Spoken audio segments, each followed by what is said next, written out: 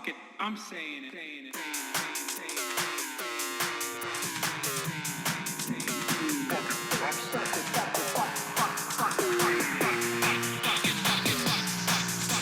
America deserved 9/11.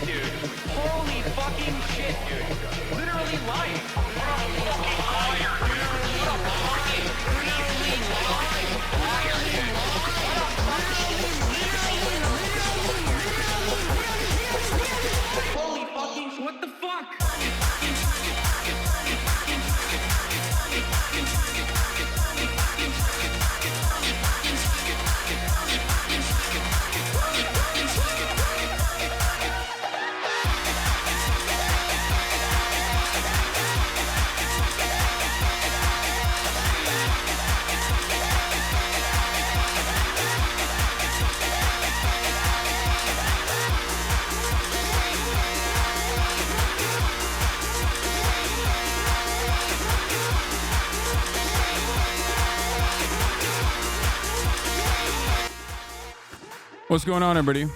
I hope everyone's having a fantastic evening, fantastic afternoon, fantastic pre-noon, no matter where you are in the world. I'm Hasan Piker, and this is Hasanabi broadcast coming to you live from sunny but cold Los Angeles, California. Folks, we're live and alive, and I hope all the boys, girls, and MBs are having a fantastic one because today's a beautiful day. Today's a wonderful day. Today is Monday News Day, ladies and gentlemen. That's right, it's Monday News Day, baby. You already know what it is. Okay, we're alive, and I hope everyone's having a fantastic one. It's November 18th, 2024. I cannot believe what has become of this year. It's completely gone.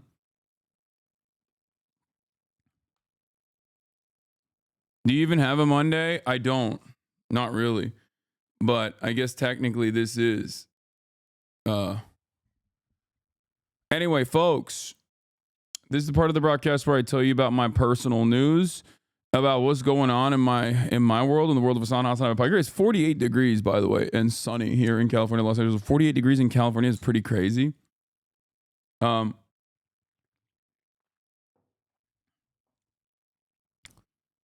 What is this Mexico filter? It's not. I need to fix it a little bit. I need to lower it a little bit. It's like perhaps a bit too dark. Or I mean, a bit too warm. It's 70 in Ohio. That's nuts. You going to Japan to visit the Japanese Communist Party? Yes. Folks, it's Monday. It is November. 5K viewers, Big Bro fell off. Yep, it's over. My career is over. 12 minutes in, we got 5,000 viewers in here. I should end it. Oh, never mind. It's actually 8,000. And in a second, it'll probably be, 20,000, but I should quit regardless. I should quit. I should hang it up. It's Jover, baby. It's Jover. The career is Jover. It's Jover. We got Jovid. Anyway, folks, this is part of the broadcast where I tell you about my personal news about what's going on in the world of Hasanabi Piker. Okay? in between the time period where I press the stop streaming button and press the start streaming button. Last night I ended the broadcast and I, hung out with my little bro and my mom. We ordered some KBBQ, and honestly, I had KBBQ the night prior to that as well in Texas. Okay. I had Korean barbecue the night before in Texas as well. But honestly, it was fantastic. It was smart. It was smart to do. And here's why. Okay, are you ready for this? Because that Korean barbecue paired up with the at least 4,000 calories worth of crumble cookies that I got. I put in my body, honestly, helped me put up some big weight that I haven't in a while.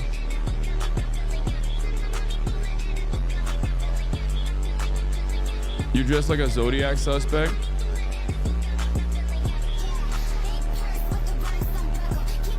$290 for 8, and I just ripped it too.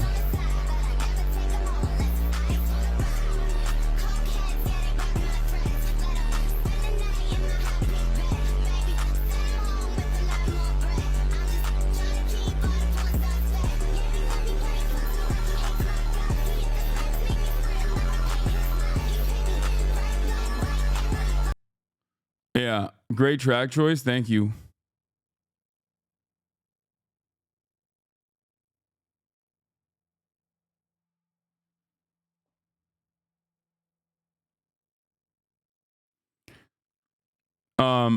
All I see are dogs in this vid. Yeah. Weird. I got an error message the first time I clicked on the stream. Said this content doesn't exist.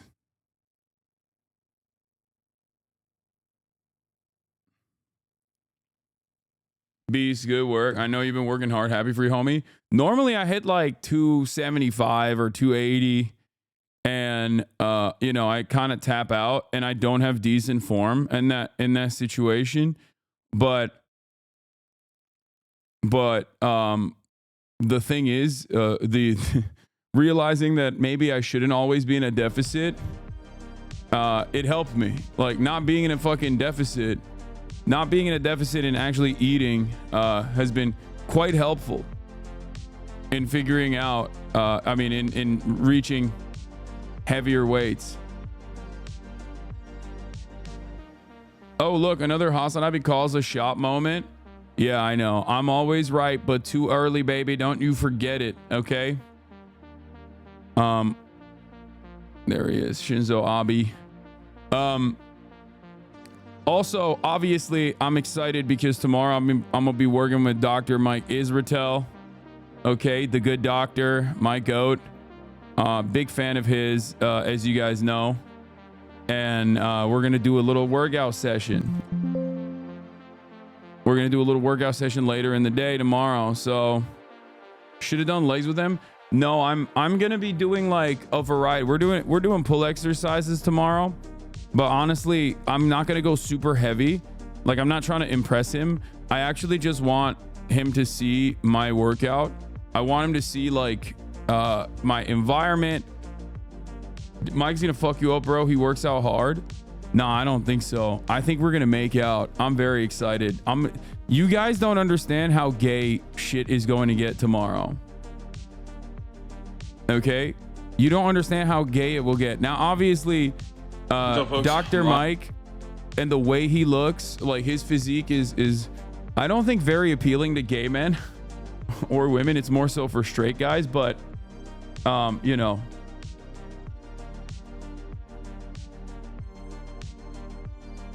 very excited to hang out with him. Very, very excited. But yeah, don't edge me like that, bro. No, I'm fucking edging you.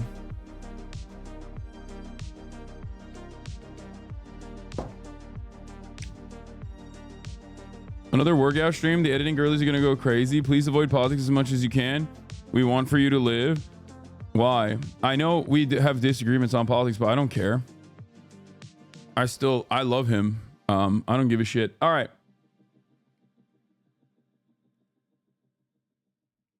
Also, happy birthday to Sean the Black.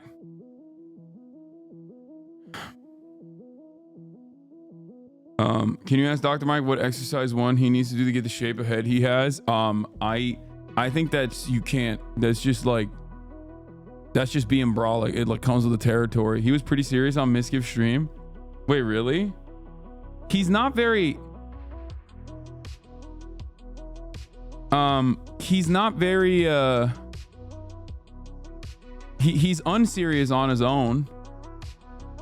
So I don't know. Maybe because Miskiv is so goofy, like he just wasn't being. He was being super serious because of that. Maybe, I don't know.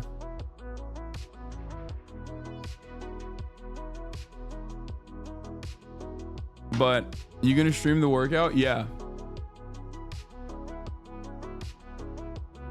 Serious and Miskiv in the same sentence? Yeah, I mean, maybe he was just like playing off of Miskiv, and that's why he was coming across serious. But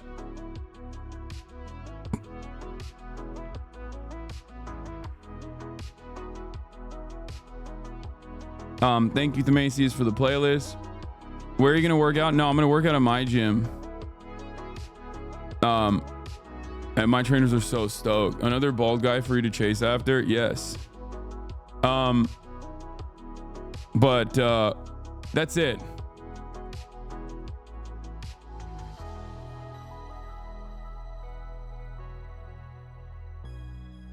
You should play basketball with Dr. Mike Vershovsky. Which one is that? Is that the sexy Dr. Mike? Well, I guess my sexy Dr. Mike is Dr. Mike Israel, but there's another sexy Dr. Mike on YouTube who's like a medical doctor. In any case, yeah, worked out this morning. I still, unfortunately, I used up all my juice. We have a new split where we do like upper body, lower body push, upper body, lower body pull. So on the upper body, lower body push day today, I start off with a squat and then I go into my fucking heavy compound barbell bench press. Both of these are obviously like super difficult exercises to do. And normally, under normal circumstances, people split them up and don't do it together. But we have been doing it together, and it's okay. I mean, I enjoy it, but I'm just glad that I saw for the first time in a while an improvement in weight and my strength in any of my in any of my muscle groups. Because for the past month or so, I have been obviously deficit Daniel, and you know, I look great, but the unfortunate reality is, even if you look great and you are reaching body goals aesthetically, sitting in a deficit and not necessarily feeding your body with more carbs, for example, and eating more. Is lowering my strength. So this was great. Commence bulking season immediately. I'm going to talk to Dr. Mike about that as well. But yeah, other than that, what else? Big week today. Like I said, Dr. Mike tomorrow, Donnie O'Sullivan on Wednesday. So we'll be talking about Morning Joe today. Don't worry. Is that apocalypse happening? Resistance, libs,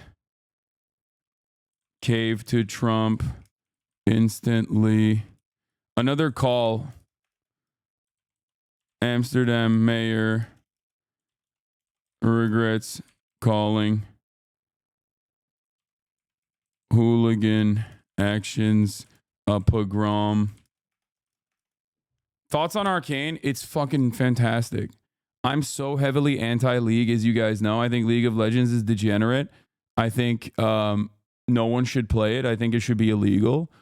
MOBA games in general. But honestly, Arcane, I finished season 1 and started watching the first episode of season 2 because it just came out. And oh my God, dude. I mean, it's just so incredible. You know, it's just so good. Arcane is just neoliberalism. Shout out China for making it. Yeah. I am anti-league but pro arcane now, so I'm in like a weird predicament. It's directly against my values, you know. You were so funny on Like- Fear End. Oh, it just came out. The new Fear End came out, and there was a lot of predictions we made on there, and I feel like, you know, we got a lot of stuff right on that Fear End that we shot on Wednesday night.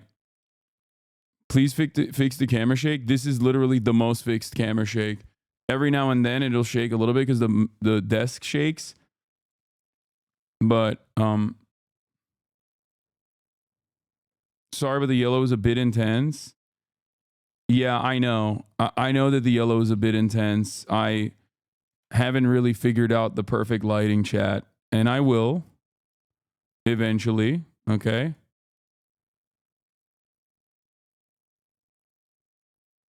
I think this is a little bit better, maybe.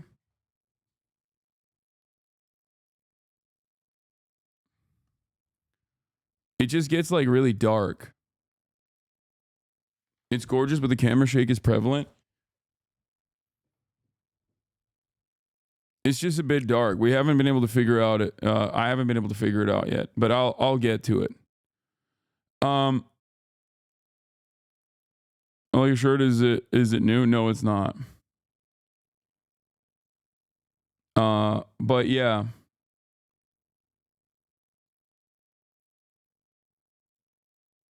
How do you reconcile liking Arcane and it being French? I don't have an issue. Is that apocalypse happening? Resistance lives, cave the Trump instantly. Amsterdam mayor regrets calling hooligan actions a pogrom. Trump's agenda is scary and will ruin this country. Do you still hate Jinx? No, she's kind of cool. I mean, she's a great villain. But yeah.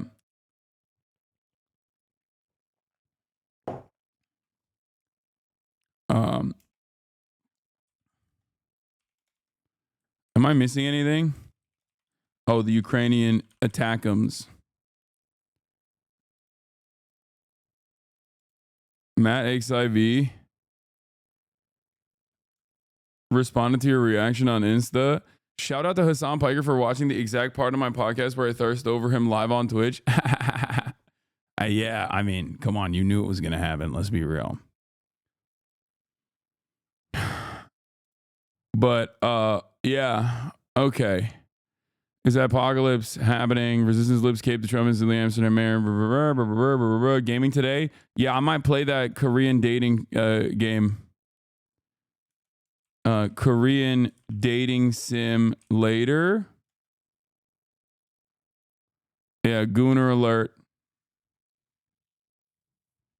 Freaking goon alert, dude. It's time for the goon. But yeah, that I mean, look, the thing is, like, I accidentally downloaded it. As you guys know, my hands are clean, right?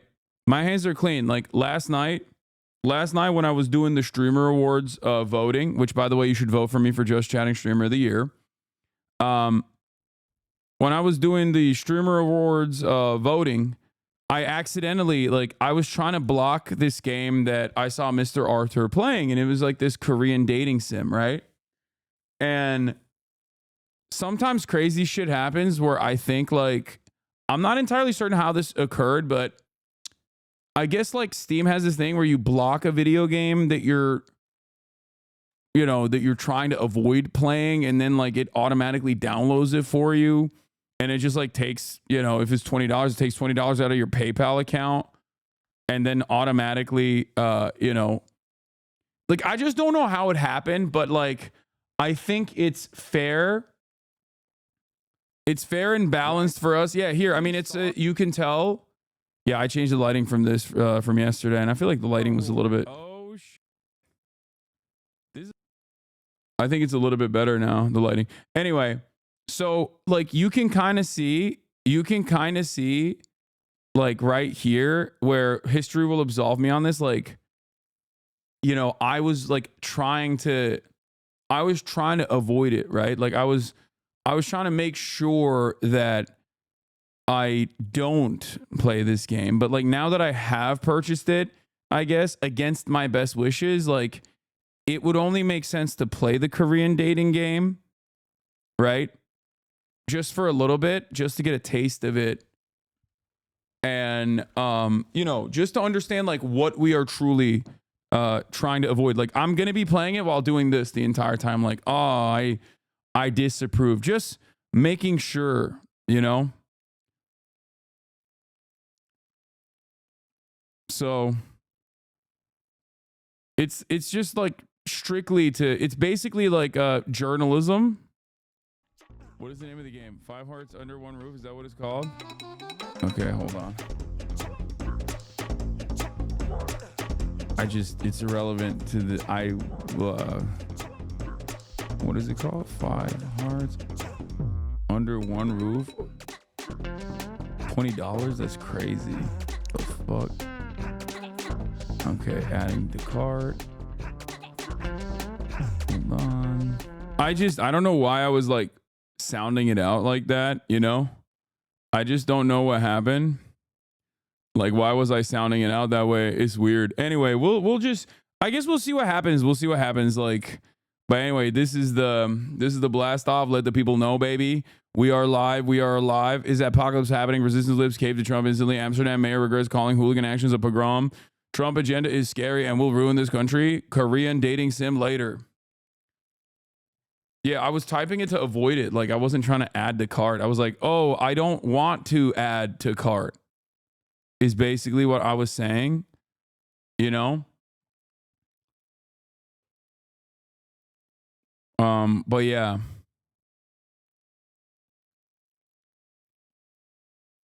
So we'll see. This you 5 years ago? What is this? 这是暗淡人生里的星火，是叫醒屈服灵魂的解药， Is the 是不 antidote 甘 to 后 awaken? Wait, what? Why can't my husband quit smoking? Is this a cigarette I smoke? This is not a smoke. This is a spark in a bleak life. This is an antidote to awaken the yielding soul. 屈服灵魂的解药，是不甘后长叹 This 的 is the 浊气， turbid air 是 that 儿 sighs 时梦想 unwillingly. 烧 It's 成 the 的 ashes of 灰， childhood 是生活里 dreams. 琐碎的夕阳， It's a 是 trivial 崩 sunset 溃 in 之后， life. 我操， It's 重 the 建的 dawn 曙 of 光。 recovery after the collapse. Damn, that's poetic.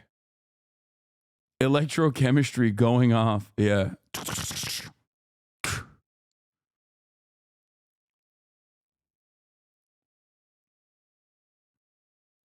What? Sanctions against Israeli? Oh, here we go. Biden administration is going to sanction and then unsanction like 8 Israeli people in the West Bank. We're back. We're so back. Oh, man, he's really doing it. Oh, the mad lad. He's really restricting Israel. He's going, sir, don't you do it.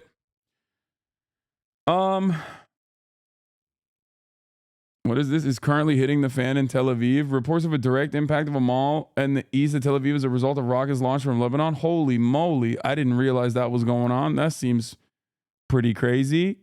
And this is from Ali Hashem too. It's not like this is a real journalist. Not one of those like weird OSIN accounts. It's a distraction from Ben Gvir and the Israeli Attorney General trying to get each other fired. Yeah, so we'll talk about all of the new Trump announcements, including but not limited to using the military, to using the military to basically do mass deportations and stuff. You know, real cool shit, real awful shit in general. So we'll see. We'll see where this goes. But dark days ahead, as always. And let's get started. First, let's do some fun. Like I was saying, what is this? That's our stream. You will feel a cold sting in your kidney one day, and it'll be me driving a toothbrush into it. You will feel a cold sting in your kidney one day, and it'll be me driving. Only 20K you fell off. I know, it's all over. Yeah, this week's Fear and podcast was shot on Wednesday and also shot with just me and Will, as opposed to the usual cast. But I think it was really fun. It was basically Fear and Malding. You know, we were back. We're back in like 2018. It was a rare Fear and Malding episode, OG episode. And you know, I did some leaks in here that were pretty fun and pretty cool. So, what is this? Hezbollah defeated, new defense minister says, as rockets bombard north. Oh my God. Bad empanada video about you. Guys, I don't, come on, please.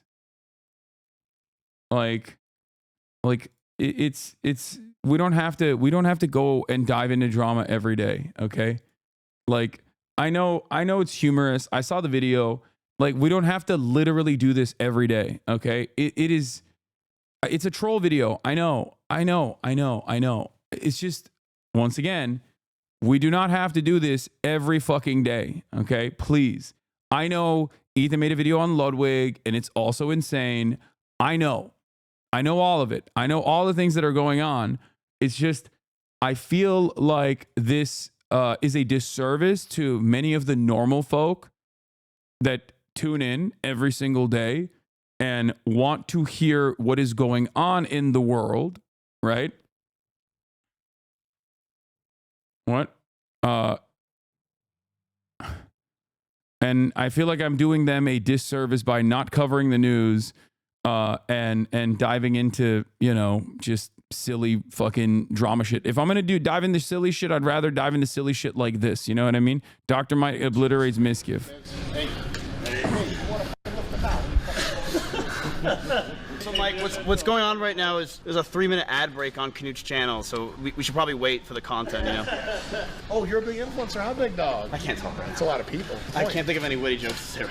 You're doing great. We need you to do one more set. I want 8 good repetitions, and I'm going to count. So make it harder? Yeah, we want to make it harder. We're making everything hard. That's why we're here. Up. If you can't get it, you can get it. It's like, Yes. Again, this could be the last support. Try. keep it on the heels. This is the last one. Slow. Keep it on the heels. You're good. Press. We had. Press. Keep it. Heels. Go down. Press. Go down. On your toes. Better, Heels. better. Heels. You're stronger. There you go, man. Rack. Good. Now don't go anywhere. Come with me. Last bonus round. Face the camera. Come over here. Quickly. This is a matter of time. You're gonna do something fun with me. Get up. Take your stance just like this. Come closer. 25 gifted subs. Come this way. You're good. Come on. We'll get all the gifts. Go. This way. Good. Miskiv's legs are like alarmingly weak. His upper body is pretty crazy. His upper body is actually shockingly strong. His bench press is better than mine. Okay. He can outlift me on the bench press. And yet his legs are incredibly weak, like shockingly. Your hands up like this. Squat down with me. All the way down for a full sit. Sit there. Come up. Down again. Follow me. Down again. Up. Good. Go down slower. It doesn't count. We need 3 more. That's it. Just three. Come on. You're good to go. Let's go. Go. Slowly. Wait. Up. That's 1. Let's do 2 more. Down right away. Slow. Up. And 1 more. Last one. Go. What's your bench 1 rep max? Today when I was doing bench press, I actually went up to 255 just to feel it. And back in the day, I could do it for like 6 at my peak. 255 for like 6.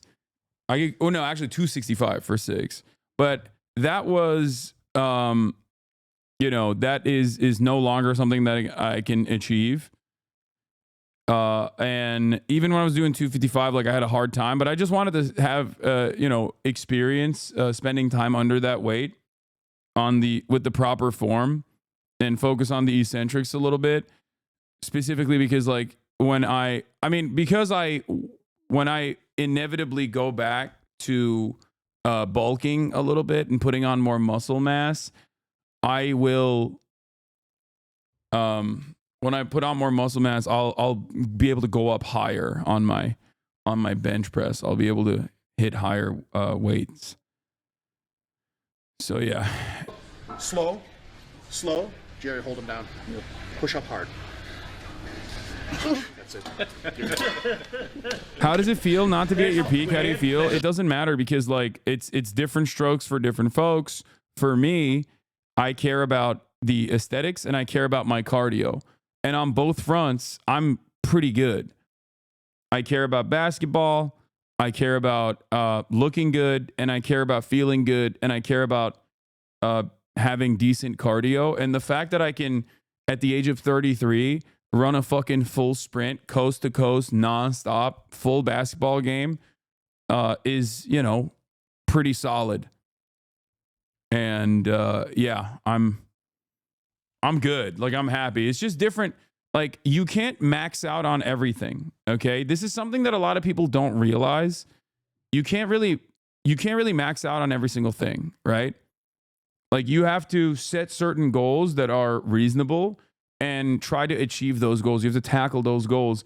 And not every single thing, like, you're not going to be able to improve your bench press and your squats at the same time, right? Like, you're not, or unless you're bulking, in which case you might be able to.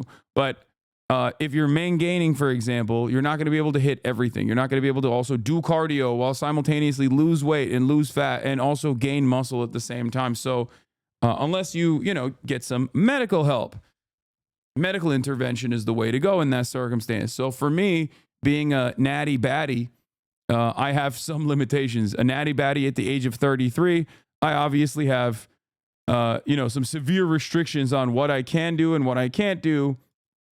And I think within the confines of those natural restrictions, I'm pretty happy with where I've gotten. Yeah, or you're a beginner. Exactly. That's another thing. You can get a lot of gains when you're beginning to work out. But there's also different advantages. There's also different advantages to being like an experienced lifter as well. Like, you can, pick it back up. You have the muscle memory.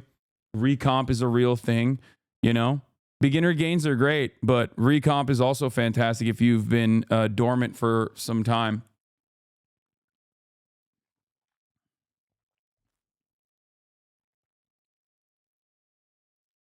But yeah, I guess he killed Mischief. I have an influencer in my hands. Finally. Never let him go. If you start peeing red, we were never here. Chad, I think he's a great guy and all, but I don't know if we should hang out again after this. You know what I'm saying? Like, why are you guys saying he was being really serious? It doesn't seem like it. I mean this in the most inclusive 2024 way, but pain in the legs after leg workout is one of the most distinct signs of impending homosexuality that like any doctor or scientist has ever come up with. So the good news is you're going to make a lot of friends really soon at various clubs. Yeah, I mean, I was walking like this last night anyway. So. Dr. Mike is also the gayest straight man alive. It's really funny because he's so incredibly gay, even though he's not, as a straight man. And he is like living proof that the more you work out, the gayer you get, which I will be talking to him about as well.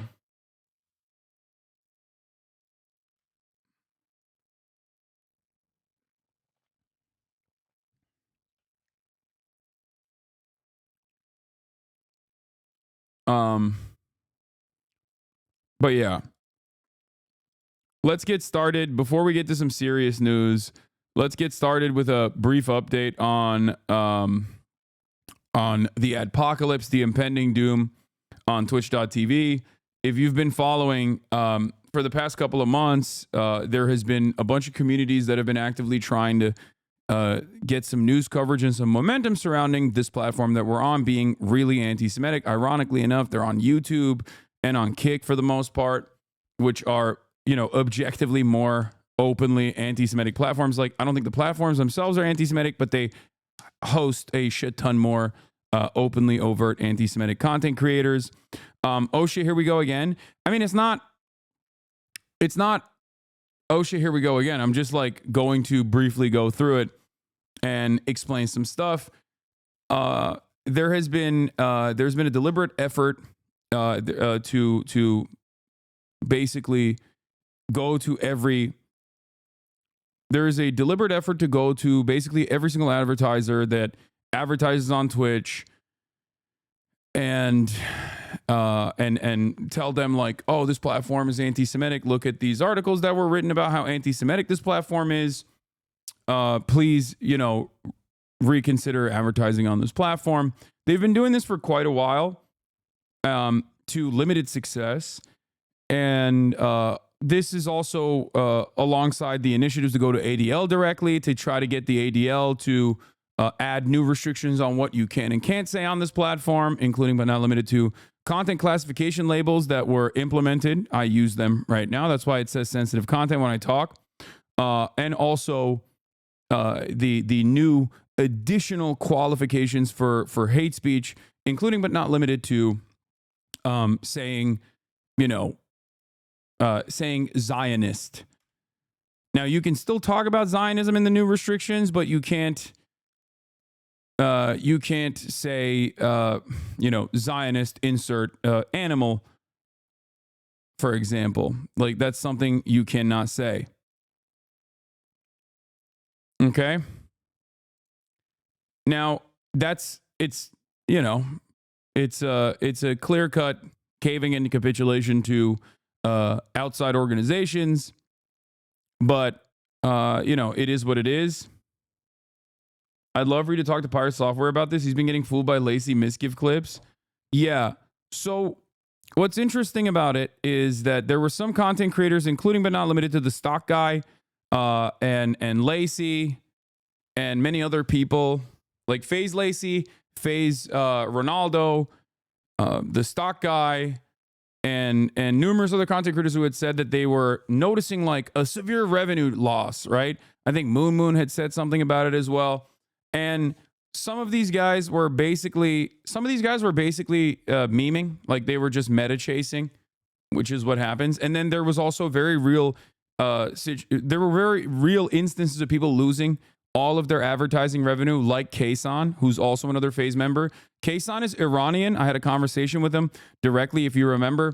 And he had Iranian as a tag. He had Iranian as a tag on his Twitch profile for the longest time because he's Iranian and he wants Iranian people to come and watch him. And basically they had just, Iran as a tag, sorry. Basically, Twitch just removed all of their advertising revenue and didn't serve any ads on his page, specifically because it had Iran as a tag. Same with Venezuela, which I think is really, it's really fucked up overall. But the point is, all of this is happening because Twitch is caving to outside pressure coming from, these organizations like the ADL. And hoping that like advertisers don't just like run away from the platform because these guys are pretty aggressively pursuing that. And everything is coming from like an incredibly cynical place. Obviously, these are like kick streamers that are conducting this mass brigading campaign. Ironically enough, and as I say this as someone who is quote unquote woke, right? Who has been on every platform from Facebook to YouTube to Instagram to TikTok to Twitch, that Twitch, of course, has the most restrictive terms of service out of all of these other websites. They do a fantastic job with that, which is why it's ironic that these other platforms where there's no real rigorous application of terms of service can turn around and be like, these guys are actually the real anti-Semites. I promise, don't look at us, look at them. And pull your ads. So it's a weird situation overall, but I think a lot of people were a little confused. And originally the stock guy had said that he had seen a severe loss of revenue and he didn't understand what was going on. But it turns out the severe loss of revenue came from the fact that he had an election tag from his stream because he was covering the election. I went to my tags and my tags were, my normal tags, but I had a tag that said election because I had covered the market's reaction to the election, not politics, not personal politics, not policy, just the market's reaction. And so Friday before stream, I decided to take that tag off. I took off veteran as well, just in case. And guess what? It came back. Yeah. So there's not a fucking adpocalypse. I never said there was an adpocalypse. I said that I'm being affected by other people's shit. And so what did I do? I took off the election tag, and guess what happened? My money came back. So sorry, drama frogs who are like, this is an adpocalypse. No, it's not. No, it's not. It is a advertising thing that is happening with a specific subset on the platform, and I took it off, and guess what? I'm back.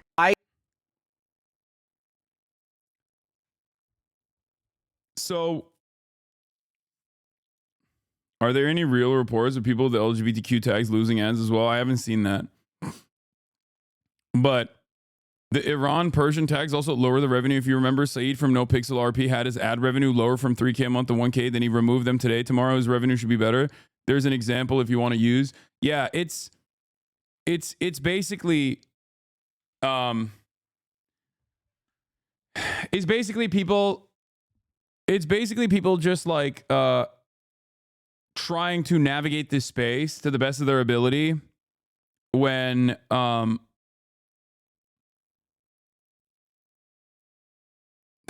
I don't know how the fuck to explain this basically, but yeah, anything that is like even remotely political, remotely considered political is now automatically, it seems, qualifying you as like a political content creator.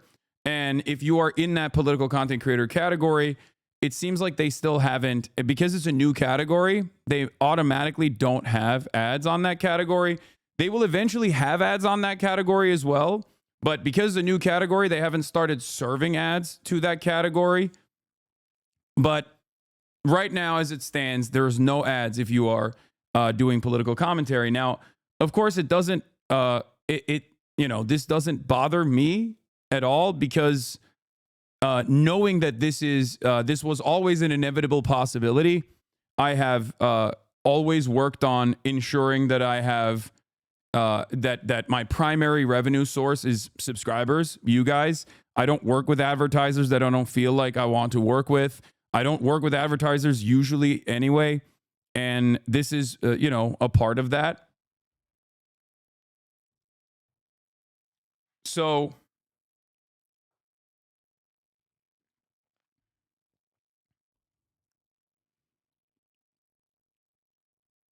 I'm a firm believer that the political tag should not be monetized by ads because this channel could be ad free. Yeah. Overall, I think it's really, it's really frustrating in general, but this is part of the reason why for years and years I have maintained the position that it's like a much better way to have editorial control and have more freedom with what you can and can't say. If you are to work with a base of subscribers rather than rely on, running ads. Thank you, Majority Report, for the raid. Hope you had a good stream. It's very frustrating, though, for smaller content creators who are up and coming, who are in this space, who want to, generate income for themselves or have been relying on the income for themselves. I think it's like it's really messed up that those guys end up getting fucked over by this process. As is the case with everything else, like this only harms smaller content creators, but of course, seemingly no one gives a shit about them, and it's very, very, very frustrating. But overall, advertisers don't really look at anything super seriously. They don't want any sort of motion. Like they're not going to assess the situation and be like, is this cynical or is this serious? They're not going to do that, right? This doesn't mean there isn't a concerted brigade effort cynically mass spamming emails to advertisers urging them to pull ads. There very clearly is one. Ironically enough, it's being led by Kick streamers who happen to have a contract with Kick. Very interesting predicament. So that is the case here. That's what's going on here. But yeah.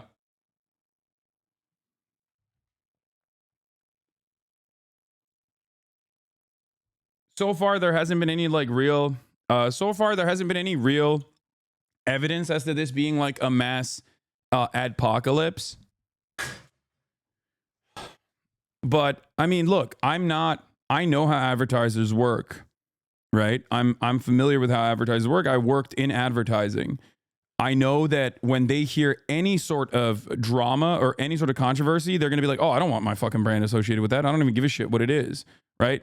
Nobody, until it's like Black Lives Matter protests happening all around the nation, you're never going to see a marketing campaign that, you know, puts politics in the forefront. Okay. So for that reason, I think the CCL designation isn't necessarily bad. Like the new content classification label for politics is not bad, because I think it partitions off political commentary in a separate space on this platform. I think it's bad in the interim period, and it's bad because, like, of course, when they apply something like this, randomly people catch strays like Hasan and like some others. But overall, making sure that this kind of content still exists, as long as it does not violate clear-cut, hate speech boundaries. This kind of content existing in a separate category that is sheltered from the rest of the advertising that's running on the platform is a good thing. Okay? It's not necessarily a bad thing at all, because I don't want content creators on this platform to like lose out on revenue opportunities for themselves. Right? I don't. I want them to keep making money and make a career out of this sort of thing. And I think it's ridiculous that like there are people who are championing this cause. So yeah, Trump has declared said he's going to do a national emergency. Is there anything Twitch can do vis-a-vis people representing Kick, like a co-founder or contracted talent on their platform, regarding Twitch advertisers in this way? I think Twitch just needs to do PR, right? They need to do more PR to combat this like ridiculous narrative. But I don't know, I don't know what they're doing overall. Is the apocalypse both a subsequent issue because of Islamophobia and anti-Semitism? No. Islamophobia is not a reason for the apocalypse. I don't think it's a reason for the apocalypse. If anything, Asmongold being banned primed his audience to maybe take action and join the cause and join other communities that were already brigading. But there is no real, like, as far as I know, as far as I understand so far, there is no real apocalypse. Okay? A lot of the content creators that said that they reported massive loss of revenue have either openly admitted that they were farming, joking, or whatever the fuck. There was a clip from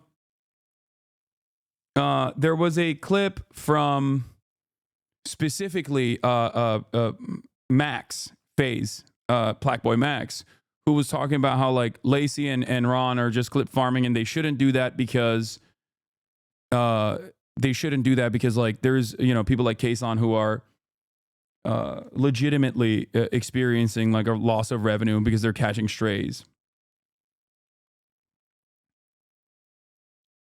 Here it is, yeah. Literally got demonetized because of who he is. So did X. Now, Twitch, fix that. 2, the reason I said I love Lacey, because I don't want to start no problems. And it's not that big of a deal to start problems, and when this rage bait type shit happens, it causes people to take Hasan's situation less serious. When it's actually something serious. He didn't get money for no reason. So please be aware of that, okay? Ron, I don't know Ron shit, but he's rage baiting, okay? This is not serious. Ron rage baited too. That's also not serious. Please don't take these niggas serious. And it kind of make it belittle Hasan's situation, or if X go through it when it is serious, they didn't get paid. Like Hasan dead ass is going through that. So yes, please, Twitch. Hasan, yeah. Ron wasn't clip farming. Twitch had the political tag on a stream because he was watching the election. Oh, okay. Anyway, did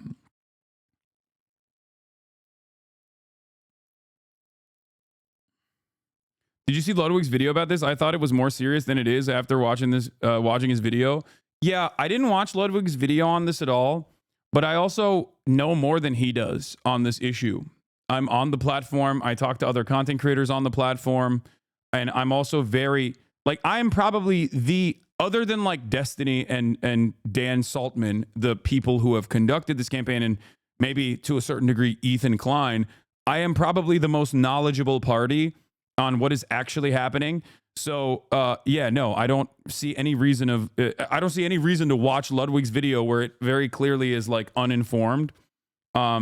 Especially considering that he himself was duped by a misgive clip farm that he I guess deleted as well from his YouTube video, as I learned about yesterday morning. So, you know, no disrespect. I love Ludwig is the GOAT, and I find it very funny that people find it in their heart to hate on a guy when he is basically a golden retriever.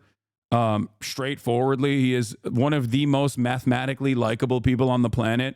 So whenever people get mad at him, I'm like, that's insane. Like, you have to be so far off base to just be like hating on this fucking guy. Like, he's a dork. He's funny. And he is a well-natured person. It is wild to get mad at him. It just feels weird. So that's neither here nor there, but I think it says a lot about people. I also work in advertising with accounts that spend millions a month. You're right that execs won't do any due diligence and touch platforms that have any sort of controversy. Exactly. But I think like the platform taking actions to just say like, no, this kind of content exists on the platform, but in a totally separate vacuum is an appropriate thing to do, because then they can go back to advertising and be like, yeah, this kind of stuff is whatever. It's neither here nor there. Here's our terms of service. We don't allow any sort of like extremist sentiment. And also, even then, when we have different content classification labels, there's like international standards for this sort of stuff, some of which is very strict and is like straightforwardly anti-free speech. And I think for them, they're just doing their very best to work through this process.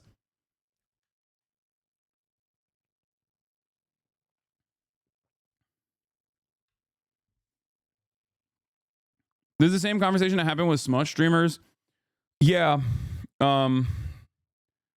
Except that didn't really, they didn't take it to that level with, the difference between what's going on right now versus like hot tub streamers is that there wasn't one group of people that were like clipping, you know, Amaranth streamer or whatever and sending it to every advertiser to be like, Doritos, your ads are running against these, these hot tub streamers.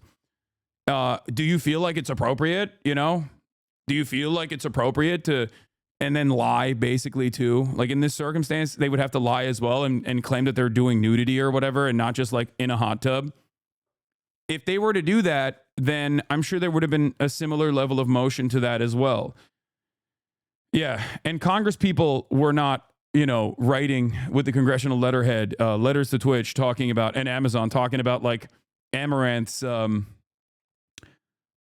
hot tub streams must be put to an end or whatever. Are you thinking of taking a break from Twitch? All this controversy must be exhausting, especially after being on Twitch for so many years. Fuck no.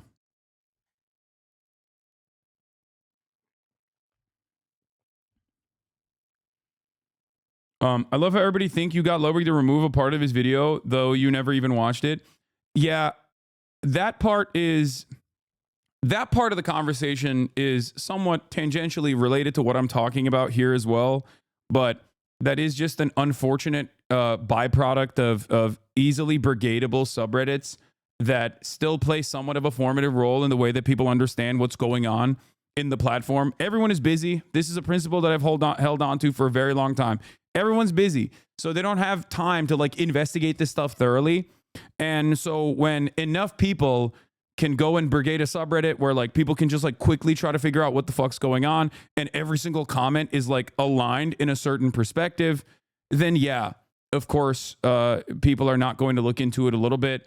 They're not going to look into it any further. They're just going to take it for granted that like I hold the purse for Twitch. I'm the puppeteer of Twitch, and also simultaneously am the reason why there is an adpocalypse happening, because I'm a lover of terrorism and also a massive anti-Semite. Now, of course, all of that is untrue, but it doesn't really matter. I speak for 8 to 10 hours a day. You can clip me out of context to make it seem like I'm on board with anything, really, at that point. I talk about a litany of different issues. So it is what it is. But I do think that, you know, even people who could have had like direct access to someone like myself to ask me what they think is going on, like Ludwig, can sometimes get duped by mischief, clip farming, and trying to get a upvoted Reddit post on LSF.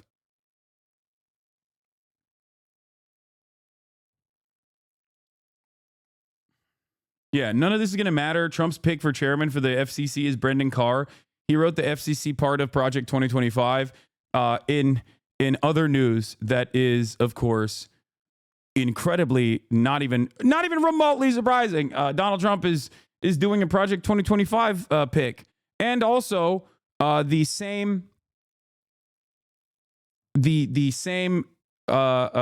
you call it? The same 501c3, 501c4 killer bill is back. Republicans are going to try to push through the House again. So there's that as well. What is LSF? It's just a subreddit that people go to try to, you know, to figure out what the fuck's going on Twitch. But it's like completely brigaded at this point.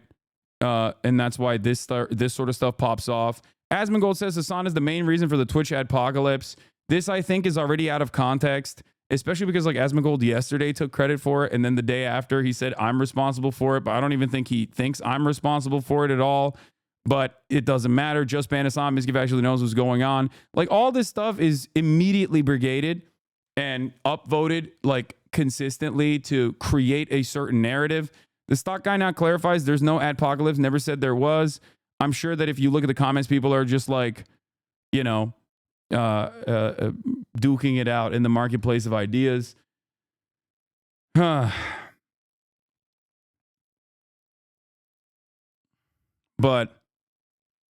has all this drama caused you to consider taking a break from not streaming 5 Hearts Under One Roof gameplay? All these years of not streaming 5 Hearts Under One Roof gameplay must have you exhausted. Maybe take a break and stream some 5 Hearts Under One Roof. That's the K dating game, right?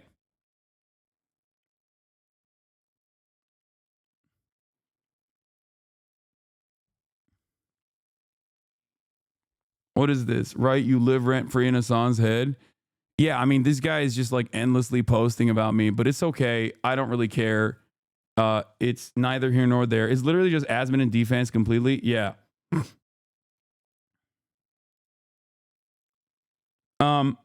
Let's move on.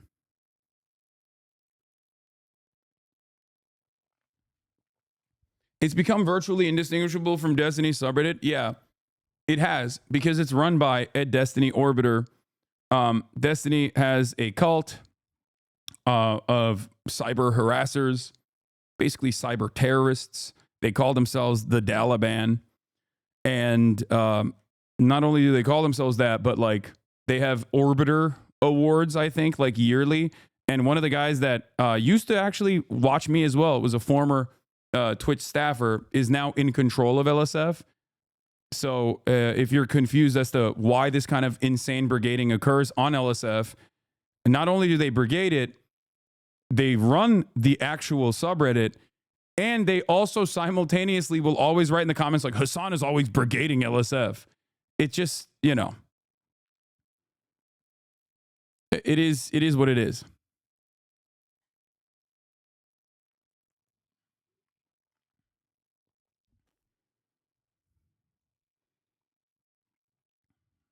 All right.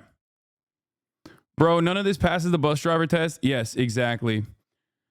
We're going to do morning show, morning Joe. Don't worry, we got it. 3/4 of their mods are also Destiny mods. Yeah, I know. I've already... If you don't know what orbiter meaning, it comes out from a meaning a person who constantly hangs out with someone they're attracted to, but too shy to talk to. Yeah. We're gonna do morning Joe. Okay.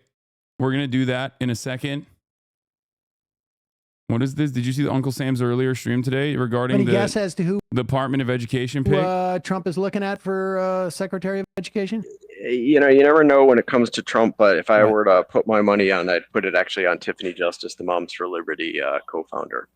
Oh, Jesus. Well, the good news is they no pun intended. They lost a bunch of their school board races, so They did, but she is certainly pushing for this job, and we'll see what happens. Well, I guess we'll see. We're gonna link that. It's hard for me to talk after that. Yeah, I get you. Josh Cowan, professor of education policy at Michigan State University, author of The Privateers: How Billionaires Created a Culture War. 3 Razmian, thank you for the 20 gifted subs. Once again, your support is what maintains my editorial independence and allows me to overcome obstacles such as the ones that we were talking about. You can support the broadcast by subscribing for $6 or for free with a Twitch Prime, or by gifting subs to others so they can also subscribe. This way they will be able to send me links in the chat. And sold school vouchers. Very important for people to understand these dynamics, because this is going to play out. Thank you for the 10 gifted subs. The culture war part right there. Moms of Liberty. I mean, this is the way that they're doing it, and it's going to be. This is going to be an important fight, and actually could end up being like an important wedge issue that people use to, in some ways, disempower the Trump administration. Josh Cowens, thanks again. We will link to that at majority.fm and the. Yeah, Gum, Daddy Big Bucks, Prio. Thank you for the 10. Okay. So we're waiting on the Matt Gaetz leaks, the Pedogate leak. Okay. Weren't those ladies outed as swingers? Some of the Moms of Liberty people have, yes, been outed as swingers. It happens all the time. It's always the biggest fucking psychotic Christian fundamentalists that do a whole bunch of incredibly fucked up, sometimes criminal things, like violating statutory rape laws and things of that nature. It's not always just people who swing. Okay. It's funny when they're like bisexual swingers, as long as they are engaging in consensual acts of sexual intercourse. However, there are a lot of people in those circles that also do a shit ton of non-consensual things, illegal things, and they get arrested for it, as a matter of fact. ESL moment, what's a swinger? Swingers are people who engage in group sex or swap partners and stuff.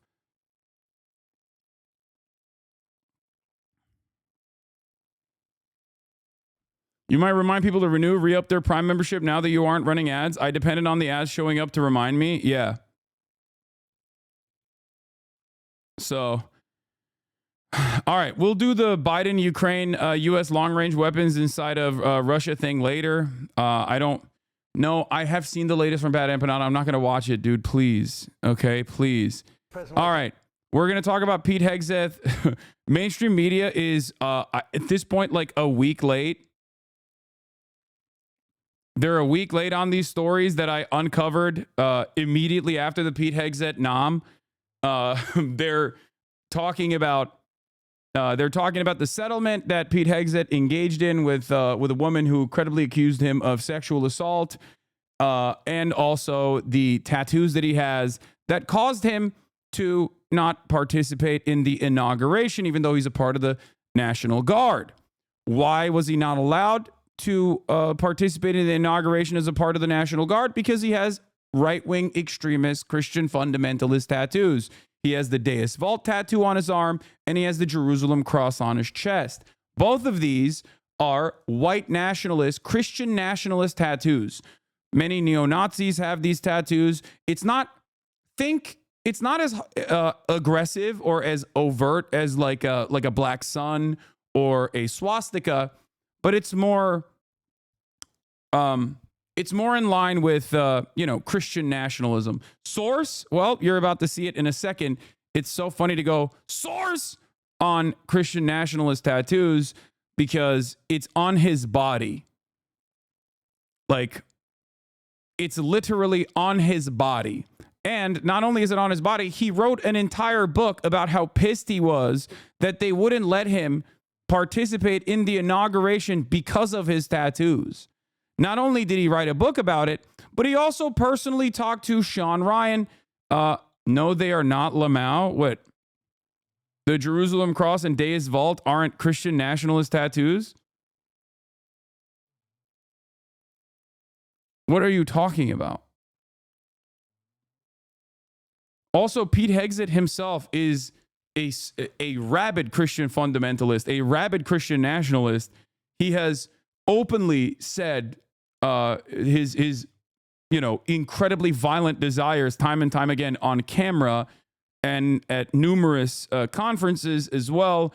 I covered a lot of this stuff multiple times throughout the past couple of weeks at this point, so you can go and look at my coverage on the matter. Also, 2024 Kanye is a very funny name for a person to be like, I don't understand what you mean about the Deus Vult. Donald Trump, his choices for his cabinet are coming under increasing fire, possibly facing confirmation battles in the Republican-controlled Senate. Chief White House correspondent Mary Bruce is at Mar-a-Lago. Good morning, Mary. Good morning, George. Well, Donald Trump ran as a disruptor, promising to shatter the status quo. And based on his cabinet picks, he intends to make good on that promise if he can get them confirmed. President-elect Donald Trump Saturday at an Ultimate Fighting Championship event alongside controversial members of his new team.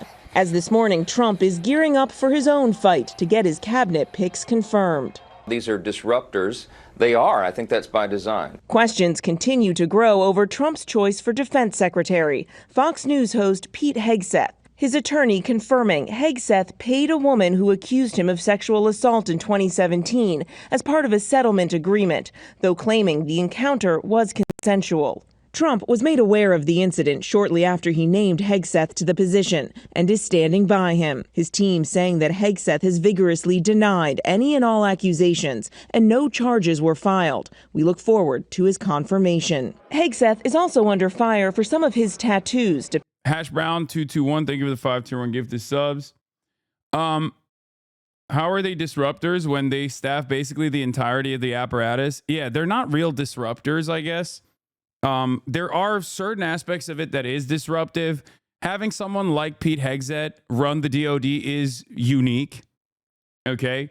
It is unique because he does not have the adequate experience. Like, he is now placed on top of an organization that is literally in charge of 3 million employees. Okay?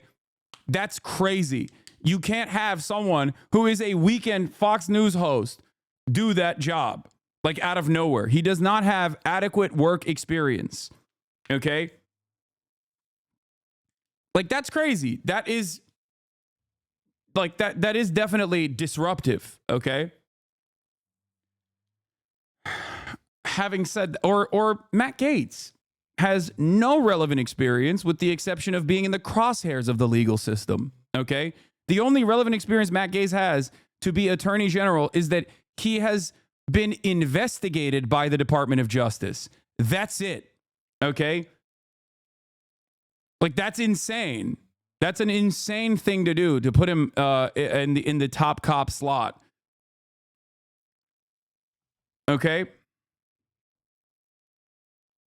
The Deus Vult slogan has been used by perpetrators of right-wing terrorism. It was repeatedly used by the perpetrator of the 2017 Quebec City mosque shooting and was one of the tattoos on the body of the perpetrator of the 2023 Allen, Texas outlet mall shooting. Deus Vult was among the slogans and symbols used during the violent far-right riot of Charlottesville, Virginia in 2017. Yes. He is legit a lawyer. Yeah, brother. He went to law school and went into private practice for a year and then immediately ran for office. So no, he does not have legitimate lawyer bona fides at all. That is ridiculous. Okay? Having a law degree does not make you a legitimate fucking lawyer. Okay? Chunk Weiger, my uncle, okay? Shaky Gurga, Cenk Uygur, also has a law degree. I don't think he should be attorney general. Except he would still be more qualified than Matt Gaetz because he hasn't, done illegal shit.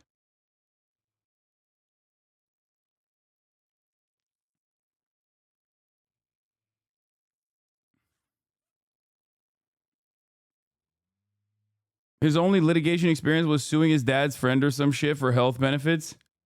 Depicting religious symbols and phrases that fellow service members flagged to his superiors over concerns they're associated with white supremacists. Hegseth saying those concerns amount to anti-Christian bigotry, posting they can target That's crazy. me. That's crazy. This is anti-Christian bigotry. Once again, the Deus Vault tattoo, okay? Here. Let's look at Wikipedia, okay? Let's resort to my favorite website, Wikipedia. Deus Vault is a Christian motto relating to divine providence. It was first chanted by Catholics during the First Crusade as a rallying cry, most likely under the form Deus Le Vault or Deus Lo Volt, as reported by Gesta Francorum, okay? In modern times, the Latin motto has different meanings depending on the context. It has been used as a metaphor referring to God's will by Christians throughout history, such as the Puritans. The modern application is an adoption by right-wing groups as a slogan. Deus Vault has been adopted by a slogan by a variety of Christian right and Christian nationalist groups, as well as alt-right and white supremacist groups. This usage was disseminated widely online through hashtags and internet memes. Crusader memes, such as an image of a Knight Templar accompanied by the caption, "I'll see your jihad and raise you one crusade," are popular on far-right internet pages. It is one of the several pieces of Crusader imagery used by groups characterized in the Washington Post as far-right Christian nationalists and dominionists. One perspective is that racist movements co-opt the slogans and iconography of the European medieval period to evoke a fantasy of a pure white European heritage, a nostalgic view that is historically inaccurate and has been denounced by medievalist scholars as a gross distortion of history.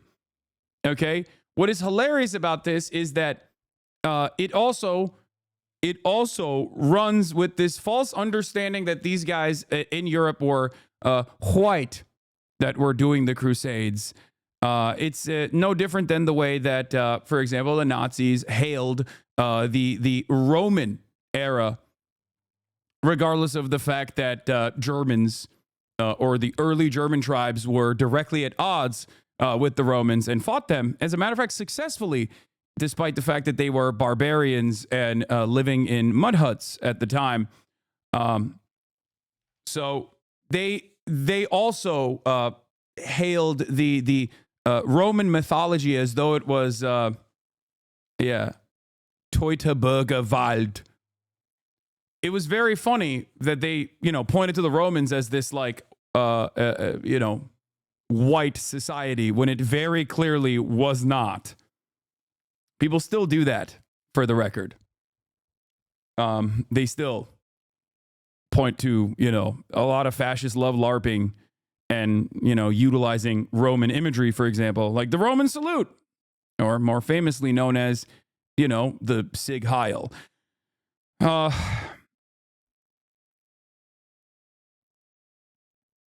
This is not Nazi Germany. What?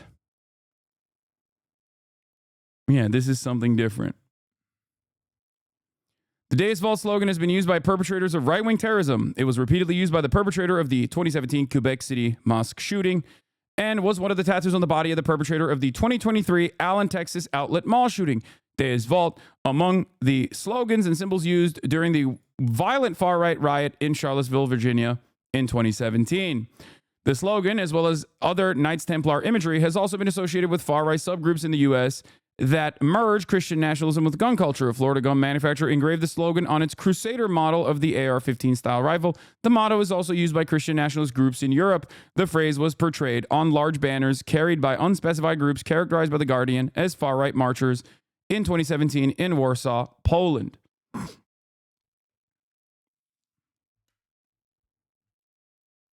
Okay.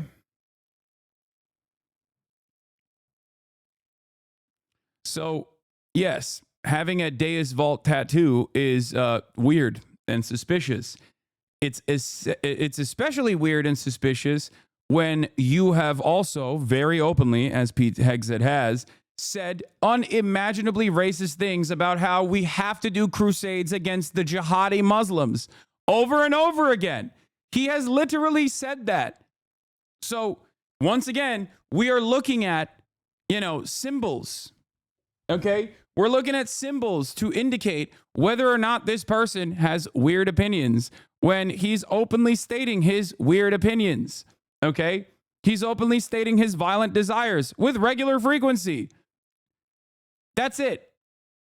Don't give a damn. But this type of targeting of Christians, conservatives, patriots, and everyday Americans will stop on day one at Donald Trump's Department of Defense. Hegseth's post notably not disavowing the supremacists who have adopted the symbolism, though he has in the past.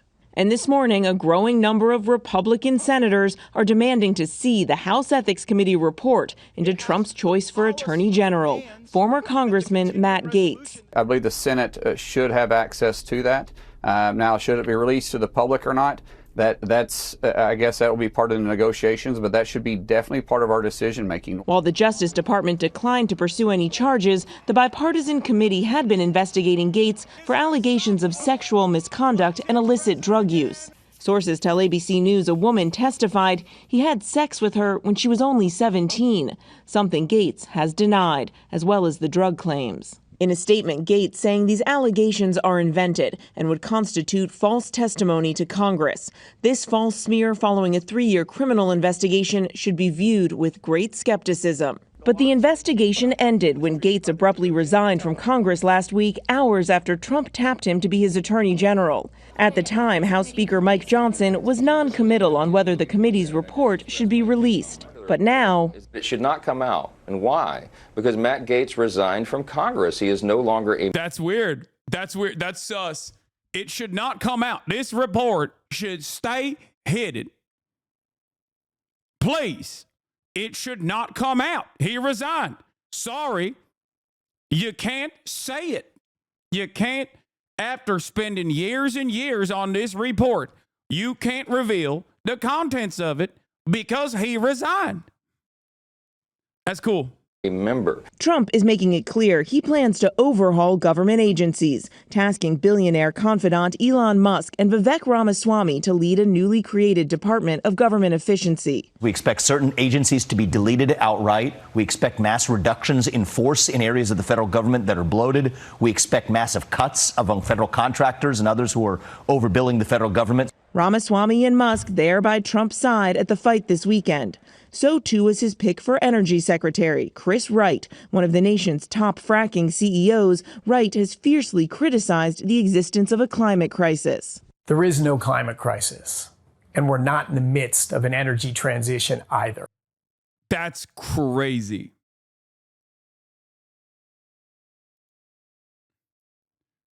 Elon Musk, hey, Elon Musk, put me in charge of the Pentagon. I'll slash $400 billion easy. That'll get you 20% to your goal of $2 trillion right out the gate. I went to Wharton 3 years before you. I own a media company, so I know how to run a business. If you really want to put me in, coach, specific suggestions are welcome. Oh, my Lord. Unc, stop it, Unc. You are going to get assassinated. What the hell is going on, dude?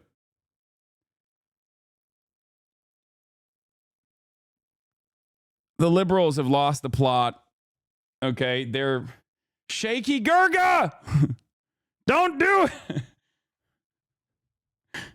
Yeah, he's gonna audit the Pentagon after fucking multiple decades of not being able to figure out where the $8 trillion black hole within the Pentagon is going to.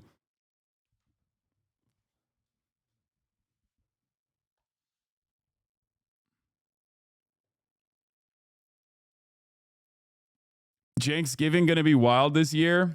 Yeah. Yeah, the climate crisis isn't happening. It's fine. Please don't look at Florida. Okay?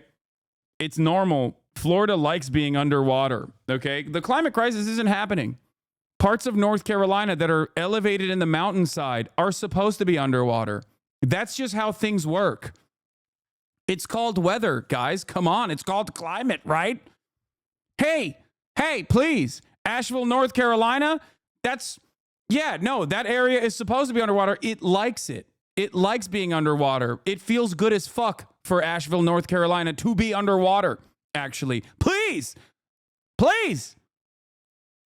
Yeah. Have you ever considered how good it feels to get wet like Florida does? Yeah, 100-year droughts or floods happen every year. That's right there in the name. Okay? Yeah. Whenever climate scientists, which are, by the way, woke and gay, so obviously we don't believe them, okay? Whenever they say, hey, guys, it's kind of crazy that this once-in-a-lifetime weather event is occurring now twice a year, you should look away. They're just lying. Yeah, if the climate didn't change, we'd get bored of the climate. Who wants seasons in the normal way that people experience them? Even the Weather Channel acknowledges how fucked we are. 2024 will most likely be the first year the world surpasses that critical 1.5 degrees Celsius or 2.7 degrees Fahrenheit of warming. At 2.7 degrees Fahrenheit of warming, we could soon see breakdowns in the ocean circulation systems. That means ocean currents begin to slow, resulting in major shifts in our global weather patterns and dramatic impacts on everything from farming to sea life. Also, an alarming reduction in global sea ice and glaciers, resulting in further warming and sea level rise. It's a good thing that we are also nuking the Department of Education so that at a time when Americans just straightforwardly say science is woke and gay and I do not care about it because they're lying to me, I've done my own research. We can now have more people join that cause of claiming science is woke and gay and that we shouldn't believe in any of that. And we should instead, believe other things that someone made up. We should believe charismatic individuals who are just making stuff up instead of people who have spent countless hours trying to figure out what the fuck is going on and make assessments about the future. Oh my God.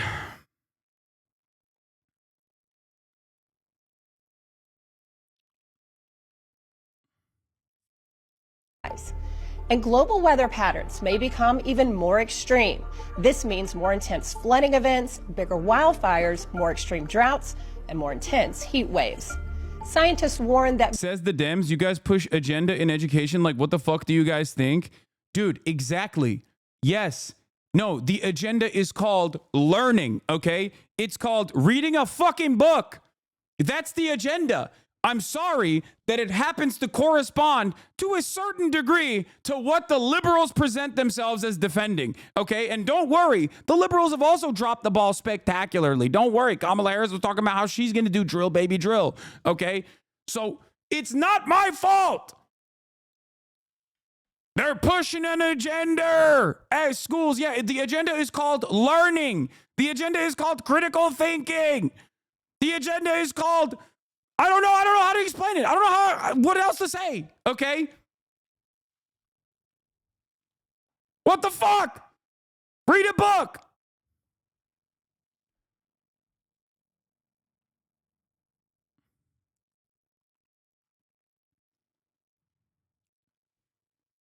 I don't know how to explain it either, or I'll get banned. No, I will not ban you for saying something stupid. I hear a fuck ton of stupid shit from people on a daily basis. I will only ban you if you just like directly start targeting members of this community and start fucking saying, you know, trans people are morally degenerate or some shit.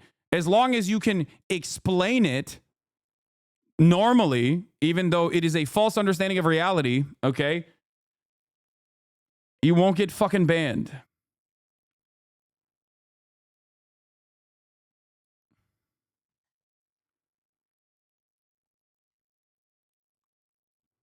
I mean, I fucking hate all these anti-intellectuals. I'm sorry, but like, go to college, don't have money for college. Literally, exactly. Let me get a federal loan. I'm sorry. No, it's just, I don't even fault people. I don't even fault people for, you know, being anti-education. They are a victim of circumstance. Okay. They are a victim of their own material conditions living in the United States of America. Okay. That's it. That's it. We are a nation that is actively making our own population dumber and dumber year over year. So we prioritize climate on economy. Trump's better by far. What if I were to tell you that there is a reasonable middle ground, okay, where you can still make economic improvements like a federal jobs program, for example, okay, not dissimilar to one that FDR had engaged in, right? In the New Deal that is, you know, very popular and looked back at fondly by everyone. We live in the aftermath of the New Deal, and we still benefit from it tremendously, as a matter of fact. What if I were to tell you that there is an economic solution that doesn't actually destroy the American economy and simultaneously moves us towards renewable energy? What if I were to tell you that there is a country that is out competing us in that field pretty aggressively, and that country is called China?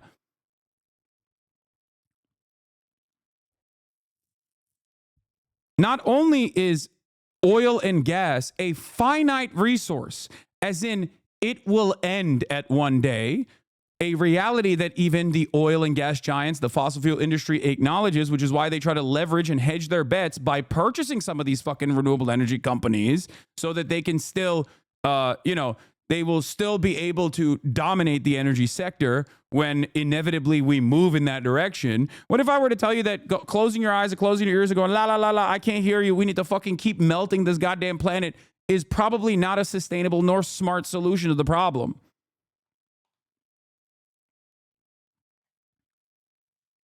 We should focus on the economy instead of climate change. Also, why is my house underwater?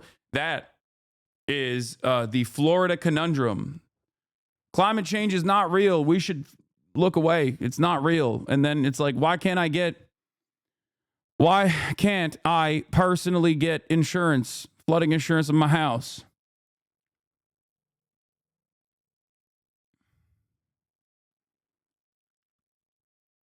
If they take away education, freedom of press, net neutrality, cover up the truth of the damage the current economy is doing, what do we do to help keep the information flowing? I don't know. We just keep pushing, I guess. Beyond the 2.7 degrees threshold, coral reefs begin bleaching at rates beyond repair. So while 2.7 degrees Fahrenheit may seem like a small number, the impacts that number carries is potentially life-changing. Yeah. The government can control the weather.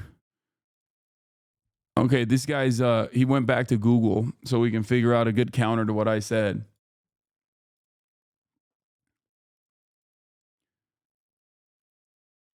Anyway, yeah. Wright, who has no government experience, has argued the impacts of climate change are overblown.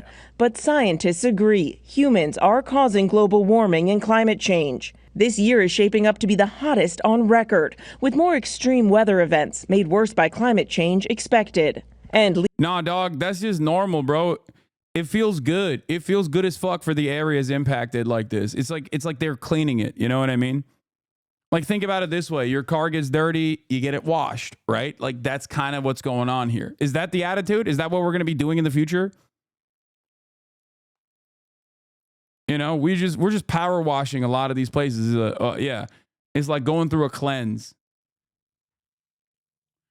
I've got relatives that say Asheville floods were a result of God's punishment because of the liberal hedonistic center of North Carolina. Jeez, Lord mercy. Expected. And leading health experts continue to sound the alarm about Trump's choice to lead the Department of Health and Human Services. Robert F. Kennedy Jr. A prominent vaccine skeptic, Kennedy is deeply suspicious of mainstream medicine and has vowed to reshape the U.S. health system. I am outraged because lives are at stake here. To have someone leading I hate this conversation because, like, parts of what Robert F. Kennedy says about American food is objectively correct. Okay? Parts about regulatory capture, also correct. He is the worst person to say it, however, and the media also routinely drops the ball. One passage that is burned into my mind was when RFK Jr. was talking about, like, I guess, Fruit Loops or whatever and how different it is in Canada, right? His assessment on certain fronts is completely correct, but his solution is incorrect. Okay, that's number one. Number two, when he talks about Fruit Loops in America versus Fruit Loops in Canada, he'll say, oh, they have, only 2 ingredients. He's wrong about that, right? In Canada, it's not just 2 ingredients.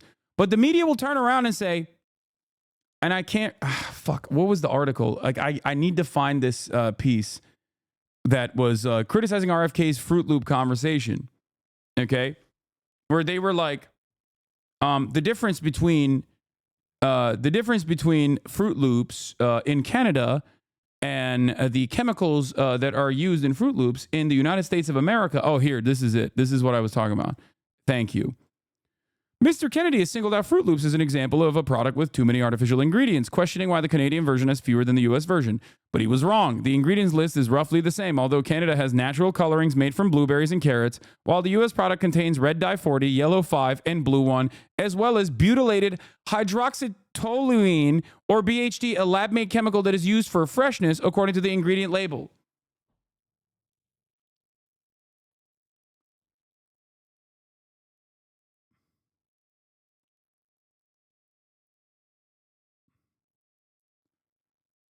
So it's not the same thing. Like, what are we doing? What the fuck is the fact check here?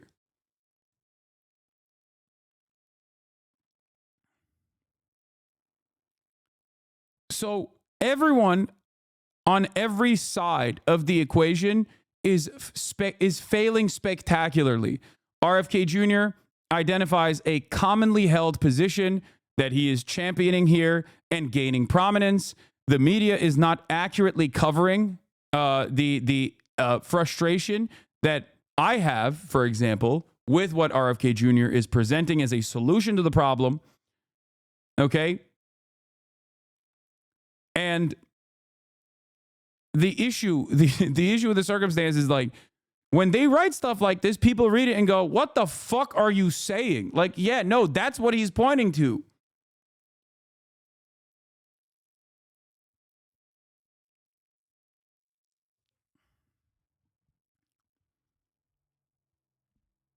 Like, you can't say these two things are the same with some minor differences. And then the minor differences is exactly what he's pointing to. The real problem here isn't RFK saying he wants to make food healthy. That's a good and honorable goal. The real problem is he is not going to do that with this current administration, okay? Because his solution is deregulation, not correct regulation and anti-corruption, but instead deregulation. When you deregulate, you don't arrive magically at a Canadian-style fucking form of a regulatory agency. They have more regulation there. They have more regulation in Europe. That's the reason why they don't have these fucking chemicals in their food. And it's not even just these chemicals. Okay? It's not. There are massive, massive problems with the food that Americans consume. New York Times edited the article because of the tweet. Oh, shit. Because of an editing error, an earlier version of this article incorrectly described Mr. Kennedy's recent comments on Fruit Loops. He was comparing the total number of ingredients in the U.S. and Canadian version of the cereal, not the number of artificial ingredients.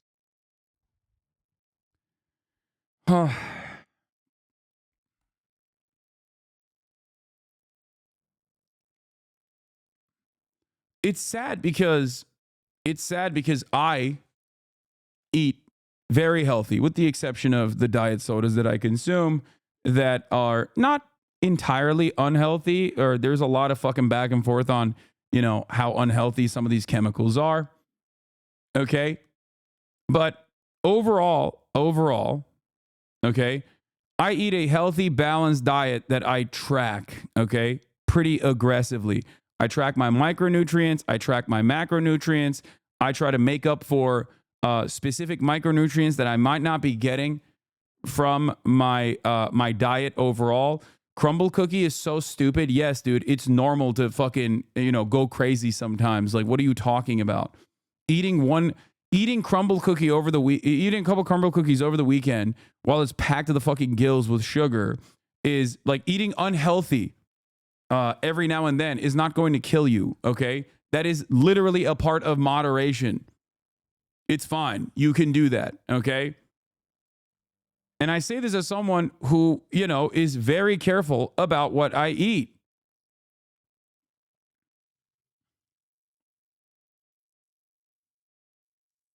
Jesus Christ.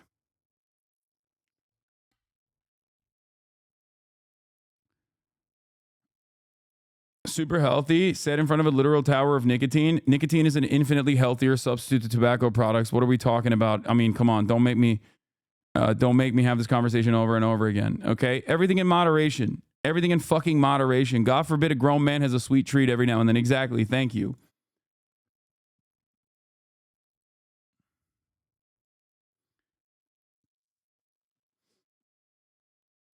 Anyway, the point is,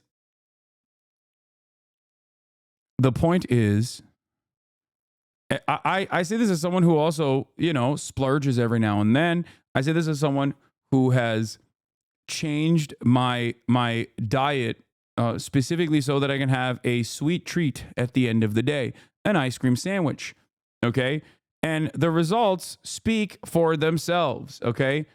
I went from being 285 pounds and losing all of my muscle mass at the peak of COVID lockdowns to 225 pounds and, you know, getting back all of that muscle mass. I say this as someone who works out every single day of the week. I train, I weight lift, and I train 4 times a week. I do cardio and play basketball 3 times a week. Okay? I care about this shit. So it is very frustrating when I hear about I hear from people who don't care about this shit, who spread a fuck ton of misinformation on it. Okay?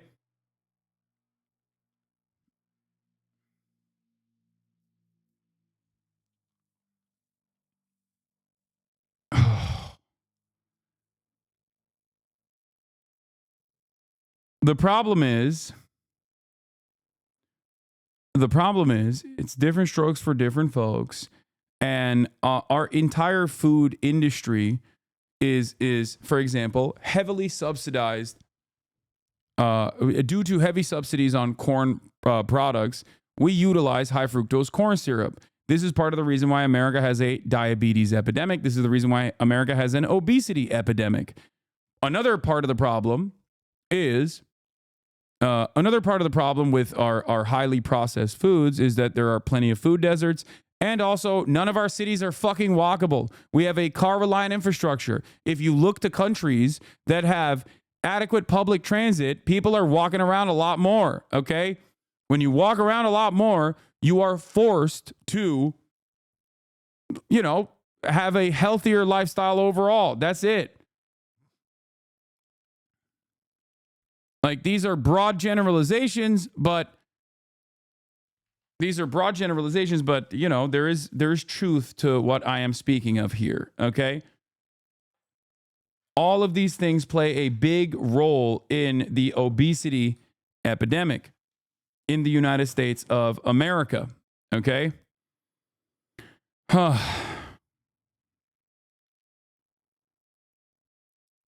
hate this shit. I hate the coverage of it, and I hate that, like, RFK Jr. is considered a champion of health when he is, genuinely anti-medicine and in certain instances, anti-science. HHS, who is one of the biggest deniers of vaccines in our country, would undermine the confidence in that program and likely would cost lives. Even the conservative editorial board of the Rupert Murdoch-owned New York Post writing the overriding rule of medicine is first, do no harm. We're certain installing Robert F. Kennedy Jr. to head Health and Human Services breaks this rule. Kennedy, who has railed against processed foods and criticized Trump's diet, seen this weekend posing with the president-elect over a meal of McDonald's.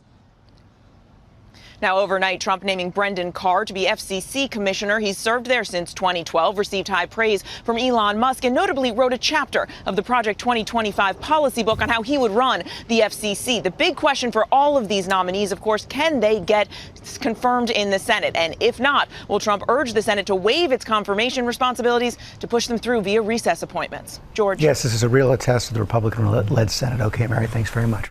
This morning, President-elect. Yeah. Also, Donald Trump has officially confirmed that he is going to do mass deportation with use of military assets. It is virtually impossible for him to conduct mass deportations with the current existing ICE structure. There's simply not enough people to be able to engage in this. And now he is talking about deploying the American military on U.S. soil.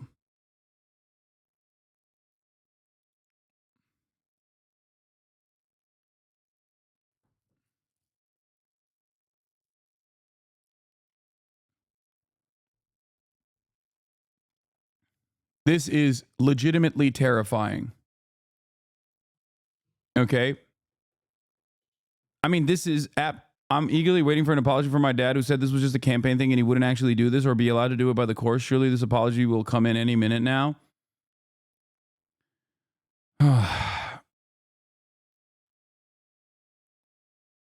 Elect Trump signaling a major move on immigration, responding true to a post on his social media platform, saying he will declare a national emergency and use military assets for a mass deportation program, a program he pledged to implement during his campaign, which focused in part on immigration and the southern border. The Republican platform promises to launch the largest deportation operation in the history of our country.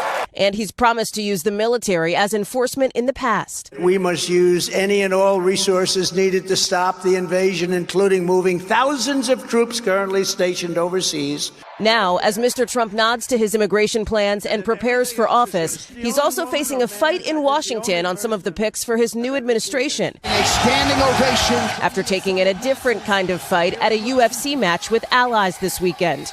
The spotlight now on his choice to lead the Pentagon. Former Aiden Ross begging Trump to deport you as we speak. Yeah.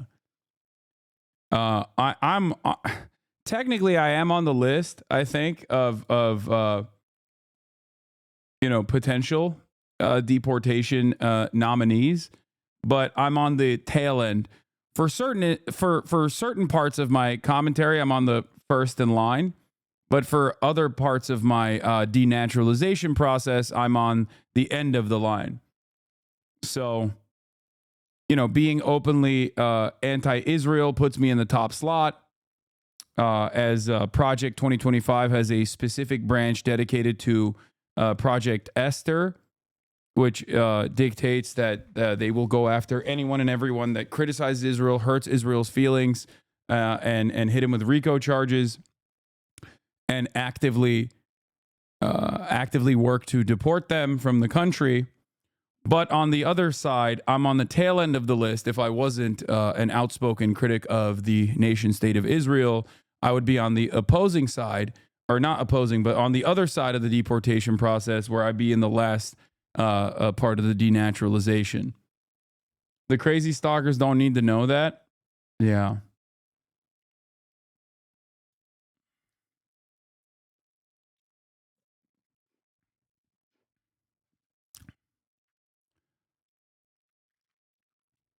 Now, people go, oh, well, this violates Posse Comitatus Act, federal law. signed into law on June 18th, 1878 by President Rutherford B. Hayes that limits the powers of the federal government in the use of federal military personnel to enforce domestic policies within the United States. The problem is, you know, yeah, what are you going to do? Take it up to the fucking Supreme Court? What are the safeguards here? What are the safeguards that we currently have? What are the legal safeguards that we currently have?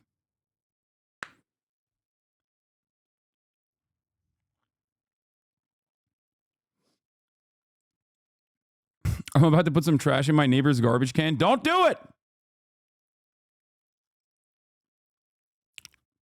There are no checks and balances against this. The Supreme Court is completely in the tank for Donald Trump.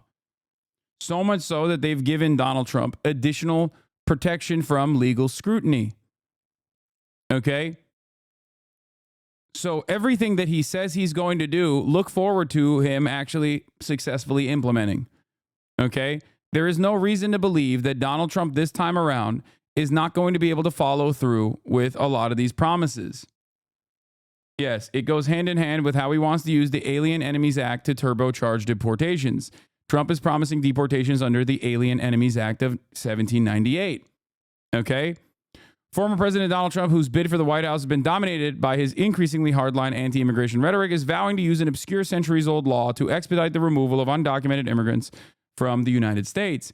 I will invoke the Alien Enemies Act of 1798 to target and dismantle every migrant criminal network operating on American soil, he said at a recent rally in California. Ironically enough, a lot of the states, if they refuse to collaborate with the federal government on this sort of thing, refuse to give the federal government information on where migrants are, for example, undocumented migrants are, will trigger a massive constitutional crisis, because then they would have to fight against each individual state. It would literally be civil war. Trump is promising that if reelected, he will use the act to initiate a federal effort called Operation Aurora, named after the Colorado town that he claims has been taken over by Venezuelan gangs, which residents and local officials dispute, to target undocumented migrant gang members for arrest and deportation. He has also suggested that the act could be used to end sanctuary cities, which limit cooperation with federal immigration authorities, telling Fox News' Harris Faulkner that we can do things in terms of moving people out. It's also name-checked in the Republican Party's official 2024 platform, Agenda 47, which says it will invoke the law to remove all known or suspected gang members, drug dealers, or cartel members in the United States, ending the scourge of illegal alien gang violence once and for all. Now, why is this important? Why is this important? Why are they using this kind of language? Before you say, excuse me, I don't want violent drug dealers to operate inside of our national boundaries. They are engaging in a direct violation of the law.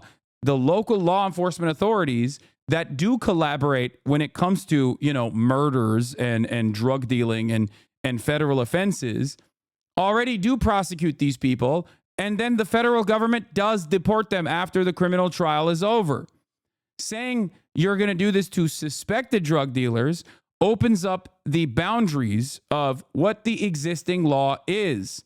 Just so you understand, they're using MS-13 or Tren de Aragua, which is the new MS-13, the Venezuelan version, to say they are going to go after every single migrant. They are not going to go after criminals because the government, the local authorities, and the federal government already does go after criminals. Cry me a river, you say? Oh my God. For a lot of people that have completely checked out, I think, of, hoping that anything good will happen, they are just running on fucking fumes, okay? They're angry. They don't know what the fuck they're angry about. And they are specifically saying, no, it's good. Let's just punish those who are even less fortunate than we are, and then maybe I will feel better. You will not feel better, okay? You will not feel better when this happens. you will actually suffer even more when this happens, especially when, if you are the most selfish person and don't give a fuck about the fact that this would mean that 1 in 15 families that are mixed status households would actually have an immediate family member forcibly ripped and removed from their immediate family members for no crime other than existing on U.S. soil and participating in the American economy. If you don't care about the inhumanity of that situation, you will care when your economy is imploding. Okay? It is ironic that so many people said they are voting for Donald Trump because of food prices, not realizing that undocumented migrants are responsible for damn near the entirety of America's agricultural production. This is precisely the reason why when Donald Trump uses the Bracero program or Operation, WB, won't say it, okay, that's what it was called, when he hailed that as a fantastic, thing to do that he was going to bring back in a big way, right, under the Eisenhower administration, the American government engaged in mass deportations of 1.2 million, I believe, if not even more than that, mass deportation of 1.2 million people of Mexican background, including but not limited to American citizens of Mexican descent, for the record. Okay? And in that process, Texas and many other places that relied on Mexican labor, farmhands, and the like were actually openly defending through violent means against the federal government their fellow laborers. Things will change very quickly when you start recognizing that this is going to genuinely destroy American agricultural production. Did Hasan just say a slur? What? No, I didn't. I purposely didn't say the name of the operation.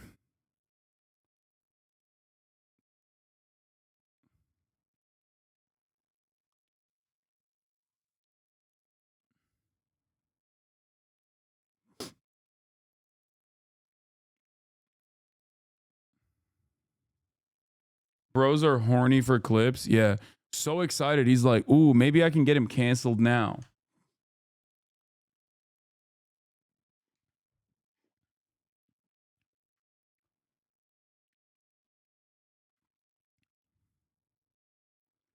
Estimated 350,000 to 1 million deported, up to 60% of Americans. I'm sure the real number is way higher than 1 million.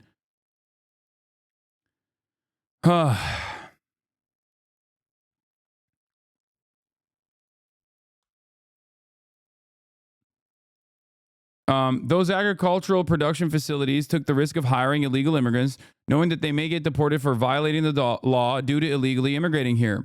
The production may get slashed, but that is the result of cheap corporate greed.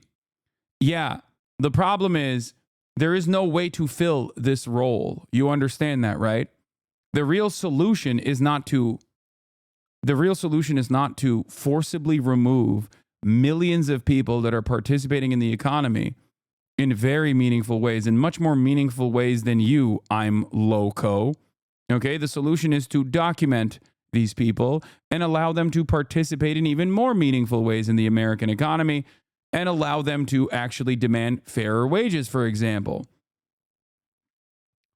If the price of eggs are going to go up, if the price of avocado is going to go up, regardless, I would rather have it go up in a more ethical way, in a more sustainable way in the interim period than one that will completely destroy the American economy. Okay? If you voted for Donald Trump personally because you thought he was going to lower the egg prices, for example, you are in for a very hard, very shitty surprise when you realize that the price of eggs are going to shoot up to $20 fucking when there's no one to, work in the poultry facilities.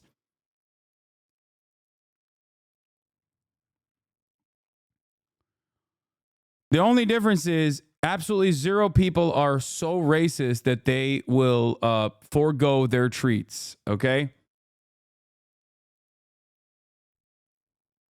That's it.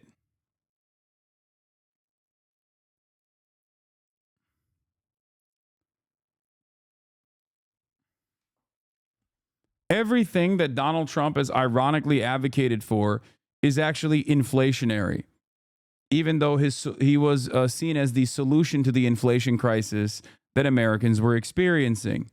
Wage growth did not outpace the cost of goods, the cost of goods going up. Tariffs, on the other hand, is inflationary, and so is mass deportation of 20 million migrants.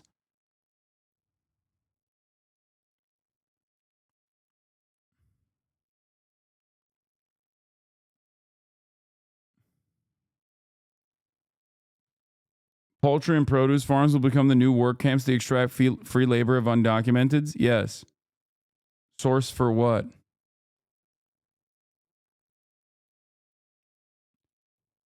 Anyway, those were the old days when they had tough politicians build a crowd of supporters. Think of that. 1798. Oh, it's a powerful act. You couldn't pass something like that today. Let's continue. Fox News anchor Pete Hegseth. His attorney confirms to NBC News Hegseth paid a settlement to a woman last year after she previously accused him of sexual assault in 2017. But the attorney says Hegseth maintains his innocence and that the encounter was consensual. Do you think that this matter could sink Pete Hegseth's confirmation? It could. We'll figure out if he can get confirmed or not. And I do think that Pete's a good pick for this position. Mr. Trump has told advisors he plans to stand by Hegseth after a recent conversation with his nominee, according to the New York Times, citing two people briefed on the discussion.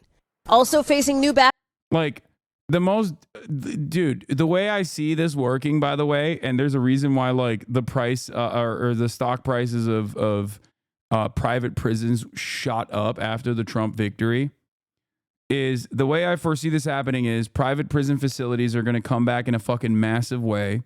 Okay. They are going to build new private prison facilities, work camps, basically. And all of the migrants that they put into these work camps are going to have to work for free at gunpoint to engage in this, agricultural production that they were already doing for pennies on the dollar, but this time they'll have to do it for free. This is my speculation, okay?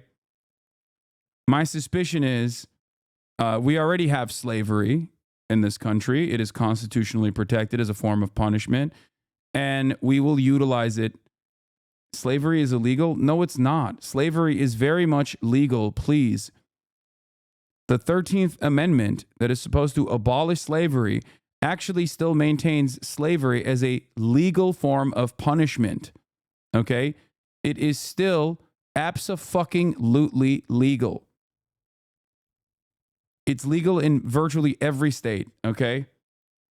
California, as a matter of fact, just reconfirmed its legal status in a ballot measure. California voted to keep slavery as a legal form of punishment 2 fucking weeks ago.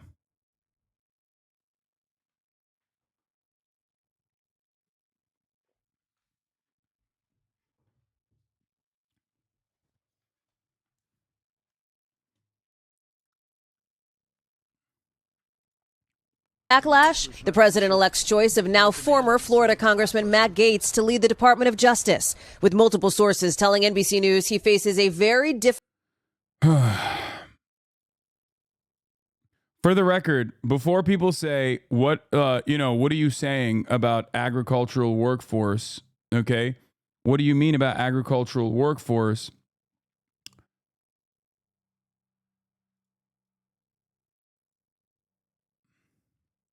Immigrants in American farms. In 2019, more than half of all hired farm workers in the United States were immigrants, or roughly 450,000 workers. In many states known for their fresh produce, immigrant farm laborers make up large shares of miscellaneous agricultural workers. In the state of California, 79.3% of agricultural workers are foreign-born. They're either on on a specific migrant worker visa, or they are undocumented workers. Okay.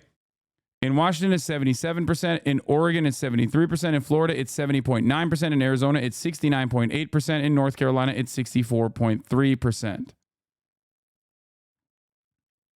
Okay? The share of miscellaneous agricultural workers in crop production that are undocumented as of 2019 is 30.9%.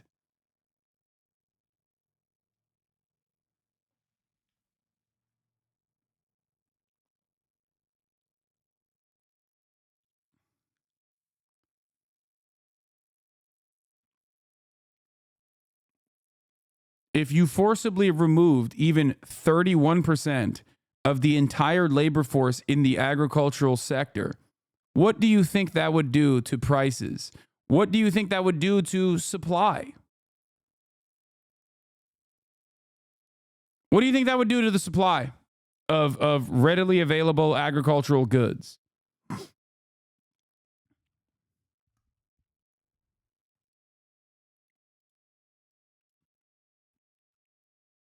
Yes, I know. Cal matters. California rejected the ballot measure to California rejected the ballot measure to I mean, this is horrible. Remove slavery exception. 53% of Californians voted to maintain slavery as a form of punishment. Now, for the reason, for people who are saying, why the fuck did that happen?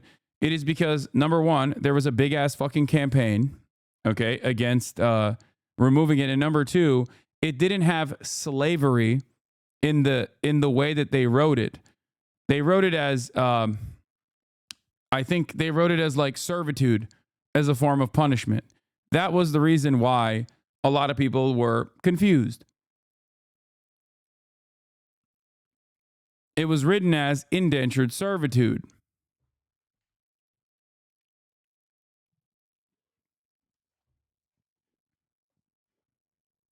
Or involuntary servitude, not indentured servitude, sorry.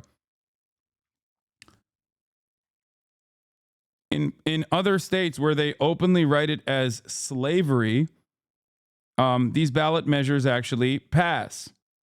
They abolish slavery. But when you write it as involuntary servitude, people don't fully understand what that means, especially when there are active. Yeah. Tennessee wrote it specifically as slavery, and it was banned by 80% of the vote. Tennessee voters officially banned all forms of slavery in the state. Tennessee has officially banned all forms of slavery. Voters on Tuesday approved a ballot measure, this was back in 2022, that removes language of allowing slavery and involuntary servitude as forms of punishment for those convicted of crimes. The measure got 80% of the vote.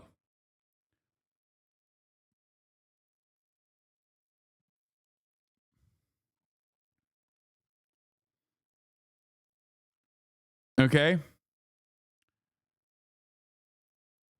Anyway, words matter.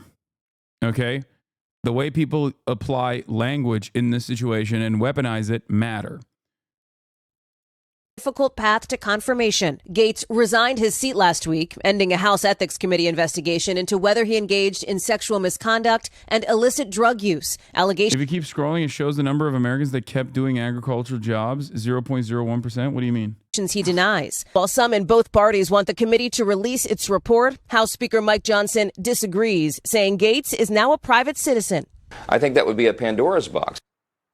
Hallie, let's go back to this news that just broke overnight. President-elect Trump confirming that he wants to declare a national emergency, and then that would enable him to use the military. How might that work? How much would it cost?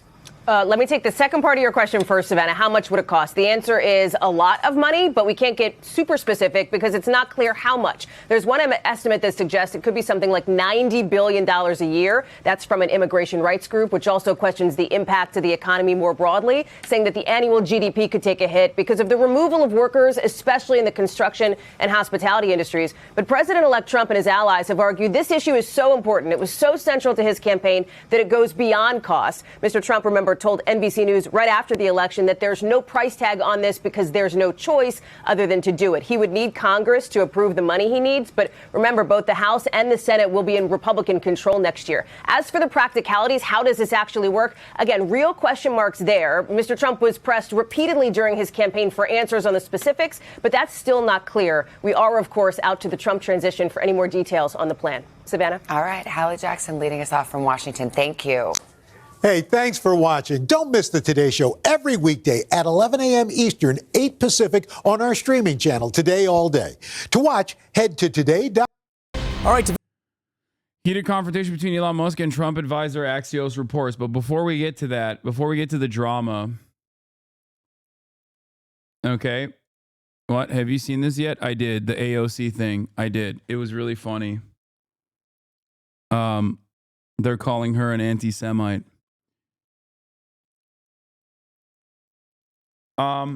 Okay. No price tag. Has any Democrat ever said anything like that ever? Why is this what is essential but not healthcare? What is wrong with the Democrats? I hate it. Yeah. So before we move on to the internal drama here, okay, I do want to show you, and before we talk about like the Amsterdam mayor saying that, oopsie, maybe it wasn't a pogrom that occurred in Amsterdam and that I was right, because, you know, I was just looking at the actual facts and not hysterically screeching.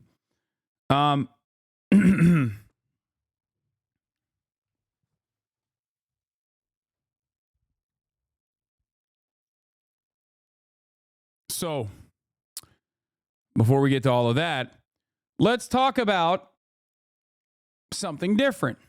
Let's go back to my favorite MSNBC morning show. Now, if you have an assortment of clips from Mika Brzezinski and Joe Scarborough, I would love to see them, because if I recall correctly, not that long ago, as recently as like last week or a week prior, Joe and Mika were calling Donald Trump Hitlerian, Adolf Hitler.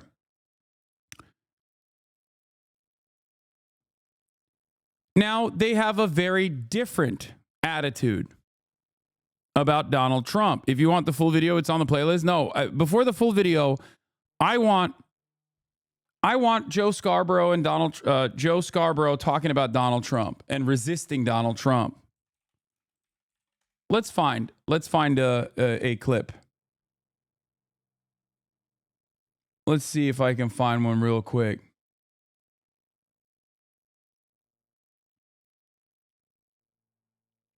Mr. Schmidt, this is your extraordinary. No, this isn't Joe Scarborough. Hold on. Because Joe Scarborough and Mika Brzezinski had openly stated time and time again. One show that's more responsive.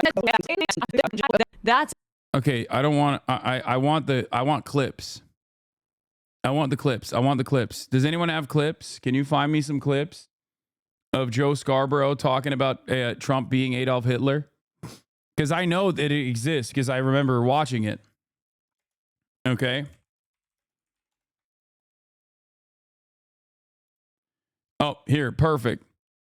People in the media have a responsibility to really tune out the voices of the haters, of the people that are constantly double and triple checking and shilling for him and suggesting that somehow they're being biased, bending over backwards, treating him like a normal candidate. He's not a normal candidate. He is running to end American democracy as we know it. He's an authoritarian who a court in Colorado 2 days ago ruled that he led an insurrection against the United States government. He's charged with leading schemes to help overthrow the United States government. So if they want to frame it that way, that's fine. If you want to be fair, then you will frame this as Joe Biden being the candidate that supports American democracy and Donald Trump a candidate who supports a new form of government here that's authoritarian. It's really that simple. And by the way, Reverend Al, when people go, oh, you can't compare him to past Nazi leaders, you can't compare him to this past Nazi leader or that past fascist leader, because he hasn't done that. Well, what hasn't he done? He hasn't done the things that the American judicial system did not allow him to do last time, but may very well allow him to do this time, or a judicial system that will be ignored by Donald Trump and ran over by Donald Trump to create the greatest constitutional crisis of our lifetimes. Just because he hasn't done it yet doesn't mean he won't do it when he gets a chance to do it.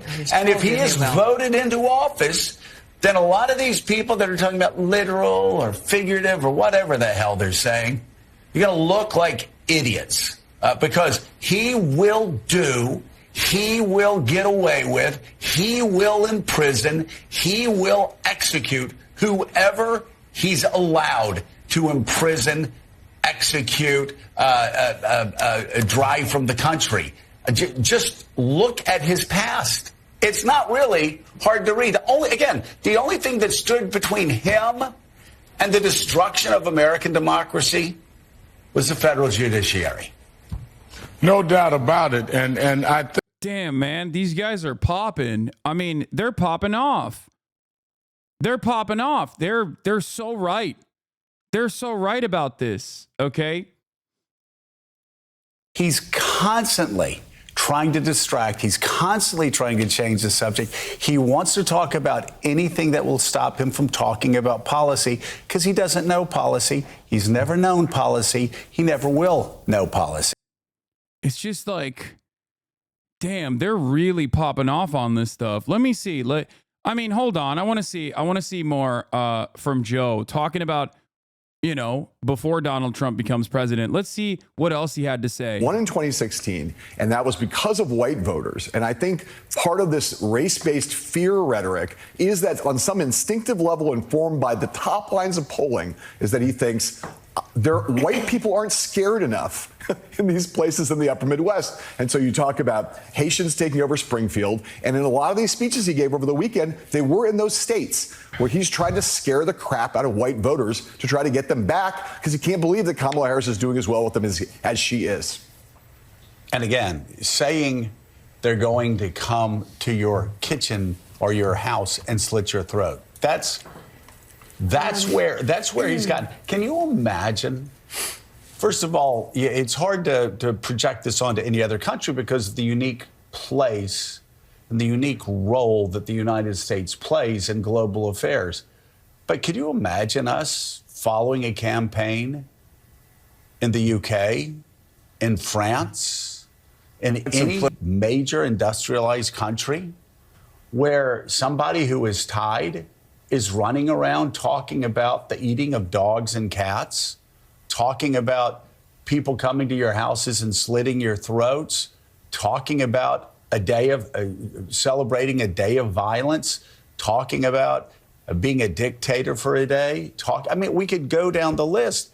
It really is, I think, because. Wow, these guys are really popping off about Donald Trump and the very real and immediate danger that Donald Trump presents to the future of America. Donald Trump is hailing a modern version of American fascism and actively talking about how Donald Trump is doing that. Here's Joe calling him a danger to democracy and a liar. Do you not call it a threat to democracy when Donald Trump says that he wants to execute the chairman of the Joint Chiefs for treason? Is that not a threat? Saying that your vice president deserves lynching? Saying that to your legal counsel? So why am I showing all of this? Well, lo and behold, now that Donald Trump is president, Joe Scarborough on his morning show spent basically every waking moment blaming the libs, blaming the progressives, talking about trans people, talking about how woke was the reason why Donald Trump became president.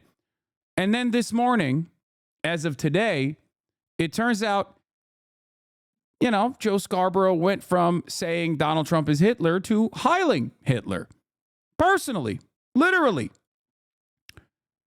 They went from calling Donald Trump Hitler to hiling Hitler in less than a week. These people hate progressives who advocate for free college and free healthcare more than people who want to do mass deportations. They've only been complaining about the left this past month. Over the past.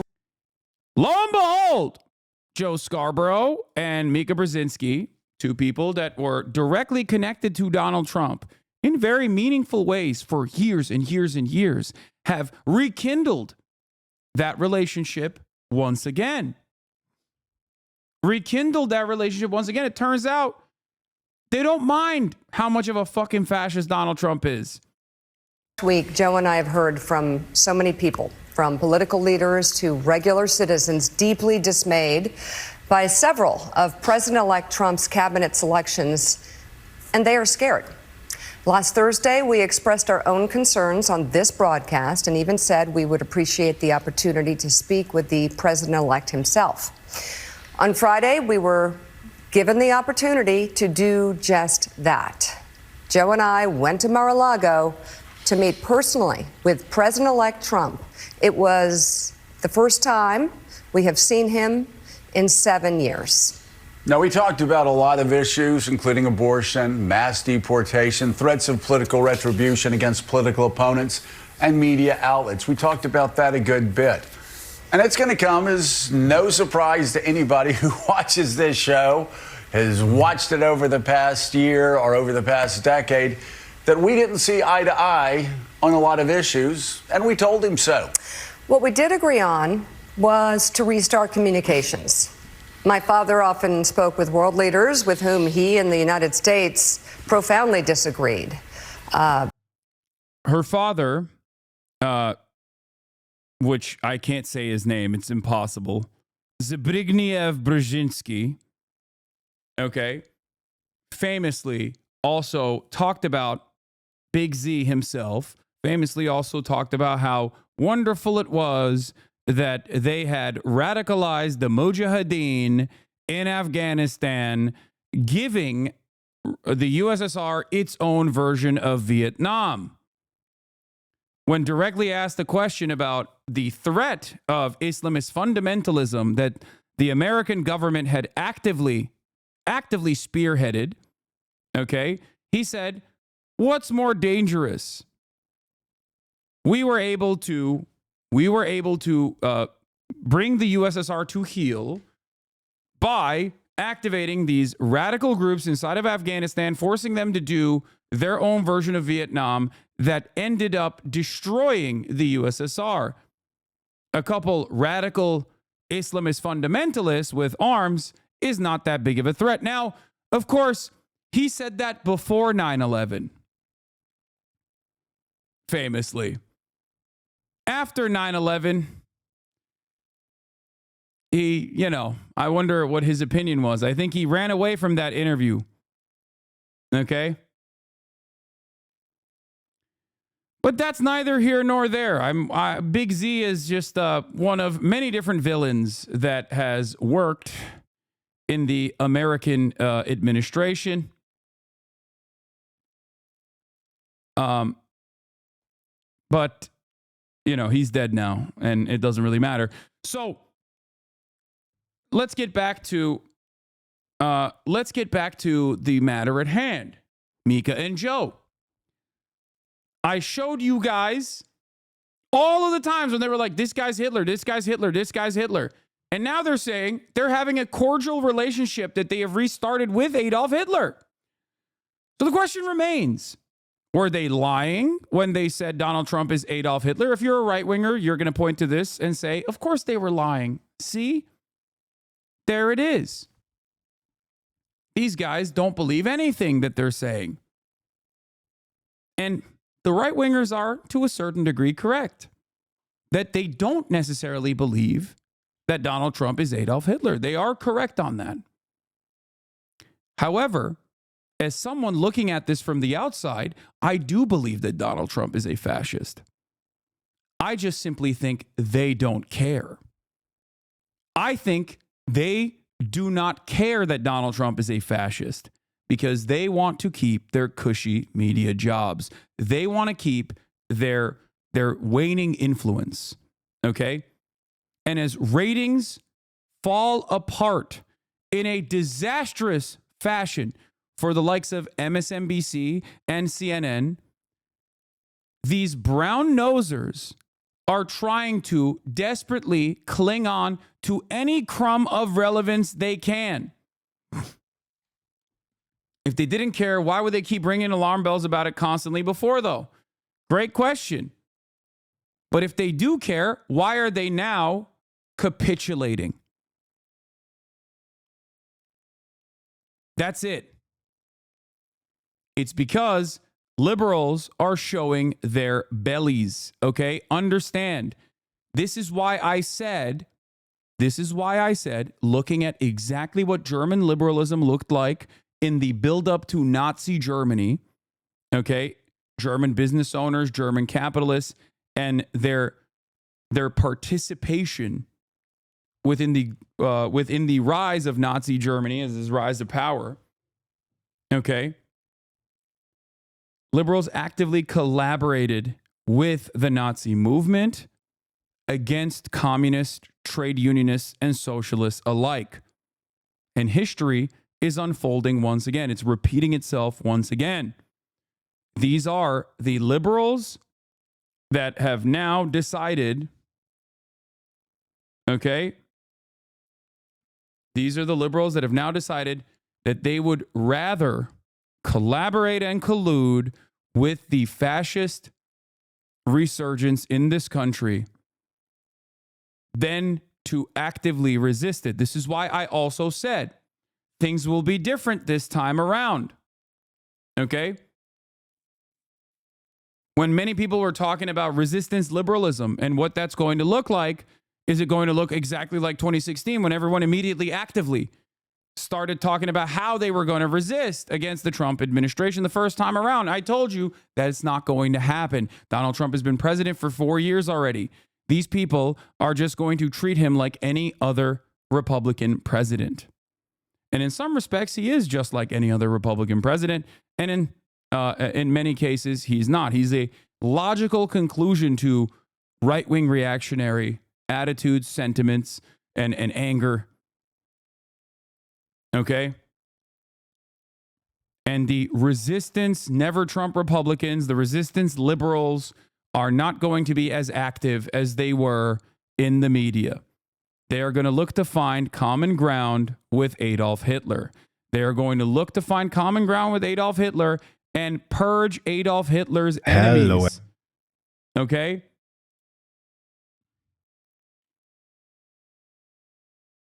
Understand that that is where we are at. Okay? I'm not going to watch a 30-minute podcast from Three Arrows about America's coming Weimar moment because unfortunately it's not great to watch on stream, even though this is a fantastic piece. I like Three Arrows quite a bit. As you guys know, we've collaborated many times in the past.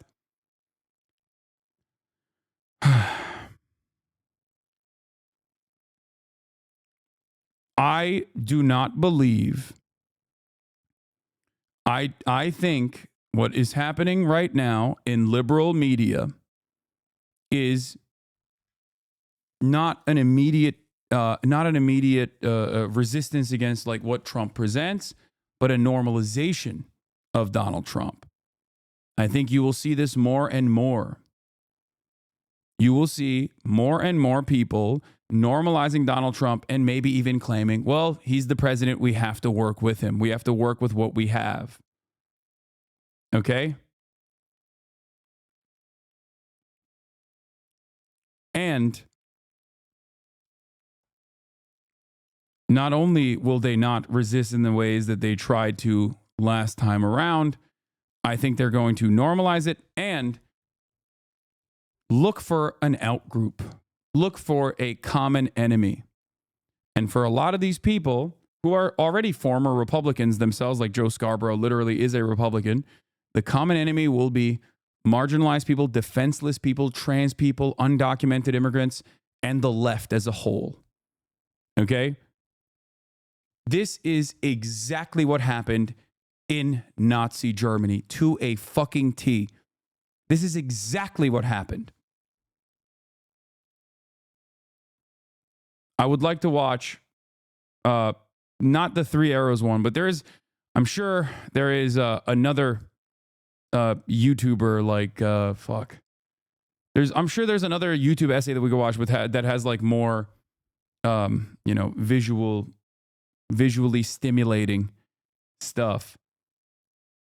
And here is the MRC Media Busters. Is the time to sound the alarm? When is the time to start saying, well, does this look like Germany in 1932? This is not a reach. I could go back and talk about Nazi Germany, and I do it without any concerns whatsoever. And if people can't start drawing the parallels, well, you're just stupid, or you have your head in the sand, or you're one of them. We still have an electorate, 70 million plus, that will be voting for a man who said he was going to assassinate for treason the chairman of the Joint Chiefs because he didn't support him on January the 6th, who has said just in recent days he was going to execute Liz Cheney with a firing squad, 9 guns pointed and shooting at her face. A man who has said that he was going to shut down CBS because he didn't like how they edited an interview. A man who said he was going to be a dictator from day one.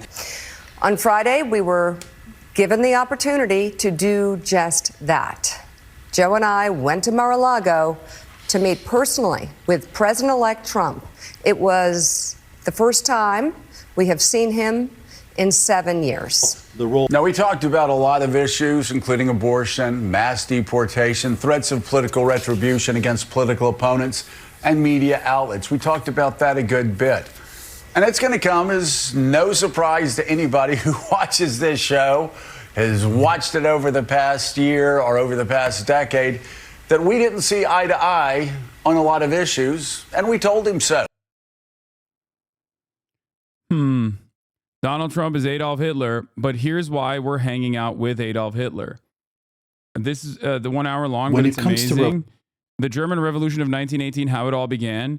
Yeah, I think like the part that I am specifically talking about is the active collaboration amongst liberals with Nazi Germany. And I want to draw comparisons to what's going on currently. Okay? That's what I'm looking for. And I know that there's YouTube essays on it. I've watched YouTube essays on it before.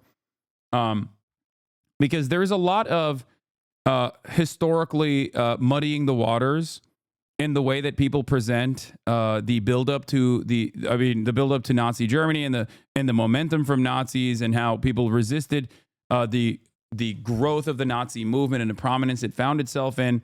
And I think that, I think that a lot of people don't realize.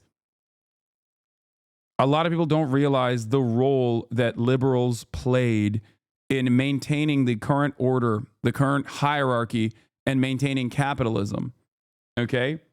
To be honest, I don't see your point. You keep showing a clip of them saying they talked to him. So what? Are people not allowed to talk to him?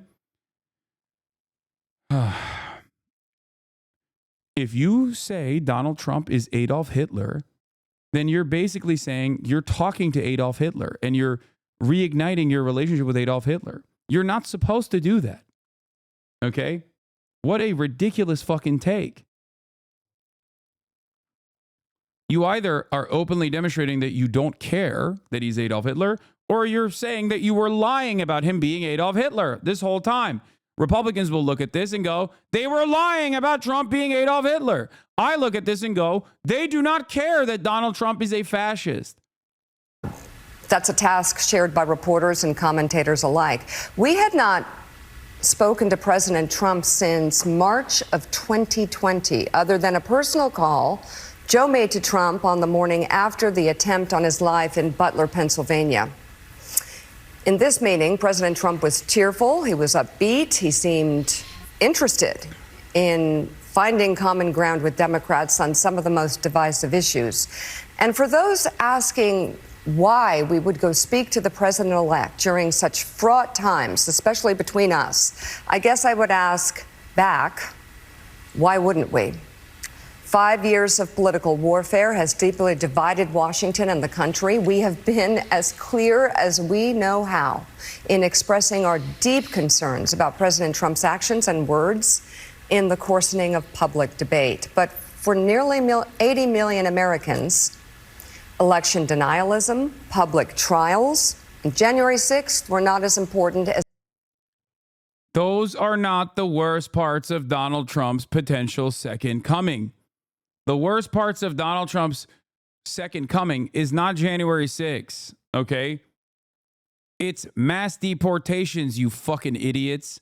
And it's very obvious that this is the reason why the Democrats never found a successful narrative that penetrated public consciousness on the dangers that Donald Trump represents. Because they like all the bad shit that he wants to do. They like all the shit that he is truly Hitlerian over, okay? They agree with it.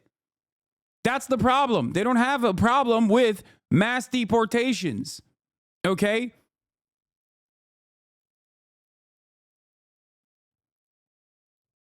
What is this? Do people like Mehdi Hasan know that billionaire donors are actually pulling the Democratic Party to the left? The average Democratic voter is considerably to the right than the average Democratic donor, whether small donor or large. I have no real opinion here, and it wouldn't mean anything anyway. But the people in the in-groups find me extremely annoying, and the feeling is mutual. But this is a dynamic that's seen in basically every party. It's good we're reckoning with them now, but it's not why Harris lost. And for what it's worth, the average billionaire Democratic donor is considerably to the left of the average Democratic voter, as well as when it comes to social issues.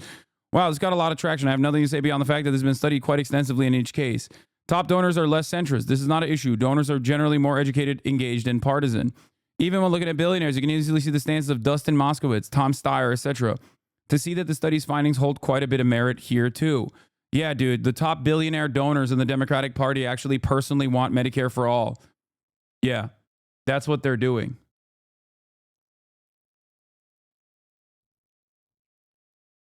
Yeah. They want to destroy billionaires.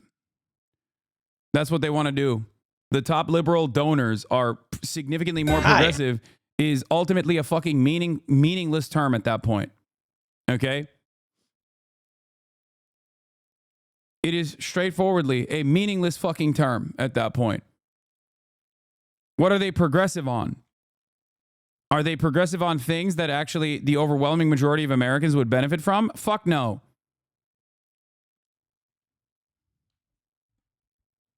The argument is the people want left economic populism, okay, and the Democratic Party doesn't actually offer that, okay. They said social, not economic. Lol, exactly. For those curious, this is how it looks like in the research paper when you limit the top 1% donors only. The same findings hold. Yeah, the methodology of this is what's important. The top 1% of donors, how many are billionaire donors? The phrase you used in the original tweet that I think set everyone off. So the top 1% of donors is more multimillionaires than it is billionaires. However, when you take a look at open secrets and scroll through the top donor list, you can literally just compare Steyer, Moskowitz, etc. to the average Dem voter to see how it generalizes.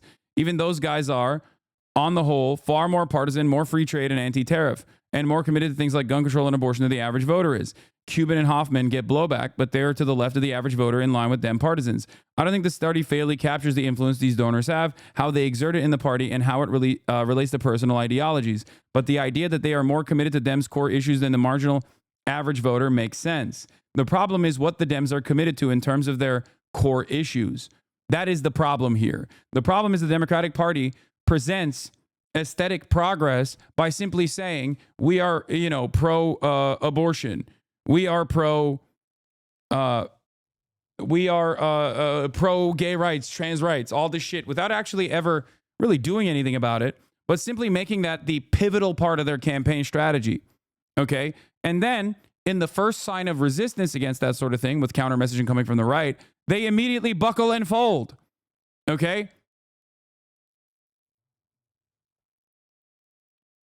The real way to do this is not by hammering on silly aesthetic identity politics markers, okay? Like saying Latinx, which the Democrats aren't even fucking doing anyway, so it doesn't matter, okay? The real way to do this is by saying we have to fix people's material issues, okay? We have to uplift the American working class, regardless of their fucking background, okay? That's it. Bro can't even find the things Dems are pro anymore. Exactly. I can't because they're not pro anything. The only thing they are is marginally less bad than the Republicans. That's it. They want to be a boring version An annoying, boring, gay version of the Republican Party. Who the fuck wants to vote for that?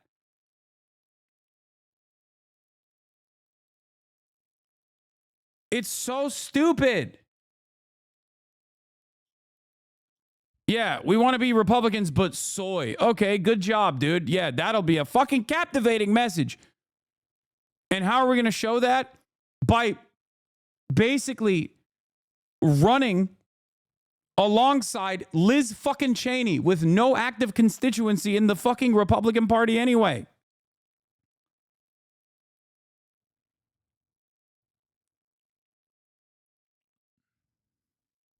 Yeah, the only thing the Democratic Party is professional at is professionally losing. Okay? The Weimar Germany Noam Chomsky video is probably both short and also prescient. Hold on. Yeah. The New York Times' first article about Hitler's rise is absolutely stunning. Hold on. Let me find the Noam Chomsky clip.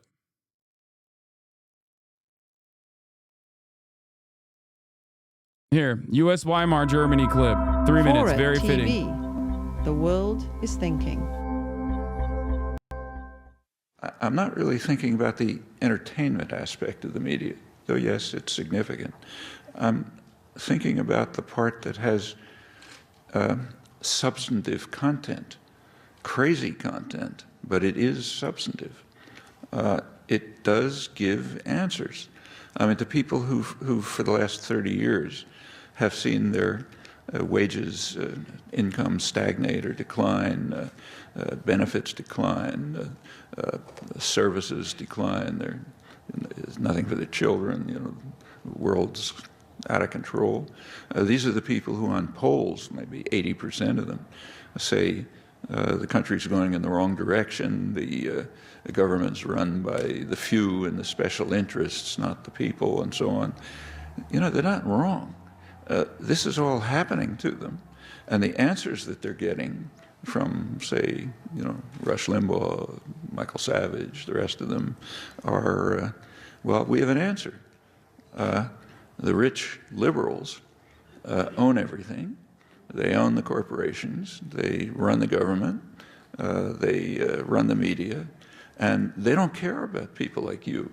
They don't care about the flyover people between the East Coast and the West Coast. They only care about giving everything you worked for away to, you know, to illegal immigrants or, you know, gays or something. So we got to protect ourselves from them. And furthermore, they run the government.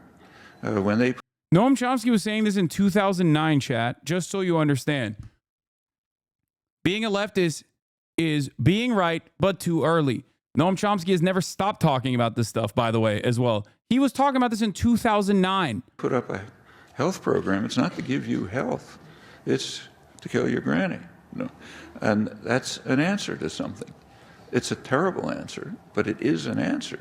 And if you do suspend disbelief, you forget about what's happening in the world, really, it's a coherent answer. Now, they're not hearing anything else. And the memory that comes to my mind, again, I don't want to press the analogy too hard, but I think it's worth thinking about, is late Weimar Germany. There were people with real grievances. The Nazis gave them an answer. It's the fault of the Jews and the Bolsheviks, and we got to protect ourselves from them. And that'll take care of your grievances. And now it's the fault of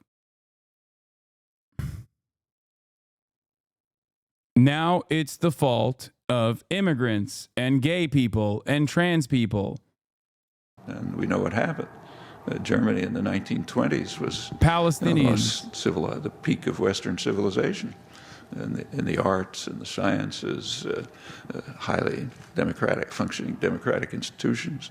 A decade later, it was, you know, the pits of human history. Again, the analogy is it's not close, but it's frightening. And unless an answer can be given to these people, unless they can be led to understand what's really happening to them, we could be in for trouble.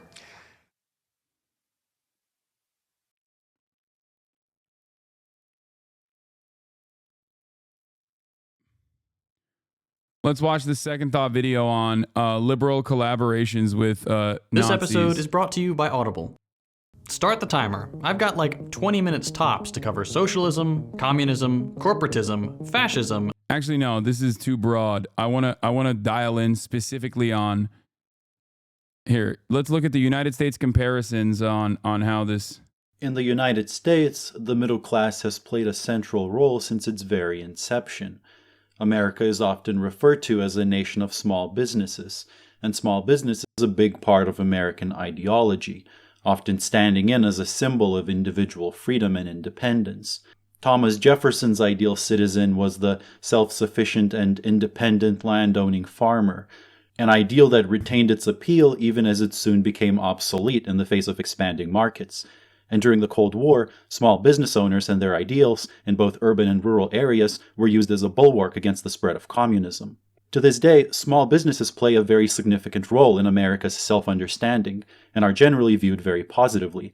One day I want to own my own business, be my own boss. Probably nothing embodies the essence of the American dream more than that thought. There's a lot of idealization and romanticism surrounding small business, both on the right and the left. Small businesses are seen as personal, relatable, and admirable. In a 2017 poll, 70% of Americans said they have a great deal or a lot of confidence in small businesses. And I get it. In our world, small businesses bring a lot of local color to many places and allow for products and experiences that you couldn't get anywhere else. But we shouldn't let such romanticism blind us to the many problems that small businesses often come with, because they are still businesses in the end, and that means profit is their primary motive. In the United States, small businesses on average pay lower wages, provide worse benefits, are exempt from crucial labor protections, and due to their small size tend to make unionization difficult, which tends to leave small business employees with little to no bargaining power.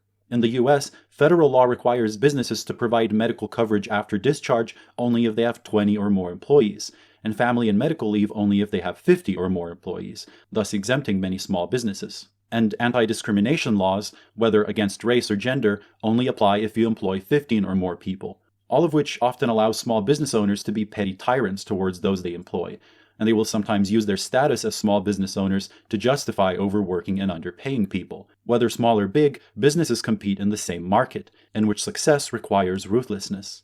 And to this day, the American petty bourgeoisie have a significant effect on the divisions between the political left and the right. If you want to make America a better place for everyone, especially for minorities, forget social activism. Instead, start a business. They not only provide opposition to labor-oriented reforms, they also have served as the mass base for today's right-wing populism, which, as we shall see, reveals several of the same class patterns that we saw in German fascism. Consider the Trump campaign and the MAGA movement. For the purposes of this video, I'm not going to discuss whether it is fascist or not, but it is today's leading form of right-wing populism in America. The media often describes MAGA as a movement of the white working class, and while its ranks do include many white workers, I think this label overlooks the movement's middle-class character. Data from primaries in 2016, for instance, show that much of Trump's support came from middle-income voters, whose average earnings were a lot higher than those of the average American. And while income should not be equated with class, it does serve as some preliminary indication. But as a way of zooming into the class dynamics at play, I'd like to focus on the January 6th Capitol riot, as it's a particularly extreme expression of the MAGA movement. And just as we'd expect, the petty bourgeoisie, namely small business owners and the self-employed, were overrepresented among the Capitol rioters. There was a floral shop owner, a CEO of a skydiving company, owner of a chiropractor practice, owner and president of a tax guidance company, owners of real estate companies, owner of a car dealership, self-employed insurance agent, CEO of a data analytics marketing firm, and I could go on and on. This social group was much more likely to be found among the Capitol rioters than among the general voting population, and were even more overrepresented among those Capitol rioters who were violent. Trust me, once you recognize this trend, you never stop noticing it. While blue-collar workers were present, white-collar workers were a lot more common, and were also likely to be relatively high-ranking managers, who some categorize as petty bourgeois as well, because Yeah, so this is what I talked about a lot. This was an HVAC business owner riot, right? Like, that's what it was, for the most part. because of their increased status and the power they have over subordinate employees. So it's completely misleading to see this event as a representation of the white working class, let alone the general working class. After all, the rioters came from all over the United States, which means that these were people who were well off enough and had enough economic power to take time off work, pay for traveling expenses, whether by bus or plane, as well as a hotel to stay in, just to attend a Trump rally, which is already some indication of its class character. These were people who were drawn to the MAGA movement because they identified their individual freedom with the freedom of business, and saw all government efforts to help and assist the working class and the unemployed as obstructions to their personal success, explaining their common resentment towards welfare recipients, for instance. Because owning your own business represents freedom. You are independent. You are free. And that's exactly the reason big government despises. The American modern right-wing movement also is very good at universalizing their outwardly awful policies. They never say, we are here to defend big businesses. They say, small businesses are the backbone of the American economy. We're here to support small businesses. When in fact, their policy agenda is greatly beneficial for big businesses. Okay? That's why when Republicans talk about tax cuts, they always talk about tax cuts for the middle class. We're going to do tax cuts for the middle class. We are going to help out the middle class. Deregulation is going to help out the middle class, small businesses. That is a lie. What their open goal, and as Trump demonstrated in his 2017 tax cuts, is to cut taxes for the wealthiest in American society and the corporations, because of the corporate tax rate. There's a reason why in the Trump tax cuts that came in the last Trump regime, the tax cuts made for the top earners in this country and the corporate tax rate were actually permanent, whereas tax cuts for the middle class and everything under the top marginal tax rate was actually slated to sunset. All of those tax cuts are supposed to sunset in 2026, I believe.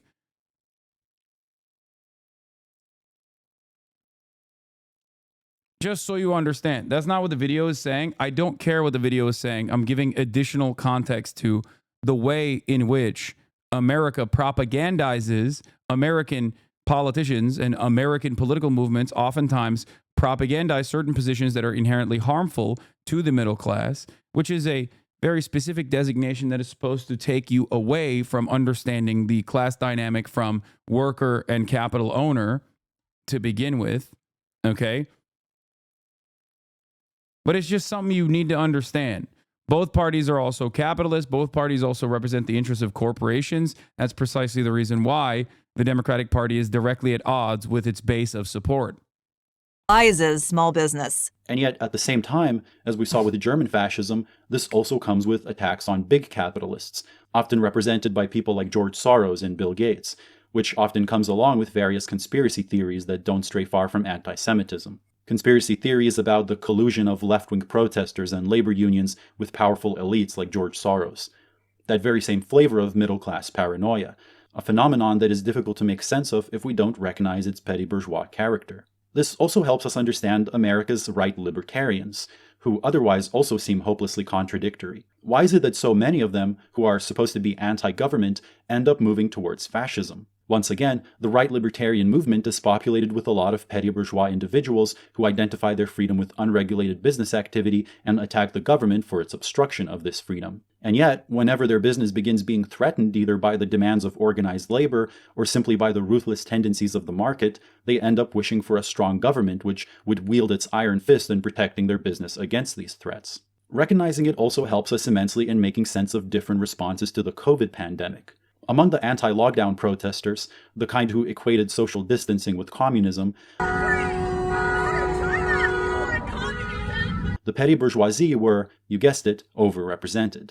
In Minnesota, as one example, the subtle line appealing to middle-class frustrations is the standard of living for what we think is middle class is only achievable for small business owners. Both parties never appeal to the working class, but only an amorphous, intangible middle class that hasn't existed for decades. Exactly.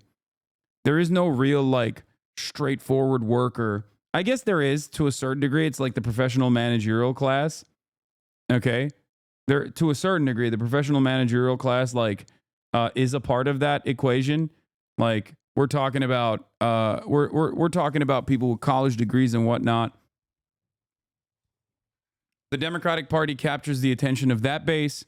The Republican Party, on the other hand, captures the attention of the small business owners who actually receive what it looks like to be that mythical middle class.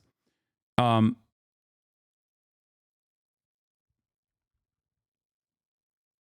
ultimately, the notion of like a group of individuals that like work in a fucking factory and have a house and have a comfortable, meaningful existence with a single income, like single income households with one person working as a wage laborer and being firmly in this like middle class standard is non-existent in this country. Those pleading to reopen the state during the pandemic were overwhelmingly small business owners, proprietors of hair salons, massage parlors, a bowling alley, vacation rental, etc., who put up slogans such as "small business is essential." And this makes sense as the lockdown was impeding the profitability of their businesses, in some cases to the point of bankruptcy. Also, in some cases, impeding their ability to spend their disposable income.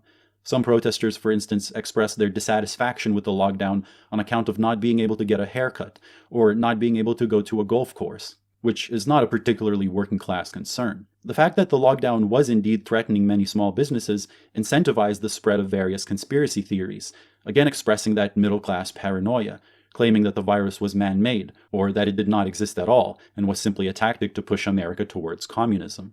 The working class also had a strong response to the pandemic, which came with an increase in worker strikes, and their demands could not be more different from those of the petty bourgeoisie. The striking workers, who were very well aware of the dangers of the pandemic and were at high risk of infection, demanded not only improved working conditions, but improved safety measures, improved access to safety equipment, and increased precautions against the spread of COVID.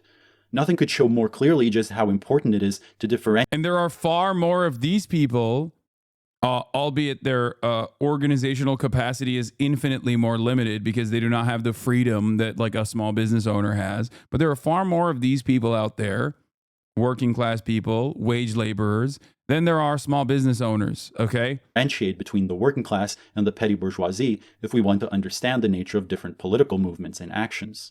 This is not to say that some small business owners did not have legitimate concerns. The US government definitely did not act quickly and sufficiently enough to help those whose livelihoods were severely threatened by the lockdown.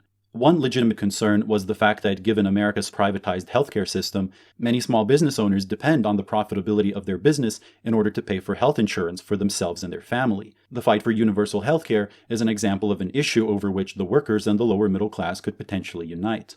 Now, while we do see these very clear patterns in the relationship between class and politics, it is also true that today people vote according to their class a lot less than they did 100 years ago. Yeah. And many of today's political divisions are drawn along lines of race. Are YouTubers small business owners? Yes, absolutely. Yes. Technically, myself included. It's an owned and operated business. So I still get paid for my labor and not for making others work for me. I don't own like a channel overall where like other people are working under me and working like there is no way that I can continue making money if I just stopped streaming. Okay? But yes, technically YouTubers, especially many other YouTubers that have like, you know, ginormous fucking businesses do this. Like they are firmly within the small business owner category. Gender and culture. And that is something that was actively and purposefully achieved by the ruling class, which has always tried to produce internal splits within the working class and to bring workers over to its side using cultural issues, a tactic which in recent decades was especially pioneered by Republicans. And this is a problem because it points to a lack of class consciousness among workers, which leads them to lash out against fellow workers. What do you mean, plenty of ways for you to make money if you don't stream? Yes, of course. But most of them, like there are a million different ways that I can continue earning money off of the pre-existing the capital that I have. Capital accumulation is an avenue for me. Okay? Yes, but that would change the dynamic of the way I earn currently. That would turn me into a capitalist rather than someone who still has to work to earn his income. A lot of people misunderstand how this dynamic works, and they think, for example, athletes. very wealthy, right? They get these massive contracts, right? So they go, excuse me, athletes are bourgeoisie, okay? And many of them are, but not in the way that you think they are, okay? Athletes' massive contracts that they get from the sports franchises they work for is still very much wage labor, okay? A lot of them then take those contracts and turn around and start their own businesses in which they become capital owners, business owners, and therefore capitalists. Okay? LeBron James's endorsements and also his wages that he gets from the Los Angeles Lakers puts him in a wage laborer category. Okay? Whereas LeBron James's many investments into other businesses puts him in a capitalist category. That is how this works.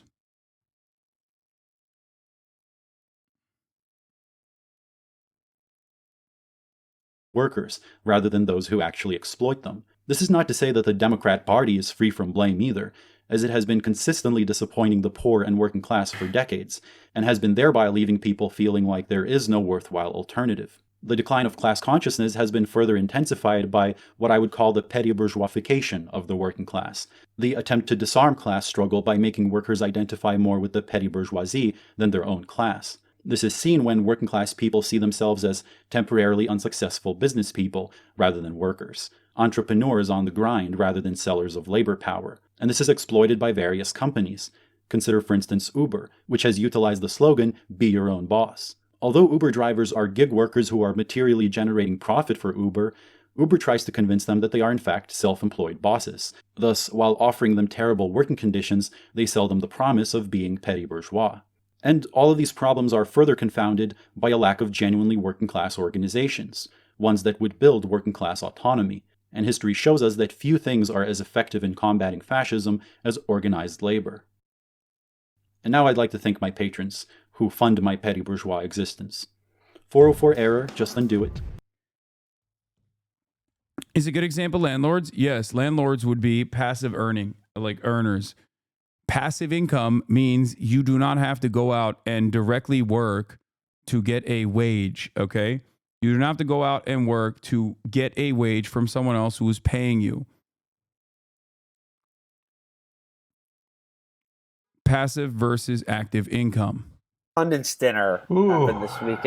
Anyway, this is Matt Christman talking about the rise of American fascism. Just passed completely unremarked upon, but that wasn't the case because, the comedian they booked, Michelle Wolf of The Daily Show, the headlines the last 48 hours, just nonstop debate about whether she was mean to Sarah Huckabee Sanders, whether it's okay to be mean to Sarah Huckabee Sanders, what is comedy, are comedians heroes, and should the whole White House Correspondents' Dinner be hit with Agent Orange? Living in hell is a lot more boring than I thought it would be.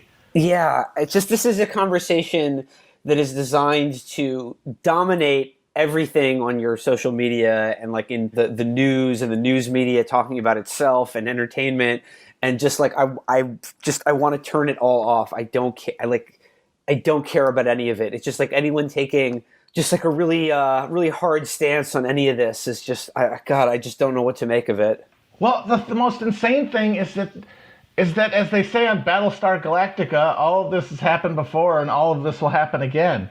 Because this same fucking debate happened, people have pointed this out, the same thing happened 10 years ago with Colbert when he was at the Correspondents' Dinner, I believe 2006, and he roasted Bush to his face, and everyone was horrified, and there was a whole debate about, did he go too far? Is there such a thing as too far? What are comedians supposed to do? But real heads know that this actually also happened 20 years ago. Because in 1996, Don Imus was the... Bro, the chatter who sent this to me is so fucking lame, dude. This has nothing to do with what we were talking about. You just wanted me to play a clip of Matt Christman, who I love, and the Chavo Boys. Some of you motherfuckers really abuse your linking privileges. I swear to fucking God. What does this have to do with like how liberals collaborate with fascists historically?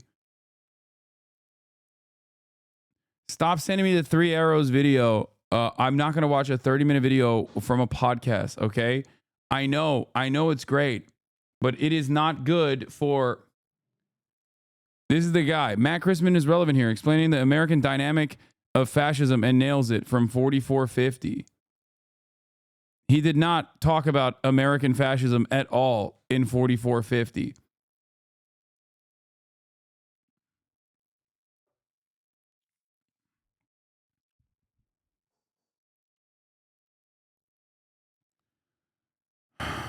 What did the chatter say? No, man, keep listening, I swear. At the White House Correspondents' Dinner, and he did a bunch of jokes about how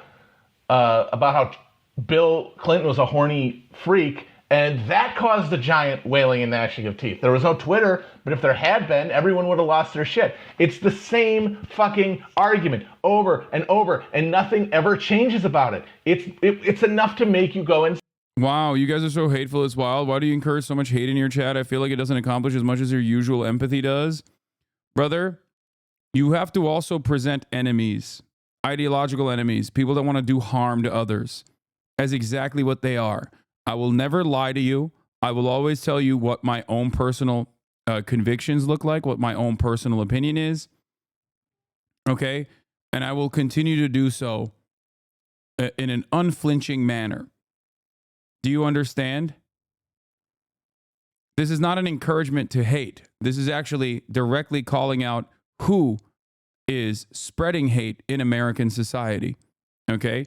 If one party is actively pushing to mass deport,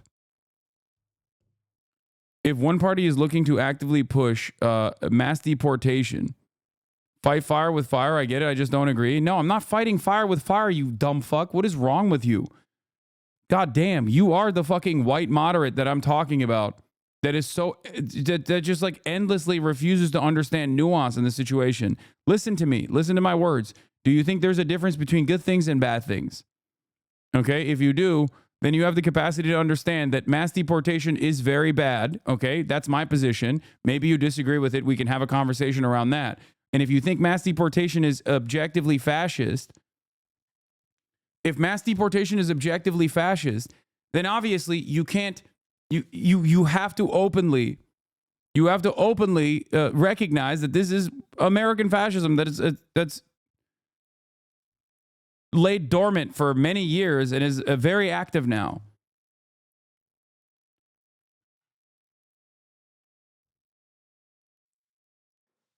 Yeah, I'm being mean. I'm being mean to people who want to do harm to others. Like, speaking on behalf of a hegemonic liberalism that is going to get us all fucking killed. It's got a lot of money. I agree. Don't talk to them, but because they're distraction from the real fucking problem, which is that fascism arises because of the collapse of institutional legitimacy of liberal institutions.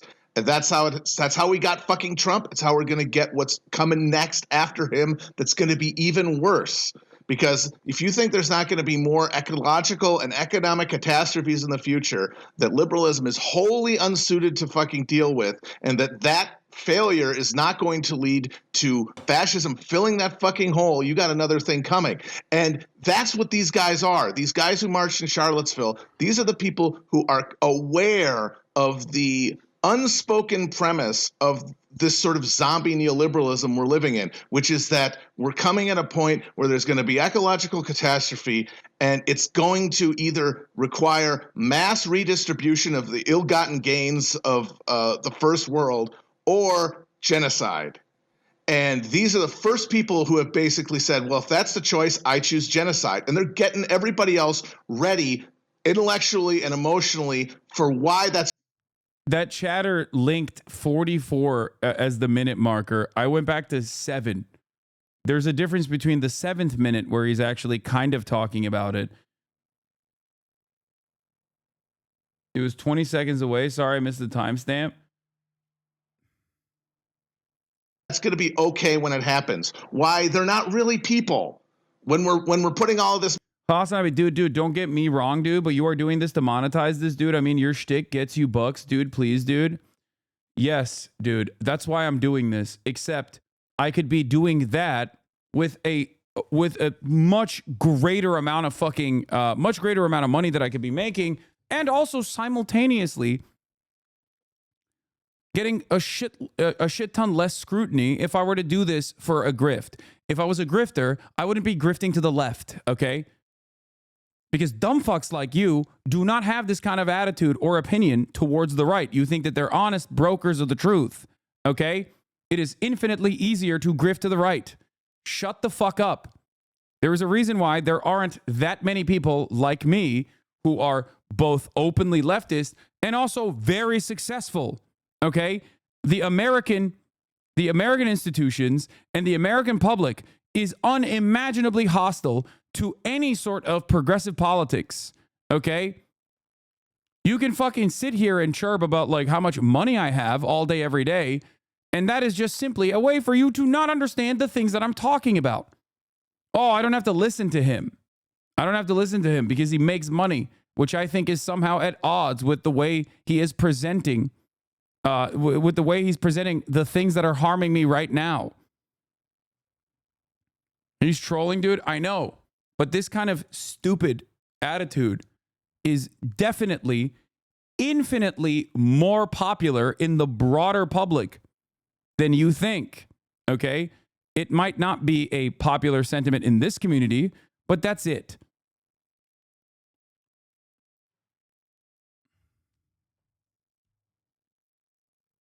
Wow, you must be so poor grifting for the left. No, you dumb fuck. If I have the capacity to explain a concept that is impossible for Americans to fucking understand under normal circumstances, don't you think it is infinitely easier for me to actually shill right-wing sentiment, right-wing thought? Why are there no prominent examples of people actually having thriving careers after they fucking move to the left? Okay? Why are there infinitely more examples of people always hitting the fucking right-wing pipeline? Why? There's no way I can read these posts, dude. Okay, dude, take 5 minutes off and you know, come back later.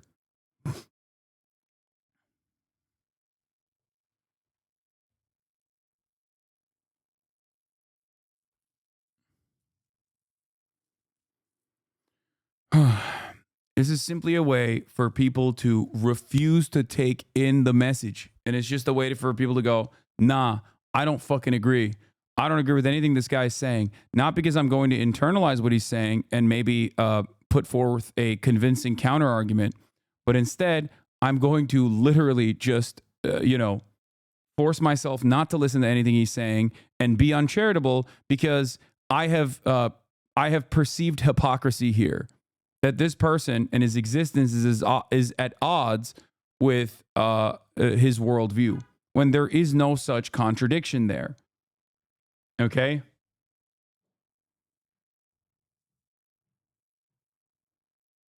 Money into more fucking walls and drones and bombs and guns to keep them away, and so that we can watch them die with clear consciences. It's going to be because we've been loaded with the ideology that these guys are now starting to express publicly. On the other side of them, you have people who are saying in full fucking voice, no, we have the resources to save everybody, to give everybody a fucking decent and worthwhile existence, and that is what we want, and that is the fucking real difference between these two. So you can tell that to the next asshole who tells you that they're actually two sides of the same coin.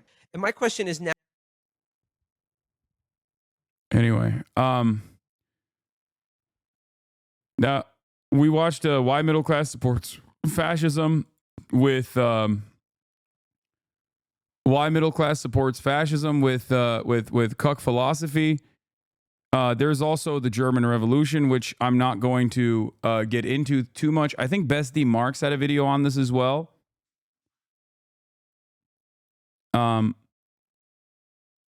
Specifically on the way that like liberals have turned around and showed their bellies and actively collaborated with Nazis. There are a number of different documentary style videos on this process. Unfortunately, many of them are super long, and I want to just like arrive at, social democrats, for example, and the role that they played in actively suppressing the communist anti-fascist movement in Germany. That is what I'm looking at.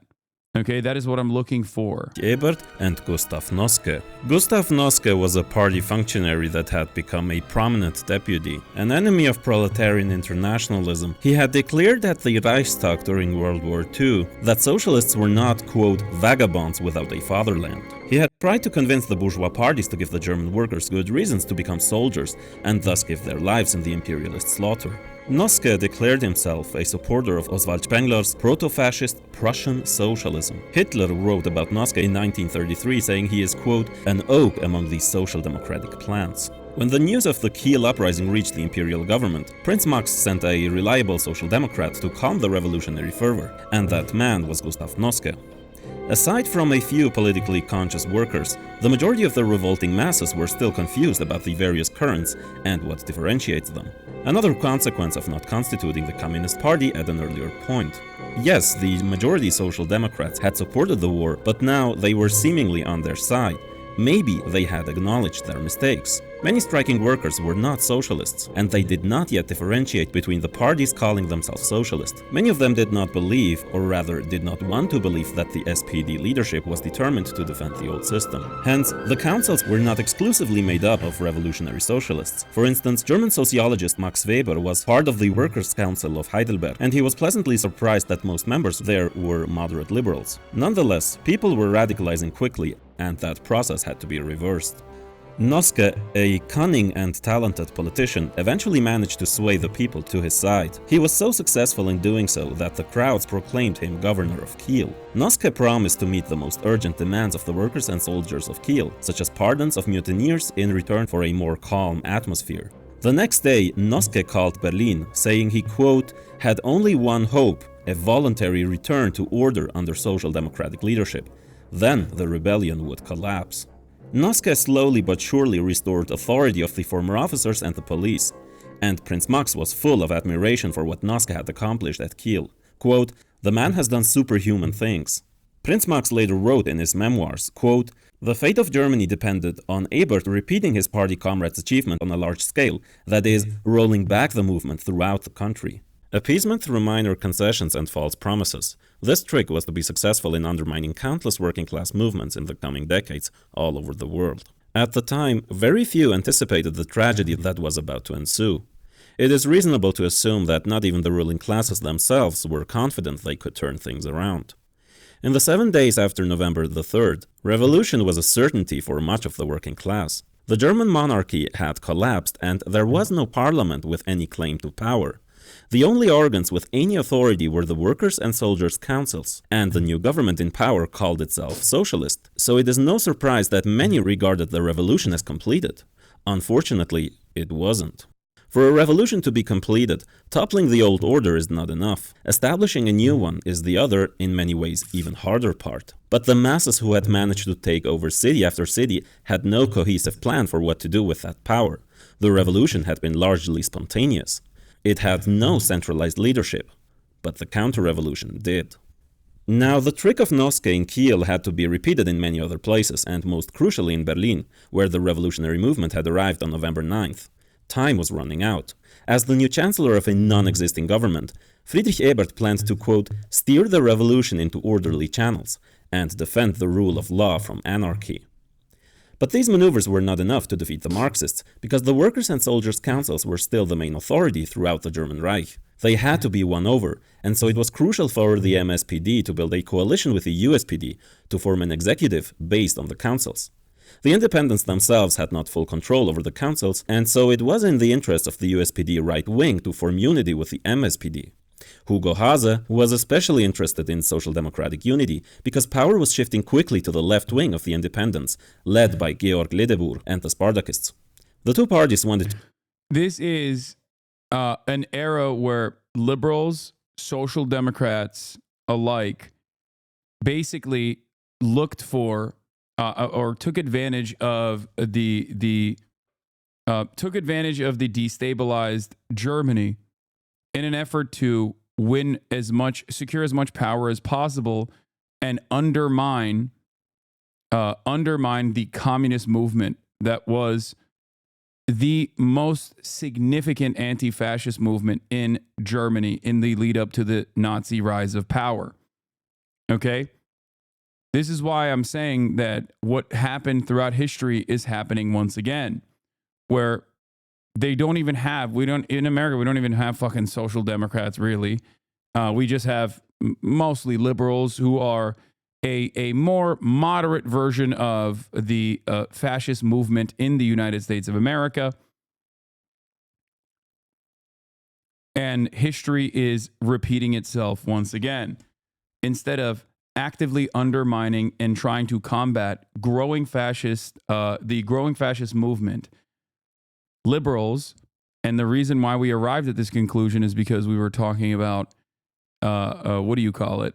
We're talking about Mika and Joe Scarborough and Mika Brzezinski and many of these other institutions.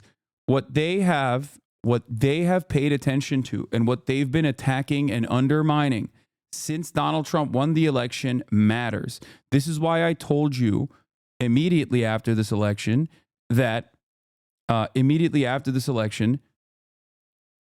no, that was part one. I don't think I reacted to part two completely. But my point is this, okay? They very quickly were like, it's actually woke and trans people and our inability to like address the right-wing demands that the American public has that the Democratic Party lost, when the Democratic Party had not done those things at all. As a matter of fact, the Democratic Party had moderated itself so hard that they had become a marginally less bad version of the Republican Party, and they still fucking failed. And instead of licking their wounds and analyzing and doing a proper autopsy on what the real issues were, they immediately started shitting on progressives. They immediately started shitting on trans people. They immediately started shitting on leftists, people who... What? Hello, my fellow Hasanabi heads. Why do you support Hamas? I'm just kidding. I'm sorry. Okay, take a day off.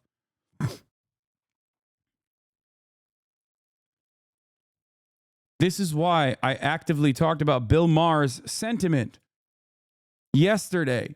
What Bill Maher was talking about was so ridiculous, because what Bill Maher was saying is no different than what Republicans have been saying. What you were hearing from MSNBC and CNN alike was no different than Fox News or even the likes of Ben Shapiro. The idea that like wokes and pronouns and Latinx is what caused the Democrats to lose this election. Okay? It was deeply unserious and completely ridiculous. Okay? As the issues that moved them to send Donald Trump back to the White House with their vote. Joe and I realized it's time to do something different. And that starts with not only talking about Donald Trump, but also talking with him. Yeah. Thank you for demonstrating the endless liberal attitude that if you can't beat him, you join him. Okay? That is the point. Nothing has aged worse than this thread. Hate to be that guy, but resistance liberalism is probably the most successful anti-fascist campaign in America since the 1940s. Yes, it doesn't follow the normal mold of also being a left-wing movement, but it is fundamentally an anti-fascist movement, this guy said on October 25th, 2024. It combines people from across the political spectrum, unifying them on a single goal, defeating fascism. Like, I genuinely don't know what else you can call a coalition that spans from AOC to Dick Cheney than an anti-fascist coalition. This is a fast track way to be wrong.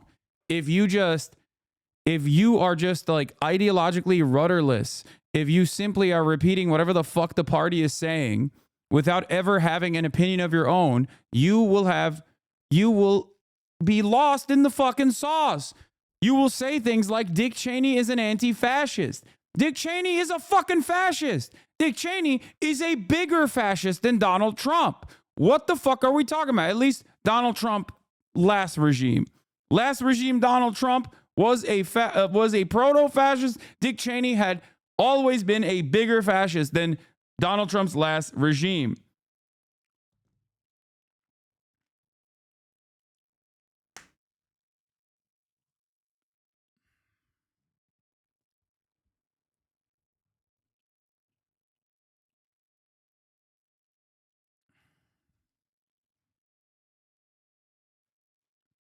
Anti-fascism at its core is a movement that is opposed to fascism. Resistance liberalism clearly falls well within that mold. It has an express goal to defeat fascism, i.e. Donald Trump. It does not have a consistent economic, social, or international policy regimen. Its only unifying policy is opposition to fascism. Resistance liberalism is an anti-fascist coalition. It just doesn't take the aesthetics of a normative anti-fascism. And because of that, it has been much more successful than it might have otherwise been. I know some people wanted a grand anti-fascist coalition that unifies the left, makes it popular, and cements social democracy and the general left permanently in American politics. Instead, we got a highly educated, highly suburbanized, largely upper middle class, white, wealthy white anti-fascist movement that has been incredibly electorally successful.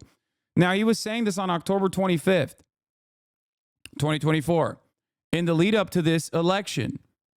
And what is so insane about this statement is that the anti-fascist movement that he was talking about was also playing along with their own version of mass deportation, just a lighter version of that. So how the fuck were they anti-fascist when they were just like marginally less bad than Donald Trump? Yes, this thread is a response to David Austin Walsh tweet that I thought was really quite dumb. I added more here, by the way.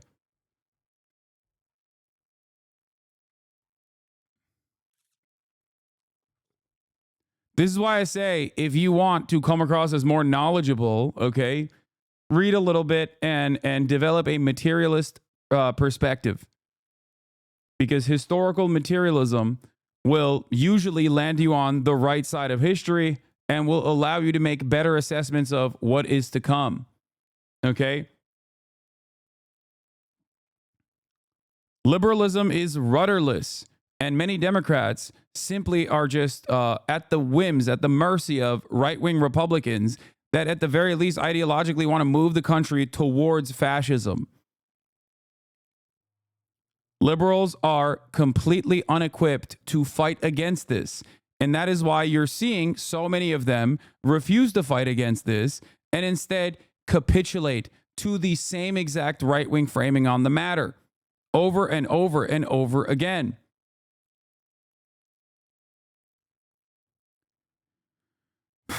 On November 21st, 1922, the New York Times published its very first article about Adolf Hitler. It's an incredible read, especially its assertion that Hitler's anti-Semitism was not so violent or as genuine as it sounded. This attitude was apparently widespread among Germans at the time. Many of them saw Hitler's anti-Semitism as a ploy for votes among the German masses. Okay? But the really extraordinary part of the article is that the 3 paragraphs on anti-Semitism. Brown acknowledges Hitler's vicious anti-Semitism as the core of Hitler's appeal, and notes the terrified Jewish community was fleeing from him, but goes on to dismiss it as a play to satiate the rubes that he bolded himself.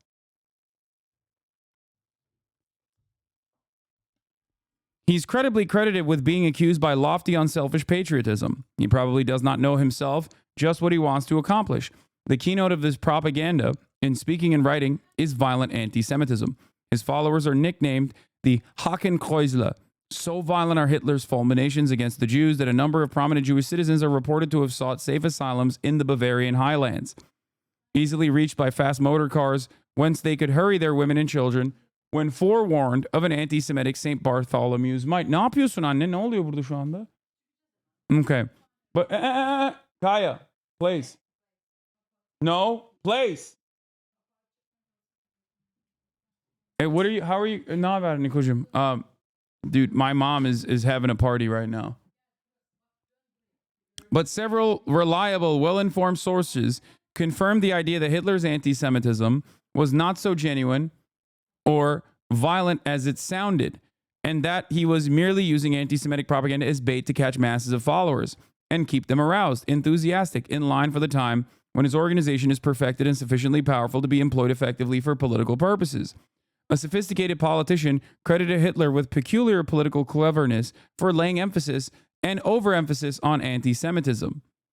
saying, "You can't expect the masses to understand or appreciate your finer, real aims. You must feed the masses with cruder morsels and ideas like anti-Semitism. It would be politically all wrong to tell them the truth about where you are really leading them." Now, Brown's sources in all likelihood did tell him Hitler's anti-Semitism was for show. That was a popular opinion during Nazism's early days, but that speaks to how unprepared polite German society was for a movement as sincerely, radically violent as Hitler's to take power. One other thing, if violent anti-Semitism was such a winning issue for Hitler, what does that tell us about the state of public opinion in Bavaria in 1922? You can basically substitute anti-Semitism in this conversation with anti-immigrant sentiment, xenophobia, and white nativist anti-immigrant attitudes. Okay? It is a one-to-one comparison to what we are experiencing right now.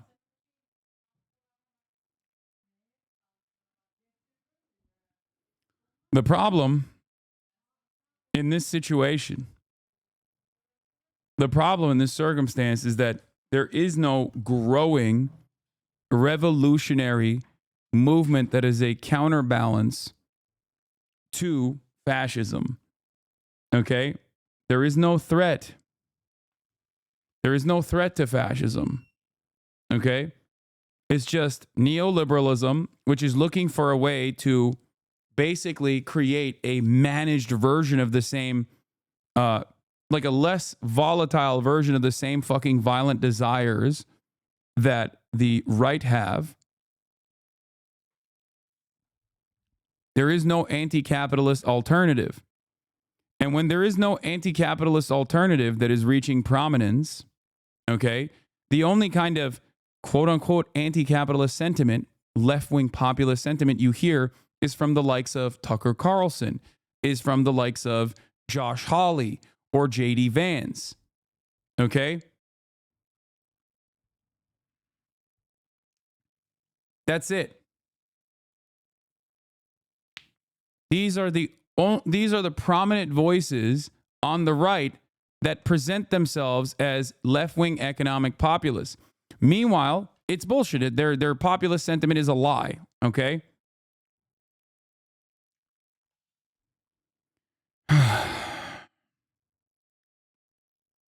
Meanwhile, the entirety of the liberal spectrum of politics in the United States of America is fighting amongst itself from a right-wing attitude as well.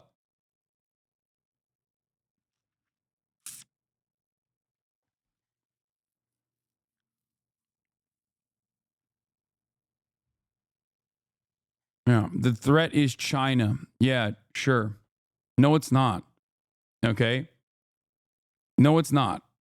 China, as it stands currently, all things considered, as much as I am, as much as I work to dispel many of the falsehoods surrounding the way that Americans think China operates and China is, China has never really presented itself as a counterbalance. There is no like ideological socialist desire in China. China cares about China only, okay?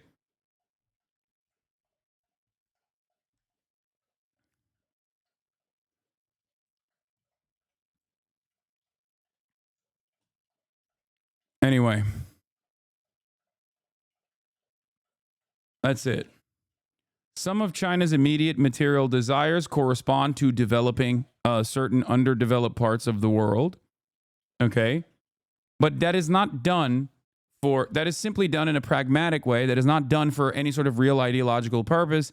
They do not care if the countries that they're developing are run as like fascist authoritarian administrations.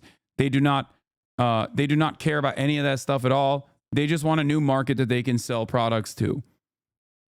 That's it. Now, while it looks like the Chinese hegemonic superpower status that they're reaching at an alarming rate for Americans is seemingly at odds with like American imperialism, they have not really done anything to combat American imperialism whatsoever. There are immediate, like one immediate example I will always use is the Maoist movement in the Philippines. Okay? The Maoist movement in the Philippines, which is a massive country in and of itself, is somewhat vibrant, okay? And they are at odds with the Chinese government. If China truly was interested in even disrupting American imperialism, they would, just like America has worked with nascent fascist movements, beef them up, offer them logistical support in an effort to destabilize countries that are moving towards social democracy or democratic socialism or communism, God forbid. China would utilize the Maoist movement in the Philippines. China has, on the other hand, worked actively against the Maoist movement in the Philippines. This is the reason why I say that China has no ideological goals or even any interest in genuinely disrupting American hegemony.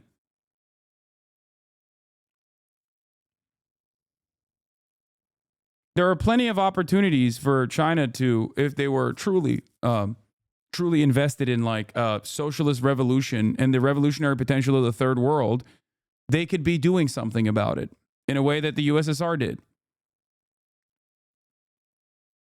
They are not. Historically, China has always just cared about China. They happen to be moving in the direction of socialism further along than many other nation states. That much is true. I do agree with that. But they're not necessarily ideologically invested in any sort of like global socialist, global communist movement at all.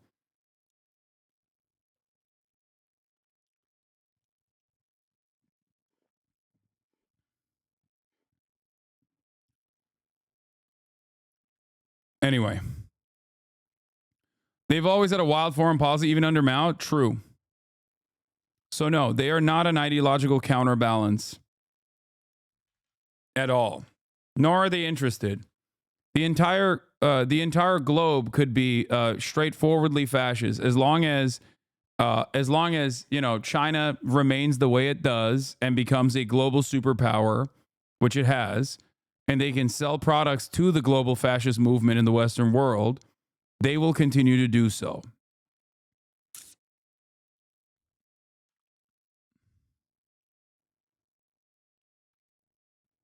Like they have historically always been, maybe not historically, but when in moments that matter, like the example that I use in the Philippines, China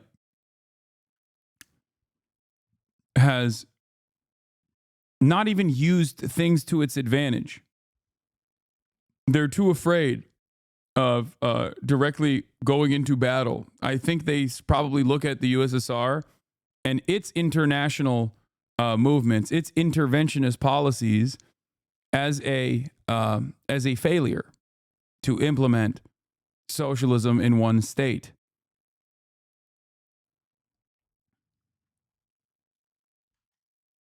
That's it.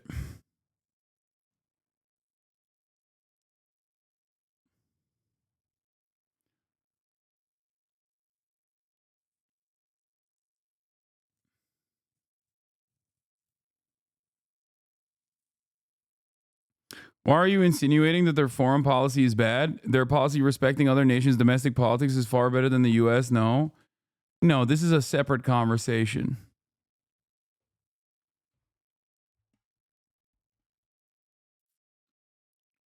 This is it. They didn't even support the Maoist revolution in Nepal that helped end the monarchy. Bro, you're right side to the country. Yeah, my point is, my point is that they have a non-interventionist policy when it comes to international affairs. Okay? And to a certain degree, that has allowed China to develop itself. And it's so funny that motherfuckers in the chat, look at this, look. Now it's Hitler. They will invade Taiwan. This is part of the reason why they're not interventionist. Now, regardless of whether they're intervening or not, it has not It has not stopped Americans from deluding themselves into believing that it has not. It hasn't stopped Americans from saying we have to encroach on any sort of Chinese sovereignty as we can to effectively stop yet another person that they are going to compare to Adolf Hitler. But do not compare American leadership to Adolf Hitler, even if they're actively pushing for concentration camps at the border and mass deportations. Do not compare. Do not, no matter what you do, compare America's allies to Adolf Hitler, like Benjamin Netanyahu, even though they are doing an ethnic cleansing campaign right now with American dollars. It's always America's enemies that are conveniently displayed as another. See, Putin is also Hitler. Trump is also Hitler. Putin is also Hitler. Netanyahu also bad. Oh, okay. Not Hitler, though.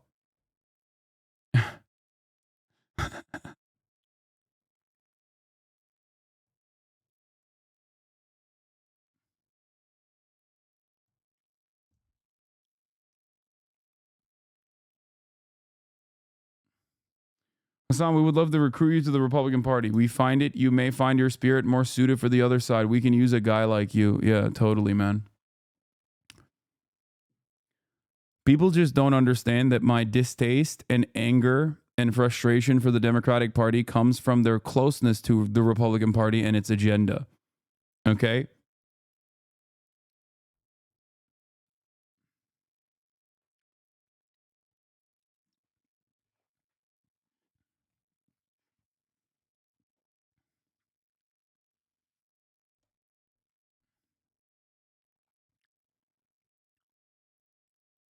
Anyway, let's get back to, let's move away from theory or American or the parallels between the rise of Nazi power. And let's get back to drama. Heated confrontation between Elon Musk and Trump advisor, Axios reports. At least these guys are still unimaginably incompetent. Did you see the this problem for Democrats? Pod Save America? What are they saying? Is that you have this explicitly conservative media ecosystem. And I'm not talking about Joe Rogan here or Logan Paul. I'm talking about Ben Shapiro and Candace Owens and, talk radio and cable news and things like that. And they exist to professionally shit on Democrats. And that's what they do all day, every day. And then you have a progressive media ecosystem with people like Chapo Trap House or Hasan Piker. And that progressive media ecosystem also exists to shit on Democrats. And so from both sides, the Democratic Party is just getting savaged and criticized. This is untrue. I, unlike mainstream media, have openly defended the Democratic Party when they do good things, Chapo included. As a matter of fact, the example I will give you is perhaps the most important example. Joe Biden's Afghanistan withdrawal. The entire liberal media ecosystem shit on Joe Biden. On the other hand, me and Chapo Trap House defended Joe Biden for withdrawing American troop presence from Afghanistan. And we never strayed away from that because we have fucking principles.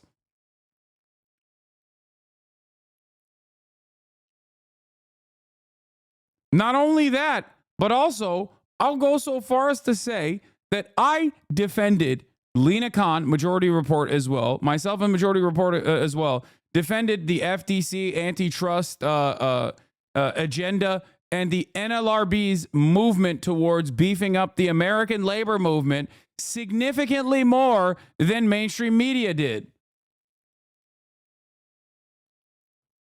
So the idea that we were shitting on the Democrats nonstop is fucking silly. Okay? You should define criticism instead of saying you defend your positions. I think he's just dumb fuck. Yeah, like, this is dumb. There are people out there that are independent content creators on the progressive side of politics, on the leftist side of politics, that openly have defended the defensible aspects of the Democratic leadership. Okay?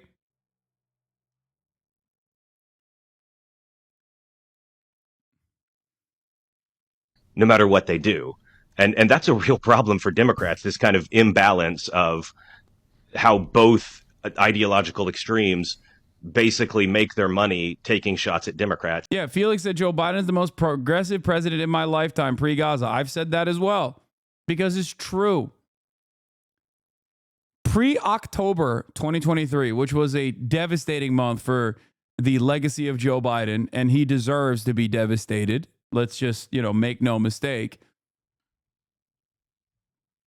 There was still plenty that the Democrats said, there was still plenty that the Democrats had left on the table in terms of the underlying problems that people were experiencing, refusing to fucking address them.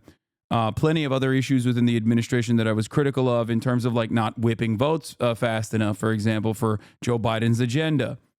Okay. The problem is October 2023, Joe Biden, 2 days before October 7, unveiled his right-wing anti-immigrant agenda. Okay. And the right-wing border bill that they were presenting as a gotcha, which was a fucking idiotic move to begin with. Okay. And then October 7 happened and Joe Biden was like, I love genocide, permanent genocide, please. Okay. And then it's over after that. The fuck? We need kind of I don't know if it's an expansion of Pod Save America until you guys are the number one podcast in the country, but we need something to counteract that because it's not working right now. Welcome to my life for the last 7 years.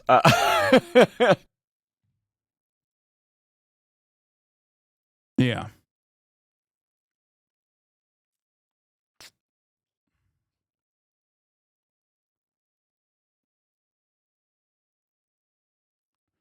But yeah, I digress. Let's get back to the heated confrontation between Elon Musk and Trump Developing advisor. this morning, reports that new first best friend Elon Musk is starting to irritate President-elect Trump's advisors. During a dinner at Mar-a-Lago, Axios reports of a heated confrontation between Musk and Trump advisor and attorney Boris Epstein. They write, quote, at one point during what the sources described as a massive blow-up, Musk accused Epstein of leaking details of Trump's transition, including a personnel pics to the media. Epstein responded by telling Musk that he didn't know what he was talking about. This comes amid new reports that Musk is also becoming a source of infighting the Trump transition team surrounding the choice for Treasury Secretary. Musk is backing Trump transition co-chair and fellow billionaire Howard Lutnick for the job, while Trump's advisors are pushing for hedge fund CEO Scott Bessent. The billionaire not only putting his 2 or 10 cents in, but also asking his more than 200 million followers to weigh in. He posted to Twitter, quote, would be interesting to hear more people weigh in on this for real Donald Trump to consider feedback. My view, for what it's worth, is Bessent is a business as usual choice, whereas Howard Lutnick will actually enact change. Business as usual is driving America bankrupt. We need change one way or another. With us now is national political correspondent for Politico, Meredith McGraw. It's pretty interesting. So Musk is in the room where it happens a lot of time, but he's also tweeting from outside the room trying to influence things. Well, it's not just Musk who has inserted himself into the transition. It's really Trump's whole, early kitchen cabinet here, advisors, people, Mar-a-Lago members, friends that are weighing in. But Musk is spending a lot of time with Donald Trump since he got elected. He's been an ever-present person at Trump's side at his club. He's sitting in on meetings. He's traveling with him like he did this weekend to the UFC fight in New York City. And he is spending a lot of time with Trump. He's giving his insight and input on some of these picks, including most recently Treasury Secretary, which is one of the last really big remaining cabinet picks that Trump has yet to announce. And there's already been some infighting behind the scenes and jockeying between different potential candidates, including Howard Lutnick, who is currently co-chair of Trump's transition, hedge fund CEO Scott Bessent, and some other dark horse candidates who have now, their names have come up because of this back and forth and different people getting involved in the process. Any sign that Trump would go against Musk at this point? Have we seen an area yet where the two have disagreed, where Trump went another way? You know, I don't know about that, but, you know, certainly Trump is really, you know, taking his input seriously. He is keeping him around. He is involved in a lot of these different meetings. You know, I like that JD Vance. Look, I'm going to say something about JD Vance right now. I think JD Vance is smart. Okay? He's a massive brown noser. He's a ginormous piece of shit. But I think JD Vance is very smart. Why? Why? Notice how he's absent from the transition team conversations. Why is JD Vance not around Donald Trump as much as someone like Elon Musk is? Why does it seem like Elon Musk has taken the role of JD Vance in the administration all of a sudden? Because he knows how Donald Trump operates. JD Vance has made a career off of shoving his nose in the assholes of narcissistic billionaires exactly like Donald Trump. That is how he has maintained a career for himself. So he knows what not to do. JD Vance is just biding his fucking time as Donald Trump and Elon Musk inevitably despise one another. Okay? That's it. Peter Thiel's blood boy is, I'm sure, you know, talking to Trump every now and then, but it's very clear. It's very clear to me that he is staying out of the limelight right now because he doesn't want to piss off boss man. He's letting Elon Musk do that job for him.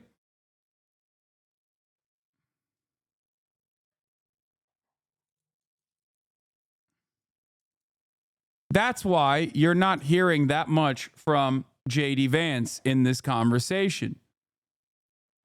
Musk came with Trump to Washington, D.C. last week when Trump on the plane made the decision that he was going to appoint Matt Gaetz to his attorney general.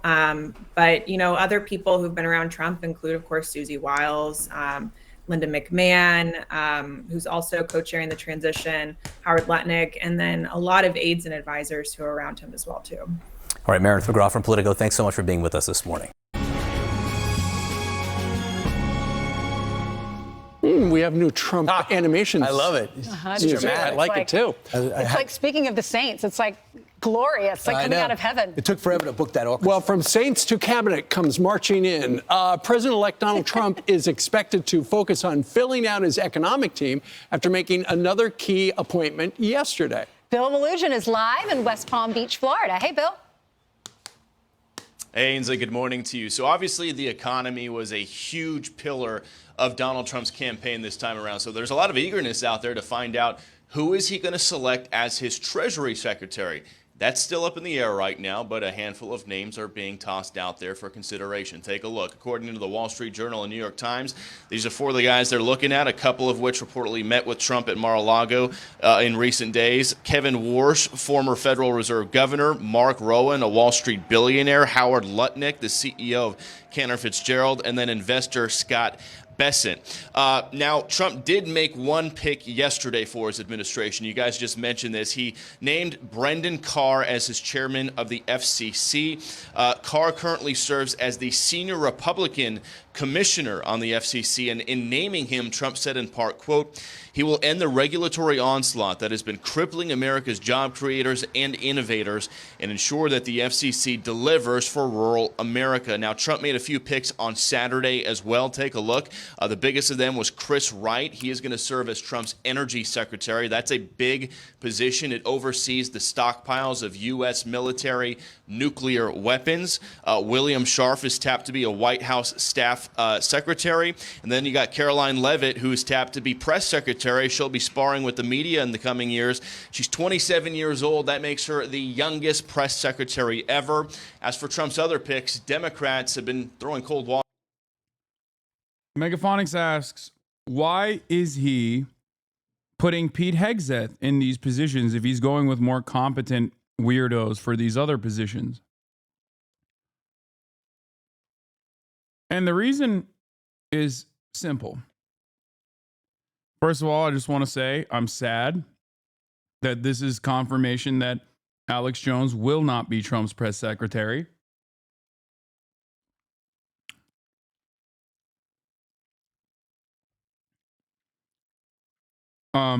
But also, the reason for Pete Hegseth is because if Donald Trump wants to use the military to violate the American Constitution and to violate pre-existing American laws, that position requires a loyalist more than a competent administrator. Pete Hegseth is a psycho.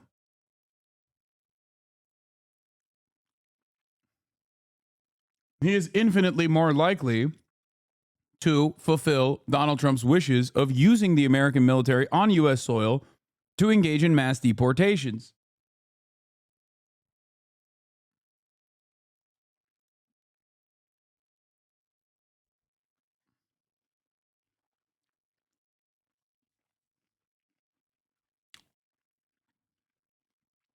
That's it. That's also the reason why, and this is like not as frequently reported on for some reason, they're also gearing towards a new appointment structure, or at least like an outside former general board that will determine whether or not certain appointments are eligible for general positions. Like they're looking to change the entirety of the DOD to ensure loyalty at every step.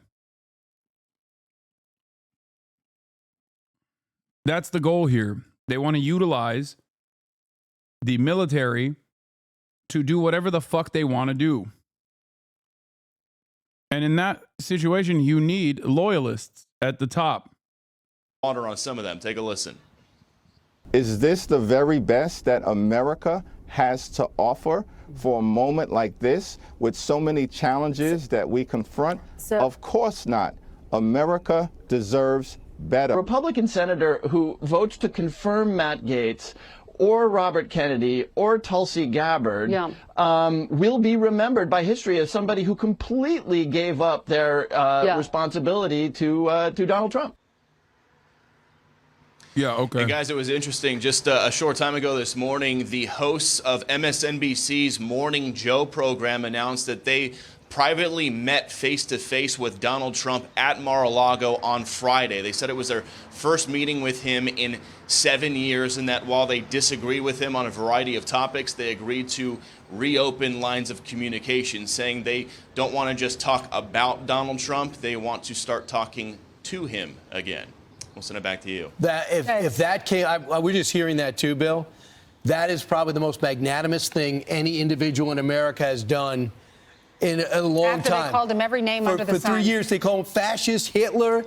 Every day, at every panel, there was nobody even to say, ever since Harold Ford left that building, there was not one person saying anything nice about Trump. And for him to take that, what is it, breakfast?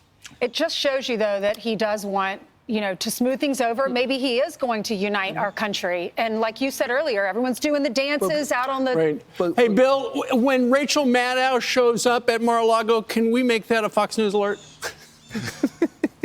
Well, if we can get a camera down there, we'll show it to you guys live. All right. Thank you very much. All right. Yeah. So that's interesting. Well, all right. Well, the president continues to fill out his cabinet. And I know like there's a lot of high profile one like Secretary of State and National Security Advisor who's coming up a little bit later. Keep your eye on this. It's the FCC chair and a senior Republican on the FCC. He's got a great resume. First nominated back in 2017. He's going to focus on censorship. It's focused on not censoring, but censorship, especially on the social media platforms. And what I think is so significant about this, we already have the exposure thanks to Elon Musk buying Twitter. Yeah. Yeah, their first order of business is going to be getting pro-Palestinian voices deported.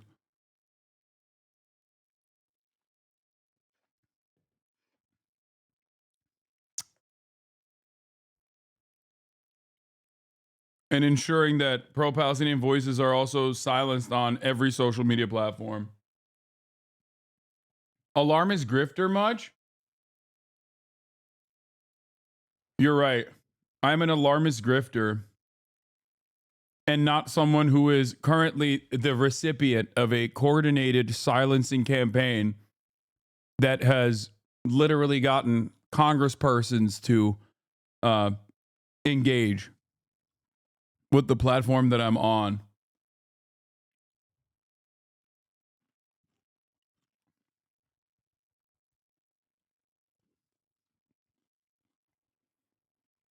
Now there's going to be a focus, and all the focus is going to be on Google, on Facebook, and the other behemoths, and Snapchat, all the behemoths that are rising, have been risen and so dominant, as well as their status as a journalistic entity. Are they going to have to give a balanced perspective when they do? Are they going to have immunity from prosecution and lawsuits when they defame people? Well, he sent a letter to Apple, Meta, Microsoft, and Alphabet, all of the CEOs, and he's warning them for what he believes is censorship and what he's seen in the past. He said Americans have lived through the unprecedented surge in censorship. Your companies played significant roles in this improper conduct. Right. And keep in mind, it's only over the last couple of years where the FCC has had some purview over social media.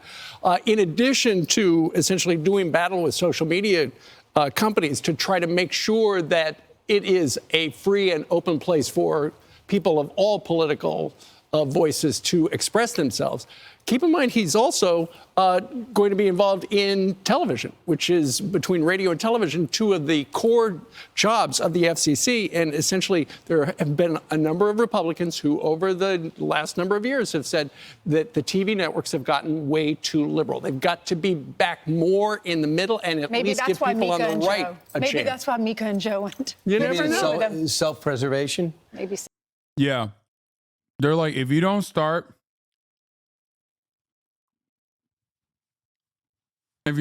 actively saying like awful things about trans people, we will ban you. I'm like, what do you mean?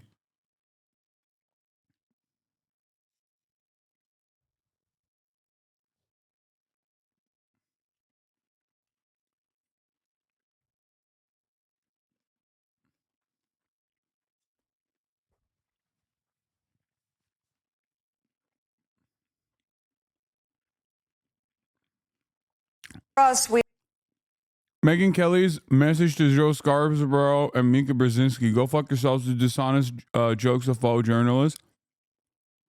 What an absurd farce that was. Which one was insincere? He's Hitler, or he's going to speak truth to power and find a way to speaking to working with Donald Trump? Which one was a lie? We also let him know that we will continue. Ironic, because Megyn Kelly herself did this exact same grift. To speak truth to power and push back hard when called for. Oh, please. As we have with all presidents. Don't be mistaken. We're not here to defend or normalize Donald Trump. We're here to report on him. I searched for a way to respond appropriately, and I called on my 10 years as a litigator in addition to my now 20 as a journalist, and I think I found the perfect phrase: go fuck yourselves. Go. Oh, Glenn Greenwald. God damn. His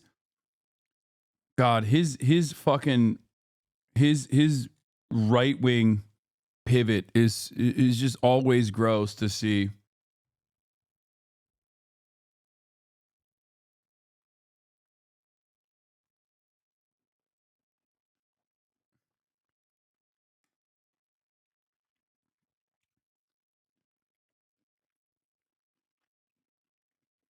fuck yourselves, you dishonest jokes of faux journalists. What an absurd farce that was, Glenn. Which one was insincere? He's Hitler? Or now we're going to speak truth to power and find a way of speaking to and working with Donald Trump? Which one was a lie? As for us, we also let him know that we will continue. Once again, very funny to have Megyn Kelly say this when she also, said similar things about Trump. Yeah, but I think it's also interesting to see that when it comes to what happened at SNL, when SNL put Kamala Harris on and didn't put Trump on, what they did is they put so much heat on NBC. They said, what can we do for you? Yeah. And Trump said, and they said, we're going to offer you a spot on NASCAR. And he said, yes. Well, this is the guy who put the heat on him. That's what I'm saying. Yeah. Blasted NBC. So it shows you they reacted, and now he's got more power. Yeah. In the meantime, let's talk a little bit, and Bill Maloogian touched on this. We thought by now we would know who the new Treasury Secretary is, who's going to sign the dollar bill. We thought it was going to be either Howard Lutnick or Scott Bessent.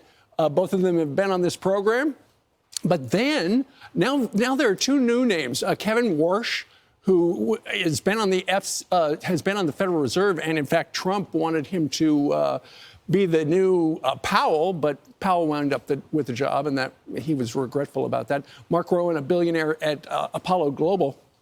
And the backstory is, according to the New York Times, that apparently Howard Lutnick, screen left, who's co-chairing the transition, apparently he's getting on Trump's nerves. He's hanging around too much, and the people who talked to the Times said he's manipulating the transition to help himself. They said it's like a knife fight between those two screen left, with Howard being the aggressive. So now, rather than pick one of those two, they're adding two more candidates. Well, Scott was on with Brian. He came on our show last week, and Brian interviewed him. And what's interesting is that screen right, Howard Lutnick, who's CEO at Cantor Fitzgerald, he lost his brother actually in 9/11. And he is the one in charge of the transition team, and he and Linda McMahon, and they've been working on the transition team since, I think it was it August or was it September? We reported that the day after Trump won. But for a while, they've been working on this transition team, and so he was interviewing Scott Bessent, and then I think he just said, you know what, I might want the job, right? Went right to the president, and Scott feels as though he was a little bit double-crossed. Obviously, he was. You're interviewing me, screening me, finding out my pluses and minuses, and go, I'm better.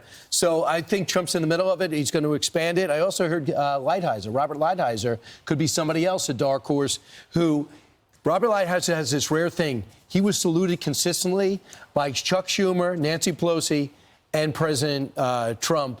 He was unbelievable with the trade deals he pulled off. Everyone focuses on China, but he did a ton of them, including redoing USMCA. So that's somebody to keep in mind, too. So he'll be named shortly. Also, interesting, Ben Carson's name's coming up again.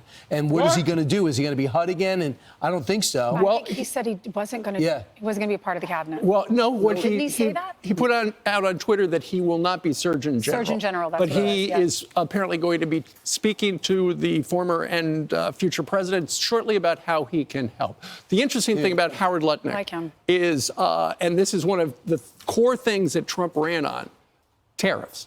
Howard is 100% behind some sort of tariff movement. Both of them are.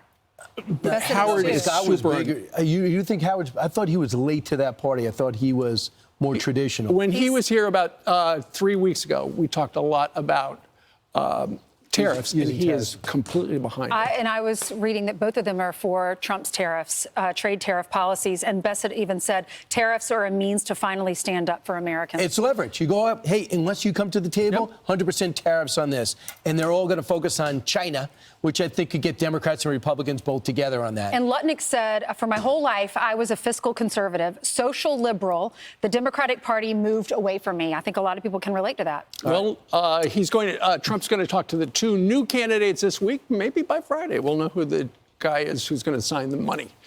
I'm Steve Doocy. I'm Brian Kilmeade. And I'm Ainsley. We also need to ask Liz Miller what she thinks about all this.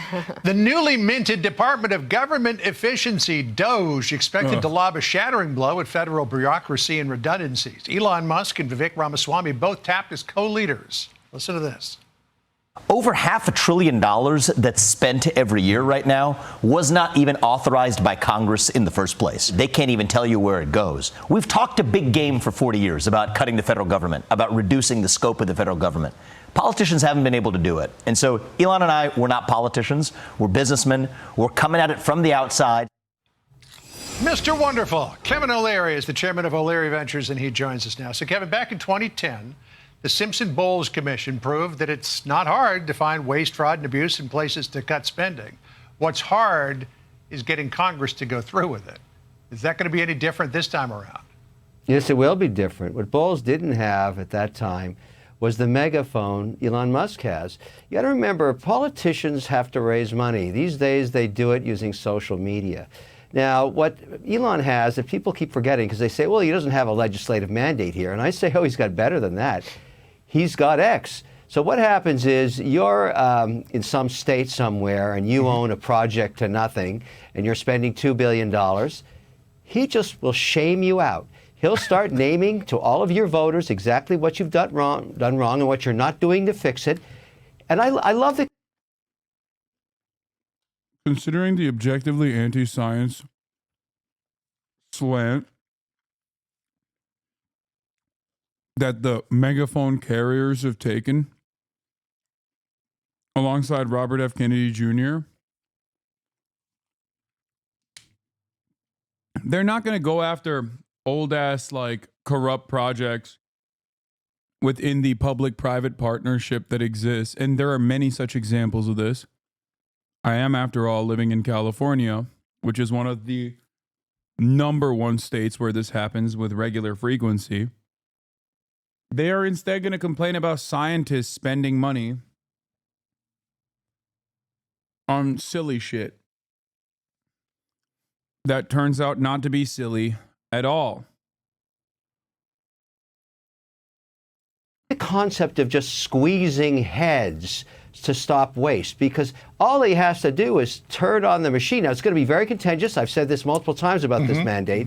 The power he has is not to be underestimated, because if you can get to the voter of that governor or that senator that's wasting money in his eyes, and he can make a good case on X, you're going to cause a lot of damage in that constituency. And I love this idea because it's a negotiation. That's what it is. If you don't fix this, I'm going to call you out. Yeah, the $44 billion he spent on X might seem like a bargain in the long run if he gets to leverage it like that. Here's a breakdown of federal spending, just so that folks at home know where their tax dollars are going. Health care, 25%, Social Security, 20 to 25%, defense, 13 to 15%, safety net programs, 10%, interest on the national debt, 8 to 10%. The way it breaks down is 61% of spending is mandatory, 13% is on debt service, 26% is discretionary, which really will be the target of DOGE. And that is a small piece of the pie to try to wring $2 trillion out of, Kevin. I don't know. I think healthcare could be another place of savings. We haven't really used any technology there yet. We haven't really digitized medical records. We really haven't brought a mandate of AI into that. I think we could save a lot.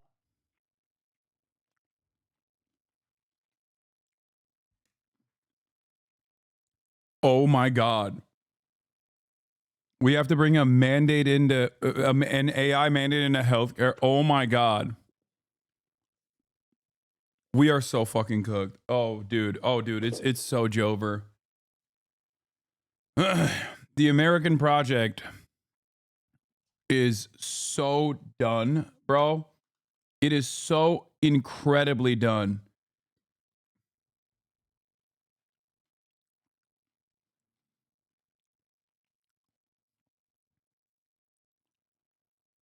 Yeah, we should cut some of that Medicare. We should cut some of that Medicare spending, dude. That's a good area of improvement. Fucking demon. A lot of money. The U.S. has one of the worst IRR returns on healthcare spending when you can compare it to some of the European countries like Switzerland or England or France. They do a much better job, but they share the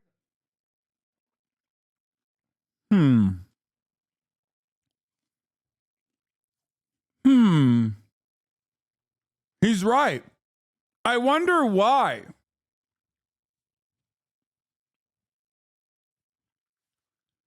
Bro, that's crazy. Was shit this crazy back in 2016? No. Because in 2016, Donald Trump didn't even know he was going to fucking become president. So the chaos of his transition was somewhat beneficial. This time he's been in that position. He knows what to do. He knows what not to do.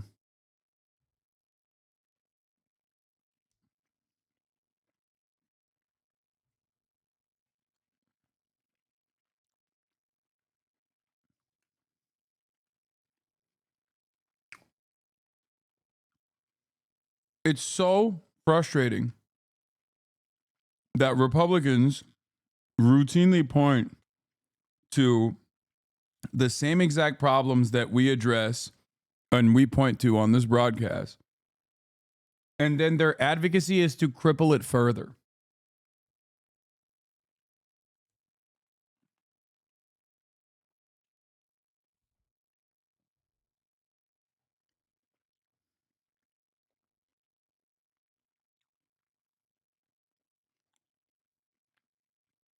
The records on a much more ubiquitous basis that we do. We're always concerned about, privacy, but I think we could fix that too. But I like looking at everything. I don't see any reason why these two can't just release the hounds and go nuts. Everybody's interested to find out what they're going to see, and I'd like to hear it myself because maybe it's a means test on Social Security. We have to fix this because the deficit's getting a little big right now, and the bond market's starting to get a little uneasy in the 10-year. I worry about that. Yeah, I mean, there's no question that Social Security is something that might need to be looked at. But Simpson Bowles said, let's look at that. And Republicans in Congress said, nope, not going to touch that. So Elon Musk is having no end of fun with all of this. America, his PAC, produced this tweet saying, quote, the Pentagon just failed its 7th audit in a row. The nation's largest government agency is unable to fully account for its budget of over $824 billion. They don't even know where billions of taxpayers' money is going. Efficiency is coming, to which Musk retweeted with a comment, sounds like a job for Doge. I mean, he really looks like he's looking forward to getting into the numbers here. I rest my case, Your Honor. Here he goes. He's just going to keep on these guys, hitting him every day to 1 billion people that are willing to listen, and the head squeezing begins. I love head squeezing. This is fantastic. They're going to think he's going to go away. No, he won't. He'll just keep going and going and going and going, and no one's going to stop him. He owns the network. We've never had anything quite like this, and I absolutely love it. This is terrific. All right. Well, we'll see if they can wring that money out of the federal budget. It'll be something to watch. Kevin, great to catch up with you. Thank you, sir. Well, you won't believe this. MSNBC Morning Joe co-host and vicious Donald Trump critics revealed this morning that they met with President-elect Trump at Mar-a-Lago on Friday morning. They did this after conceding that voters overwhelmingly had made their choice. We were given the opportunity to do just that. Joe and I went to Mar-a-Lago to meet personally with President-elect Trump. It was the first time we have seen him in 7 years. And it's going to come as no surprise to anybody who watches this show, has watched it over the past year or over the past decade, that we didn't see eye to eye on a lot of issues, and we told him so. What we did agree on was to restart communications. In this meeting, President Trump was cheerful, he was upbeat, he seemed interested in finding common ground with Democrats on some of the most divisive issues. And for those asking why we would go speak to the president-elect during such fraught times, especially between us, I guess I would ask back, why wouldn't we? So why wouldn't you meet with Donald Trump? I'm thinking really hard. Well, maybe here's why. These are your own words. The retweeting of neo-Nazi videos, Charlottesville. I mean, I could go on and on. What he said about majority black countries. That is tearing more at the fabric of America than attacks on the Twin Towers did. We rebuilt from that. We became stronger because of that. But this seems to me a far graver threat to the idea of America. If Republicans continue this line of thinking, if they continue their support for Donald Trump, they needn't fool themselves. A second Trump administration would destroy the Department of Justice, would destroy the FBI. This is not a reach. I could go back and talk about. Remember what I told you? When liberals capitulate the right-wing framing, or just like capitulate the right-wingers in general, all Republicans have to do is go, look at how hypocritical these fucking idiots are. And they're right. They are right. You cannot consistently say Donald Trump is a fucking fascist and then turn around and be like, and we're friends with that fascist again. You either, A, don't believe he was a fascist at all and just lied to your audience, which is what the argument Republicans make, or B, the argument I make, you actually think that he is a threat to American democracy. You just don't want him to be a threat to you. You don't have a problem with the fascism.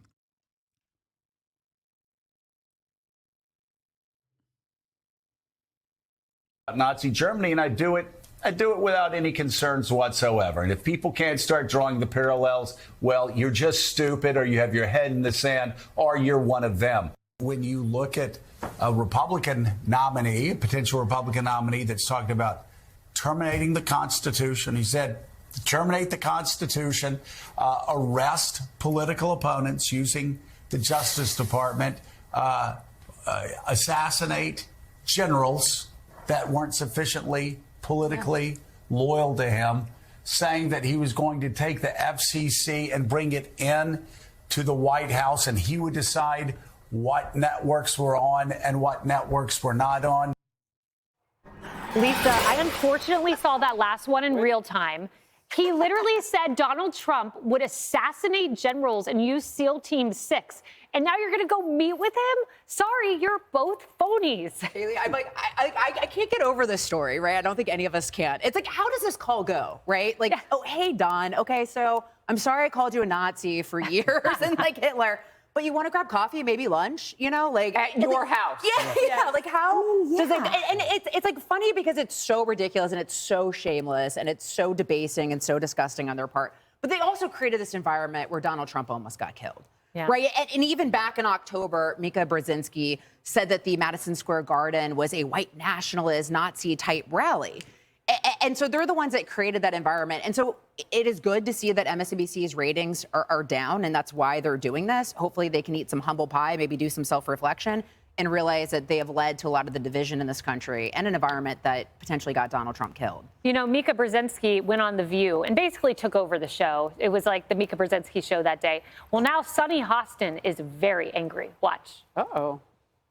I think that we have to be very clear-eyed when we think about the president-elect and cover the president-elect. And I don't think you need to sit down for 90 minutes at Mar-a-Lago and kiss his ring. Yo, I think Sunny is actively getting radicalized.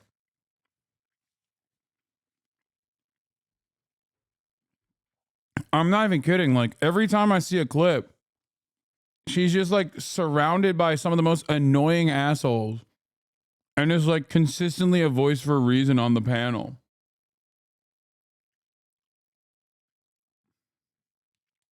It's not even a joke. Every time I hear The View, it's like annoying, nonsensical centrist bullshit, annoying, nonsensical right-wing bullshit, vague generalizations, aesthetically posturing towards progress, crying, chirping, old ladies, whatever. And then Sunny will just like pop the fuck off and be like, you know, we must not rely on the magnanimous nature of capital owners because they will never give us a crumb of power that they hold for themselves, you know? Revolution now, revolution tomorrow. You have nothing to lose but your chains. I'm like, where did this come from? Why are you saying these things?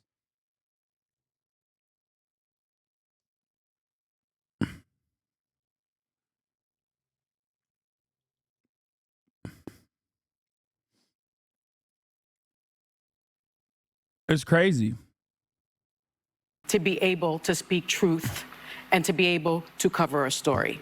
So maybe they're not journalists in the true sense. Maybe they're saying that they're opinion journalists. I mean, here she just said maybe Mika's not a journalist. You think? Well, I mean, make MSNBC great again. Yeah. Maybe that's what they're trying to do. Look, the ratings are no joke. Yeah. And networks can think of it as being cyclical. So this cycle started last Wednesday morning after the election, and they're feeling it now. But I just don't understand where they are going to go forward and not admit that they lied. Because if they really thought he was a fascist, a Nazi, and he was getting at Trump supporters with those comments about MSNBC or MSG, the Madison Square Garden. No, I'm not going to lie. It's just like, it's worse. I think they just don't care. I think they don't care about Trump's fascism. That's it. Like, I think that they were, like, I think that they genuinely want to be insulated from the harms that Trump's fascism will inevitably cause American society. They know where society's going, and they want in on it. They want in on the action. They don't want to be fucking harmed in the process. That's what I think, truly, 100%.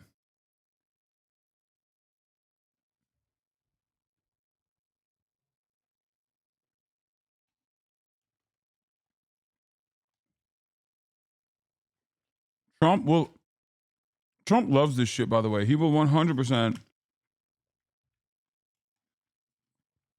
demonstrate humility and grace. False humility and false grace.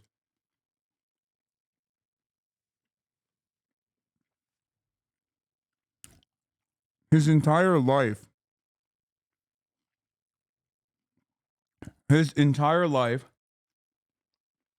has been desperately seeking out the approval of dipshits like this. They were friends with Donald Trump.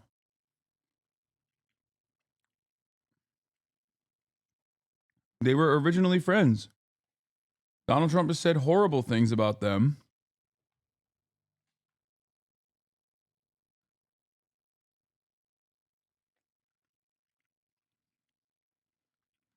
Horrible things about Mika Brzezinski.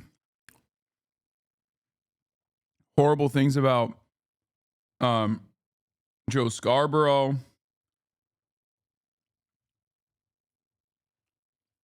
After these assholes were so friendly with him.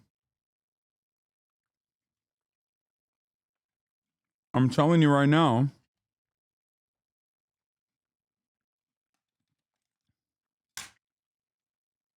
Notice how they're not talking about how this makes Trump a hypocrite? No, first of all, Trump is God. He can't be hypocritical. Okay? And number two, the easiest answer to that is, what do you mean? He's the president. He's going to unite the country.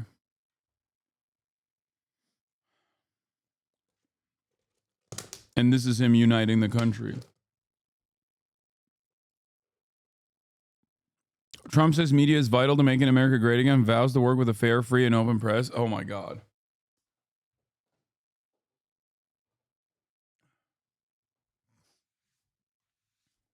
Yeah.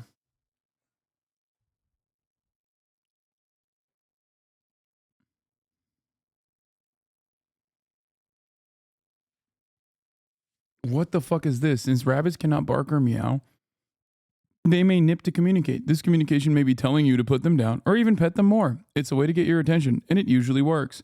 They may nudge or dig at you first. And if that does not get the desired effect, the nip is next. Thanks, extra fruit jam. No glaze, but the level of pushback you receive for telling the truth is shocking to me, considering how few there are fighting for the left perspective to have space to be heard. I would have lost my mind had it not been for you and few others on this platform. The reality is too brutal to face and remain unscathed, and I hate that I have to stand back and watch it unfold. I mean, you don't have to stand back. That's why I say organize.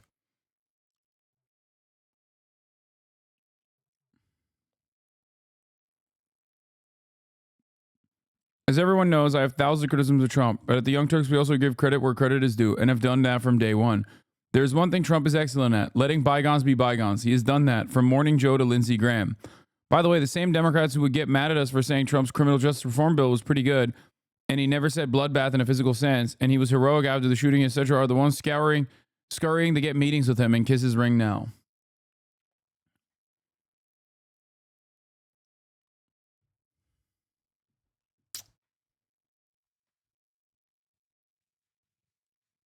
Shaky Gurga.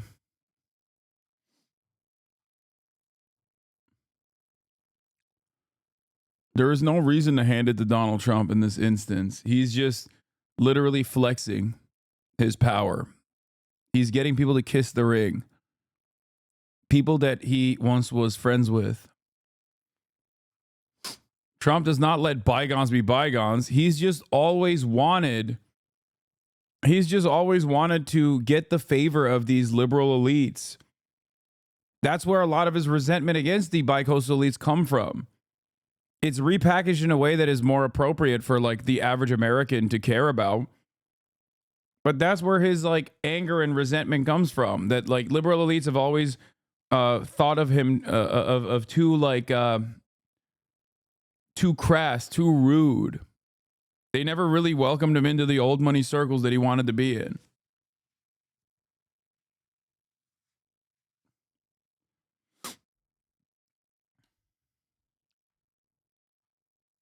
Crowd, calling supporters Nazis and so on and so forth. Look, they have to admit they lied before they can go forth. Like, I'll never believe another word that they say.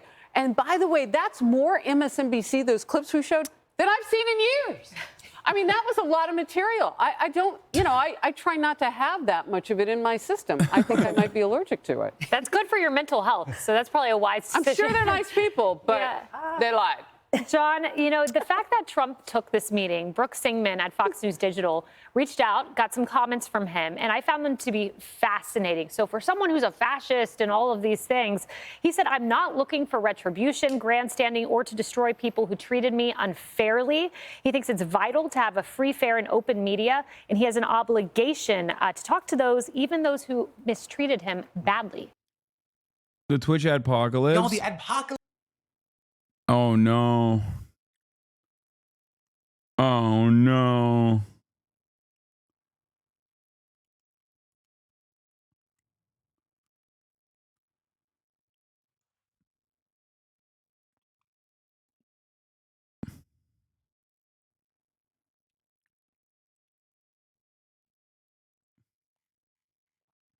The liberal elite rejected his application to art school. Oh.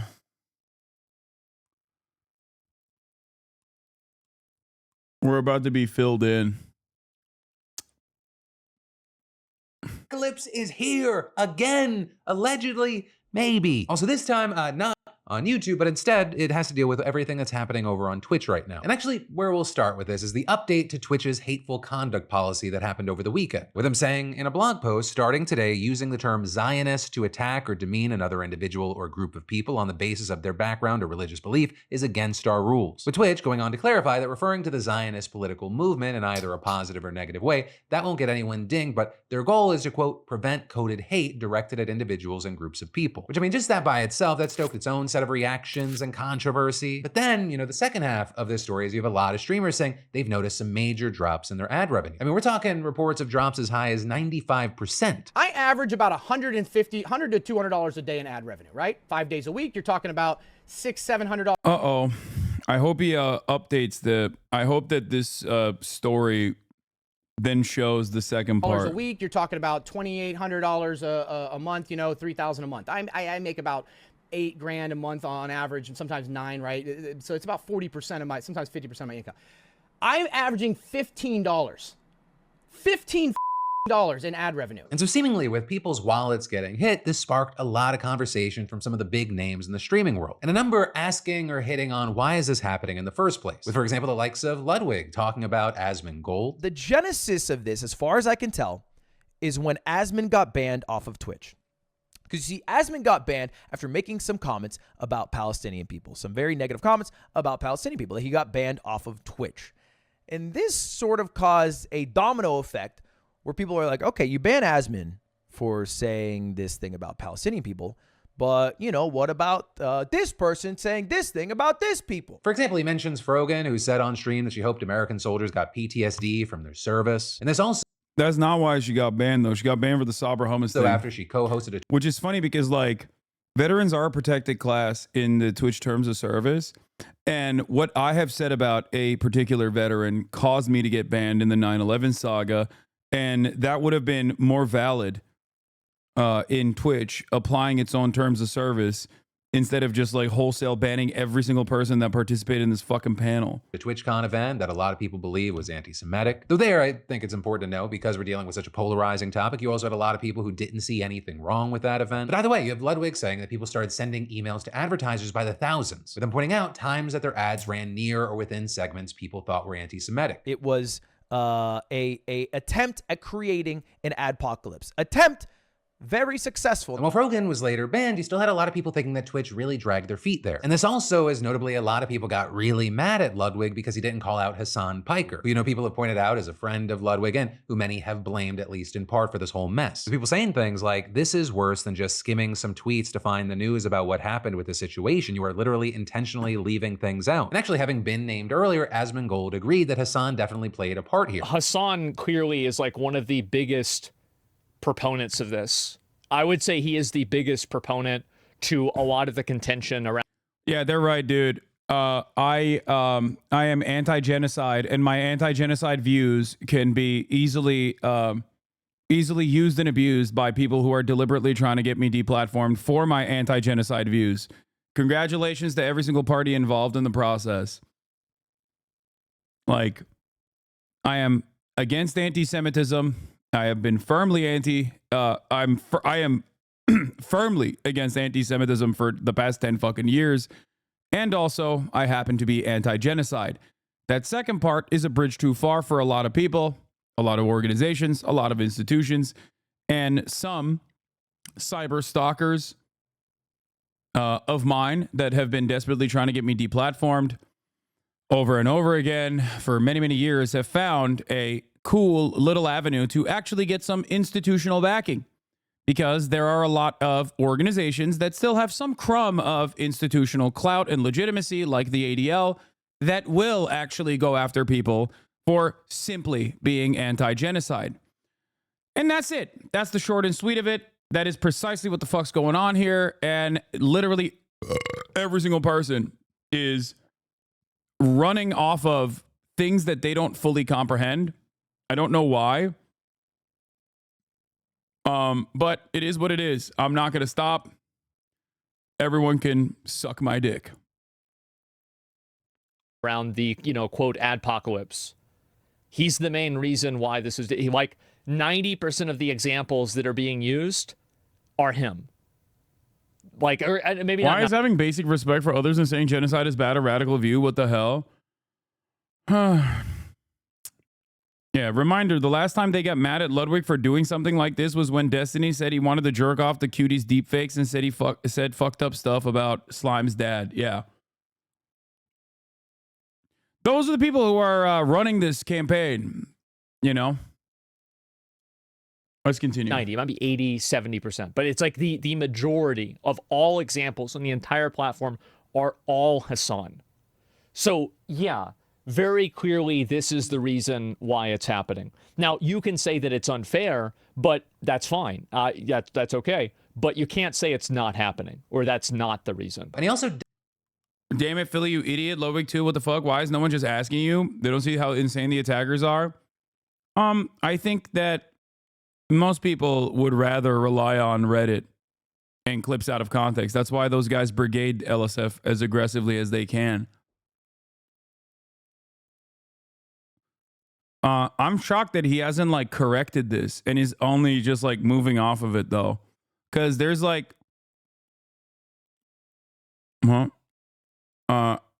it's you're the problem, it's you. Someone has a pea-sized problem on Twitch. It's Hasan's fault. This is insane. Yeah. It's not that shocking. The source of Dick Serto's article about advertisers leaving Twitch is Richard Lewis, who used to write for Breitbart News and is openly collaborating with Dan on the Twitch harassment campaign. I know. There is no there's no real journalism that has taken place in this situation. And ultimately, we don't even fully know if what Hasan is doing isn't falling on deaf ears. I'm personally more confident in talking about what Israel is doing with my family and friends. Yeah.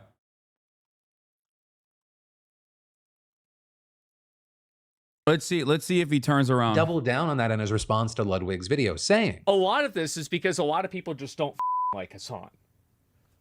You know it, I know it, everybody knows it.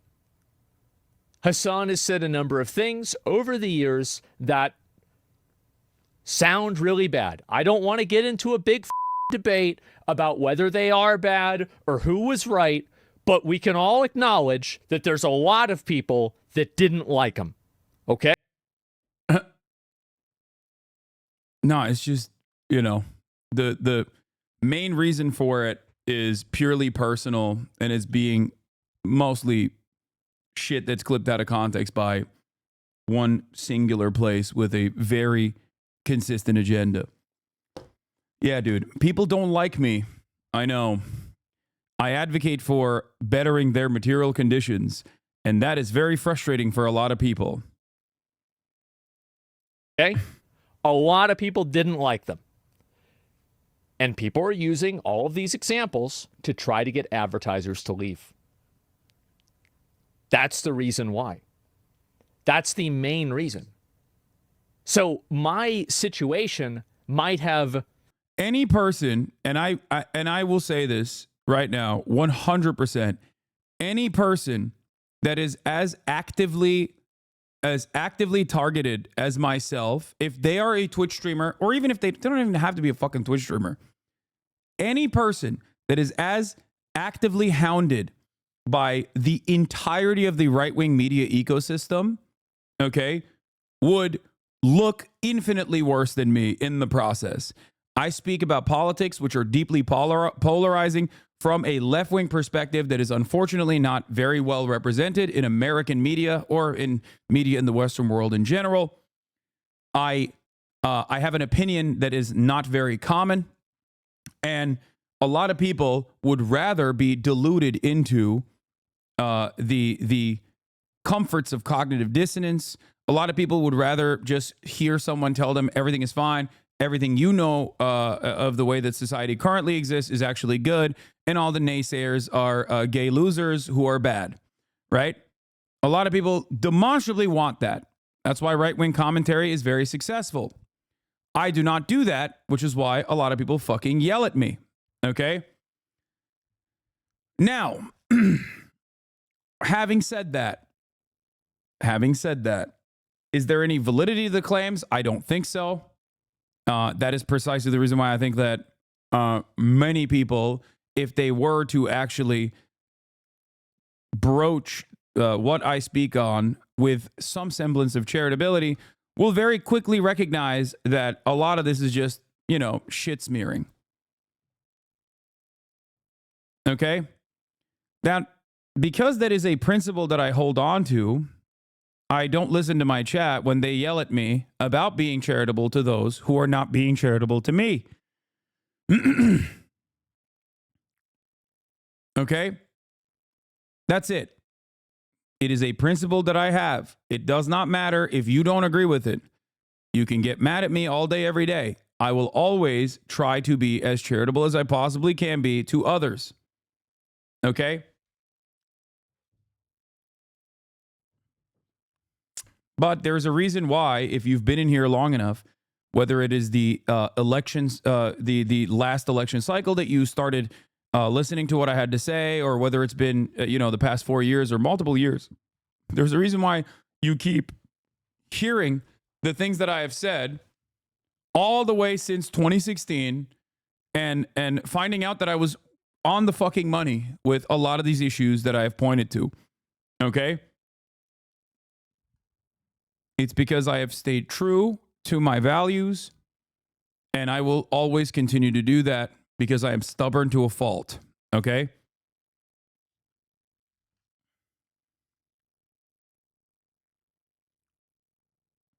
Have you noticed how they say Twitch is basically under your control, like you have a grip on it? Yes, and that is a perfectly understandable position that people are arriving at because they're deluded.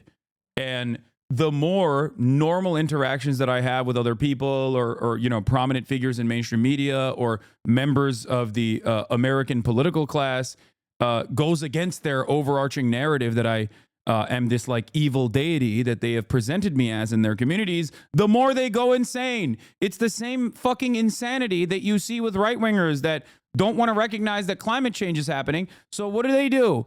They keep increasing the stakes and they go, oh, well, there must be a weather machine because obviously climate change is not real. That's the same mania that you see within the right when it comes to gun violence, and their solutions are increasingly more unhinged. They're like, oh, what's the solution to gun violence? More guns.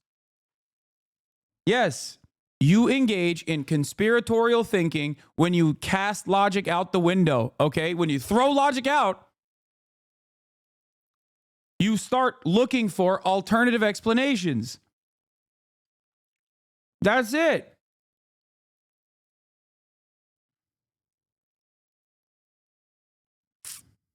That is it. And these people have cast logic out the window a long time ago. They just do not even think about this logically. They're like, no, my operating premise is Hasan is ontologically evil. He is the worst person that has ever existed in history. Okay? If that's your starting principle and that is unshakable and you are never going to be convinced otherwise, yeah, you have to make up a whole bunch of insane conspiracies as to why so many of these other institutions, some of which you trust, there's so many of these content creators, some of which you enjoy the content of, are directly at odds with you. Do they not see what I see? Is your opinion in your mind? You're like, well, I like, let's say, Ludwig, okay? But Ludwig seemingly is friends with this guy, but I think this guy is evil. Why is that the case? Is it because he doesn't see something that like I see? Or is it because he secretly has blackmail on him? Like, that's it. That's a conspiracy theory. Perhaps, maybe the underlying premise that you're operating with, that I am ontologically evil and the worst thing that's ever happened to American politics, is not true. And the moment that you take a step back, take a deep breath, and recognize that perhaps you might not have been correct on the original premise, is the moment that you are free of this insanity. If you don't do that, however, you will go further and further into insane conspiratorial thinking. Okay?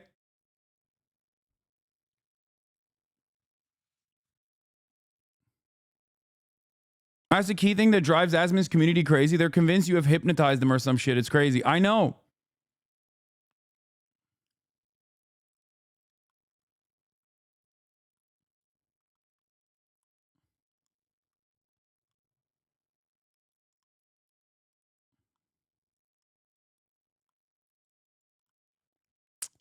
But once again, the thing I wanted to point to is, and a chatter said it best, none of these content creators, or no human being really, would ever be able to survive the magnifying glass that I am under.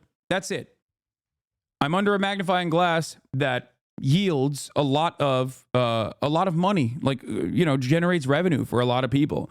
That's why there is this like Hasan derangement syndrome. That's why there is this Hasananon, you know, Q Hasan attitude that many right-wing commentary, many in the right-wing commentary sphere have, where they'll just get like 30,000 views in a video, and then they'll make like this, you know, Reddit YouTube video, this Reddit sourced YouTube video filled to the brim with clips out of context that is unfairly portraying me as someone who believes things that he does not believe, right?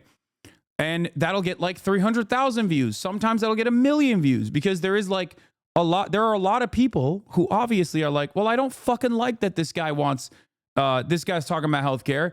I think there's some cynical reason as to why he's doing this. I think he's a bad guy, and I love people who say he's a bad guy. Okay? So that kind of clip farming, that kind of click farming as well, is a successful method. So when that click farming is a successful method, of course, there's plenty of people that are going to be eating good by constantly fucking scouring this chat, constantly scouring my, 8 hours of talking about politics with an incredibly unfair fine-tooth comb to find anything and everything they can. But it goes beyond that as well. It goes beyond just me. They go after my friends as well. They go after people that I collaborate with. They go after fucking journalists that I talk to. It's incredible. Yeah. They stalk and harass and terminally hate watch / clip chimp every other streamer who's even been moderately associated with you. Yes. The point is, no one would be able to withstand this level of hyper scrutiny that they consider accountability. It is not accountability at all. It is simply, like that one fucking loser Orbiter of Destiny said, A-logging, apparently. I didn't know what that word was until I watched that video. But it's an unhealthy obsession with a particular person that you consistently see in the worst way possible and try to get others to see in the worst ways possible.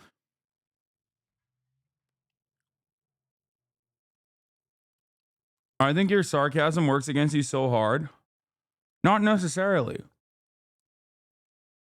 My sarcasm only works if you don't know where I'm coming from. A lot of these people hate me because they do know where I'm coming from. They don't like the values that I present. Anyway, so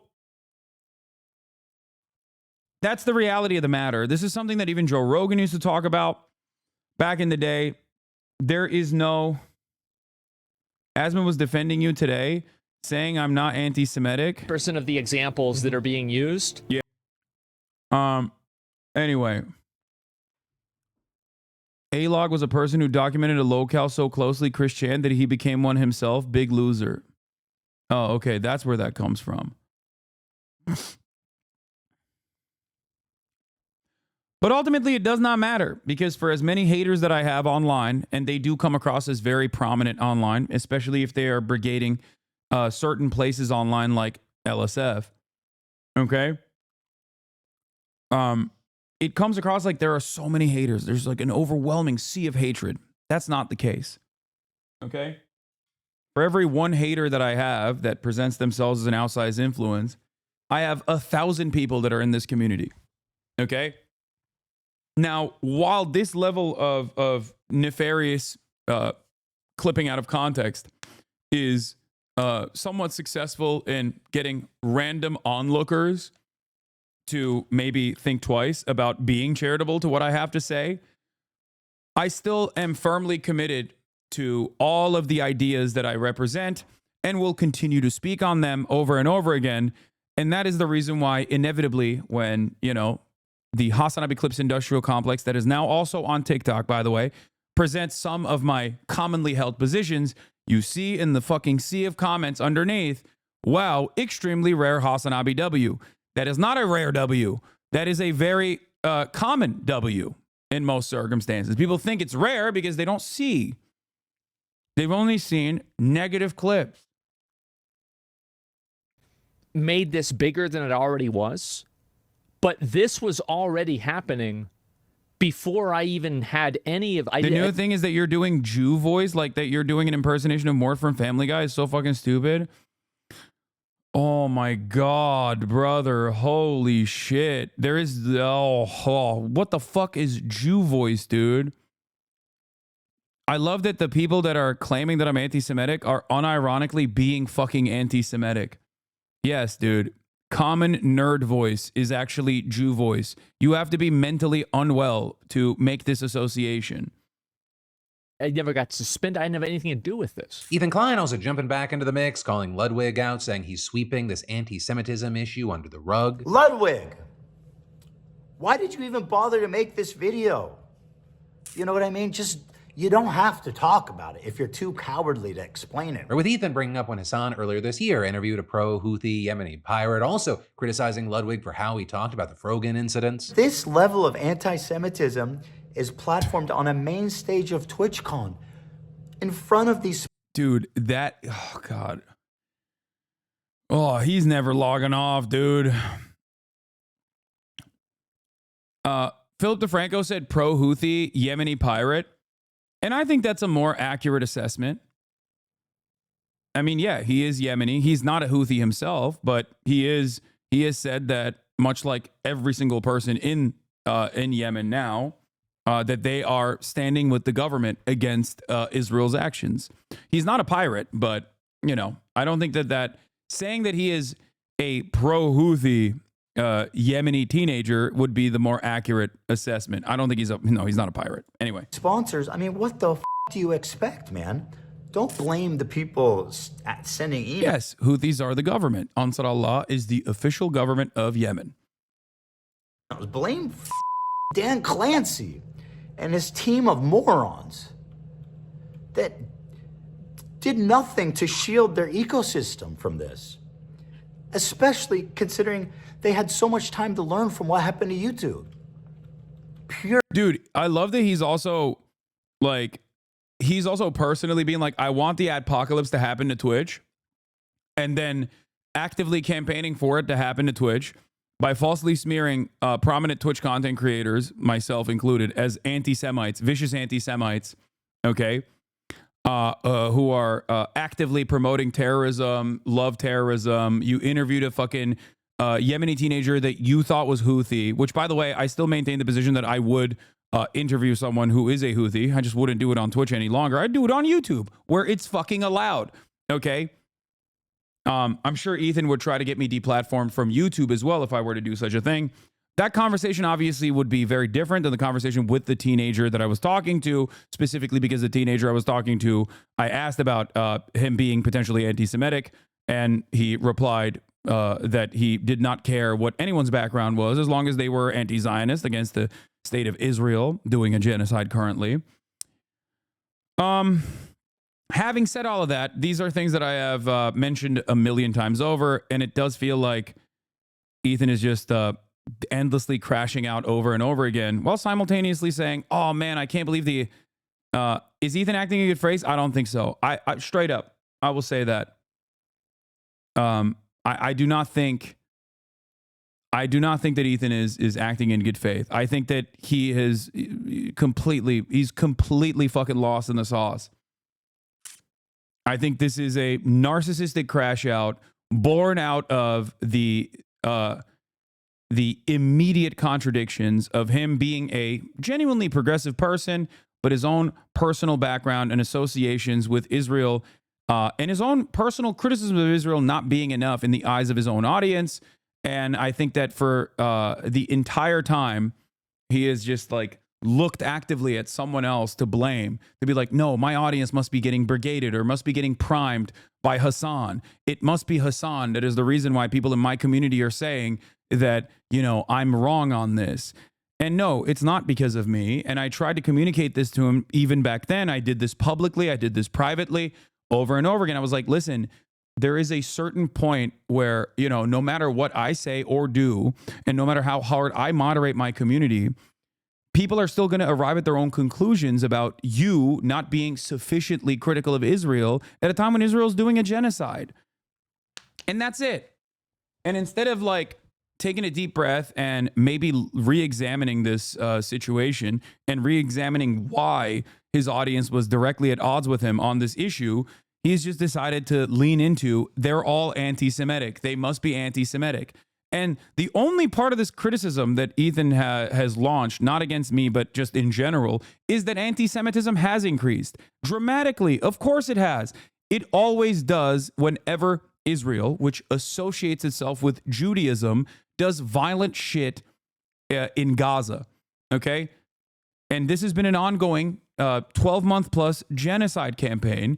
And yes, because Israel associates itself with Judaism, and every single anti-Zionist Jew in this community and in every other community will tell you this, people look at Jewish people and associate them with the actions of Israel. There is already a lot of underlying anti-Semitism, unexamined anti-Semitism that festers in American society and in the Western world. There's a long history of anti-Semitic nonsense in, you know, places of power, in positions of power, as a matter of fact, in both the United States of America and all around the Western world.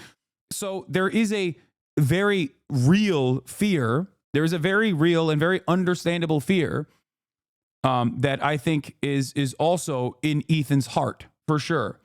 But I think that fear has now overtaken the logical way of looking at the situation and recognizing that maybe people think he is a Zionist, especially because, you know, over the course of the past like month or so, he has more firmly leaned on that side than ever before. Okay. He has also said, well, 90% of Jews are Zionists over and over again.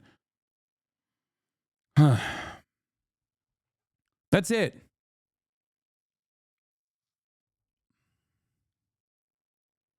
Be careful. He said it's anti-Semitic to say Israel's actions lead to more anti-Semitism. No, there is a lot of unexamined, okay, anti-Semitic opinions that are left dormant in American society. And then there's the outward anti-Semitism of like neo-Nazis and whatnot that try to pull that unexamined, dormant anti-Semitic tendencies. The average person that says like, yeah, I don't know, Jews, I guess, control the media, that's dormant anti-Semitism. The neo-Nazis that ideologically are anti-Semitic will then take advantage of that dormant anti-Semitism to say, you're right. See, they do. Okay? And of course, because Israel associates all of its actions as a genocidal apartheid regime with Judaism falsely, even though it is not associated with Judaism whatsoever, Nazis and fascists will always take advantage of these moments to be like, see, they're doing it again. That is a terrifying prospect, something that I've talked about a million times over, something that I have actively communicated to people and have actually de-radicalized people on, which is why him putting me in the fucking crosshairs is purely selfish. That's it. It's purely emotional and it's purely selfish. While there are valid reasons for Ethan as a Jewish man who's always been in the crosshairs of neo-Nazis, alongside myself, by the way. I have been in the crosshairs of those very same neo-Nazis as he has. He knows that better than anybody else because we were friends at a certain point. For him to turn around and say, he's the arch, he is the arch reason for why all this anti-Semitism is growing in the United States of America, when he knows that I have time and time again talked about these charlatans on the right who seemingly come across as though they are anti-Israel, when in fact they are just doing it because they are anti-Semitic. Over and over again, the fact that he's coming after me as like the arch reason for anti-Semitism festering on a platform like Twitch, where there is significantly less bigoted content, anti-Semitism, and any kind of hatred than every single other platform, including YouTube that Ethan is on right now, is crazy. And I think it is because, like I said, it was his own. No, it's not just to farm me for viewers. I don't think he's doing this to farm me for viewers. Dude, what are you talking about? He's losing subscribers. He's losing his own audience. He's losing like regular customers. He's losing his members in this process. This is a like functional crash out that has harmed his bottom line. You only engage in this if you've truly dedicated your life to this, okay? That you like actually truly believe it.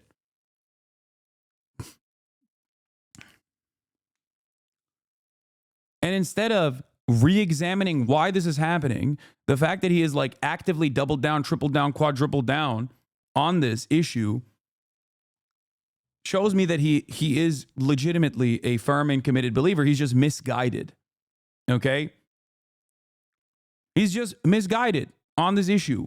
And part of that delusion comes from the very real fears that any Jewish American has about the rise of anti-Semitism that is very real.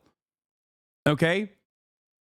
But not recognizing that his own community is not a bunch of like anti-Semitic little monsters, but instead are very much against Israel's genocide that is prominently in fucking display.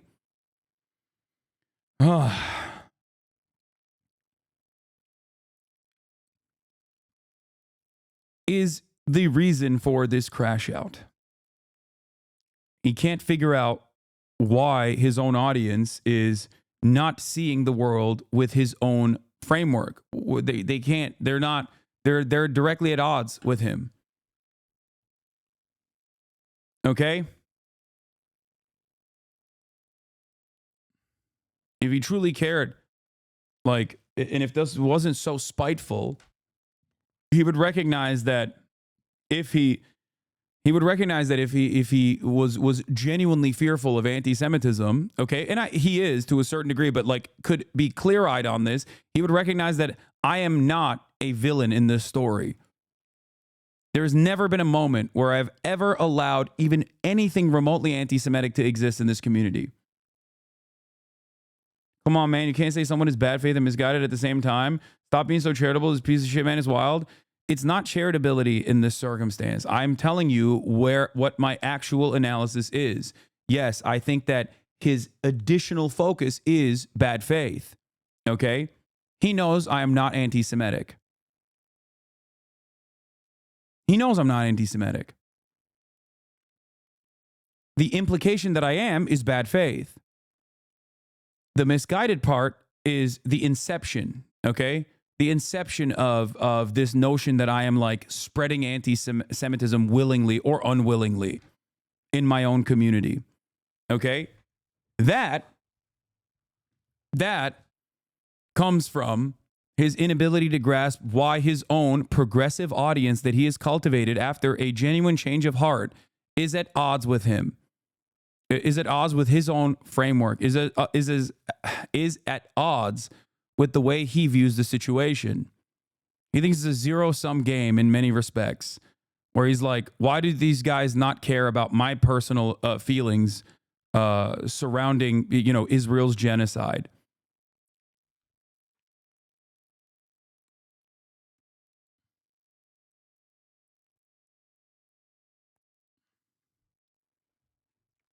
It's because he has a bone to pick with Twitch too. I remember him being bitter about Twitch years ago about having preferential treatment of other streamers, and his contract wasn't as juicy as YouTube, plus his numbers fell off on Twitch due to being primarily a YouTuber, and I think that's leading him to conflate the perceived issue. I can't speak on that. I don't know enough about that part.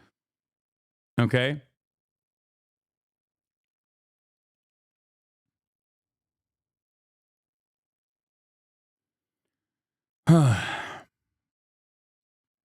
Yeah.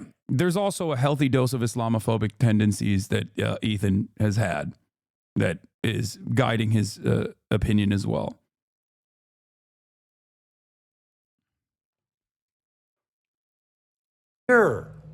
Incompetence. And well, this blame game thing has gotten a lot. It's crazy. I heard that his first video, for his first like crash out against Ludwig, started off with him being like, Ludwig doesn't care about anti-Semitism. That's an insane thing to say about another person. That is a severe fucking, that is a severe accusation, dude. Like, what are we doing here? Oh, anyone that disagrees with me is anti-Semitic? Is that where what we've arrived at? Anyone that disagrees with Ethan Klein is automatically just not careful or considerate about anti-Semitism? Like, what a ridiculous crock of shit.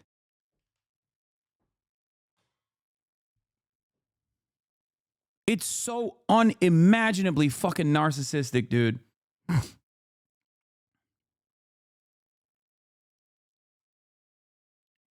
What the fuck? Of attention, there are also others saying that this adpocalypse part of the situation, that it's actually wildly overblown. With us now seeing some streamers outside of the political space saying that their revenue has not been impacted. And specifically, some like Stock Guy pointing out that once he removed politics-related tags, his revenue jumped way up again. With then, the likes of Hasan sharing that clip on Twitter and adding, this doesn't mean there isn't a concerted brigade effort cynically mass spamming emails to advertisers urging them to pull ads. There very clearly is one. And so ultimately, we find ourselves in a situation where seemingly there has not been a full-blown adpocalypse, but that is allegedly not due to lack of people trying, nor does it mean that there won't be one forthcoming, especially as this topic gains more and more attention and creators are pointing the finger at one another. It's all incredibly messy, and I will say though, it has been extra Did he delete all the interesting leftovers since episodes? A week and a half ago, we started streaming over on Twitch as well in the mornings. It's definitely a different world there. I will say also, in addition to your Tuesday, Wednesday, and Thursday Philip DeFranco show, I'll be streaming there every morning, at least for this week. So yeah, at 10:30 Eastern, come by. To prove your point on him not being good faith, every time he's launched attacks on people for being bad influencers or bad streamers, he's brought them on stream or tried to have a direct talk with them. He seemingly hasn't done this at all during the crash out. Yeah. Oh, no, this one was deleted. Okay. He's anti-Semitic himself. There are plenty of clips of him saying vile shit about Jewish people because, no, like, I'm not going to do that. And I'm not going to play the game of, like, his old clips, okay? Like, yes, he has said a fuck ton of reactionary shit in the past, things that I already know about, and some things I'm sure I've never seen before. But it does not matter, okay? Yeah, that's him being edgy for the sake of being edgy. That's fine. It's just funny stuff. He hasn't deleted the episode, so he's not bothered. He's platforming you. I mean, he maybe after this he'll delete them. He said, I bet Hasan's dick tastes really good, referring to Ludwig in the video. Yeah, it's just like, it's fucking insane. Twitch.tv/DeFranco Live. But yeah, with all that said, going back to the story, what are your thoughts here? But then, more attention. There's never oh, by the way, I think Philip DeFranco did a decent job of covering this. I don't think he was like as aggro on it.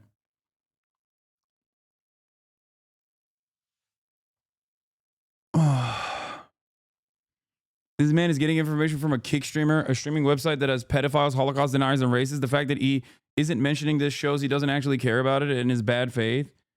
Yeah, I'm just saying that I think he's approaching this. He's approaching the situation with valid concern that he truly believes. But I think that there is a level of like narcissism. There's a level of narcissism that has rendered him like unable to see why his own audience was at odds with him. Why so many people were like, what the fuck are you saying? Don't ever try to paint Ethan as anti-Semitic with no real proof. You are muddying the water of anti-Semitism being a really dangerous thing. Wait, what? I didn't do that. What the fuck? Hello?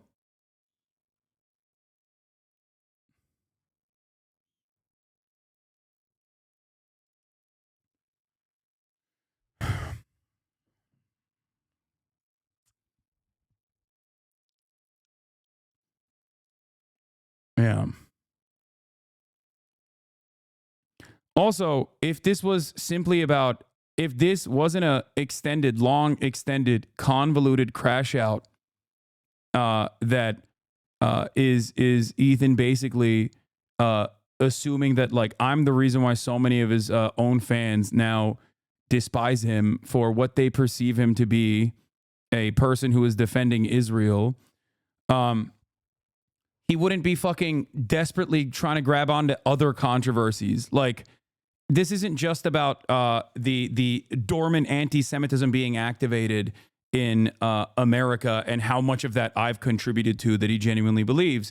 He's also fucking trying to be like Hasan loves Russia. He's a pro-Putin scumbag. All this other shit. Okay?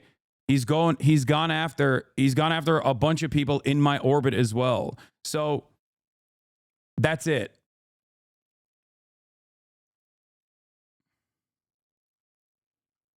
That's where this is coming from. Why is almost nobody talking about this adpocalypse portion? It seems like normal people who don't go on Reddit don't give a shit. Yeah. Anyway. No, why does he hide where he gets his information from? I think he's embarrassed to admit that he's, coordinating actively with. But isn't that defaming you? Yes, brother. There's a long list of motherfuckers who do that shit, okay? There's a long list of motherfuckers who do that shit.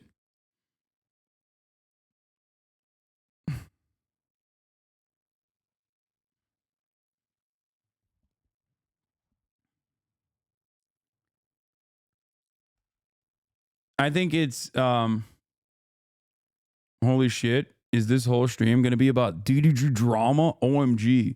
Yeah, dude. 5 hours and 15 minutes. We've covered, Trump cabinet appointments, numerous other stories. Someone sent me a Philip DeFranco video, which featured myself and Ethan in it. And I watch it. But yeah, no, the entire fucking stream has been about that. You're right. He was also going after Emma from Majority Report. Yeah.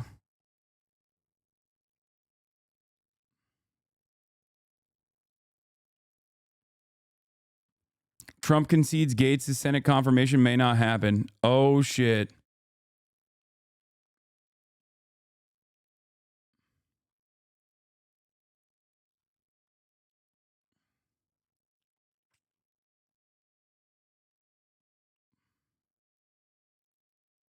Trump calling senators directly to lobby for Gates' confirmation as Attorney General. Well, these two things are not at odds with one another. He's still pushing Gates, but he's also recognizing that there is you know, there is some issue there. Oh my God, it'd be so funny if Matt Gaetz had to resign and doesn't get anything out of it. That would be so funny. All right, let's get back to the real world. Also, in a series of non-shocking incidents, Alexandria Ocasio-Cortez responds to Jeremy Slevin. Weird to have a whole discourse about special interest groups that completely leaves out corporate and industry lobbies, by far the most influential groups in the Democratic Party. She retweeted this and said, if people want to talk about members of Congress being overly influenced by special interest groups pushing a wildly unpopular agenda that pushes voters away from Democrats, then they should be discussing AIPAC. And then Stop Anti-Semitism said, AOC is blaming the Jews for the Democrats losing the House, Senate, and White House. Color us shocked.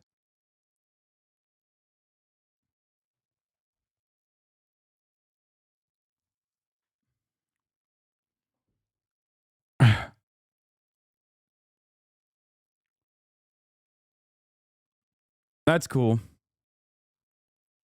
Yeah. The notion that AIPAC represents all Jews is inherently anti-Semitic. What? Why did Ben Affleck mention you at 3:46? It has to be about you, right? Wait, what? He did not do that. You're fucking out of your mind. Like the Avengers. Well, great. You can, just like you used to be able to buy your Iron Man costume at the store, you're going to buy your Iron Man pack, and you and your buddies are going to look like Iron Man and Hawkeye, like, on Twitch. Okay. Yeah, he just knows what Twitch is. That doesn't mean he's talking about me. You're so silly.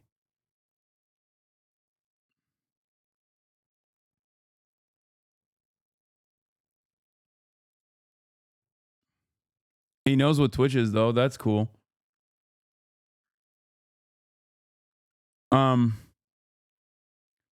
Yeah. It don't matter what your background is. If you think I'm even a fucking little bit anti-Semitic, you are the most delusional person on the planet. And yes, this is including Ethan Klein, okay? Straightforward. You're out of your fucking mind. Sorry. What is this? This tweet is wild. In the past year, AOC has repeatedly accused Israel of genocide. She joined forces with Jamal Bowman, who called Hamas a sexual violence propaganda. She platformed Hasan Piker, an unhinged anti-Semite. So naturally, Jewish Democratic leaders like the JDCA and JCPA praised her. Anti-Semitism is a threat to Jews and the progressive movement and to democratic freedom. It makes us all unsafe, and we all have a stake in fighting it. What was the person that like AOC had on the stream who was like yelling at her? I saw that earlier this morning. Someone quote retweeted AOC's tweet. Okay. Someone quote retweeted ad hack Amy Spolotnik. Amy Spitalnik. This is the Jeremy Corbyn Labor Party all over again. Oh, 100%. And like I said, in the interest of being endlessly gracious, okay, and endlessly and being endlessly open-minded, okay. No. I'm not looking at the disastrous live stream yesterday on anti-Semitism. I'm looking at not that. Here, this is the one. There's a critical conversation to be had about AIPAC, but so singularly focusing on them here when there are a number of special interest groups that operate the same way plays into dangerous tropes.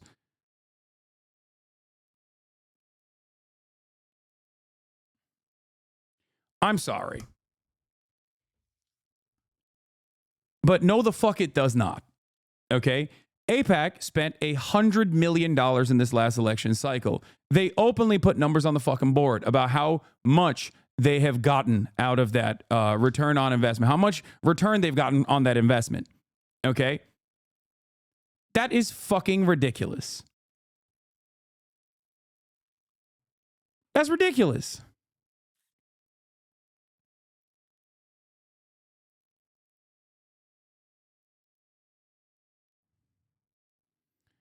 AIPAC, fact check on what Democratic voters find popular versus unpopular. So popular, you never mentioned the issue you lobby for in ads. So popular, it took GOP money and courted Republicans to meddle in Dem primaries. So popular, a candidate needed to spend 15 times more than what I spent to defeat a 52-year-old family dynasty. If any of this were actually popular, you wouldn't have needed to spend so much dark money to lie and distort my record. And also, so popular that none of the AIPAC affiliate subsidiary dark money operations ever actually mention Israel in their attacks. They always mention everything but Israel. So if the unconditional and unlimited support for Israel was a standalone popular position, you wouldn't feel the need to fucking do that. Holy fuck, Ben Affleck actually subbed? No, he didn't. Someone else gave him a subscription, and I don't even think this is actually him.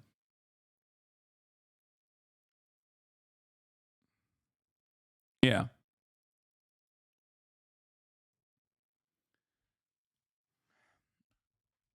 Anyway.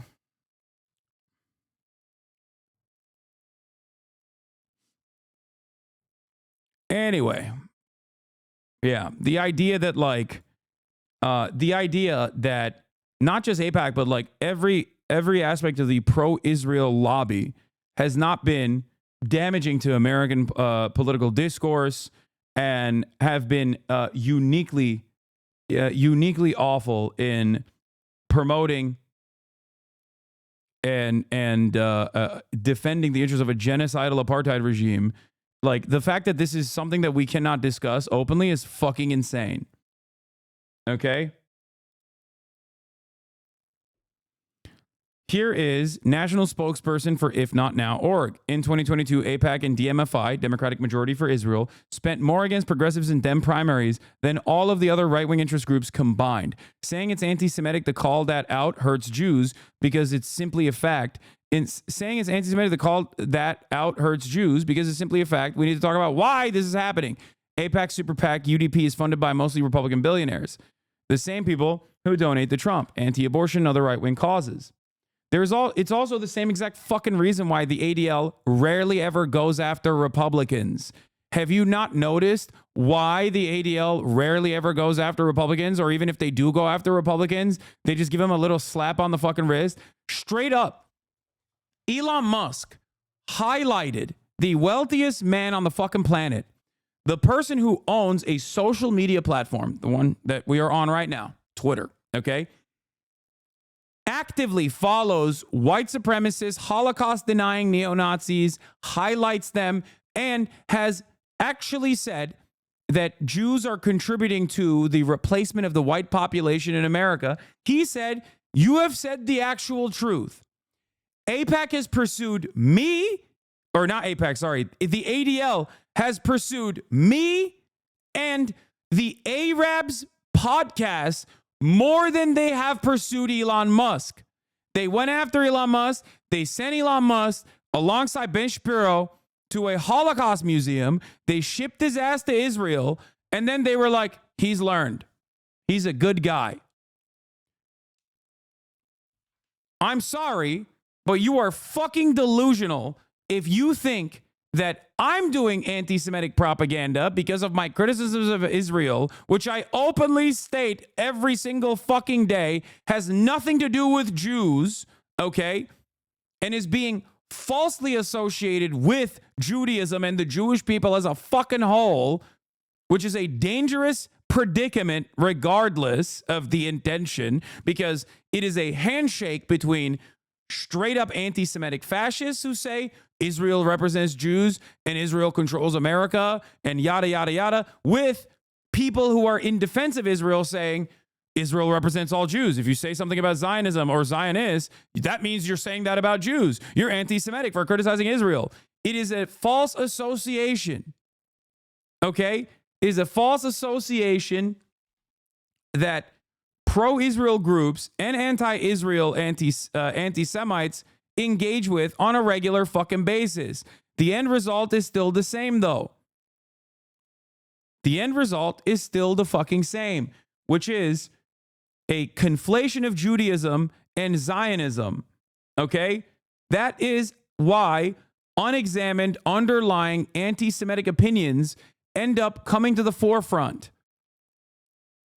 To say that is anti-Semitic is fucking delusional. Okay?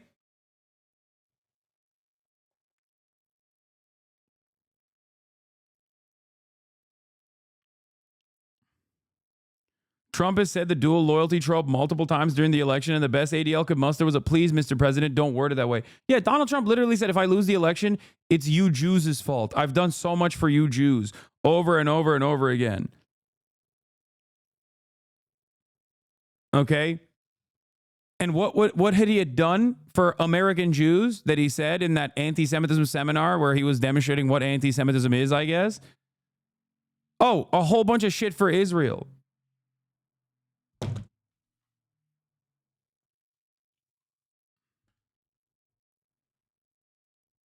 That's crazy.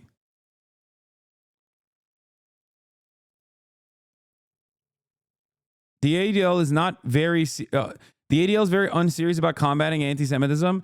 No, the ADL is not serious about combating anti-Semitism. The ADL is there to cynically conflate real existing anti-Semitism and you know, definitely combat real existing anti-Semitism on the off season so that, you know, when they're drawn to the field of battle to defend Israel, their primary fucking purpose, they can then use that institutional legitimacy they've gained by combating actual anti-Semitism by cynically conflating real anti-Semitism with shit that people say like free Palestine or from the river to the sea, Palestine should be free.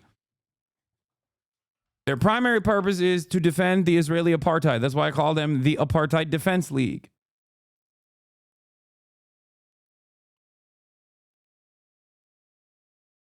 He's done this stream. Crash out time? What do you mean?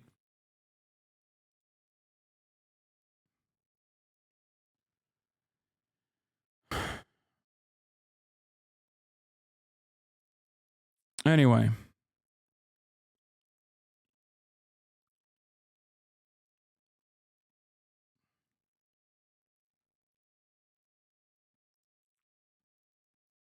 You should watch this. Very good and educational about exactly what you're talking about. How Henry Kissinger Hey broke the everyone, Middle GDF East. here. Thanks for watching.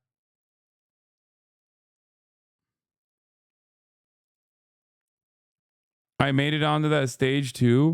Since 10/7, a keffiyeh is now often attributed to violence and hatred against Jewish people. For a facilitator to adorn one during an inclusion event is not only insensitive but preposterous. This is the direct result of DEI departments refusing to include Jews.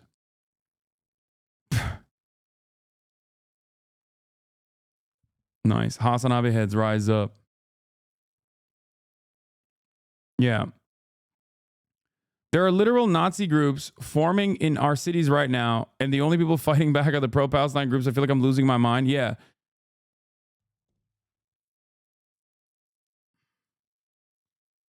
Like claiming that any sort of mention of Palestine or Palestinians is anti-Semitic is the inevitable logical fucking conclusion we arrive at here.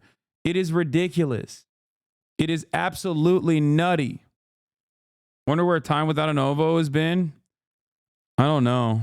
We haven't seen him since 11/8. I'm going to fucking end myself. Anti-Semitic humor. He hasn't been in here in 10 days. That's partially because I don't really talk about Israel. I haven't talked about Israel that much. And he only chimes in when I talk about Israel. And I also hope he hasn't ended himself, because that would not be good. He's a cherished member of this community.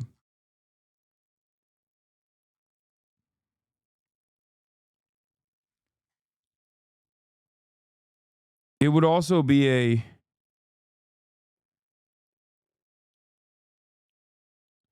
GDF has been kind of iffy. Bad Empanada spoke on it. If you want a quick idea of what people have been worried about. GDF caters to anti-Semitic conspiracy theorists. Oh shit, really? I've seen that from other content creators as well. Some people, like, there is something that I have seen. There is something that I've seen in the sea of like all of this false anti-Semitism smears. Something that I've seen from others is like this this idea that like Judaism is not an ethno-religion. I'm not going to mention any names, but it's very sus when people start talking about like how you know, oh, if you're not like a real committed believer in Judaism, if you're like a Reform Jew, that you are not I watched the video and didn't see anything out of that sort and was not aware of his alleged anti-Semitism. Sorry. Yeah, you've done an anti-Semitism, Jay Mershon. Anyway, I don't know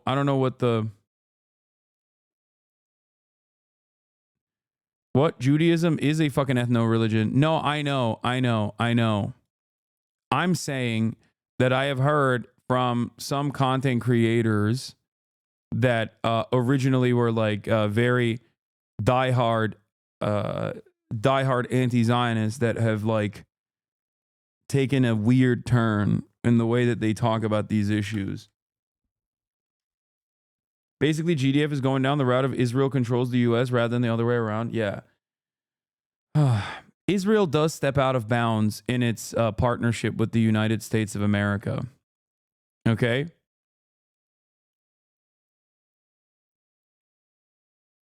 For sure. Like, they engage in espionage. Oh, a little baby F.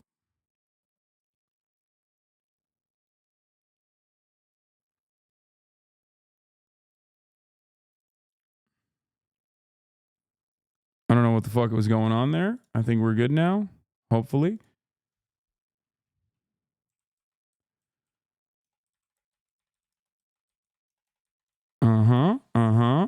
It's dropping a little bit. Frame rate dropping a little bit. Uh-oh.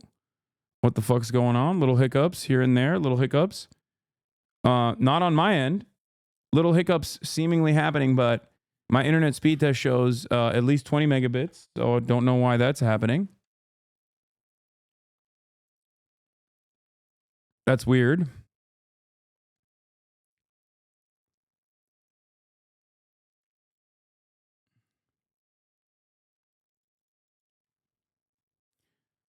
But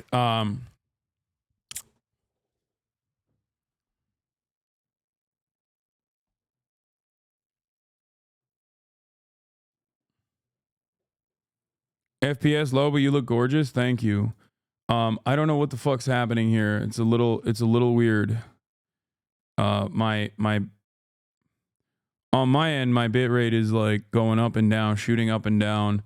Whereas my internet is stable. But it should be fine, I think. All right. All right, we're good. I think we got through it. Okay.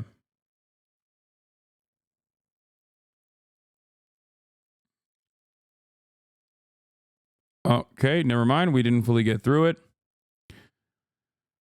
It might keep happening, but there's a bunch of stuff that I want to talk about, including but not limited to this Pew Research Center, America's new news influencers. Okay? America's news influencers, the creators and consumers in the world of news and information on social media. In the heat of the 2024 election, what is this? Normal day in Israel? Okay, we'll look at that in a second. A unique Pew Research study provides a deeper understanding of both the makeup of news influencer universe and its audience. The project includes an in-depth examination of a sample of 500 popular news influencers and the content they produce, derived from a review of more than 28,000 social media accounts. We also conducted a nationally representative survey of Americas to better understand who regularly gets news from news influencers. About 1 in 5 Americans, including a much higher share of adults under 30, 37%, say they regularly get news from influencers on social media. News influencers are more likely to be found on social media site X, whereas 85% have a presence. But many are also on other social media sites, such as Instagram, where 50% have an account, and YouTube, 44%. Slightly more news influencers explicitly identify as Republican, conservative, or pro-Donald Trump, 27% of news influencers, then Democratic, liberal, or pro-Kamala Harris, 21%. A clear majority of news influencers are men, 63%. Most, 77%, have no affiliation or background with a news organization.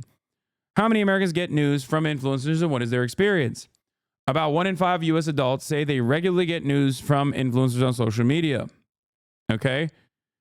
37% of those aged 18 to 29 say they regularly get news from influencers, you guys. But there are minimal differences between Republicans and Democrats on this question. Among Americans who get their news from influencers on social media, 65% say news influencers have helped them better understand current events and civic issues.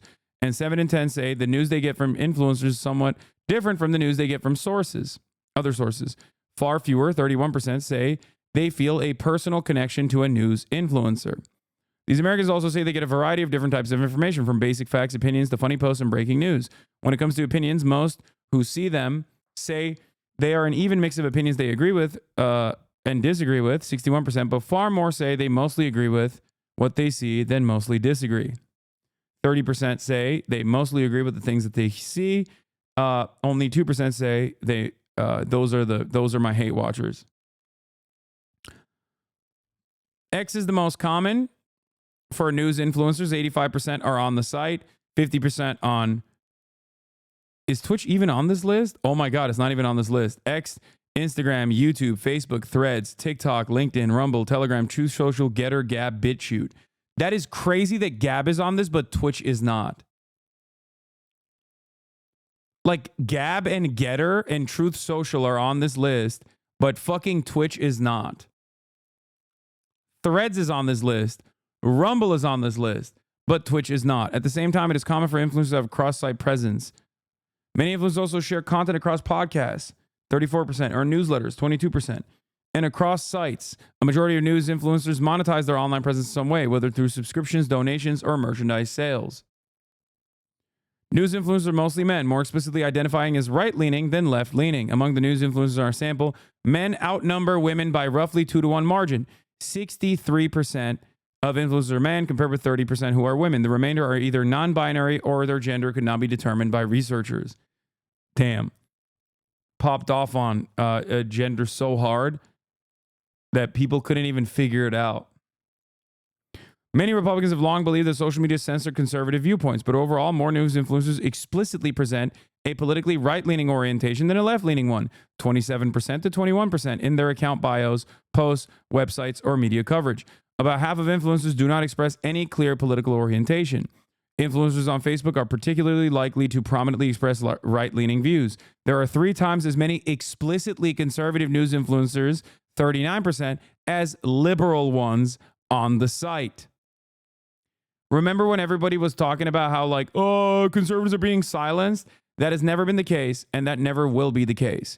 Conservative news is abso-fucking-lutely blasted in every algorithm. Sometimes because they deliberately force the algorithms to show conservative news, like in the case of Elon Musk's takeover of Twitter.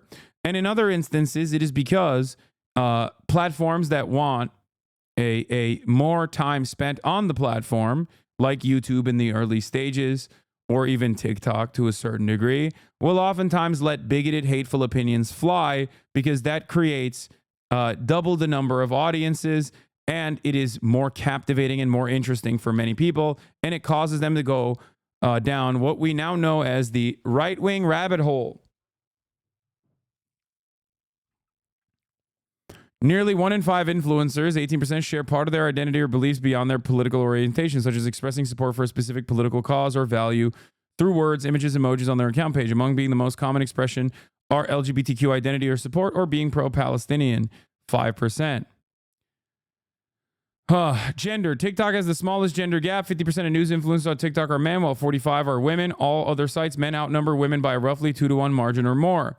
TikTok also stands out as the only site where, of the 5, where news influencers who explicitly identify as right-leaning, 25%, do not outnumber those who publicly express a left-leaning political ideology, 28%. Even on TikTok, it's close, by the way. In every other website, it's not close. Conservatives dominate. Okay? How are news influencers who work for news organizations different? About 3/4 of news influencers, 77%, have no past or present affiliation with the news media organization, while 23% have been employed in the news industry in some way. News influencers with a news organization affiliation are less likely to express a clear political orientation. 64% have no expressed political stance, compared with 44% of those who have never worked in a news organization. When do they explicitly identify with a political orientation? News influencers with links to a news outlet tend to be right-leaning. 1/4 say they are conservative, Republican, or pro-Trump, while just 9% are liberal, Democratic, or pro-Harris or pro-Biden. Among news influencers with no links to a news outlet, Roughly equal shares express a right-leaning and a left-leaning stance. Once again, left-leaning being less than the right-leaning stance. News influencers who are or were affiliated with a news organization are less likely to identify with specific values and identities. For example, to indicate they are pro-LGBTQ+ or support Palestinians. Nearly all news influencers who have a news organization affiliation are on X, 96%, compared with a smaller majority of news influencers without that background, 82%. Politics in the election are by far the most common topic for news influencers. More than half of 55% were about politics, government, or the presidential election. Beyond U.S. politics, 18% of posts focused on social issues, including LGBTQ issues and abortion. A similar share of posts, 14%, were about international issues, including the Israel-Hamas war, 7%. The posts each week reflect the events going on at the time. Posts from July 15 to 21 were more likely than other weeks to be about the first assassination attempt. I mean, this sucks. Like, no disrespect, but this is kind of ass. This doesn't tell me anything. Right? Like, I feel like this is a whole bunch of, like, let's do a top-down analysis. Like, what the fuck? Regularly get overwhelming majorities say get all 4 types of content: basic facts, opinions, funny posts, and breaking news. Majority of Americans get the news from influencers, say the information they share is helpful. We already covered most of this, but conservative Republicans, liberal Democrats are more likely to say news influencers help them understand current events and civic issues.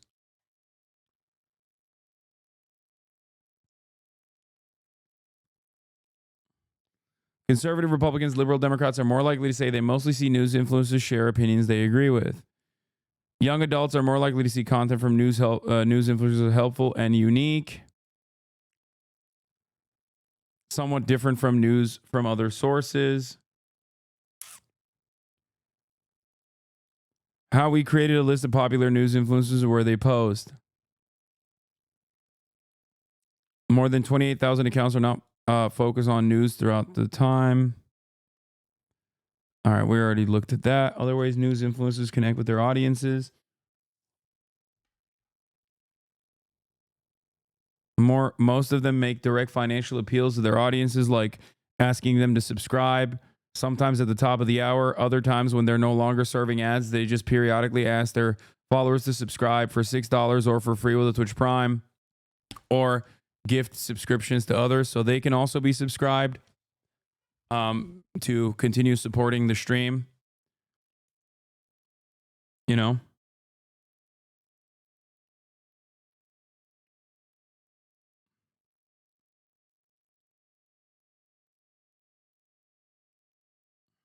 Oh, yeah.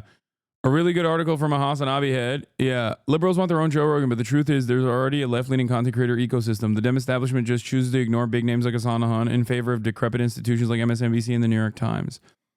Republicans treat their influencers very differently, sending talking points that are already prioritized by engagement-hungry algorithms up the chain to networks like Fox and to politicians. It is in comparison a ruthlessly efficient machine, says Mike from PA. Leftist creators face issues when it comes to how they communicate. On the right, misinfo rules. The creators can speculate wildly without repercussions. Leftists are held to a different standard that requires more research and time, says Jacob Geller. While creators on the right absolutely fight and criticize each other, their ecosystem is, for the aforementioned reasons, rock solid. The left's less so. This means conflicts, cynical or not, can take a long-term toll. Twitch recently overhauled the way it handles politics for advertisers' sake. There's been talk of a full-on adpocalypse, though evidence does not seem to support anything of that scale. Reached out to Twitch for more info, but did not receive a reply.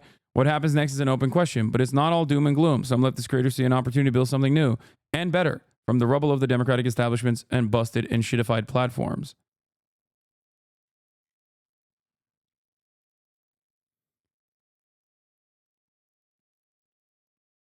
Nathan Grayson was a journalist who was the original focus of Gamergate with their ethics in games journalism. Yeah, he knows it better than anybody else.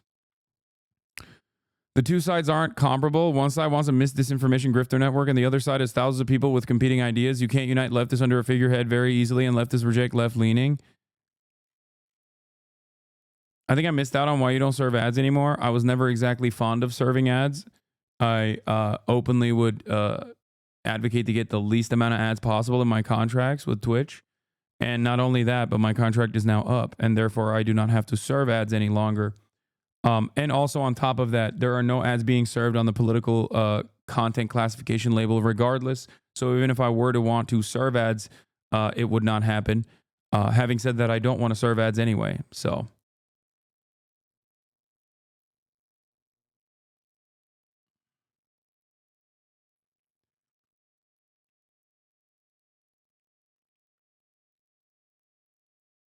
is Twitch going to rise as a leftist platform?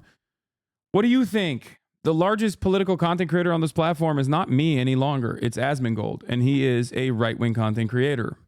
He might not like that designation, but that is exactly what it is. So the reality of the matter is, in a sea of naysayers who are actively trying to undermine the things that I'm doing here and directly coming after me, I don't know. I don't think that Twitch will be a left-wing content platform.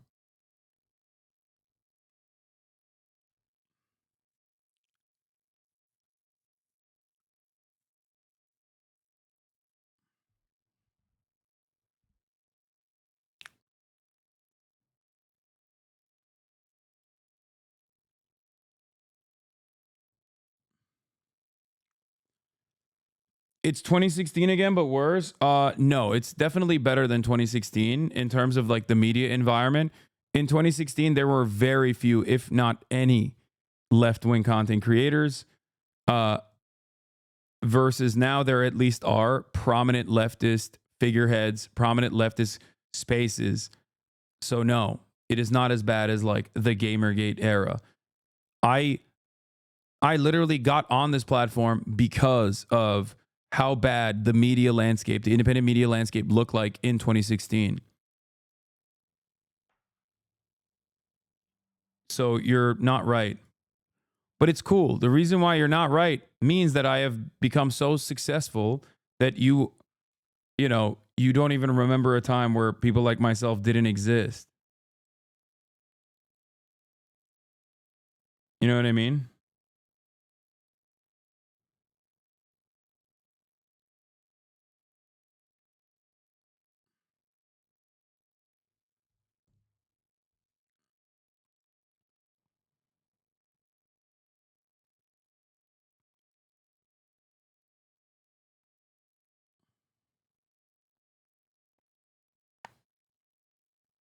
Anyway. So what needs to happen in the media landscape for the left different from 2016?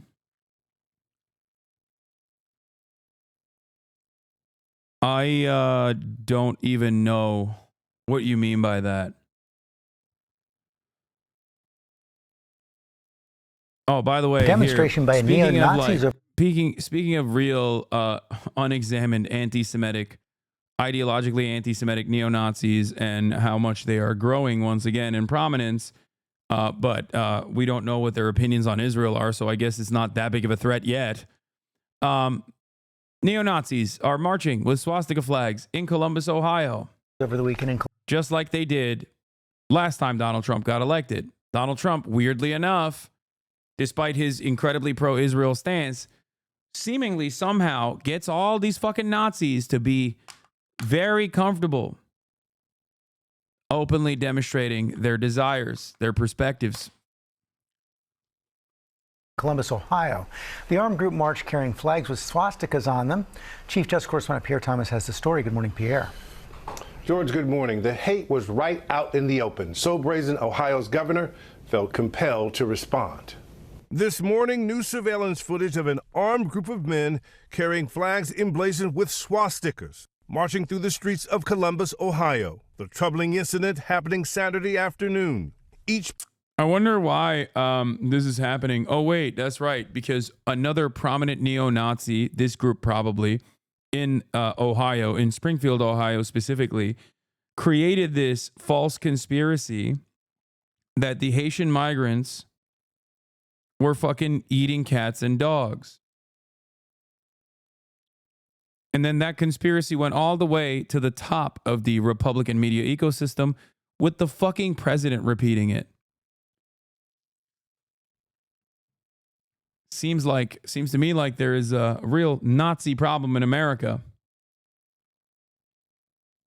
Person dressed head to toe in all black, masks concealing their faces. They shouted vile and racist speech against Jews and people of color. Ohio's governor denouncing the neo-Nazis, writing, "There is no place in this state for hate, bigotry, anti-Semitism, or violence." Hate crimes have been on the rise for the past several years, according to data from the FBI. The Anti-Defamation League also notes a stunning increase in acts of anti-Semitism, with incidents doubling last year compared to 2022.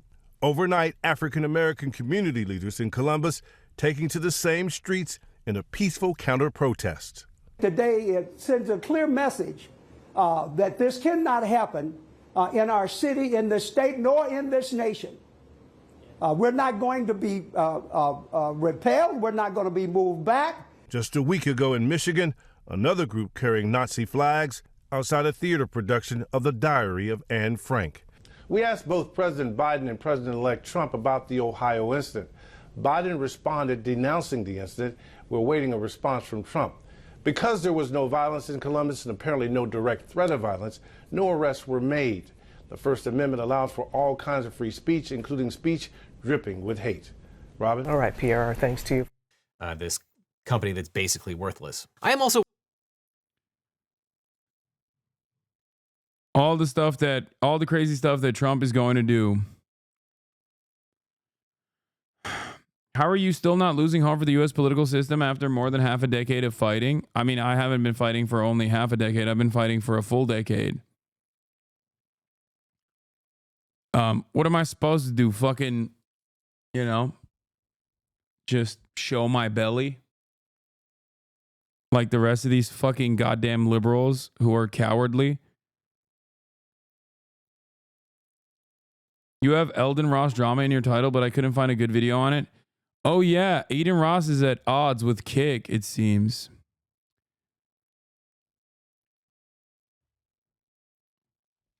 Can you just give up on your beliefs? Yeah, I'm not going to. And also, like I said, I've personally seen things change so dramatically. Oh, by the way, just want to point out something. Only a couple days after the ADL said, literally only a couple days after the ADL said that I was anti-Semitic for not calling the football hooligan fight a pogrom, it turns out, the Amsterdam mayor regrets calling attack on Israeli soccer fans a pogrom. Femke Halsema said the term became political propaganda after violence between Israeli soccer fans and pro-Palestinian protesters sparked heated debate. Here it is. Where's Max Blumenthal, whose only good opinions are on Israel-related stuff? Amsterdam Mayor Halsema now admits no pogrom occurred in her city and Israel put words in her mouth. We were completely overtaken by Israel. At 3 a.m., Netanyahu suddenly gave a lecture about what had happened while we were still gathering the facts. Welk moment dacht u, nu gaat het helemaal mis? Ja, dat is ingewikkeld. Kijk, wij wisten woensdagavond al, dus de avond ervoor. There's no fucking... Wait, what? There's no subtitles. What am I supposed to do? I don't know what this language is.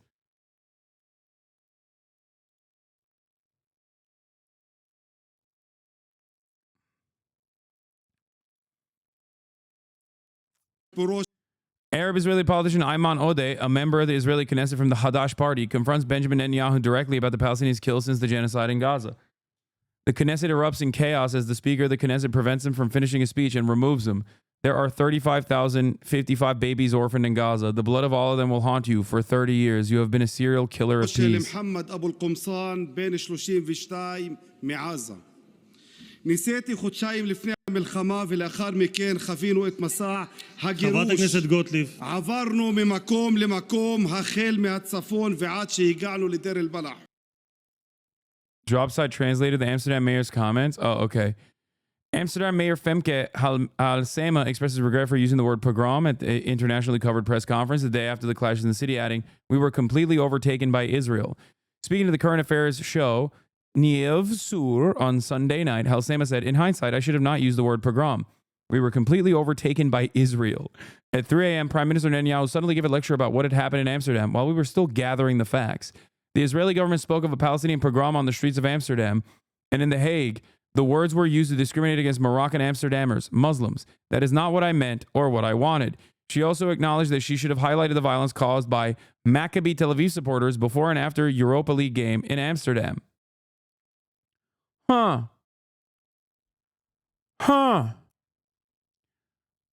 Oh, well, that's a bit late, isn't it?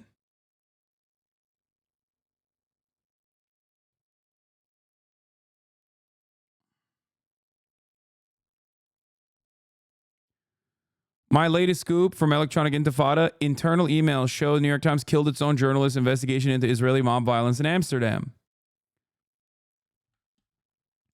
The New York Times has killed an investigation by its own reporters into Israeli mob violence in Amsterdam earlier this month. An internal Times email inadvertently shared with the Electronic Intifada, Dutch reporter Christian Tribert explained to a manager that he had pitched a visual investigation I was conducting into the events in Amsterdam. Unfortunately, that story was killed, he wrote. I regret that the planned moment-by-moment visual investigation was not further pursued. This has been very frustrating, to say the least, Tribert wrote. The email was addressed to senior Times manager Charlie Statlander, a former senior press officer for the U.S. National Security Agency and for the U.S. Army. Tribert appeared interested in carrying out reporting that would set the record straight, remediating the false narrative insistently advanced by its own newspaper that the Israeli fans were victims of mob violence motivated by anti-Jewish hatred. The correspondence between Tribert and Statlander on Friday was triggered by Electronic Intifada's request for comments to the Times regarding the paper's highly misleading report on Israeli mob violence in Amsterdam. As this reporter explained on the Electronic Intifada live stream on Wednesday, the paper actually inverted reality. There's still precisely zero evidence that even one anti-Semitic attack took place in Amsterdam, let alone the pogrom that Israeli government officials immediately claimed had happened.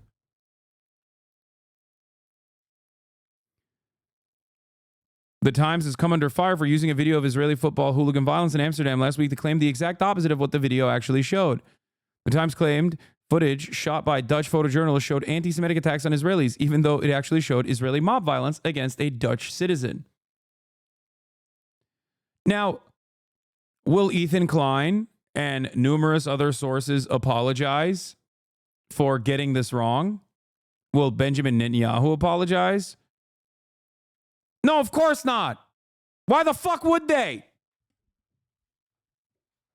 Yeah, no shit. Will the ADL apologize for saying I'm anti-Semitic? For not immediately going with the reporting, not even the reporting, but just like the overall vibes that the Israeli government actively put out there, that it was a fucking pogrom?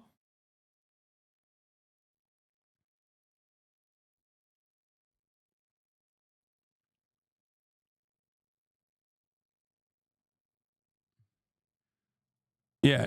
Who attacked Israelis in Amsterdam? Some Dutch politicians can't bring themselves to say. Yeah, because they are also anti-Semitic. No, that's right. The very same people that said it was a pogrom immediately after are actually hit with the anti-Semitism ray. Remember the editorial backflips they were doing on the story? Yeah, I do. I do remember.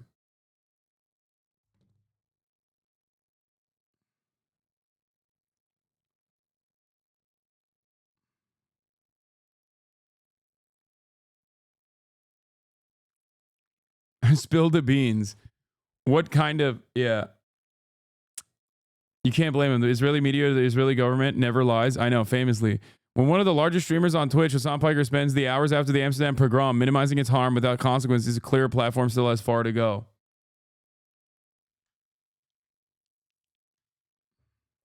Also, the damage has already been done. People who are sympathetic, by the way, people who are openly sympathetic to the Palestinian plight also saw this and thought it was a fucking pogrom.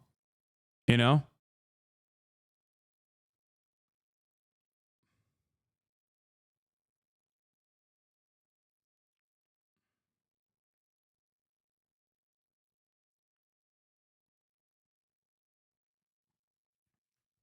Yeah, you are defending the horrors of Amsterdam and their terrorist mayor. show us your reply post. It's my reply post is Mike Tyson's ass.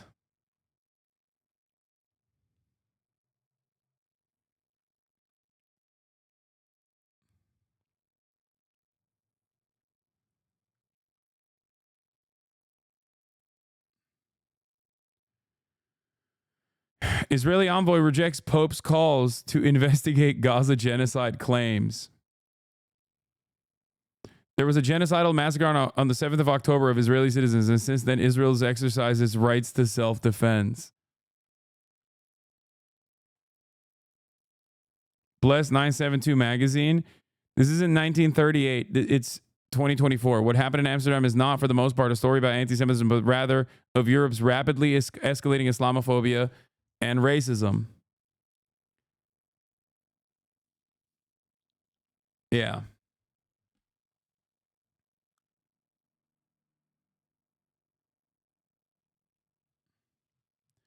Yeah, I'm holding out hope. I'm sure Ethan will apologize.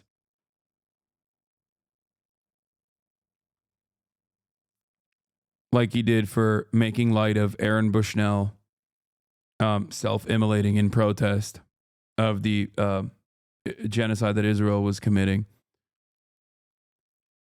You know.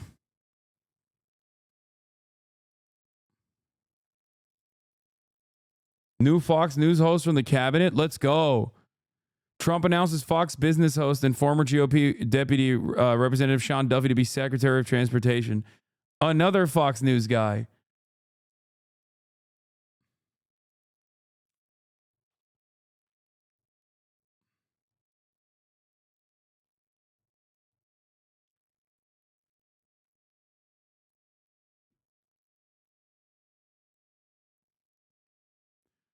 What? Check out this headline from the Combat Anti-Semitism Movement. Combat Anti-Semitism Movement press release. Combat Anti-Semitism calls Pope Francis' genocide comments a possible eighth front against Israel. Yeah. More wonderful pro-Israeli outlets and institutions. I reject the accusations and investigation in the strongest terms.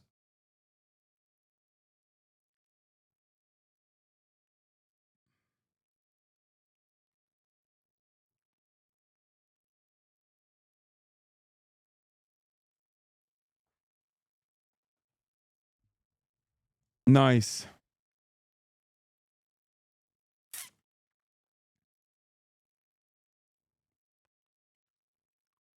The fucking woke ass Pope, dude. This is a weird reaction to someone not talking about you. Yeah.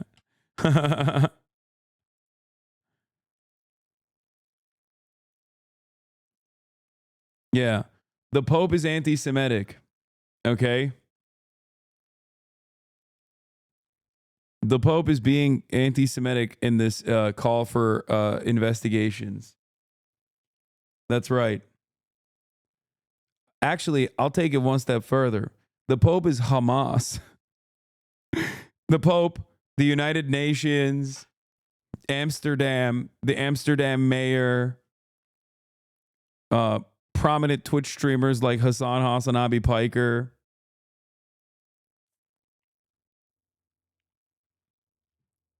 Basically, everyone that isn't exclusively talking about how sick it is that Israel's genocide in the Palestinians is Hamas.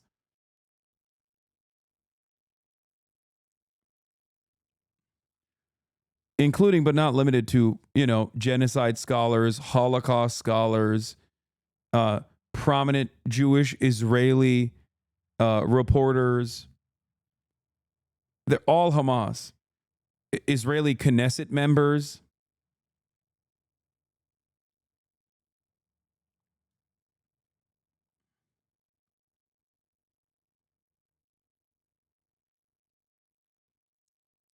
Yeah. Ay, ay, ay.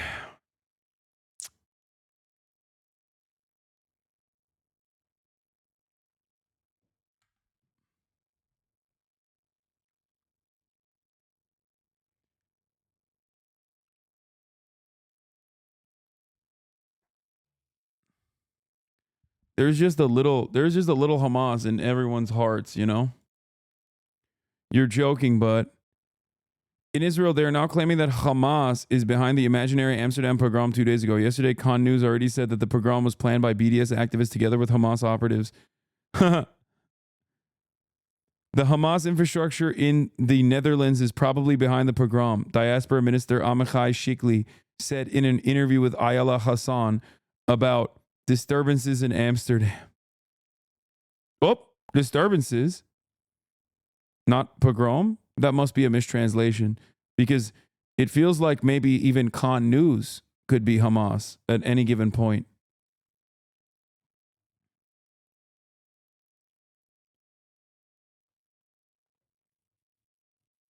Ludwig is Hamas. That's true.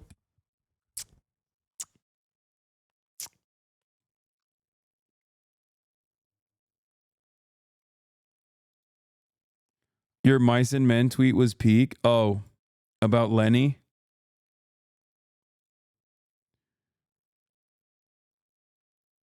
Lenny from Mice and Men. Ugly ass painting for an ugly ass ogre.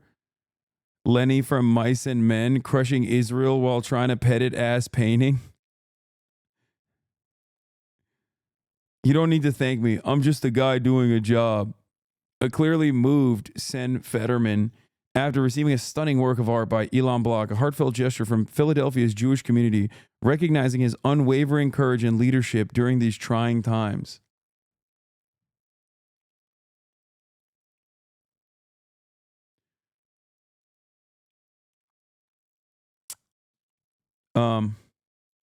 Matt Gaetz leaks is starting. Matt Gaetz allegedly paid an adult woman for sex in 2017, attorney says. The woman, who was 19 at the time, said she encountered Trump's pick to lead the Justice Department at an invitation-only party in Orlando, Florida.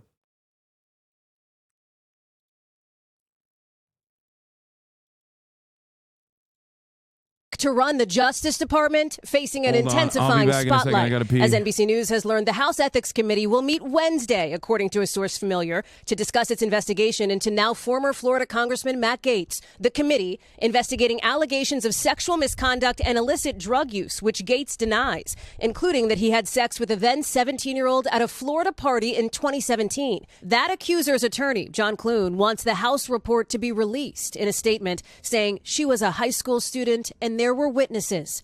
Joel Leopard represents one of those alleged witnesses, whom NBC News is not naming. What did your client witness at this party? She was walking outside to the pool, and she observed to her right her friend, who was 17 at the time, having sex with Representative Gaetz. They were leaned up to what she described to as a game table of some type. Leopard says his clients testified to the House Ethics Committee this spring. Did your client believe that Gaetz at the time knew that her friend was underage? Yeah, so the House was curious about that. She testified that her belief was that Representative Gaetz had no knowledge that she was under 18, that she was 17 years old at the time he was having sex with her. She also testified that when Representative Gaetz found out that she was underage, that they stopped their sexual relationship and did not resume it until after she turned 18. Leopard says his clients, both the alleged witness and another woman, testified Gaetz paid them repeatedly for sex and drugs. Leopard says the FBI asked his client in 2020 to record a phone conversation with Mr. Gaetz as part of a Justice Department investigation into sex trafficking and obstruction of justice. But prosecutors ultimately declined to bring charges.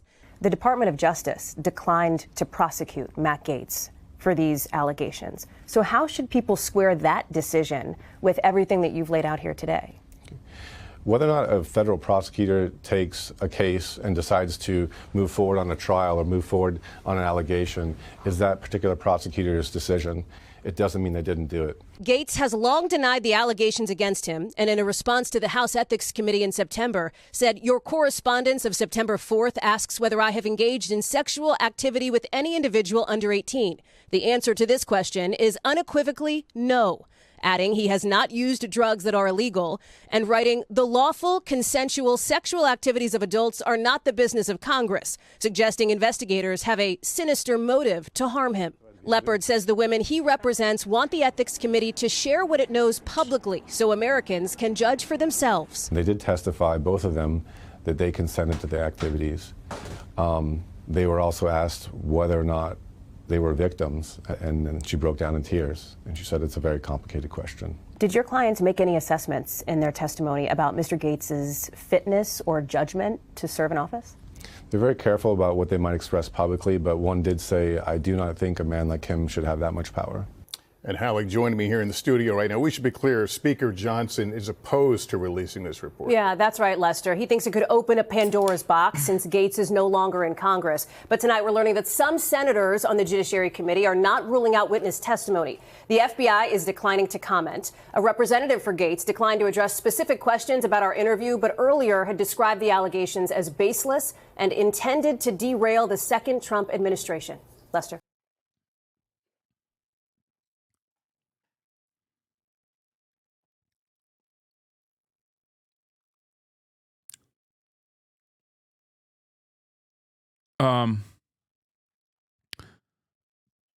Matt Gaetz, the president-elect Donald Trump's pick to lead the Justice Department, paid a woman for sex at a small invitation-only party in Florida, where prostitution is illegal in 2017 while he was a member of the House, the woman's attorney said. In an interview, Joelle Leppert said the woman also said she saw Gaetz having sex with her friend, who was 17 at the time, at the same invitation-only party in Orlando. Leppert said the two women he represents, whom NBC News is not naming, told the House Ethics Committee investigators that Gaetz paid them for sex several times and that they believe the committee's report on Gaetz should be publicly released. They want the American people to know the truth and that they are speaking the truth, he said. Within minutes of arriving at the party in Orlando, one of his clients, who was 19 at the time, was introduced to Gaetz and then taken upstairs to have sex with him, Leppert said. Later that evening, as she was walking outside to go to the pool area, she says she saw Gaetz and her minor friend having sex against the game table, Leppert said. This is a very vivid memory that she has, he said. Leppert said his client recounted it this spring in an interview with the House Ethics Committee, which had been investigating Gaetz on and off since 2021. Justice Department also investigated Gaetz over sex trafficking allegations involving a 17-year-old. He was not charged with any crime. For the record, I just want to point out something, but like the Justice Department dropping this case does not mean that he did not do this, okay? You know. Especially Florida, which seemingly is a PvP zone. When it comes to this sort of thing. Jeffrey Epstein, also Florida's very own. Let's take a look at how CNN is covering the matter. Numbers. Let's step to the plate, do our job, because we have to get this country back going in the right direction. So the expressions of support are not coming from nowhere. In addition to the president-elect's private lobbying, his eldest son is also pushing publicly. The swamp doesn't want that, so we're going to go all in and make sure that those people have the best chance at getting confirmed as possible, because they're the people who are most effective. The question is, most effective for what? Early this morning, the president-elect confirmed a social media post and reports that on taking office, he would declare a national emergency and use military assets to deport undocumented migrants. His reply, which you see there on the screen, true.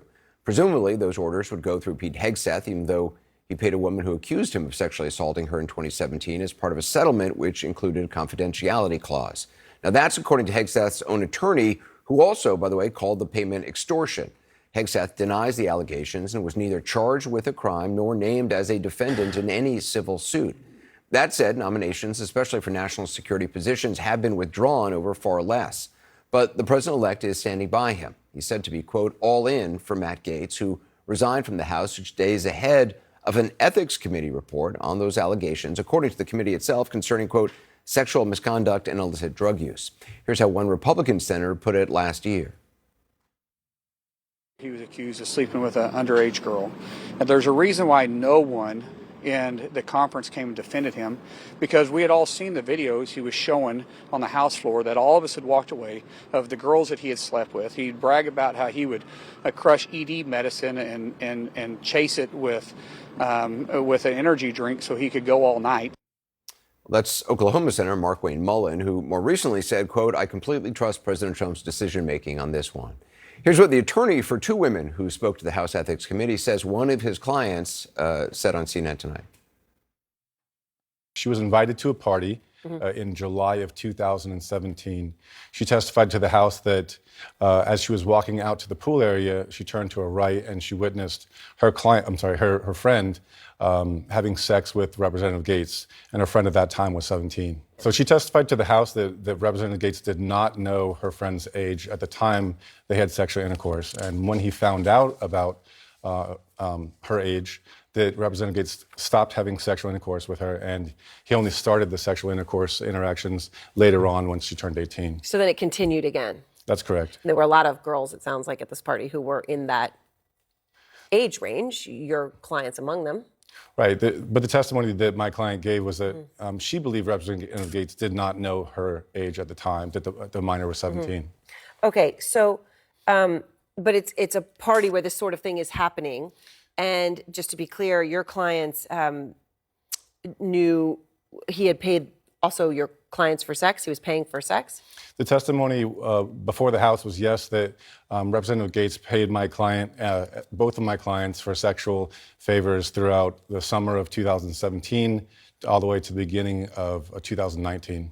And how did he pay them? Those were primarily through Venmo and PayPal payments.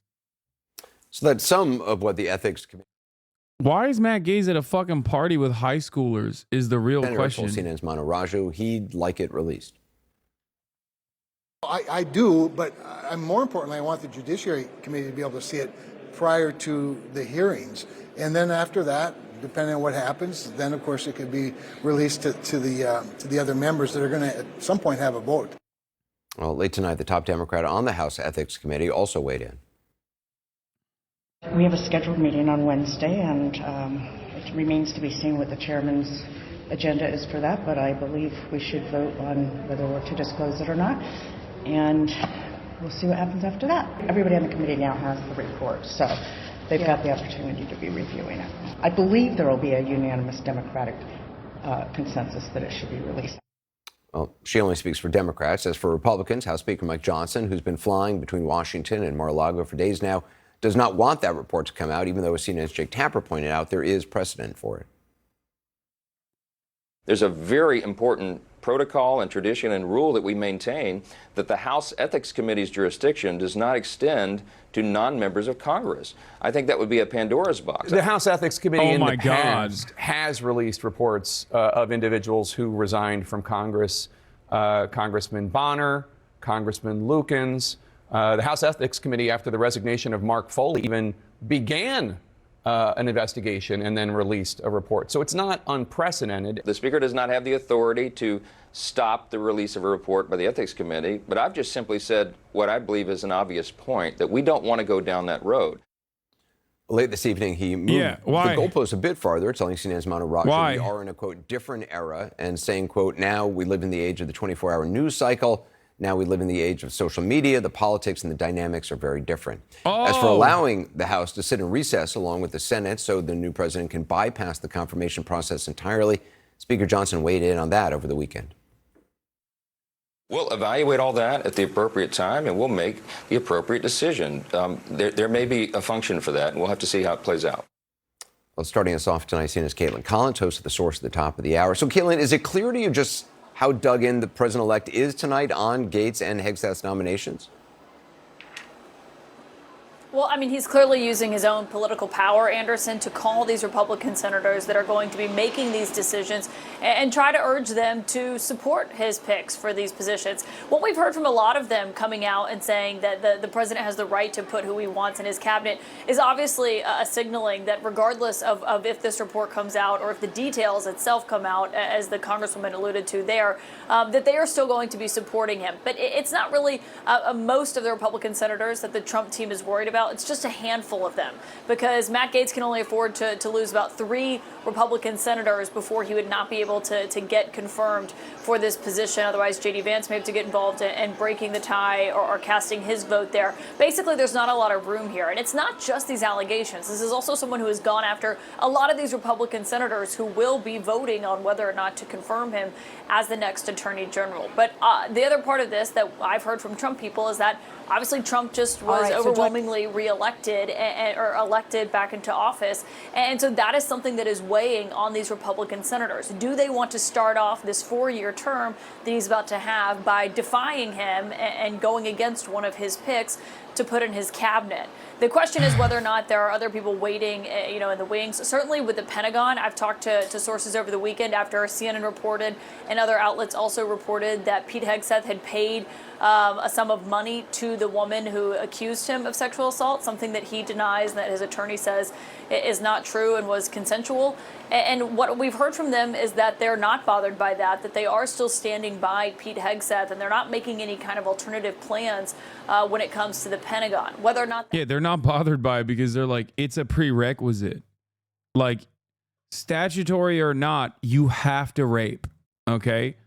If you want to be a part of the cabinet of Donald Trump, you have to engage in at least some form. Like, the lightest I will allow is sexual harassment, okay? Like, you have to do something. Like, and that is like if you're an otherwise exceptionally loyal individual, you know what I mean?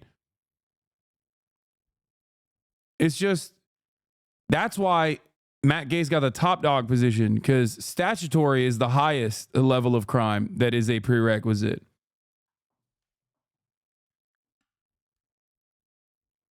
What an insane situation, dude. I mean, I've joked about how, like, you have to at the very least, nice tits, man. Can I be hired now? Yeah. No, you have to do a lot more than that. Mr. Beast's team is more ethical than Trump cabinet picks. I mean, that's not, yeah. Yeah. Yeah, of course. The Trump cabinet is like infinitely worse, dude. So Trump has leverage on people he hires. I think that's part of it, but I think loyalty is the utmost important factor here. That's it. Going back, I do want to talk about something here with Israel-Palestine. But Noah Colwyn says there's a reason that James Bamford, most well-regarded journalist of all time on the NSA, today suggested in The Nation that Biden be formally charged with complicity in genocide at The Hague. The reason for that, what he's quote tweeting is important. So U.S.-Israeli mediator Amos Hochstein, remember, former IDF soldier, makes clear he cancels his Beirut trip scheduled for tomorrow as he and those above him were not happy with Lebanon's position on 1701, which Lebanon accepted everything basically except total surrender clause demanded by Israelis, namely the Israeli right to lawfully enter Lebanon when it feels like it. A couple hours later, the Israeli war machine hits downtown Beirut, a civilian area. U.S. complicity is clear, and it's also clear the U.S. will fully back Israeli demands for total surrender of Lebanon or its destruction. Okay? Washington Post exclusive came out. Israel protects aid looters in Gaza. Gangs looting Gaza aid operate in areas under Israeli control, aid group says. A UN memo obtained by the Post concluded that gangs may be benefiting from a passive, if not active, benevolence or protection from Israelis, from the Israeli military. The report says organized gangs operate freely and have established a military-like compound in an area restricted, controlled, and patrolled by the Israeli occupying force. Israel denied all requests for safer aid distribution. Hamas has been targeting gangs of thieves. Israel had also famously in the past targeted Gazan police, a part of the civil protection infrastructure, deliberately, and then claimed that they were Hamas. Like openly, they killed like the chief of police that was organizing the aid distribution inside of Gaza. The next day they killed him. That was like 6-7 months ago, by the way.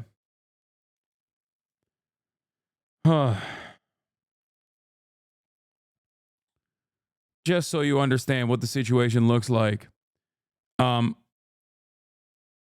fuck. The ICC has applied for an arrest warrant for Benjamin Netanyahu, but Israel's assault on Gaza has been made possible by U.S. support.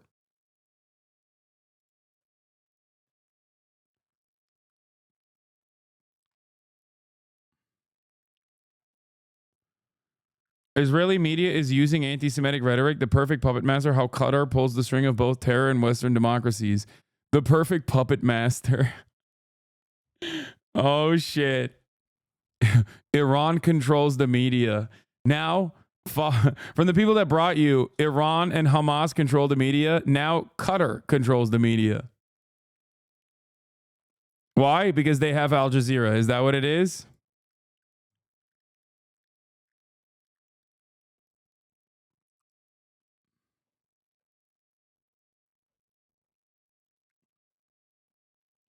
How funny would it be if Biden goes to jail before Trump? You're out of your dang mind. Donald Trump would 100p invade The Hague to defend Joe Biden from going to prison. Biden envoy travels to Beirut hoping to seal ceasefire deal. I guess he walked that statement back. Or is this the last one?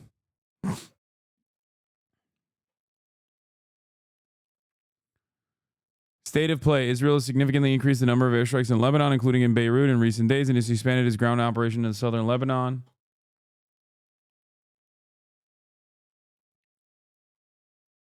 Israel says its officials, the aim was to increase the pressure on Hezbollah to agree to the ceasefire agreement.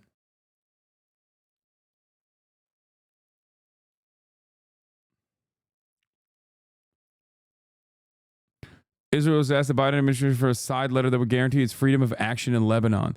The letter would include a U.S. commitment to allowing Israel to take military action in Lebanon if the Lebanese army and UN peacekeepers don't prevent Hezbollah from reestablishing military activity near the border or from smuggling heavy weapons into Lebanon, U.S. and Israeli officials said. New. Lebanon and Hezbollah agreed to U.S. proposal for ceasefire with Israel with some comments. Ali Hassan Khalil, senior aide to the House Speaker Barry. He tells Reuters, Lebanon submitted its response on Monday, calls it the most serious offer yet to end the fighting. Khalil says the success of the initiative now depended on Israel, saying if Israel did not want a solution, it could make 100 problems. Meanwhile, I think after Israel struck Beirut, again, a crowded civilian area of Beirut, where is it? Matt Gaetz. Fuck Matt Gaetz. Where the fuck is the footage? There was, here. Reports of a direct impact in a mall to the east of Tel Aviv as a result of the rockets launched from Lebanon. This happened earlier this morning. Not sure if it had any casualties whatsoever.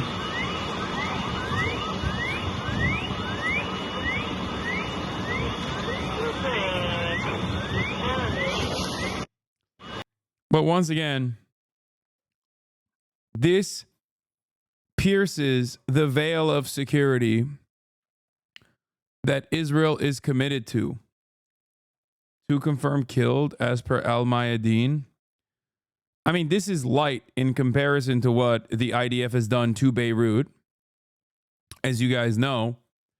But ultimately, this is destroying the safety and the security that I live half a mile away from where they struck. In Israel or in Beirut, chatter?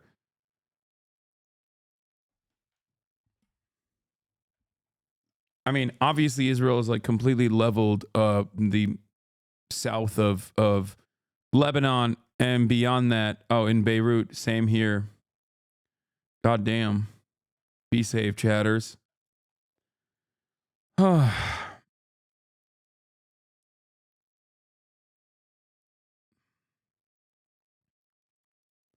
6 injured, no dead as of now. It was shrapnel from an intercepted rocket per Al Jazeera.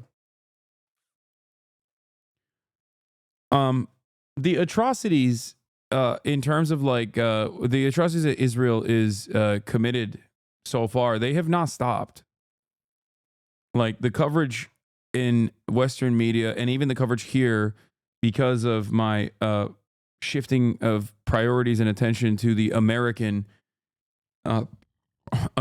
political conversation, does not change the reality that, you know, Israel is still engaging in fresh hells every day, for the record.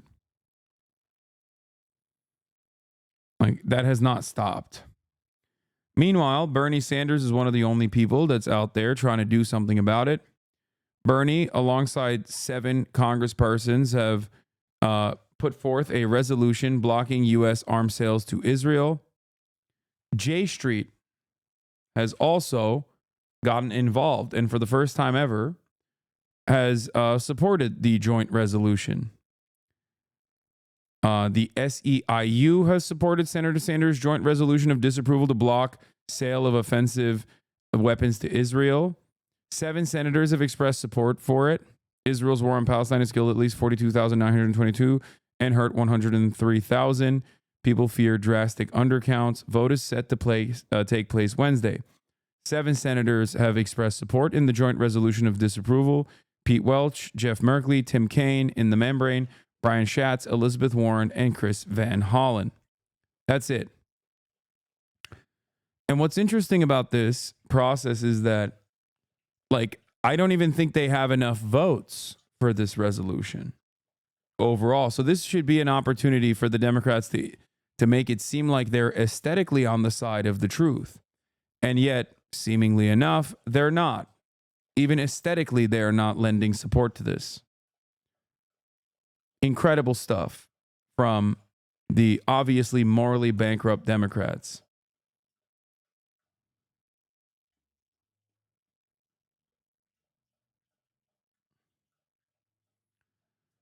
Meanwhile, here's what the J-Post is writing. Southern Lebanon is actually northern Israel. Historically speaking, southern Lebanon is in fact northern Israel, and the roots of the Jewish people in the area run deep. They wrote this article the first time Israel invaded southern Lebanon, or at least the last time, I guess. And they've deleted that article since then, when everyone was like, whoa, whoa, whoa, what the fuck are you saying? But it turns out they're writing it again. At first, it will come across as, you know, some minor voices that don't mean anything. Okay? Some minor voices, no major stuff, no major movement whatsoever. These are just a couple crazy people. And then a couple of those crazy people actually go in and, you know, take over certain areas.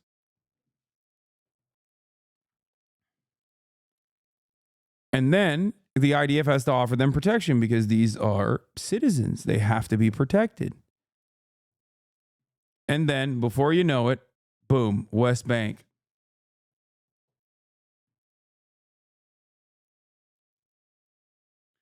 Israel has targeted vacant ancient sites, stating that Hezbollah is behind them in Lebanon. Lebanon's ancient heritage faces a barrage of Israeli strikes.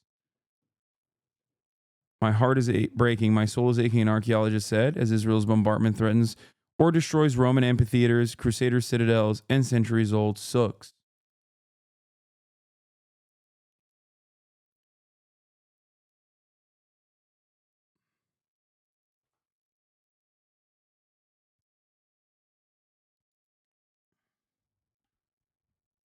What the fuck?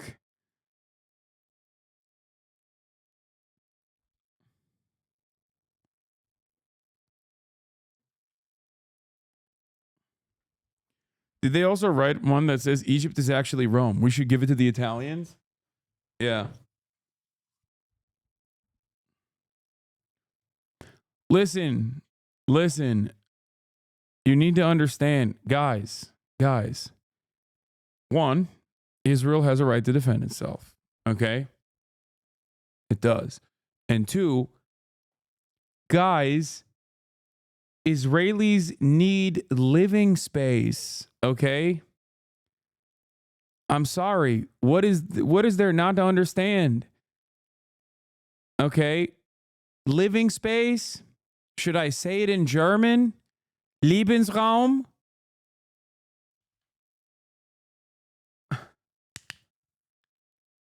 Lebanon? Lebensraum? It's right there. Okay? Just a little bit. Just a little bit of Lebensraum. Yeah. You say southern Lebanon. I say Lebensraum. I say a land without people. That's what I say.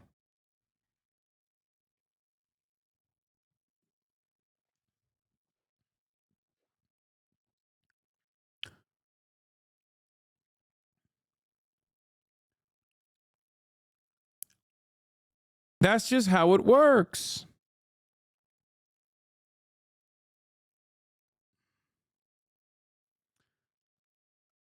Why are there so many countries making land grabs now? Russia and Israel. What changed in the material calculations? Bro, this is gonna get clipped out of context and used against you. What? That the argument that Israel routinely presents as it does the exact same thing that Nazi Germany did in the exact same ways that Nazi Germany is doing is somehow a false comparison. No, you see, the problem here is no one will ever clip that because then it's not something that I'm against. It is very much something that I am arguing. What frustrates me is when people clip me out of context to make it seem like I'm saying things that I'm not saying. That's what's frustrating. Okay? Yeah, go ahead. Clip that shit.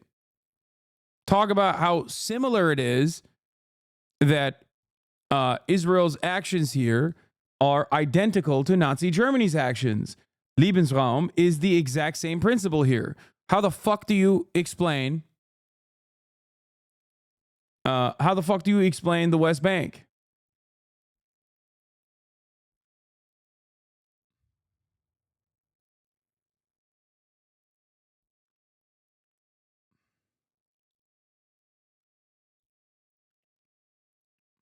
Yeah, identical to what Russia says about its current conflict in Ukraine, by the way.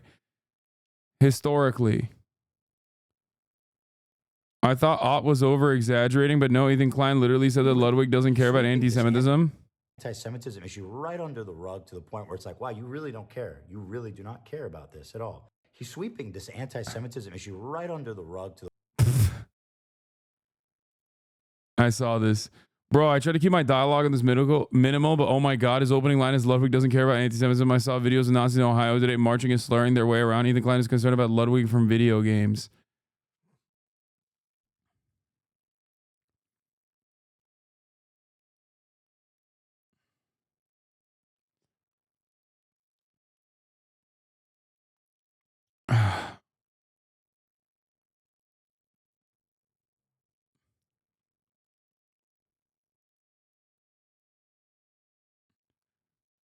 Oh.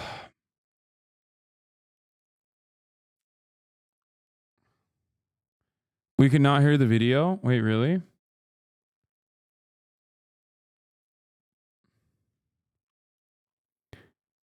Anyway.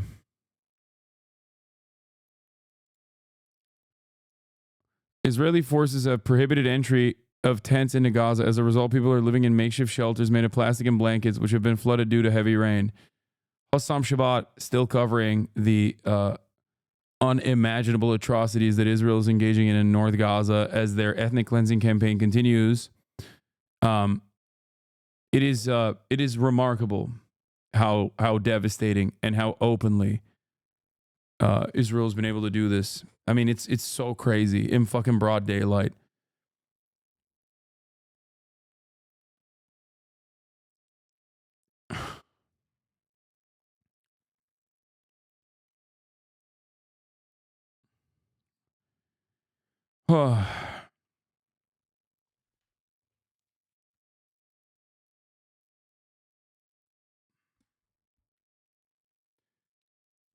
An important piece, an important Haaretz.com piece about what the Israeli army is doing on the ground in Gaza, building substantial outposts and infrastructure for a prolonged stay in the territory, some of its own roads that used to lead to the Israeli settlements in Gaza. Yeah.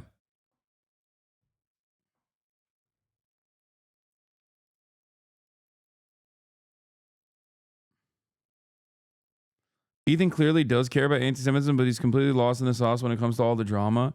No, I think that his valid concerns of anti-Semitism paired up with his own personal narcissism of not understanding why people are disagreeing with him in his own community have created this fucking insane situation where instead of, you know, looking at the real fucking targets here, he is hyper focusing on people and not even fucking talking about anti-Semitism either all the time. Like, if his concern was that I'm a fucking terrorist, anti-Semite, compared to, you know, jokingly compared to Osama bin Laden, he wouldn't also be talking about how, like, I'm pro-Russia. He wouldn't be lying about that shit. He wouldn't have said that I'm being anti-Semitic because I suggested to him privately that he does not respect me, but he very clearly respects Sam Cedar, and that he should have this conversation with him privately. You know? He said that was anti-Semitic.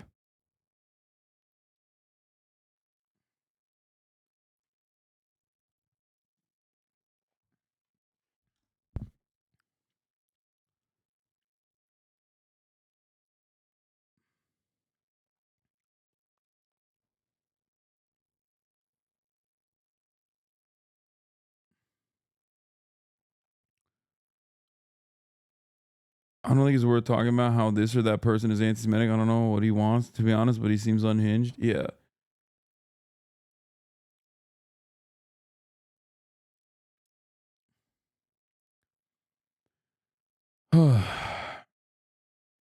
It's a negative feedback loop. He gets defense from criticism, so he gets more invested in proving others wrong. This is repeated so many times, he's lost in a downward spiral. Yeah.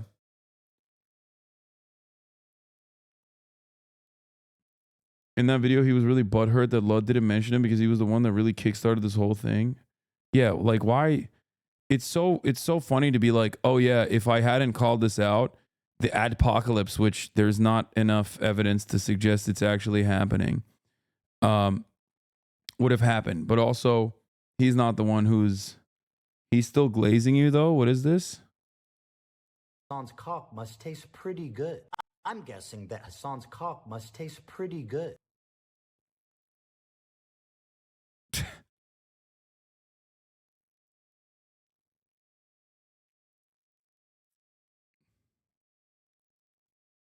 I'm guessing that Hasan's cock must taste pretty good. That's wild. What the fuck?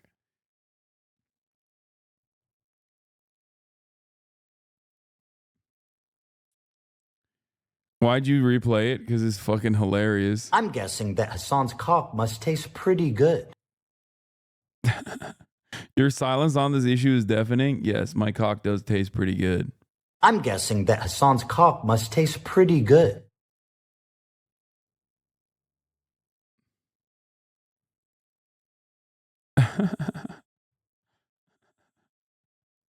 I'm guessing that Hasan's cock must taste pretty good. What the fuck? How would you know? What do you mean, dude? I've self-sucked.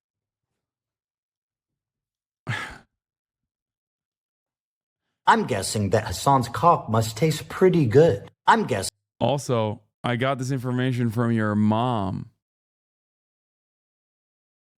When Adam was talking to Destiny and Destiny brought you up, Adam's first response was, he's very handsome. He has very big muscles.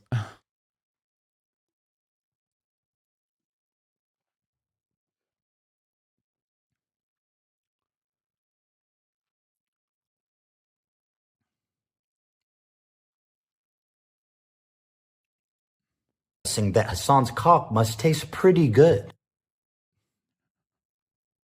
We're not doing sub alerts, but if I bring it back, that will be one of my sub alerts.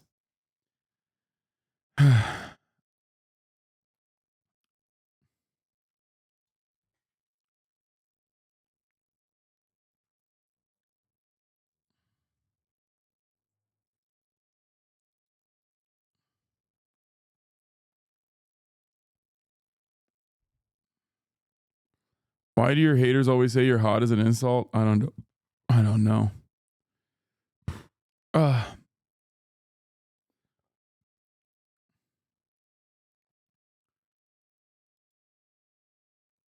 Oh yeah, this was insane. Israel's not deliberately preventing aid. Media, Israeli media. Israeli soldiers prevented people from getting aid, then set fire to it. A Gaza school burned down hours after aid arrived. Witnesses say Israeli soldiers started the fire. What? 90% of Jews are Z. This TikTok explains. Have you ever heard somebody say 90% of Jews are Zionists? You need to ask them, where the fuck did they get that statistic? I've covered this before. I know where the statistic comes from. It's wrong. It's just like it's completely wrong. not only is the statistic wrong, but also Zionism means entirely different things to other American Jews. They pulled it directly out of their ass. It is a made-up statistic. I don't know the exact percentage of Jews that are Zionists, but neither do they. We don't currently have accurate data on this, so it's not only wrong, but it's also wrong in a very scary direction, because it literally is the underlying notion there is that, like, no, this is like apartheid state that is currently committing a genocide. 90% of Jews love that shit. Okay? Why the fuck would you voluntarily say that? It's like me, a Muslim man in the United States of America, being like, nah, dog, you don't understand. 90% of Muslims love ISIS. Okay? It makes no fucking sense. But yeah, I have covered where it actually came from. Oh, Donnie's talking about UFC I've been working at the fans. same restaurant for 4 years. I've been a waiter, I've been a busser, I've been a bar back. You know, I just don't, all the taxes that, can I curse? No, I'm not. Oh, curse as much as you would. They you up, man. Well, I mean, where did you get most of your news and information?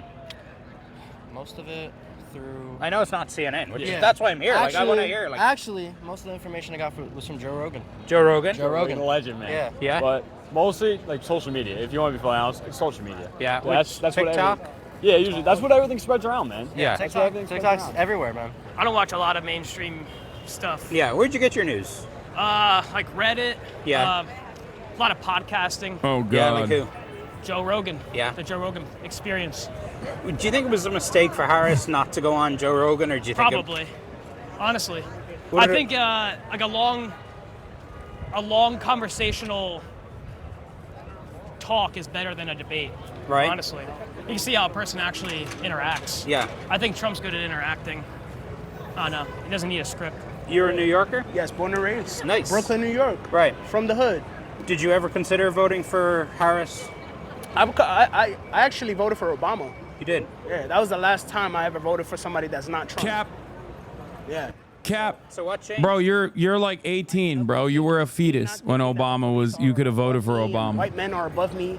And I'm all good about, like, yo, we can learn about history and all that stuff, but don't tell me or don't... Yeah, bro, he voted for don't try to Obama put it when he in a was way fucking that it's 10 like years our country old. is racist. Our kids are important, guys, you know, and if we're not teaching them well, if we're not teaching them about credit, if we're not teaching them about how to get a home eventually, and all we're talking about is racism and, you know, trans and gays, which, like I said, I'm all good. Like, you do what you do.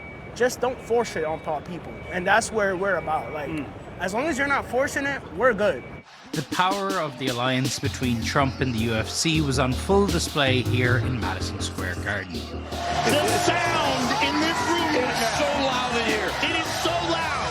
Trump was flanked by Elon Musk, Kid Rock, House Speaker Mike Johnson, and some of his new cabinet picks, including RFK Jr. and Tulsi Gabbard.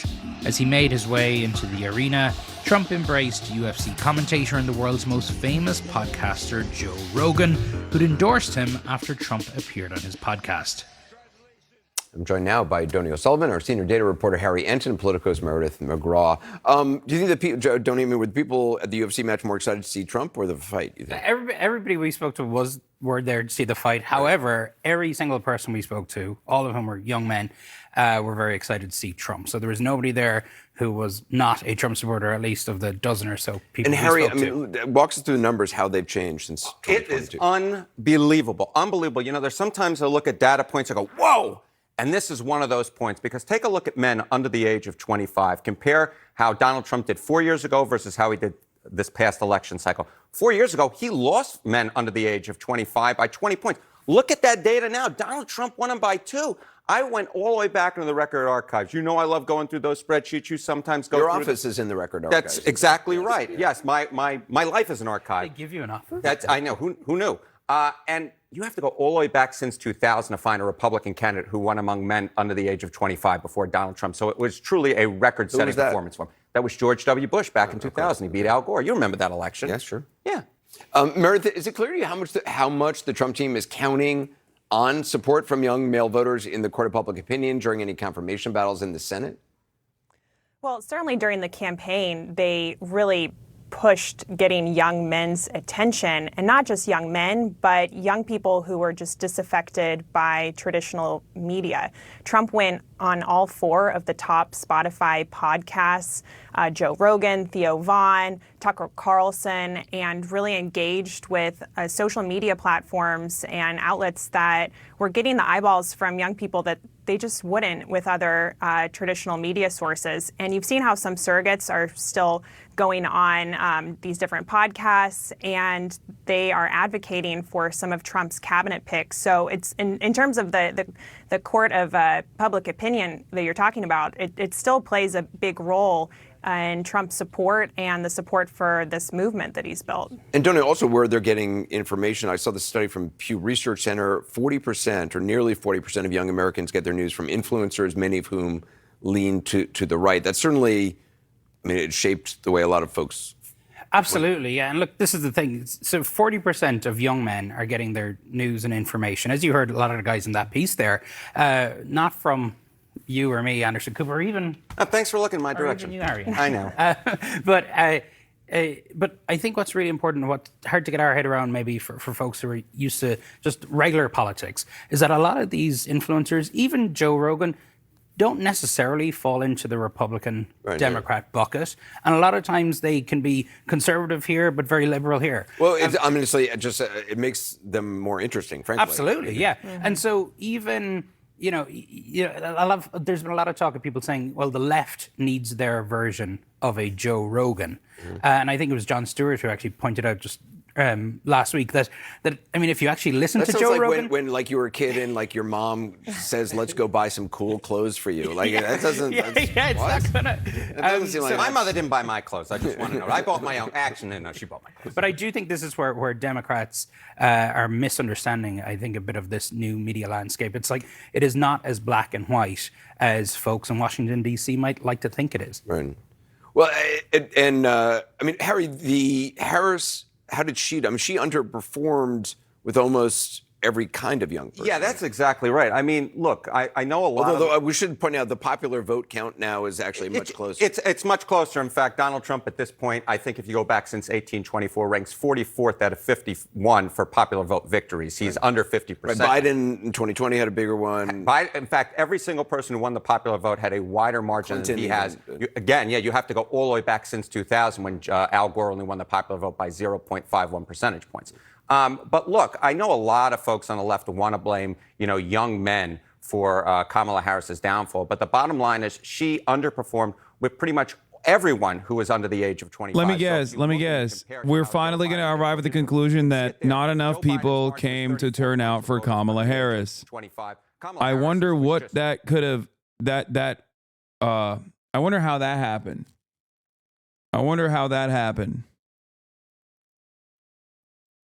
Of young people who only know American politics as being centered around I'm a man Donald and I Trump. fucking blame these uneducated Zoomer pieces of garbage. Okay, calm down, brother. I mean, yes, there are a lot of uneducated people, and there's uneducated people voting for the Democrats too. Okay, you need to understand. Once again, that the real problem is that the Democrats did not focus on drawing turnout from their base. They ran a bad campaign. Also, yeah, this photo is hilarious. Look at Millet. Even though he's laughing with fucking Modi as well, which I don't like.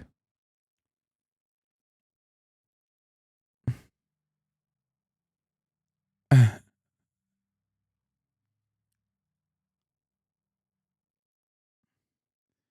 don't know, man. Why don't we talk about NATO more?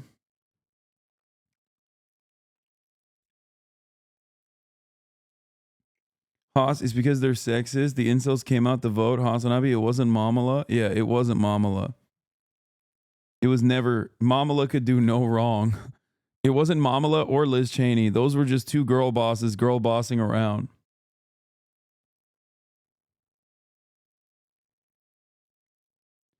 Why is it that Groypers on Twitter are upset over Twitch's new rules? I thought they hate the people that are the T word. Why are they using it to describe you all of a sudden just because you're critical of other governments? What? I don't know what you're talking about, but no, I think the groypers on Twitter do not care about me potentially getting banned. As a matter of fact, I think they think it's awesome.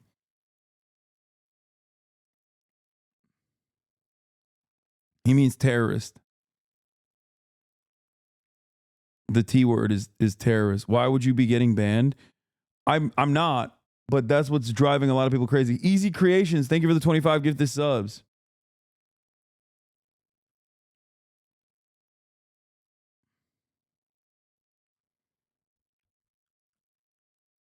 Yeah, we're sorry. Nazis go back and forth on their hatred for Israel. Pure speculation. They just make up a number that feels true to them. The only Jews that those individuals are probably really talking to or are paying attention to are Zionists. Meanwhile, there are so many anti-Zionist, pro-Palestine Jews out there speaking up aggressively against the genocidal settler colonial state of Israel. So it makes no sense to pretend as if you know exactly what percentage of Jews are Zionist. More and more Jews every single day are realizing the reality of how horrific, genocidal, racist the state of Israel is and always has been. So I'm just saying, don't throw around numbers. Don't pretend as if you know the actual percentage of Jews that are Zionist. I guarantee you there are far more anti-Zionist, anti-Israel, pro-Palestine Jews than you realize. Yeah. Anti-Zionist, pro-Palestine Jew here, and I'm only anti-Israel now because of you, homie. Uh-oh. Don't say that. Just kidding. Say it loud and proud. I'm kidding. But that is precisely the reason why the ADL fucking despises me. Okay? This is what Ethan is talking about when he's like, dude, you are literally creating an environment that is pro-terror. You're brainwashing people into loving terrorism and hating the small bean apartheid genocidal state of Israel. It's just a little bit of apartheid and genocide. Oh, by the way, for those of you who are wondering, J Street did do a poll on this amongst American Jews, and 62% want to stop offensive U.S. weapons to Israel. 66% want to resume funding to UNRWA. 66% want to sanction Israeli leaders. 72% want to increase aid to Palestinians, and 72% want an establishment of a Palestinian state. It's so funny to being told I've been brainwashed when I'm just like looking at things that are happening.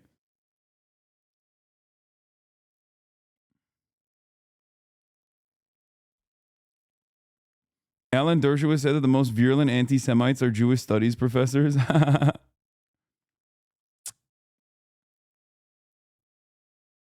Yeah.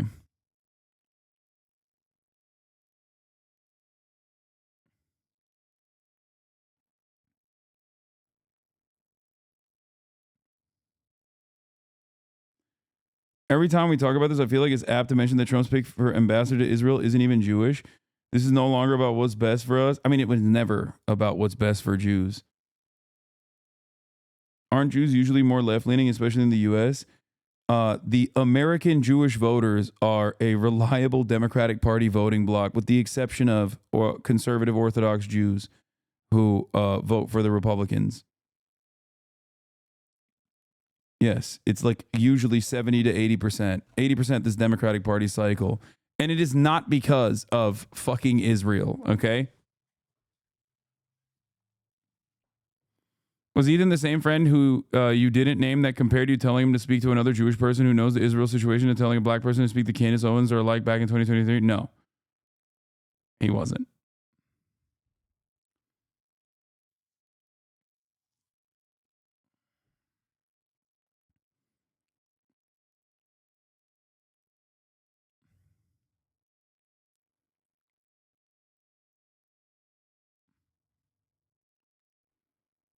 Anyway.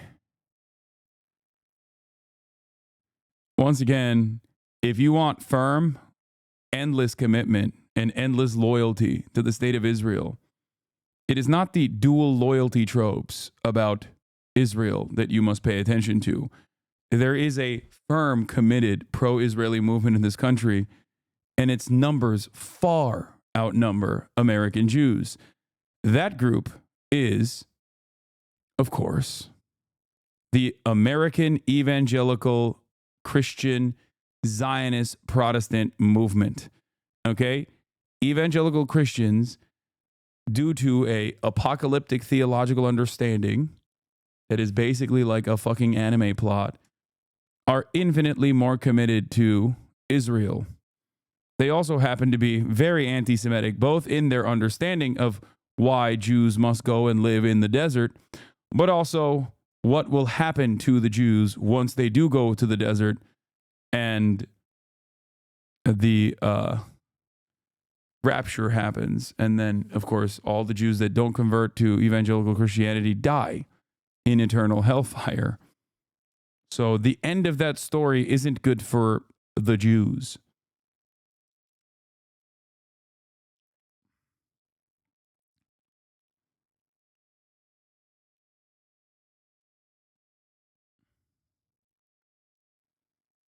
Those two are mutually exclusive, though. Are you saying Zionism isn't mainstream in the Jewish community? Maybe it was fringe in the 1920s, Lamau. First of all, it absolutely wasn't just fringe. It was there was an overt negative reaction to Zionism in the 1920s amongst the Jewish community, and that yes, Zionism in the way that people understand it is entirely different. Okay, amongst American Jews at least. That's just true. You ask 10 different Jewish Americans what Zionism means to them, and they will give you 10 different answers. Oh, meanwhile, reverse the roles here, and it's all over the fucking news. Yeah. Alexandria Sustakovich, 64, was charged with 2 counts of hate crime after attacking a couple near Chicago. Suburban woman who attacked a couple over pro-Palestine hoodie, charged with hate crime. This was the attack that took place.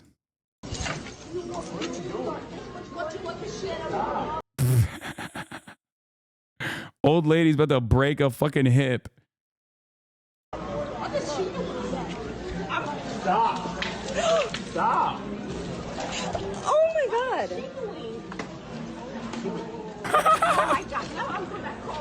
Call the police. They're gonna call the police. The woman she was attacking was also pregnant. Oh my God. Wait. Why are we watching this deeply anti-Semitic hate crime? I didn't realize that yet another pogrom, just like the one in Amsterdam, was happening in a suburb in the United States of America near Chicago. Chicago, Hamas. I can't believe that the authorities arrested. I cannot comprehend why the authorities would arrest this wonderful lady who was doing nothing but defending herself. Israel has a right to defend itself, and this lady also has a right to defend herself. We have to stop this. We have to stop the real hate crime that happened against her. The Panera pogrom. Call the police. Stop. You're here to bring the woman? No. Get away from my wife. What the hell is your problem?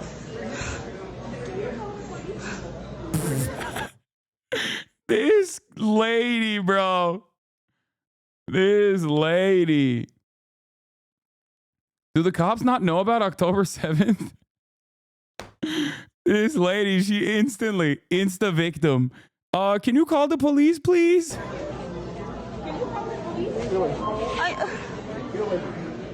Go. Good problem. Bro, why is she following them? Yo, that's crazy. Grandma, you are 62 years old. You're about to throw your hip out. God damn.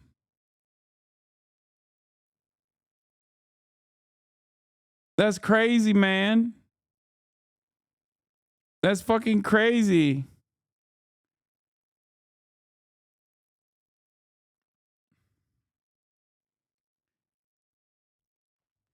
I've never seen them do this to an actual Nazi, by the way. Yeah. Now that you say it, it is interesting.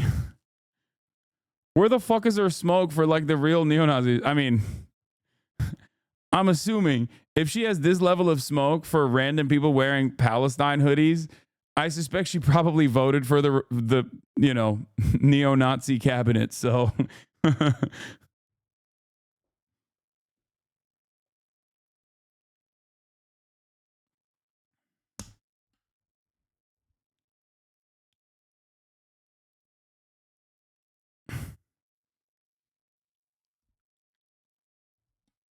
she's actually 30. Her Islamophobia just aged her horribly.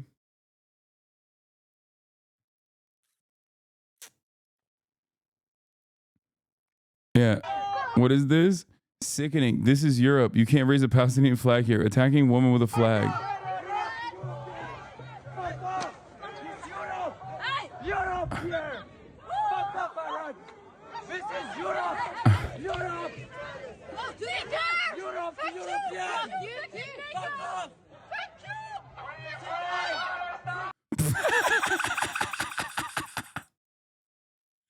Ain't no fucking way. I don't think this is new. Bro. Bro said this is Europe. You can't have a Palestinian flag here and then hit the fucking Sig Heil.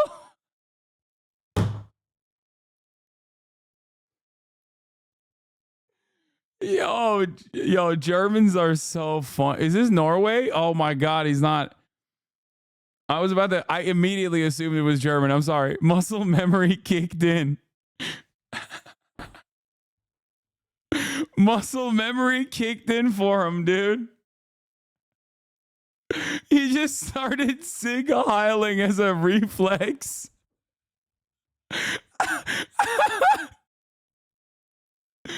What the fuck? Yo. Yo, that's so funny. He just like, he couldn't stop himself, dude. The epigenetic memories, dude.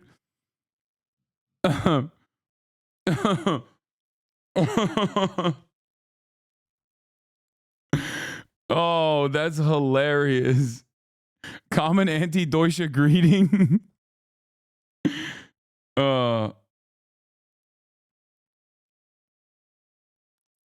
Immediately.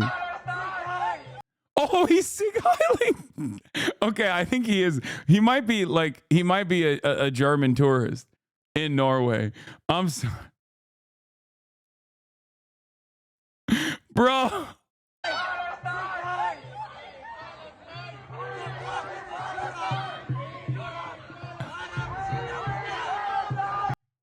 Bro went back to factory settings. Dude, that's so funny.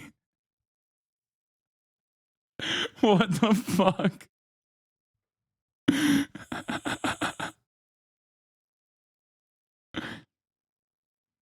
Oh my God.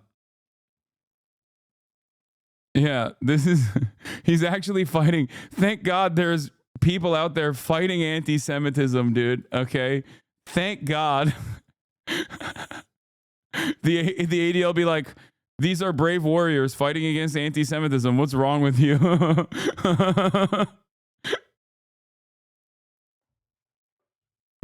Excuse me. This is a brave warrior on Reddit fighting against anti-Semitism. Look at what he's doing. Okay? Fuck off! It's Europe! Europe here! Fuck off, Iraq! This is Europe! Europe! Europe, European! Fuck off!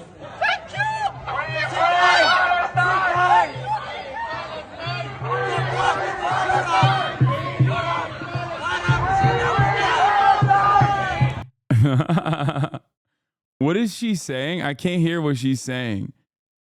I heard the N word. Oh, she says the N word?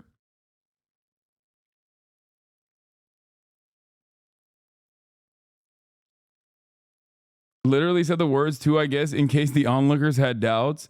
Yes. Okay. I'm sorry. They wanted to make sure everybody knows how hard they support Israel. Do you understand? They wanted to make sure that, you know, none of the onlookers thought that, like, accidentally that they had any problems.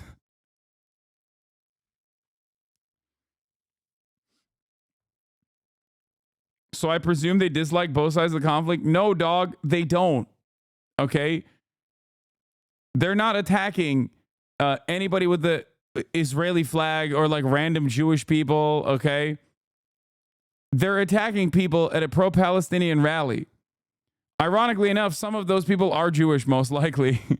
You know. Yeah, no, I don't think they have issue with both sides of the conflict. I think they have issues with one side of the conflict, and that one side is the side that they hate the most. So that's the thing you guys don't understand about, like, the way that European Nazis have, like, converted their hatred. Okay? Like, the modern day fascism, sure, there's still plenty who hate Jews and are anti-Semitic, but that doesn't stop them from loving Israel, because Israel is killing their number one enemies, which is Arabs, which is brown people. Okay? Go anywhere in fucking Europe and you will understand what I'm saying. Bro, stop. You're actively clip chimping this guy. I know, it's really fucked up. I'm clip chimping. I'm clip chimping the guy who said Sig Heil. Yeah. Yeah, I mean, we don't know how this incident started. I don't know.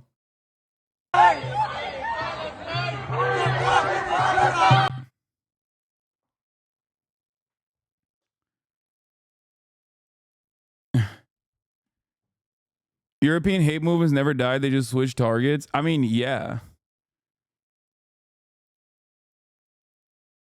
He's blocking projectiles. Yeah. He's blocking projectiles by also saying Sig Heil. Swedish Jew here. I can confirm they hate Muslims more than us. Yeah. This doesn't mean that they don't hate Jewish people either. Of course they hate Jewish people too. It's just that they don't hate Israel. They love Israel. They think Israel is awesome. It's a twofer. It's a twofer. They get to send all the Jews there, number one, and also number two, all the people in Israel are killing their enemies.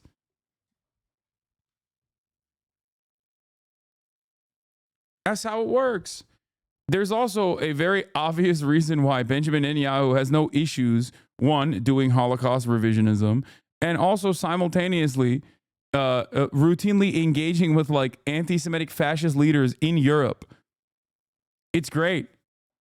When anti-Semitism increases in Europe or in other places where Jewish people live, that's fantastic for Israel, because it only solidifies in the minds of Jewish people living in the Western world that, like, there is no safe place other than Israel. Okay?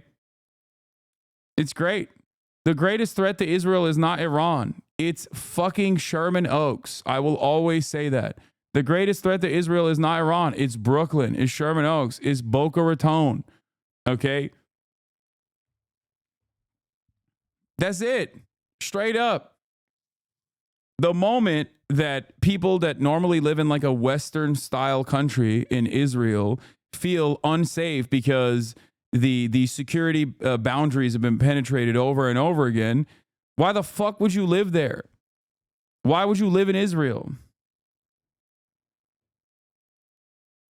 Actually, I will have you know, according to Twitter, the greatest threat to Israel is you. Yeah, of course.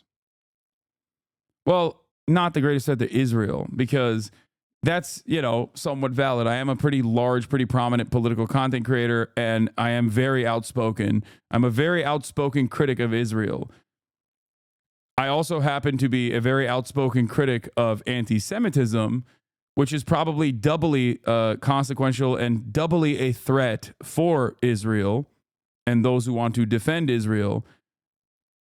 But what Twitter will say is not that I'm a threat to Israel. They will say I am a threat to Jews, which is not correct. Videos like this are good to show the EU chatters. They say, haha, America's cooked. You're cooked right alongside us. Oh, yeah.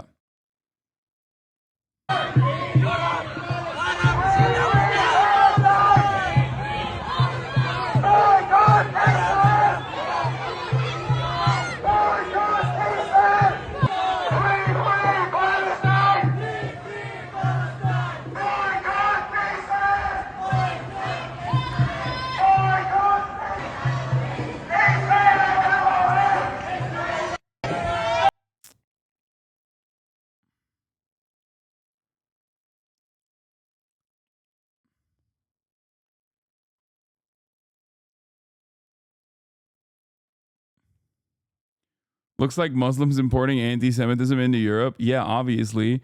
The biggest anti-Semitic incident here isn't the fucking dude, Sig Heiling. It's that, you know, people are roaming the streets with Palestinian flags. That's unacceptable. You have to understand, I'm being sarcastic when I say this. Okay? I'm being sarcastic when I say this. But that is unironically exactly what defenders of Israel think. Okay? Straight up. Like, not even a little bit joking about that. Ben Shapiro has openly defended anti-Semites being anti-Semitic and then have said, I don't really care about their anti-Semitism because they're firmly committed to Israel's defense. It's like, bro, they're anti-Semitic here, dumbass, and you're here. You're not in fucking Tel Aviv. You live here. You live in America, you fucking idiot. You are an American Jew living in the United States of America talking about, oh, this person is committed to Israel, so I don't care about their anti-Semitism. It's like, what do you think that does?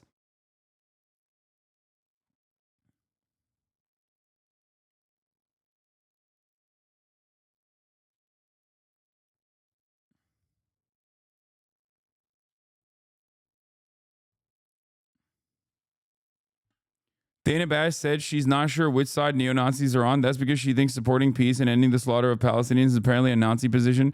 Her hatred of Muslims is disgusting. Her support for the genocide makes me question which side she's on. Yeah. Shaky Gurga is always on point with Israel takes. I mean, he pops off on that. So does Anna Kasparian.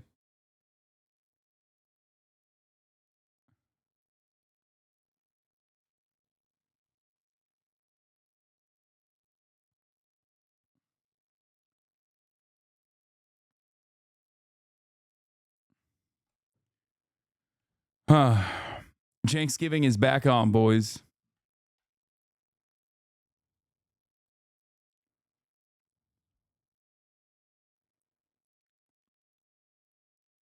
What the fuck? Throw him a like? Yeah, there you go. Dana Fash, baby.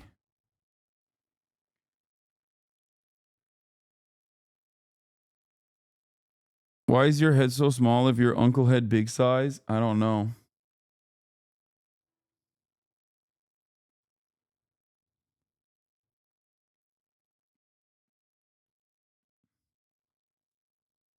What is this? I mean, that's just fucking populism. The guy in the video is fucked up, probably because of populism. And watching this video and making that whole content and political discussion about it is populism as well. No, man, that's just him being a Nazi. Like, you don't have to reduce everything back down to populism, okay? The fuck? I think you don't have a clue about real European Nazis. I mean, that's just a young idiot who doesn't have a feeling / clue for what he is doing there. Why does every fucking European social democrat or every European neo-Nazi come in here and immediately hit the, actually, they are not a high IQ enough to understand the technocratic neoliberalism that will be welcomed in Europe? Every single time, brother. I don't know why some European chatters always hit that fucking line over and over again where they're like, you have to have a real high IQ to understand European neo-Nazi movements.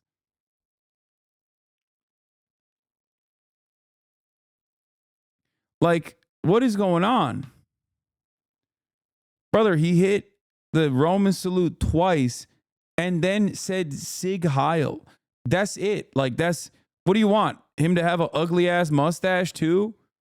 Like, what more do you need? I've noticed a lot of your haters are European strange. It's because they were former lovers of mine. Okay? I'll explain it to you. It's very simple. Okay? Europeans are kind of like the Democratic Party. They like having the moral high ground over American dumbasses, right? They like saying stuff like, oh mein Gott, ich kann nicht glauben, American Politik is so stupid.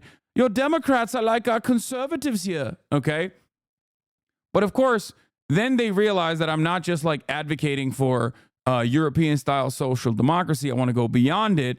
Or rather, I understand the historical context in which even European-style social democracy existed only because the specter of communism was haunting Europe, and that because of that, many Europeans in Western Europe especially had to at least cave and concede and capitulate to the demands being made by trade unionists and socialists and communists alike, especially in the aftermath of World War II, when, the fascist movements took a major hit, only to have their hit be restored by NATO and the United States of America, plus the Marshall Plan. But basically, they despise socialism. Like, a lot of Europeans fucking despise socialism.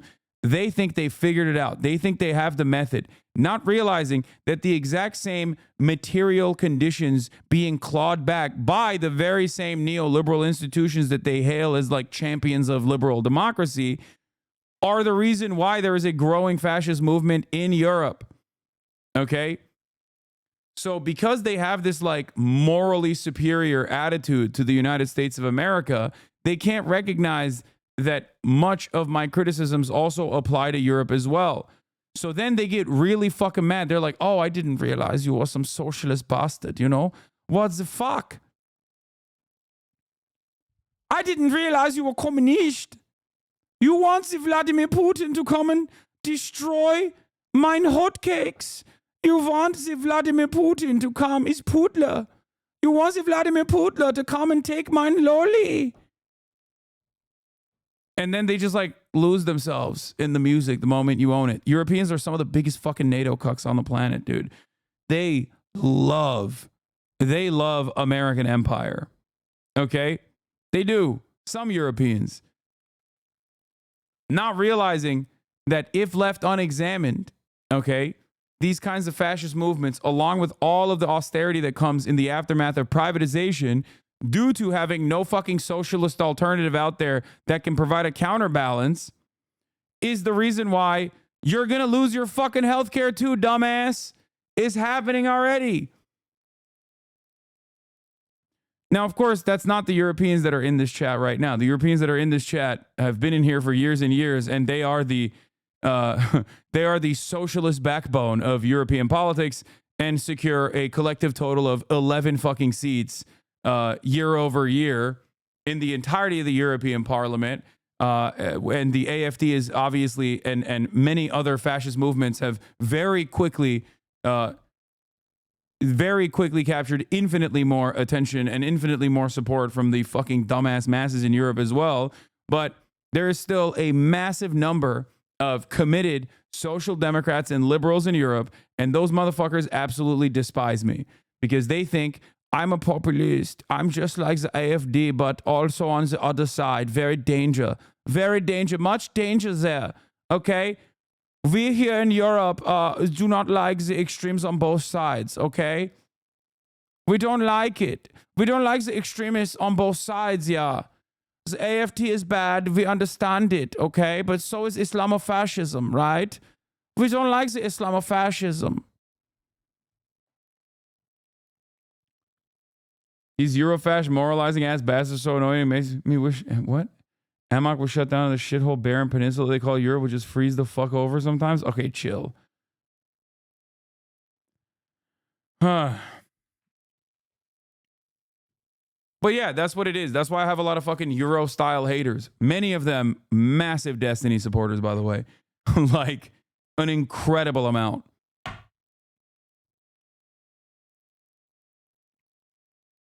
AfD is good. You are tilted and mad. Yeah, dude, it's so good. Oh my God, it's gonna make Germany white again, dude. Yeah, that's right. AFD is so good. If if their agenda is implemented, Germany's average age will be like 78. Okay, and you still won't get pussy, you dumb fuck. You think that when you actually institute an ethno state, okay, when you institute this like Germany for Germans only style ethno state, that you're gonna get pussy? You're not. Okay, the white Helga is still gonna fuck the German Chad. Okay, you are not getting pussy, big dog, unless you fix your attitude. Okay, straight up. So many of these dumb fucks literally think like, no, you know, once we do the ethno state, like I'm gonna get a state mandated girlfriend. Like, no, you're not. Okay, you're not. Helga's not fucking you. She's throwing it back for the German Chads. Okay.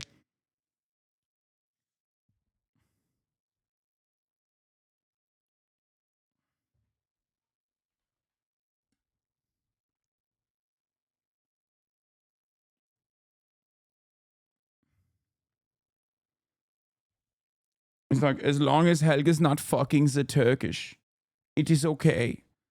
She can fuck the German folk, Chad, yeah. It's okay.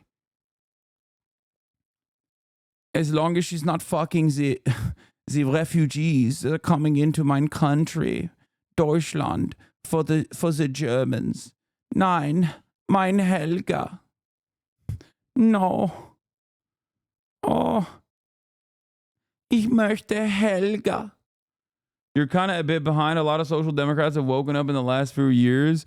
Social democrats have woken up. They see the fascist signs as well. Problem is that a lot of social democratic parties have structures that are firmly controlled by the elites, like the Democratic Party. It's difficult to actually get party leaders that think the same as the party base. No, I'm sure that exists. Yes. I get it.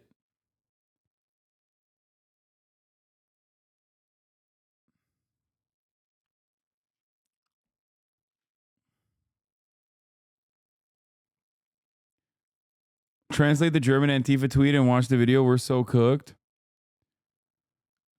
What should the police officer do if he doesn't keep his distance? Journalists must always keep a certain distance from the police and must not constantly walk in front of them. Being pushed aside is completely justified.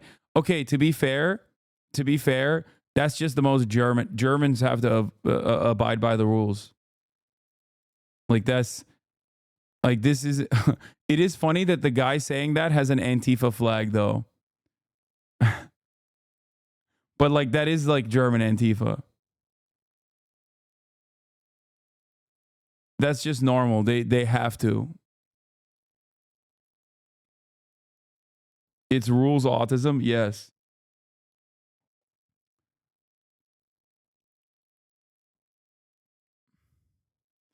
I never understood why the German Antifa are so pro-Israel. The TrueAnon episode is elucidating. It's all USA's fault once again.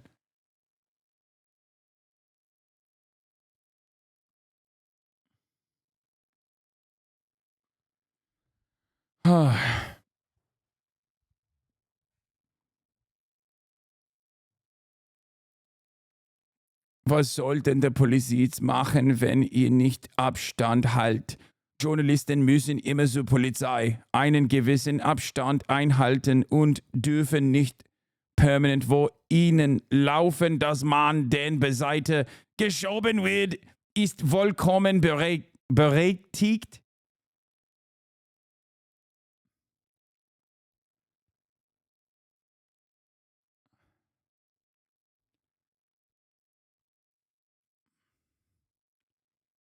Antideutsche, ja.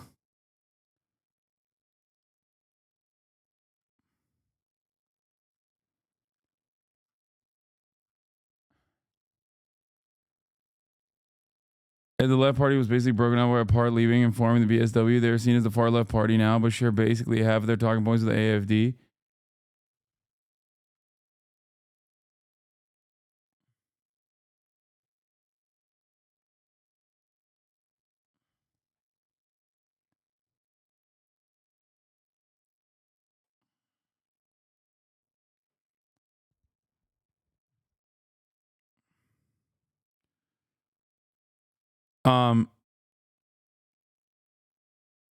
So Yeah, someone in the chat said, yeah, you should move to Germany. Okay, it's the one fucking Western nation that's worse than America when it comes to pro-Israel sentiment.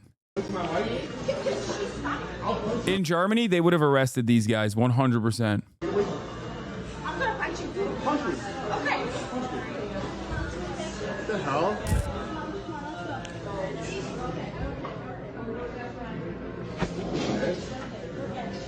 You okay?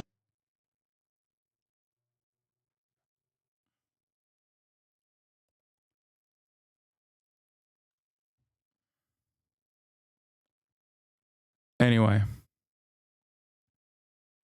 Europeans are never going to support commies, so why not be the closest one, which is sock them? Yeah, that's a really dumb approach to the problem that is already ever present in Europe. It's not going to get fixed anyway. But that's the exact same attitude as to why it's not going to get fixed. Also, I'm an American leftist. What are you talking about? We don't even have fucking socialized medicine here. And I advocate for the same shit here. Why the fuck would you think that I would appeal to a more moderate position? That's nuts. Anyway, Adin Ross threatens to expose Kick CEO one last chance. Adin Ross is threatening to expose Kick CEO Ed Craven online. The streamer is offering up one last chance to make things right in private. Adin Ross's time at Kick appears to have come to a close. The popular content creator stated he's unsure when he will stream next, following speculation that he's parted ways with the platform. After Ross was permanently banned on Twitch, he jumped over to rival Kick in what he dubbed the biggest streaming deal of any creator. However, it hasn't been all sunshine and rainbows for Ross since joining Kick. His strained relationship with CEO Ed Craven has become a major talking point in recent weeks. In a recent live stream, a viewer asked Craven if Ross had in fact left Kick. While the CEO's reply left the status of the platform still in air, his claim that Ross focuses on engagement farming left a sour taste in the content creator's mouth. Did Adin Ross leave Kick? I don't think Adin left Kick. I think it's just him causing his. He loves. He's good at. What's he does is like doing the drama stuff. Getting all the engagement farming. Wait, doesn't this guy already own Stake? Why is he gambling on his own website? I have not heard anything about anyone leaving Kick, but I'll leave it. I'll let the Twitter stuff do the Twitter stuff. You know how the internet is. Where the fuck's Adin gonna go to? Adin's banned from Twitch. He's gonna go to fucking Rumble or some shit? I don't know. Like, he's got nowhere to go. Like, what do you mean? Where's he going? Fucking Adin. Following these comments, Ross took to X, formerly Twitter, and now deleted posts and wrote he has now no choice to handle this the way he wants to handle it. All right, well then this leaves me no choice to absolutely handle this the way I want to handle this. Instead of dealing with this in private, you want to crack jokes and laugh it off and tell Neon's management that this is all a script. I'm going to enjoy UFC and give you one last chance to make things right privately with me before I tell and show the world what? The real you. At the time of the writing, Craven has not addressed these comments publicly, and Ross has not commented further on his fractured relationship with the Kick CEO. However, we'll keep you updated when any new developments arise. Adin Ross is going to be the new press secretary, isn't he? Yeah, Trump is hiring Adin Ross. Secretary of Urban Development and Housing. You need to see this before the end of the stream. This is what happened when you say LeBron not the GOAT. Say LeBron the GOAT. Why wouldn't she say that? Wow. White supremacy has infected every generation in this country. That's crazy. Thank God. There's good parenting still out and about.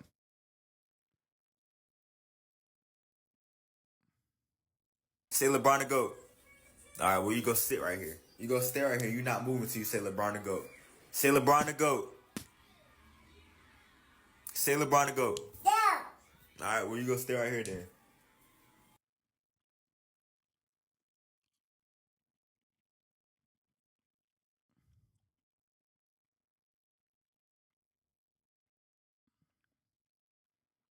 That's a good dad. That's a good dad. Doing the right thing.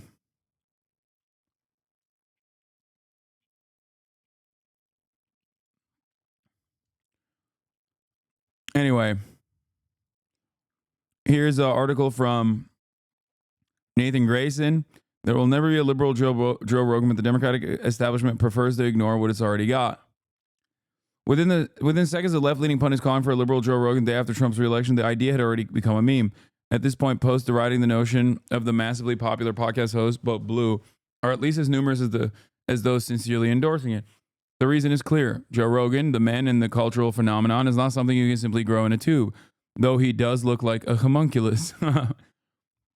But these cries elide a more salient point. There's already a left-leaning content creator ecosystem, and the Democratic establishment chooses to ignore large swaths of it.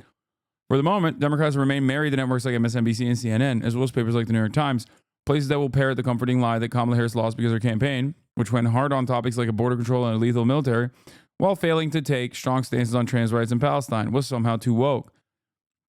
New segments of columns suggesting that Dems surrendered former strongholds because they use words like Latinx have left even mainstream names like Jon Stewart baffled. You were exposed in a viral TikTok? What? Also have a very questionable, almost carnal, lascivious obsession with LeBron James because every single day my boyfriend brings him up to no end. First it was my sunshine. Every day, my sunshine, my sunshine, my sunshine. I thought he was talking about me. My nigga, he was talking about LeBron. Now he's talking about pouring honey on a goat. I'm pouring honey on a goat. What are we talking about right now? Do you want to have sex with him? I think my boyfriend is. Yes, but only if he deems me worthy. Like, what kind of question? Like, this doesn't make any sense. Like, when people ask this question, I'm like always confused. It's like, that is a deity, okay? That is a god. What do you mean? The answer is yes. He's emotionally cheating on me with LeBron James.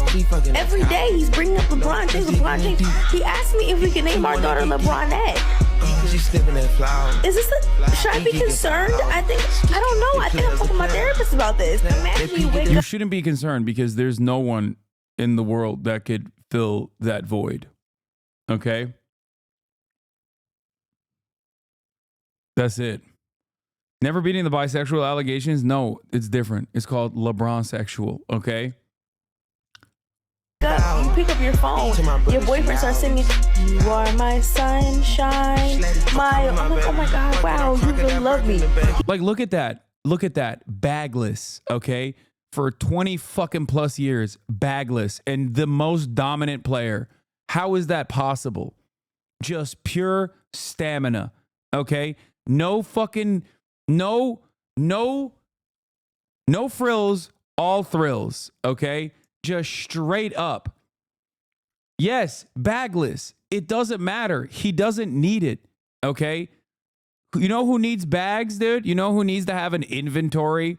You know who needs to have an inventory of different kinds of movements? It's like, save that shit for LaMelo Ball, okay? That's a different style. And that's fun too, okay? I like that. I like watching that as well. But LeBron James does not need it, okay? He does not need it. How is he still getting better? He's 40! I'm like, oh my God, wow, you really love me. He's talking about a 48-year-old basketball player. Yeah, the only reason why it's valid that LaMelo Ball got fined $100,000 for saying no homo is because yes, homo when LeBron exists, okay? That is not only homophobic to say no homo, it's homophobic to say no homo in the same league as LeBron James. That's it. Anyway.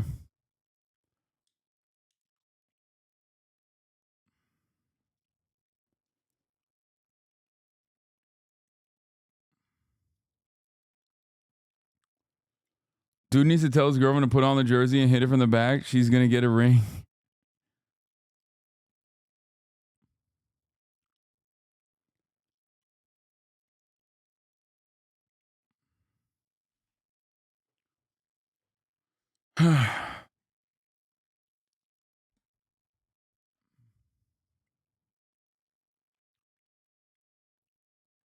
When the LeBron lobby is done paying to push narratives, just know that the Kobe lobby is here and ready to make you the new face. No, I will never. I wish I was a part of the LeBron lobby. That would mean I would get to meet LeBron. I am the John Fetterman for LeBron James. Okay? An oafish ogre. who only is motivated by one thing and one thing only: undying love and loyalty to the infallible LeBron James, the man who invented basketball.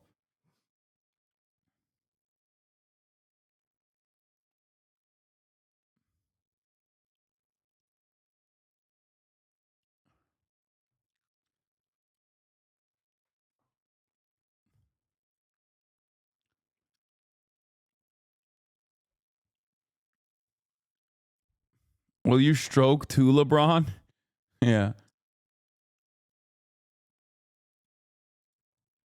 Anyway. You are the anti-LeBron defamation league? Yes. Anyone who defames LeBron, I will instantly call a white supremacist. Doesn't matter. Like that little black baby who was who was put in timeout by her goated father who was correcting the record. Okay?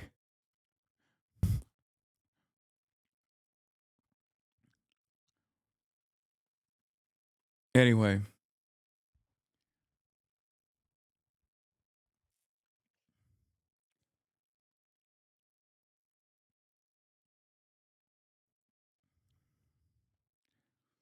For the moment, Democrats remain married to networks like MSNBC. Hasanabi Piker, the internet's most visible leftist content creator, has been beating a similar drum for the past couple of weeks. This is a cynical right-wing framing instead of accurately addressing the real problems the Democratic Party has. While watching a CNN segment in which Democratic strategist Julie Rodzinski claimed that the party faltered because of social justice jargon and alleged capitulation in the face of student protests at colleges like Columbia University. And this is the only thing your parents are watching. Just remember that. The only thing your parents are watching is this kind of dumb, nonsensical bullshit that deflects the actual responsibility away and just looks at the problem and says, you know what it is? We didn't just do more of the thing that actually made people annoyed with us. Piker spends months leading up to Harris's defeat decrying her desperate entreaties to a non-existent midpoint between Democrats and Republicans.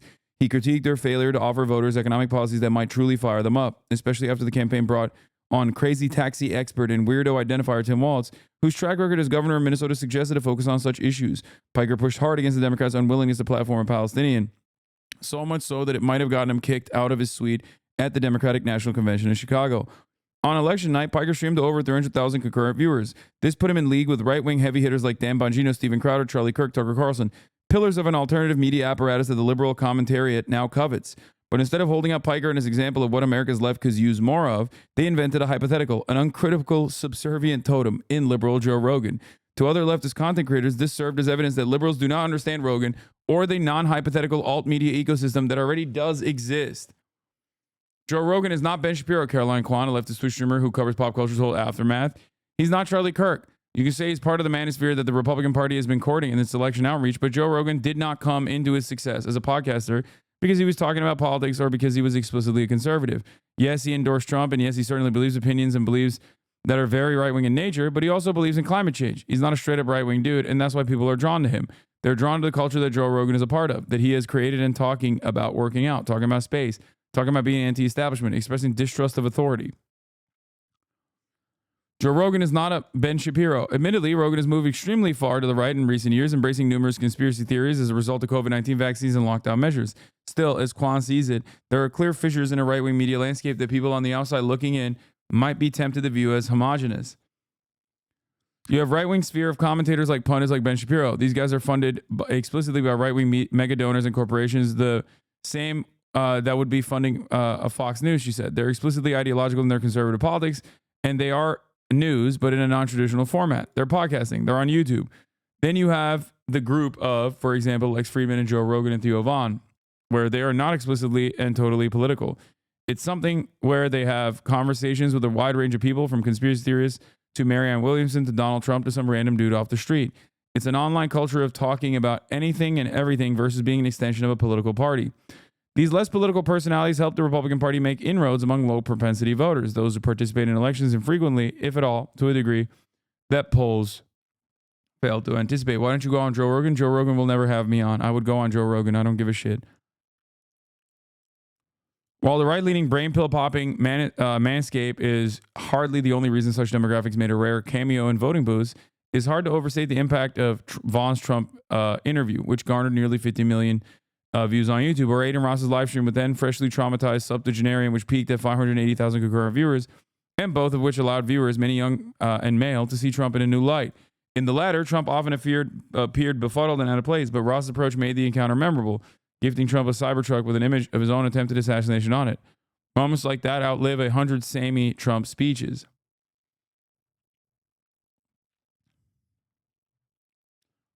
Joe Rogan will never have me on his show. For the record, I've shit on him way too much over the last couple of years. That would never happen. But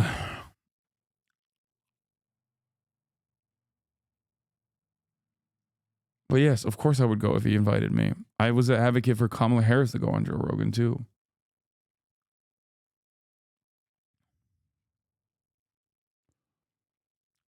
In the final weeks before the election, Bernie Sanders, Tim Walz, and AOC all made Twitch appearances in support of Harris, but they again steered clear of any remotely divisive personalities, though Sanders did at least learn what a VTuber is.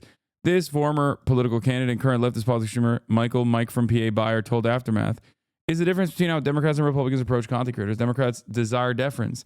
Republicans will go with whatever gets the job done. He used the example of Harry Hasan, a 22-year-old self-described Democrat with 1.5 million followers on TikTok. Hasan will go and make the classic soy face while standing in the same room as Kamala Harris, right? It's almost like, look at how she's our friend, Buyer told Aftermath. They trade on access. In exchange for access, they offer guerrilla marketing. It's a shill. They say the Democrats are perfect. They're going to win, and we love them. They're so amazing. Isn't she a queen? There are a lot of Democrat partisans who will watch that, but they're watching for glimpses of Kamala Harris or whatever. The Republican side has less of that, believe it or not. Even the dumbest commentators on Newsmax are talking about issues and having opinions and disagreeing with Mitch McConnell. In the Republican Party, populist discontent is the mainstream. In the Democratic Party, that's excommunicable. That's not to say all Democratic politicians staunchly stick to the path of least resistance. AOC has collaborated with Piker, who criticized Democratic establishment nearly as much as he goes after Republicans at various points, first in 2020 to the tune of hundreds of thousands of viewers, and a handful of times since, most recently earlier this year.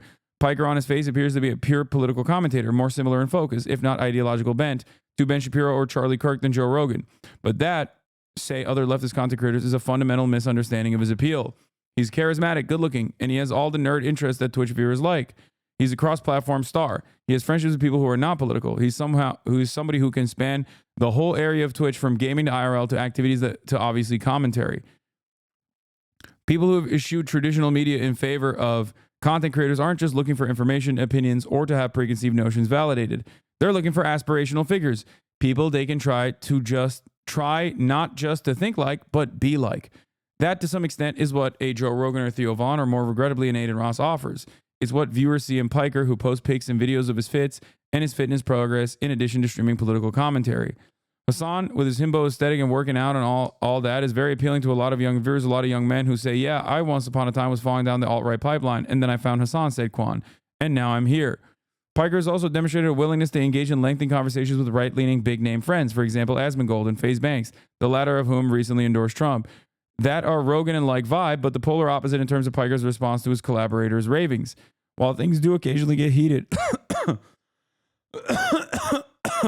for the most part, he listens to what they have to say and draws on a deep well of knowledge to gently push back while avoiding the argumentative fever pitch of a debate. This is the kind of thing Denims, another leftist political streamer, thinks the left needs more of. I think condescension is a problem that exists on the left, Denims told Aftermath. I think everybody who's on the left has known that it's a problem for the longest time. It's very hard to have positions that are left-leaning and then educate on why they are better positions to have without coming off like you're talking down to someone.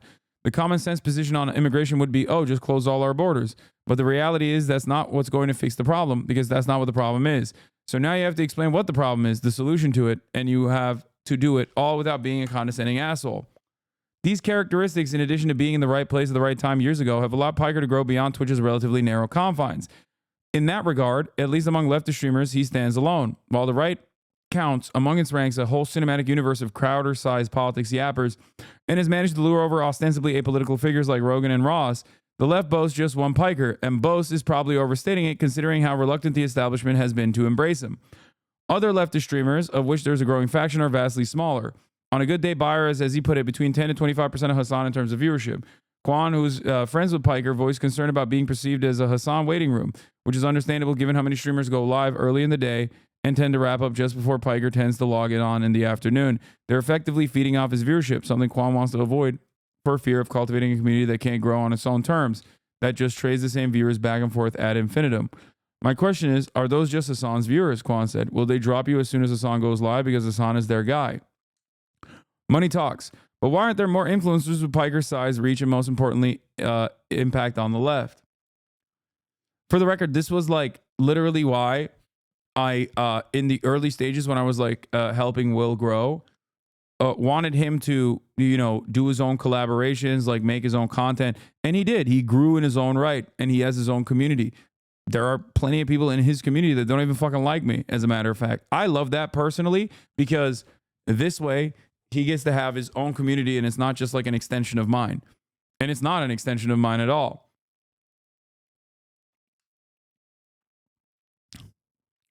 But why aren't there more influencers with Piker's size, reach, and most importantly, impact on the left? In part, it comes down to who the Democratic and Republican establishments choose to back. Part of the role, folks like myself, is to critique power and present ideas on how to wield power more to the benefit of folks like us, working class people, said Riverboat Jack Gardner, a trans-political streamer, told Aftermath. That's not just really where the Democratic Party has its goals right now. I think they're afraid of tapping into something that's too real, the kind of thing that Bernie Sanders tapped into in 2016. They're afraid of activating that base because it kind of ruins their ability to reach out to their big money donors, and they aren't bringing enough to the table on the merits of their own policy to actually back up that kind of shift in how to approach politics and communications. We'll stop talking politics for the most part, though. Will never talks about politics. Republicans are playing by different rules. Their content creators trade in outrage, misinformation, and conspiracy theories, which keeps their base riled up and ready to lash out. Democrats cold shoulder criticisms and blame far left for defeats, while Republicans let their base drive party messaging, often seizing on social media trends and sending them up the chain from content creators to Fox News and Newsmax to politicians. The right wing has basically moved towards their YouTubers, which is a terrible thing for all of us. Jacob Geller, a YouTube video essayist whose videos often touch on political subjects, told Aftermath. The right supports these people with the establishment. It is really hard to find the separation between what is politically acceptable and what is politically unacceptable, and has to be said on a detached podcast because they're all just one big group. Piker grew organically on Twitch, albeit in part thanks to a significant fame boost granted by his tenure at the Young Turks, a prominent left-leaning news network on YouTube and Facebook, among others, headed up by his uncle Cenk Uygur, at a time when few sizable political streamers existed on the platform, and smaller streamers have since attempted to follow in his footsteps. Meanwhile, right-wing influencers on YouTube and other less niche platforms are often manufactured, sometimes to the tune of millions of dollars. Yeah, Brett Cooper. Brett Cooper is a fucking industry plant.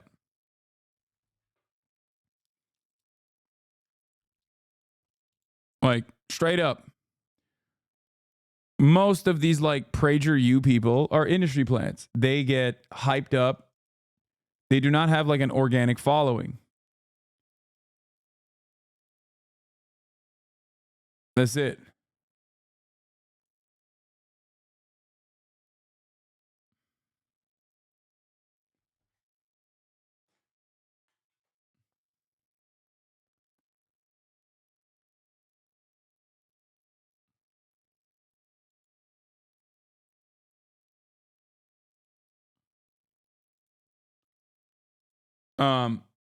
Anyway. How about you leave her alone? Who? Fem Shapiro?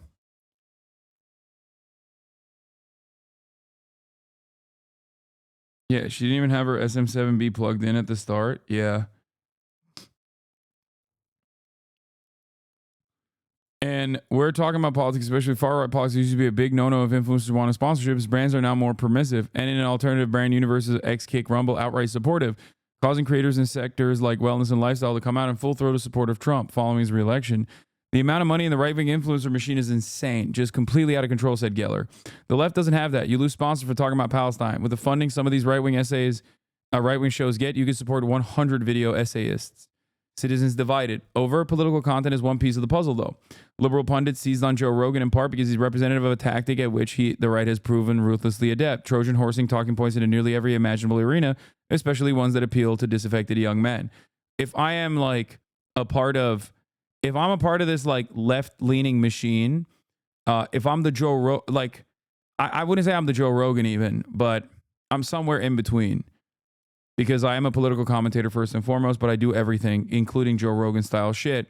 But, you know, The Yard would be a great example of like an apolitical show that is still like firmly on somewhat the left. Okay. Organically, they themselves are also on the left. I would go so far as to say like The Basement Yard is another one, right? There are plenty of these podcasts like PFT at his show at Barstool is again a leftist, not immediately and inherently political, but obviously you know, has these sorts of perspectives. Take, for example, video games. On platforms like Twitter and YouTube, the past year has been defined by growing, intensely conspiratorial, anti-woke movement in games, championed by creators like Asmongold, who are first and foremost gamers rather than political commentators. Misinformation laden rants against the inclusion of people of color, queer themes in games, prime typically apolitical viewers to receive similar messaging from the right, and to believe that if they just side with a party that's offering a quick fix for what they've been told is society's biggest problem, their video games will become great again. Asmongold himself recently completed the line between A and B by going on an overtly racist rant against Palestinians, which got him suspended from Twitch for 2 weeks. Despite all the misinformation, Bayer believes there's a kernel of truth to gamers' concerns, and that's the problem.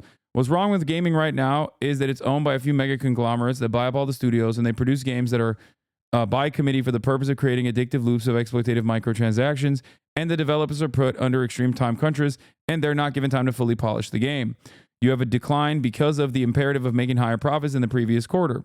It recalls the enshittification of everything. How do you process enshittification?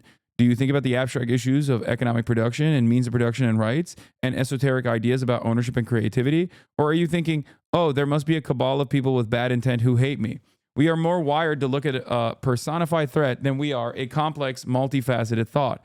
Fantastic take from Michael from Pennsylvania, who I just found his government name just today.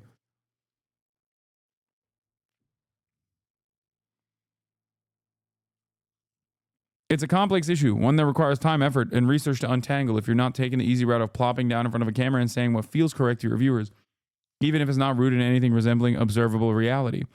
This is not to say that there aren't content creators who push back against these corrosive lines of thought, both in video games and other artistic and cultural mediums, but they are, in multiple senses, outnumbered and outgunned. In the mid and late 2010s, the conversation around de-radicalization, that is rewriting the worldviews of people who'd had their brains hijacked by the far right's alt media ecosystem, centered around YouTubers like Natalie ContraPoints Win, who weaved political, social, pop culture criticism into lengthy video essays that explore topics like incels or simply men. A whole scene for leftist video essays emerged and still exists. Arguably, there are now more YouTubers than ever posting left-leaning deep dives into games, movies, and TV shows, as well as politics. They can't just compete with the ruthless efficiency of the far-right slot machine, which further benefits from algorithms that studies have shown tend to favor far-right content over less incendiary alternatives on the left. Yes, that is also true. And there is also a feedback loop. If there are more right-wing slop to consume, then they are more heavily pronounced in the algorithm, and they get boosted in the algorithm. And then when there's more of the heavily slop that is getting more viewership because it's boosted in the algorithm, more people look to that and go, I want to do that too. Yeah, inertia. Abso-fucking-lutely. It 100% works that way. And that is even part of the reason why. That is even part of the reason why there's so much fucking fuck Hasan content out there too. That's how it works. People see that it does numbers for themselves and they go, oh, I want to make a name for myself. I'm going to do a fuck Hasan essay as well.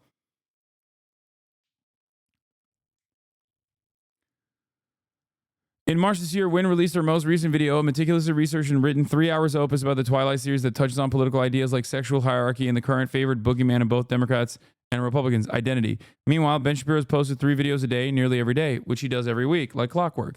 You will not be surprised to learn that other far-right influencers employ a similar strategy, as do content creators whose work appeals to right-leaning audiences like Asmongold, who often cuts up recordings of his Twitch live streams onto 4 or 5 YouTube videos per day.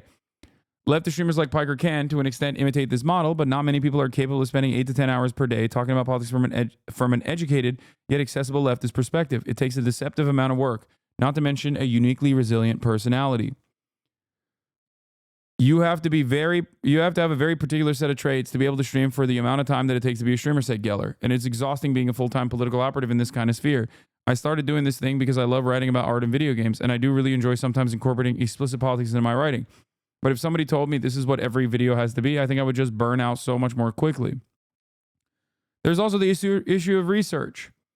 Sarah Z, a video essayist who focused on pop culture, internet history, and fandom, pointed to the example of the Gravel Institute, a left-wing attempt at countering conservative advocacy channels like Notorious Propaganda Firehose PragerU, which has over 3 million subs on YouTube and publishes multiple videos per day. As of now, Gravel Institute has under 400,000 subscribers, and they have not put out a video in over 2 years, she said. I don't think their videos are all bad. In fact, I thought their documentary on Cambodia was quite well researched and well crafted, but that's also why it couldn't work. That's why it couldn't be the new PragerU. It was aesthetically similar in that it was bite-sized political content with cute animations, but unless you have a massive amount of money to start with, you can't simultaneously be an educational channel and be constantly producing slot machine. Yeah, the other part of it is money. Money. Who the fuck would... Who is going to be the singular billionaire, or maybe like 5 to 6 multimillionaires or billionaires that are going to get together and be like, we value propaganda? That's it. It's not going to happen. You cannot be a successful anti-capitalist leftist content creator and also be firmly defended by corporations. Okay? Corporations and massive multi-billionaires. Why the fuck would they ever give money to a guy who says billionaires should not exist? Okay? That's the whole point. Republicans don't say billionaires should not exist. They will never say that. They say being a billionaire is great. They uplift the lie of meritocracy. Okay? Left-wing content requires grassroots fandom and grassroots support. I rely on you guys subscribing to me. Okay? I don't have advertisers. I routinely deny advertisers. I've revealed to you one of the last ones on election night that a politics betting platform that offered me as a start to the conversation $1 million just to be able to offer wall-to-wall advertising on the election day coverage. I said no to that. Okay? It's against my principles. I'll give you another example. The Political Action Committee that I had on, they also offered me a lot of money. I won't say how much, but it was a lot. Not $1 million, but still a lot. I had Rashida Tlaib on, I had them on, and I refused to take their payment. I told them to make a donation in my name to an adequate charity instead, if they would choose to do so, or, spend the money elsewhere. The reason why I did that is because I don't need money for political advocacy. I do it because I believe it. Okay? And there are advertisements I do take up when they offer it to me. There are advertisements I've done on the stream, usually video games, right?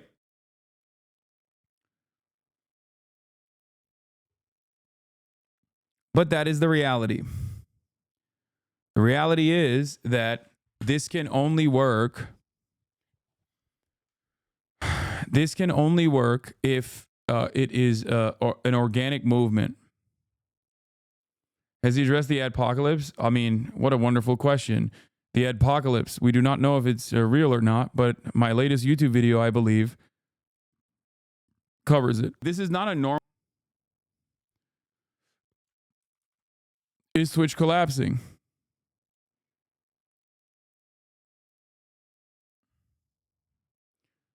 You can go watch it right now.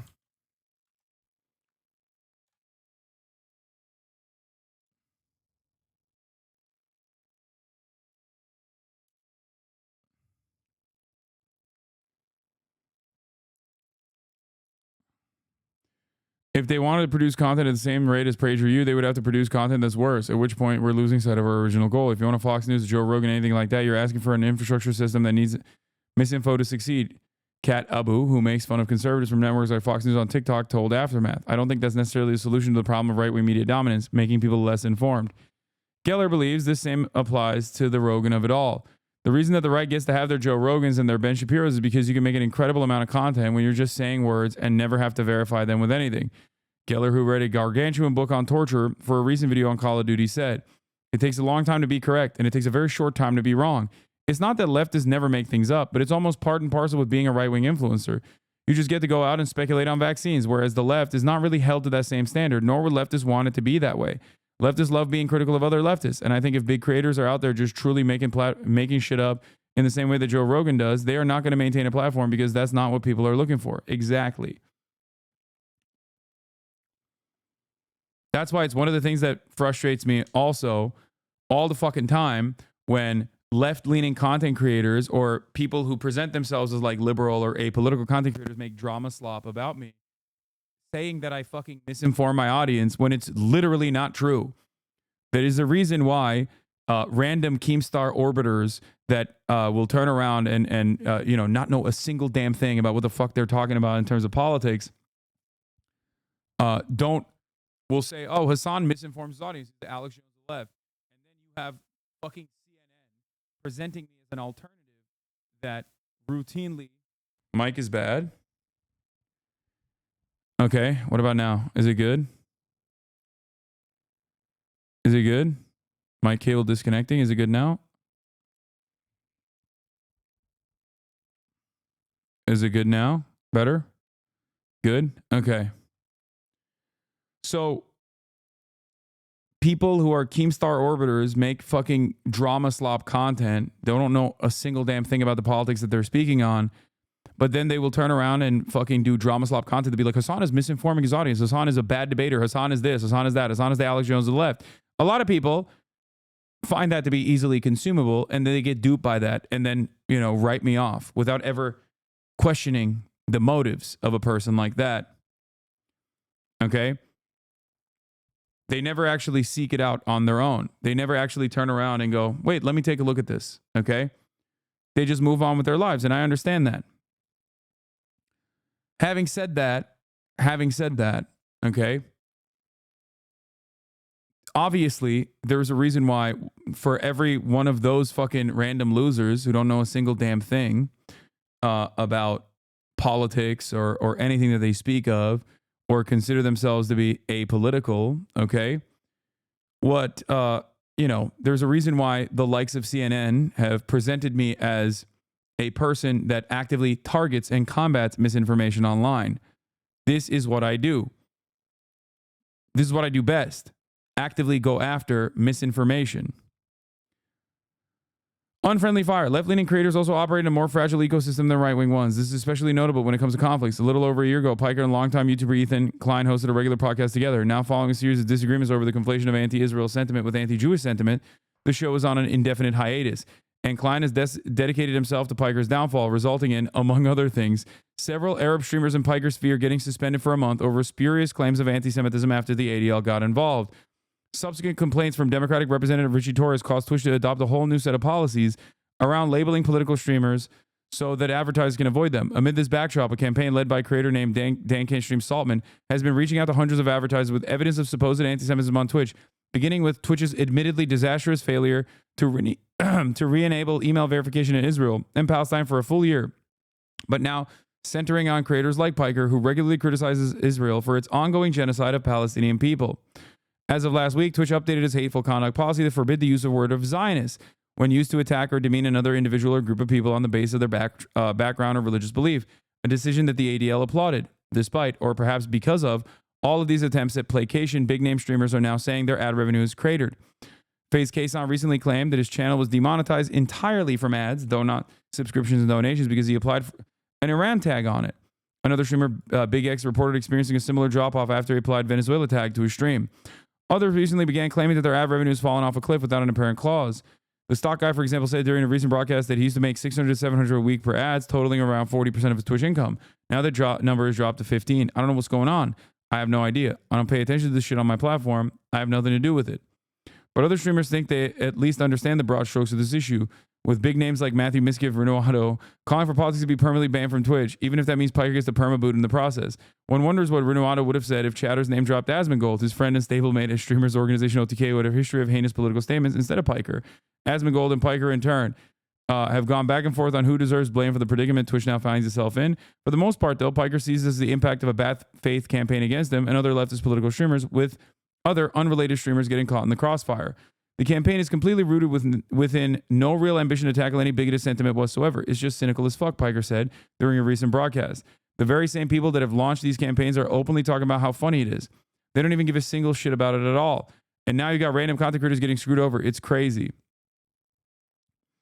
The ban politics option is not echoed by all of Twitch's most outspoken mainstays.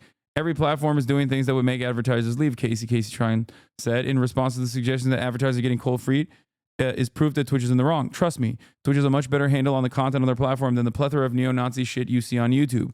There just aren't a bunch of no-life hall monitor incels reporting it. That's a banger from Casey Tron, by the way. It's correct. YouTube is a relevant point of comparison as some creators have begun referring to what's happening on Twitch as its own version of YouTube's 2017 Adpocalypse, a series of advertiser boycotts that forced the company to pour millions into creating one of the most sophisticated ad targeting systems in the world. It remains to be seen whether Twitch will take drastic action. One report suggests that the actual number of advertisers pausing spending on Twitch has been limited, but not insignificant. Nonetheless, drama farmers like Daniel Keemstar-Keem have taken to catastrophizing about this supposed purple-hued adpocalypse for content. But over the weekend, the adpocalypse narrative took some pretty serious hits. The stock guy returned after doing some tinkering and figured out the culprit on his end. Turns out he'd previously applied an election tag to his channel. Once he removed it, his ad revenue went back to normal. This suggests that Twitch is diverting ads from political content, not that advertisers are suddenly abandoning the platform in droves. There's not a fucking adpocalypse, the stock guy said. It's an advertising thing that is happening to a specific subsect on the platform. I took it off, and guess what? I'm back. Jason, Pirate Software Hall, who regularly managed to pull in over 10,000 concurrent viewers and is, by most important metrics, a big streamer, offered a similar read on the situation. There's no adpocalypse going on, Hall said during a recent broadcast. None of our ad revenue has changed. None of the ad revenue of any streamer that I know has been changed. I know that there were some problems with specifically certain tags on Twitch that people were talking about, but none of our shit has had problems. Aftermath reached out to Twitch with questions about recent ad revenue woes, but did not receive a response. Sometimes drama leads to increased viewership. After all, if right-wing creators have taught us anything, it's rage on the modern internet means engagement, and engagement means more prominent algorithmic placement. But it is the principle that underlies an overwhelming amount of right-wing content. But today's fights could have also had lasting consequences, whether they come from interpersonal feuds or from popular creators who claim some degree of liberal or leftiness while regularly espousing right-wing talking points, like the increasingly transphobic Young Turks or debate bro scene king Stephen Destiny Bonnell, the latter whom has been banging the anti-piker drum so hard recently that it's on the verge of caving in. Though Twitch has tried to at least performatively champion progressive causes over the years, it is uniquely vulnerable to outside influence due to its relatively small size and lack of profitability. Public conflicts involving both creators and influential external forces like the ADL put additional pressure on Twitch to apply its purposely vague rules against streamers, dealing with bad faith attacks, and other applications of strength in numbers. This is the best thing I've read on this, by the way. Like, straight up. It's like, from the outside, with like limited information, given that like Twitch is not revealing anything on their end. You know, maybe, yeah, Ludwig from Video Game should have used this article as a script, honestly. Yeah,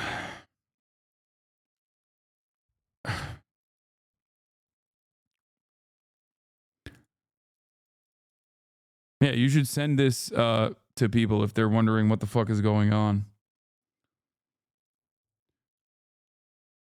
Put external pressure on Twitch to apply its purposely vague rules against streamers. Obviously, this is not going to get upvoted on LSF, though. Don't worry. We got Richard Lewis's fucking garbage that he's getting directly from fucking Dan Saltman and Destiny. Yeah, Breitbart's very own Richard Gamergate Lewis. He's writing all the good articles on this stuff. He's got his finger on the pulse, you know? It's so funny that, like, all of this narrative about what's going on in Twitch is being driven by those who are not even on Twitch, by the way. Kick streamers. Fucking kick streamers are leading this fucking anti-Twitch crusade right now. Okay? They're going super hard with the Artemis shit today. Oh my God. 1,000,000 times over, dude.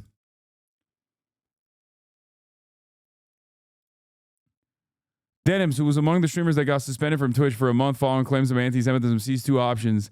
Stay on Twitch and risk getting suspended again and now possibly demonetized, or go to YouTube and just face possible demonetization.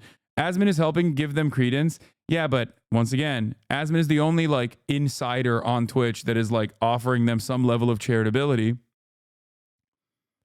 Having said that, however, you know, Asmongold also talks extensively about, you know, the Japanese gaming industry not being tarnished by Japanese gaming industry not being tarnished by fucking Western woke culture or whatever the fuck.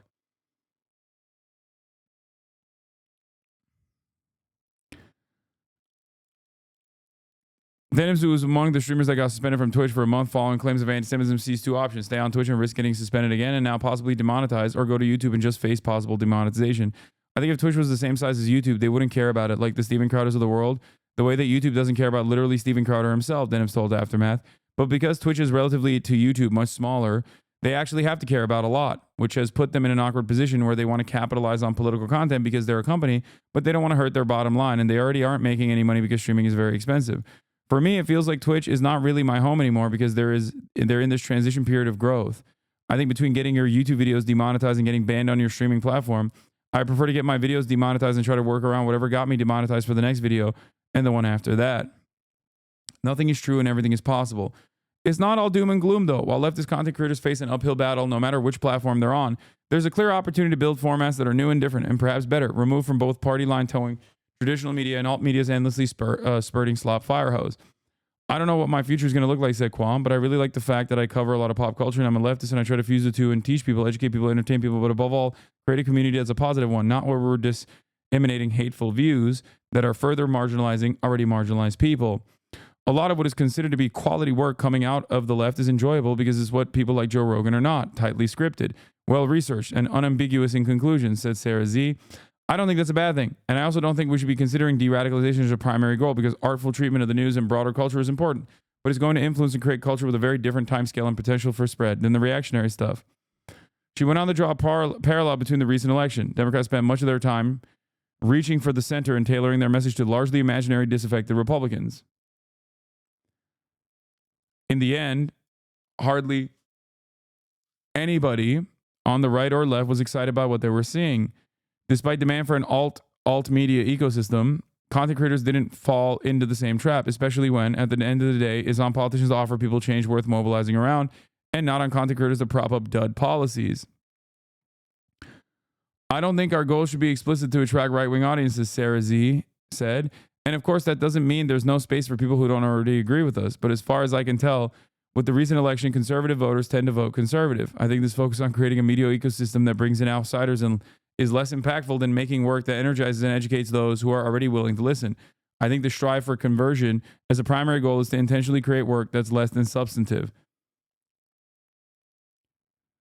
Geller hopes that he can at least provide a persuasive alternative to what's out there, something that sticks in people's minds long enough to maybe change them. I don't think that the right provides a very interesting way to critically analyze or take apart art. And so I'm kind of hoping that it is almost implicit in my approach, he said. What I would love to happen is somebody is stumbling across YouTube, they see one of my videos and watch it, and it's considered enough that then they see the contrast with an Asmongold and think, wow, I guess I've been eating trash and I just didn't know until now because I've never eaten anything that wasn't trash. Here's something that provides some other version of what this could be. Bayer, who is part of the cadre that streams nearly every day like Piker, sees each time he goes live as an opportunity to build and strengthen his community for whatever lies ahead. I'm really interested in what will happen when we have, as capitalism inevitably does, another economic contraction, Bayer said. Will we have another opportunity? I think the reason why Bernie Sanders was not able to win is because economically in 2016 and 2020, the economy wasn't that bad. If the left-wing bubble had happened, corresponding with a decline in confidence in capitalism or the markets themselves, it might have been a different outcome. So I'm building for the opportunities that lay ahead one day. There's really a big silver lining to Kamala Harris losing, and that is that the field is open and we'll have nobody to blame but ourselves if we choose to do another Biden, Clinton, Obama, or Harris Democratic Party. That was sick. 10-10. No notes.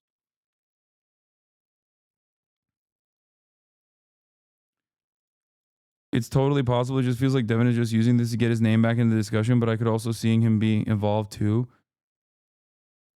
I've listened to what he actually has to say on his YouTube channel. It's very misguided analysis. He thinks Twitch viewership is declining because of the content. He doesn't even mention the increase in ad density or how Twitch is still far away the leader in live streaming. He directly says either all politics is banned or we have all sides represented. It was odd to hear. Yeah, that's the real problem with Twitch, is that we don't have Dan Bongino on the platform. Great article, Nathan. Yeah.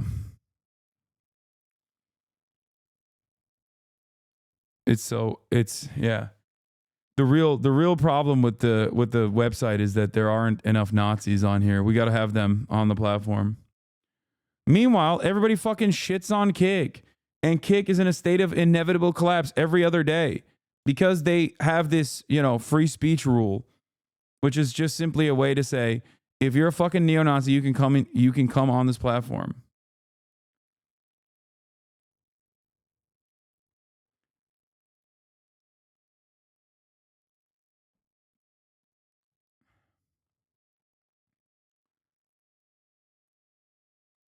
Yeah, go read this article and share it with people.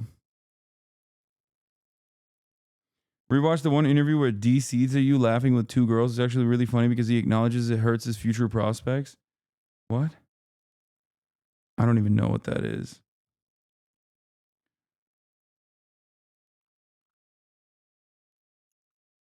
I'm gonna retweet this.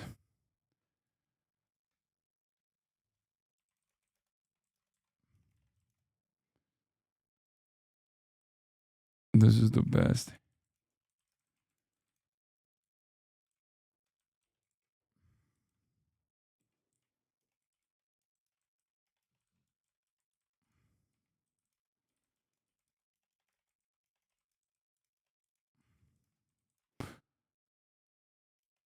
Long read.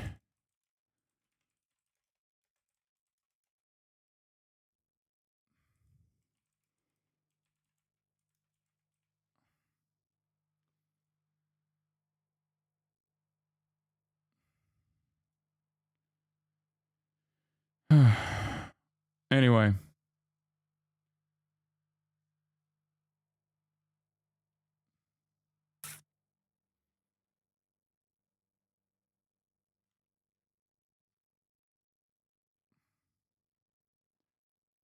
There's like 3 really good articles in there.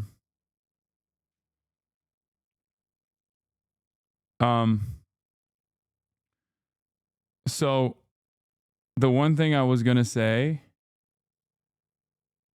the one thing I was going to say is a very comprehensive summary. And it's really good overall. There was another, what the fuck was I going to say? Jesus Christ, I can't think. Tomorrow, ladies and gentlemen, I will have the legend, the man, the myth, the legend, Dr. Mike Israetel. The Korean dating sim, I'm not going to be able to play tonight. I'm tired. It's 8 hours and 20 minutes in. Okay.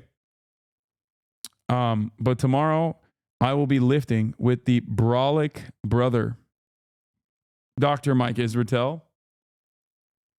I'm very excited about that. That's going to be later in the day. And, maybe we'll play the Korean dating sim together. Who knows?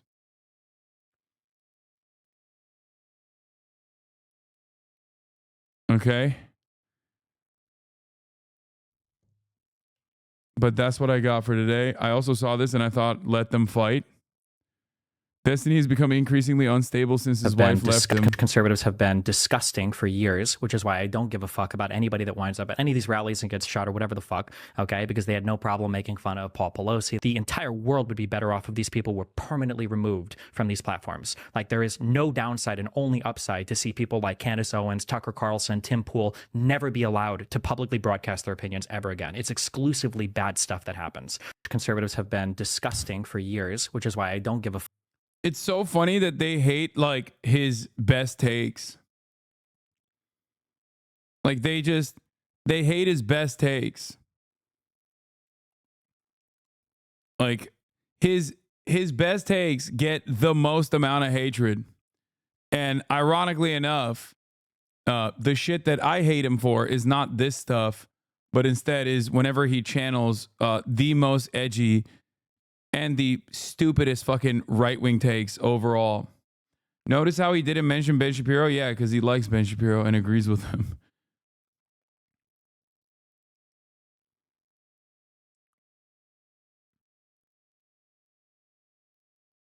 His lack of sympathy for a random dude at a rally getting clapped is pretty fucking psycho. You don't understand, okay? For him, it's like the sociopathy is considered a bonus. That's it. Like, he thinks it makes him look cool. He is... And to some losers online, they do actually track that as, like, being cool. They do. There's a lot of fucking losers who are like, I love edgy shit. I'm so glad this guy's doing edgy content. Yeah, he has the vice signal. Roseanne Barr, he was married to a woman. But yeah.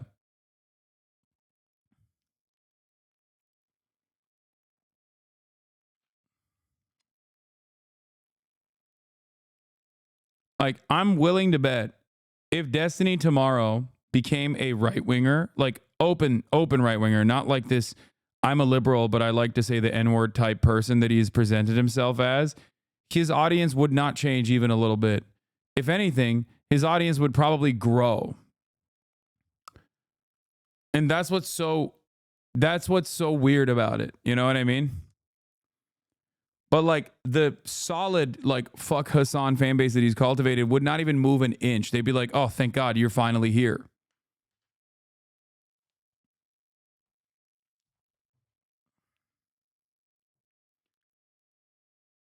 So you're assuming right-wing peeps just drop the N-word? No, it's not just him like saying the N-word. It's that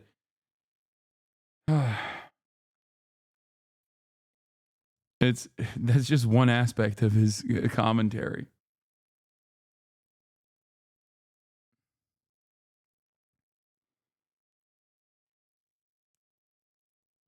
He's already there for most of the issues. He's basically Bill Maher. He's basically Bill Maher if he came from a message board, if you think about it. No, for sure. He is Reddit personified. 1000%. He has to be an edgy boy all the time. A little edgy boy. Even though he's like fucking 40-year-old man with a child. Yeah. He's less successful Reddit Bill Maher.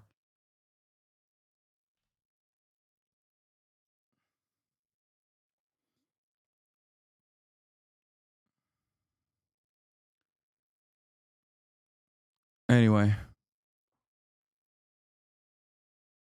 Have you seen this? This thing And was I so... said in the Mogul Mail that I think the ad rates will return by December, and they'll be all the way back in a year. I was wrong. The ad rates are already back. Here is a view of because I had some actual streamers reach out to me after I made that video, after their, because you know some people just their ad rates got cut. Non-political people. I think a lot of people are under the impression that the only people whose ad rates got cut are people who cover the elections or political people or whatever. That is not the case. It isn't like a blanket punishment. It seems to be somewhat random. But you can see here, October 20, whatever this is, 3rd until November, whatever this is, like 11th. So, you know, about a 3-week period, maybe a little under. Did he just say a bunch of shit without any research? He's repeated shit from Reddit? Yeah. I mean, a lot of people do that, and it's sad to see because this motherfucker actually has a journalism degree. This streamer who shared their data with me lost basically all their ads, you know, 80% cut in this timeline. All right. And he said I could share it. This is Ray's Fire. I don't know if you guys know Ray. He's a variety gamer, speedrunner. Not a political guy. I know as a so Pirate Software. Oh wait, what's up? He's in chat. Anyone that had a tag that was sexual, political in nature, ASMR, Iran were caught up in this due to association with geopoliticals and sexual content. I know that as a fact is true, but there are also people who I think are none of those Pirate Software who also were affected by this. And this is the example I have.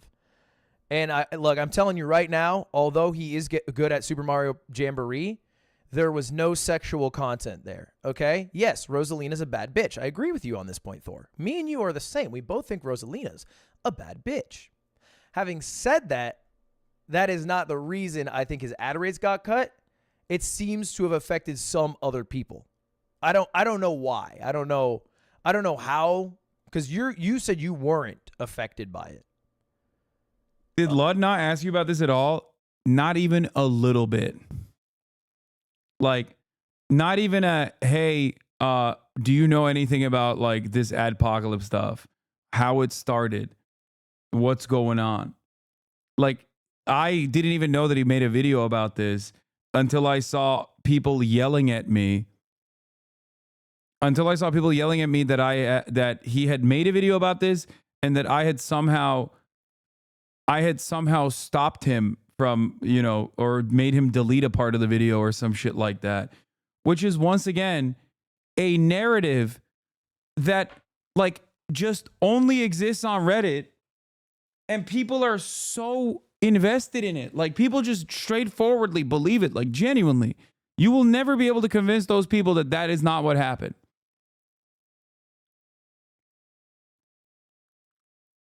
And it's so crazy. Hasan Anon is real.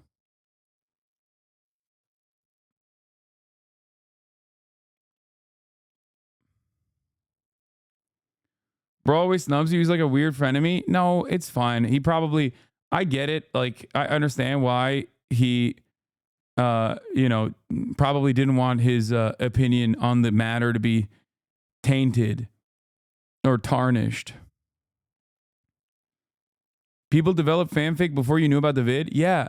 I'm reminded of the time when I was in Australia responding to a fucking chatter that was saying something dumb, and I was like, I'm going to kill myself.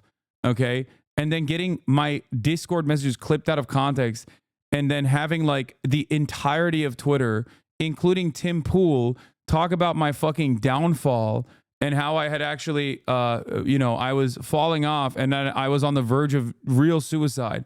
I had no idea that this was happening. Okay. I had no idea that this was fucking happening until people reached out to me, like people that I know in the real world, like fucking Big Mike called me and was like, bro, is everything all right? I saw on Twitter that you were like going to kill yourself. And I was like, what?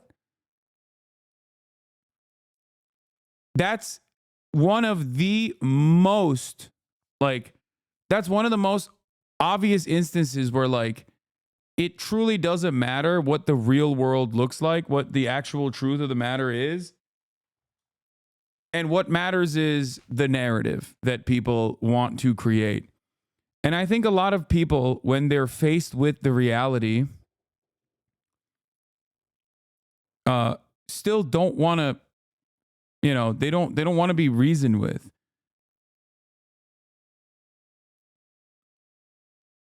They just want to continue along with this narrative that I had objectively fallen off.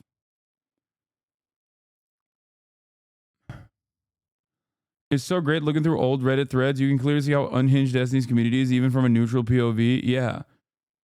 And it's very weird.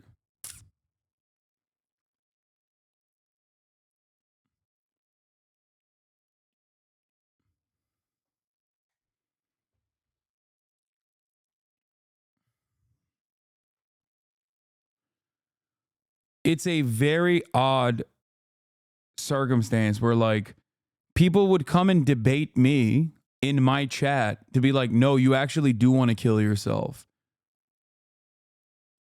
I was like, I didn't even know that this was going on. I wonder if there is a level of, like, I wonder what the tolerance is that people have for just being consistently wrong. You know what I mean? Like, there's got to be a level, there's got to be something that shakes people from this stupor that they find themselves in. Like, maybe it's multiple posts saying like, no, the adpocalypse isn't real, people are clarifying, or whatever the fuck. I don't know. But it is very strange But this is an example of someone who was. Maybe he had some. Maybe he threw on a political tag while playing Super Mario Party Jamboree. But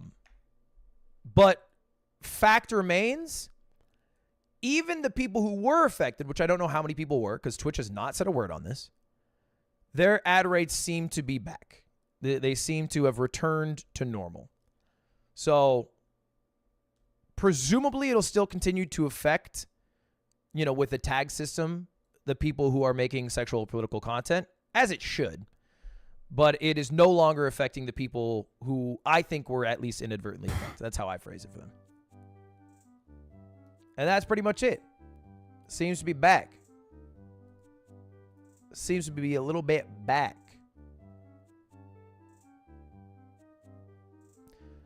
But yeah, anyway, I basically made one big fuck of my mogul mail. I made my mogul mail for streamers who are confused or concerned why their ad rates were going down. A lot of people wanted my mogul mail to be the root cause of what started the adpocalypse. Brother, I'm not sailing those waters. I'm not sailing those waters, okay? The only bay I'm going to is the pirate one. You get me? I'm not sailing those waters. And so I rewatched my video and I was like, yeah, this is exactly what I wanted to make.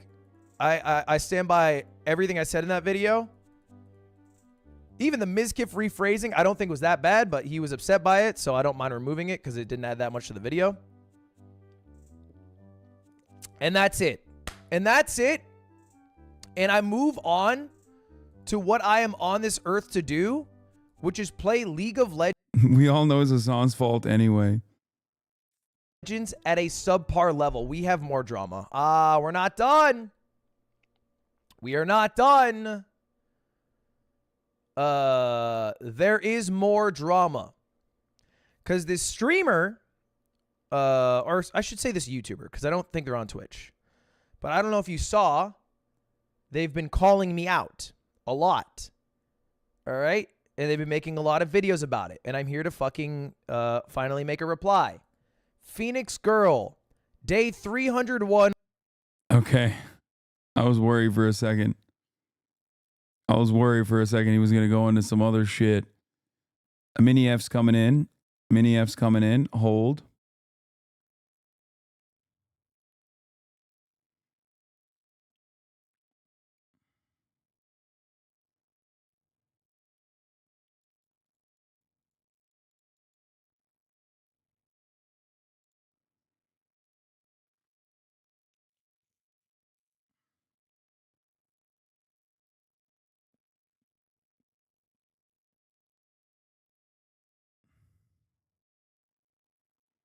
The DIN cells did it again with your Discord logs that you were asking for screenshots against your ops, but instead you were looking for lame screenshots of your workout stream.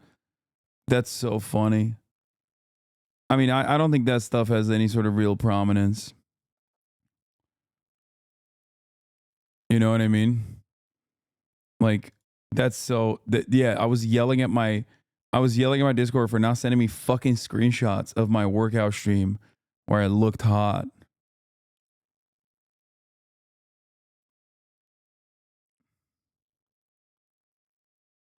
AT&T ordered on a Friday, delivered today on a Monday. Biz account could get static IP if needed. Swap with the rest of LA. Damn. We got AT&T in the chat, dude. Happy birthday to Shonda Black, by the way.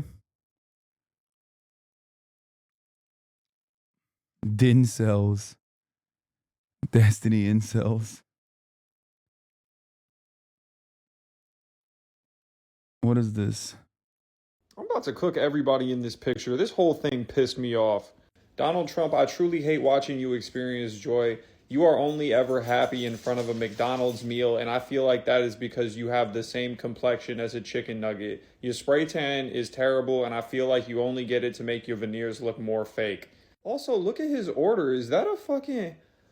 Oh, it is. It's a fillet of fish. Oh, Yeah. it is That's his order from McDonald's. a fillet of fish. That's who y'all voted for? Somebody who orders a fillet of fish from McDonald's? That's disgusting. Oh, well, if it isn't the king of divorced dad jackets himself, Elon Musk, boy, Elon Musk faced too little for that massive cranium that he's got. And what makes it more unsettling is there's no contour between his eye and his ear. It's just mad smooth. Like, his face is the perfect shape to just slap the shit out of. I don't know who this guy is, but he looks slow. He pissing me off. Like, why is he holding up the box of fries? And also, why is it empty? Like, what are you showing us how quickly you eat? Brother, you ordered fries and a 10-piece McNugget. Why did you feel the need to order cutlery on your food tray? This dude look like he sell used boats. I don't know who this guy is in the back, but he is such a cuck chair of a human being. Bro wants to be involved so bad, and it's sad. They didn't even let him order McDonald's. He was getting bitched in the drive-thru. And who's this supposed to be? RFK Jr.? Nobody with that hairline should have Jr. in their goddamn name. That is a senior citizen. Bro looks like a sunburned tater tot. Yeah, eat that burger. I bet them worms are real hungry. Bro's brain looks like a piece of Keith Lee sushi. He doesn't want to eat this burger. Somebody look up what sunburned walruses eat so this man can truly get some nutrients. Dude looks like a business casual sea lion. This is incredible. I'm disgusted. And also, why you got a damn music festival bracelet on? Where did you go? Flognaw? No, no. Oh my God.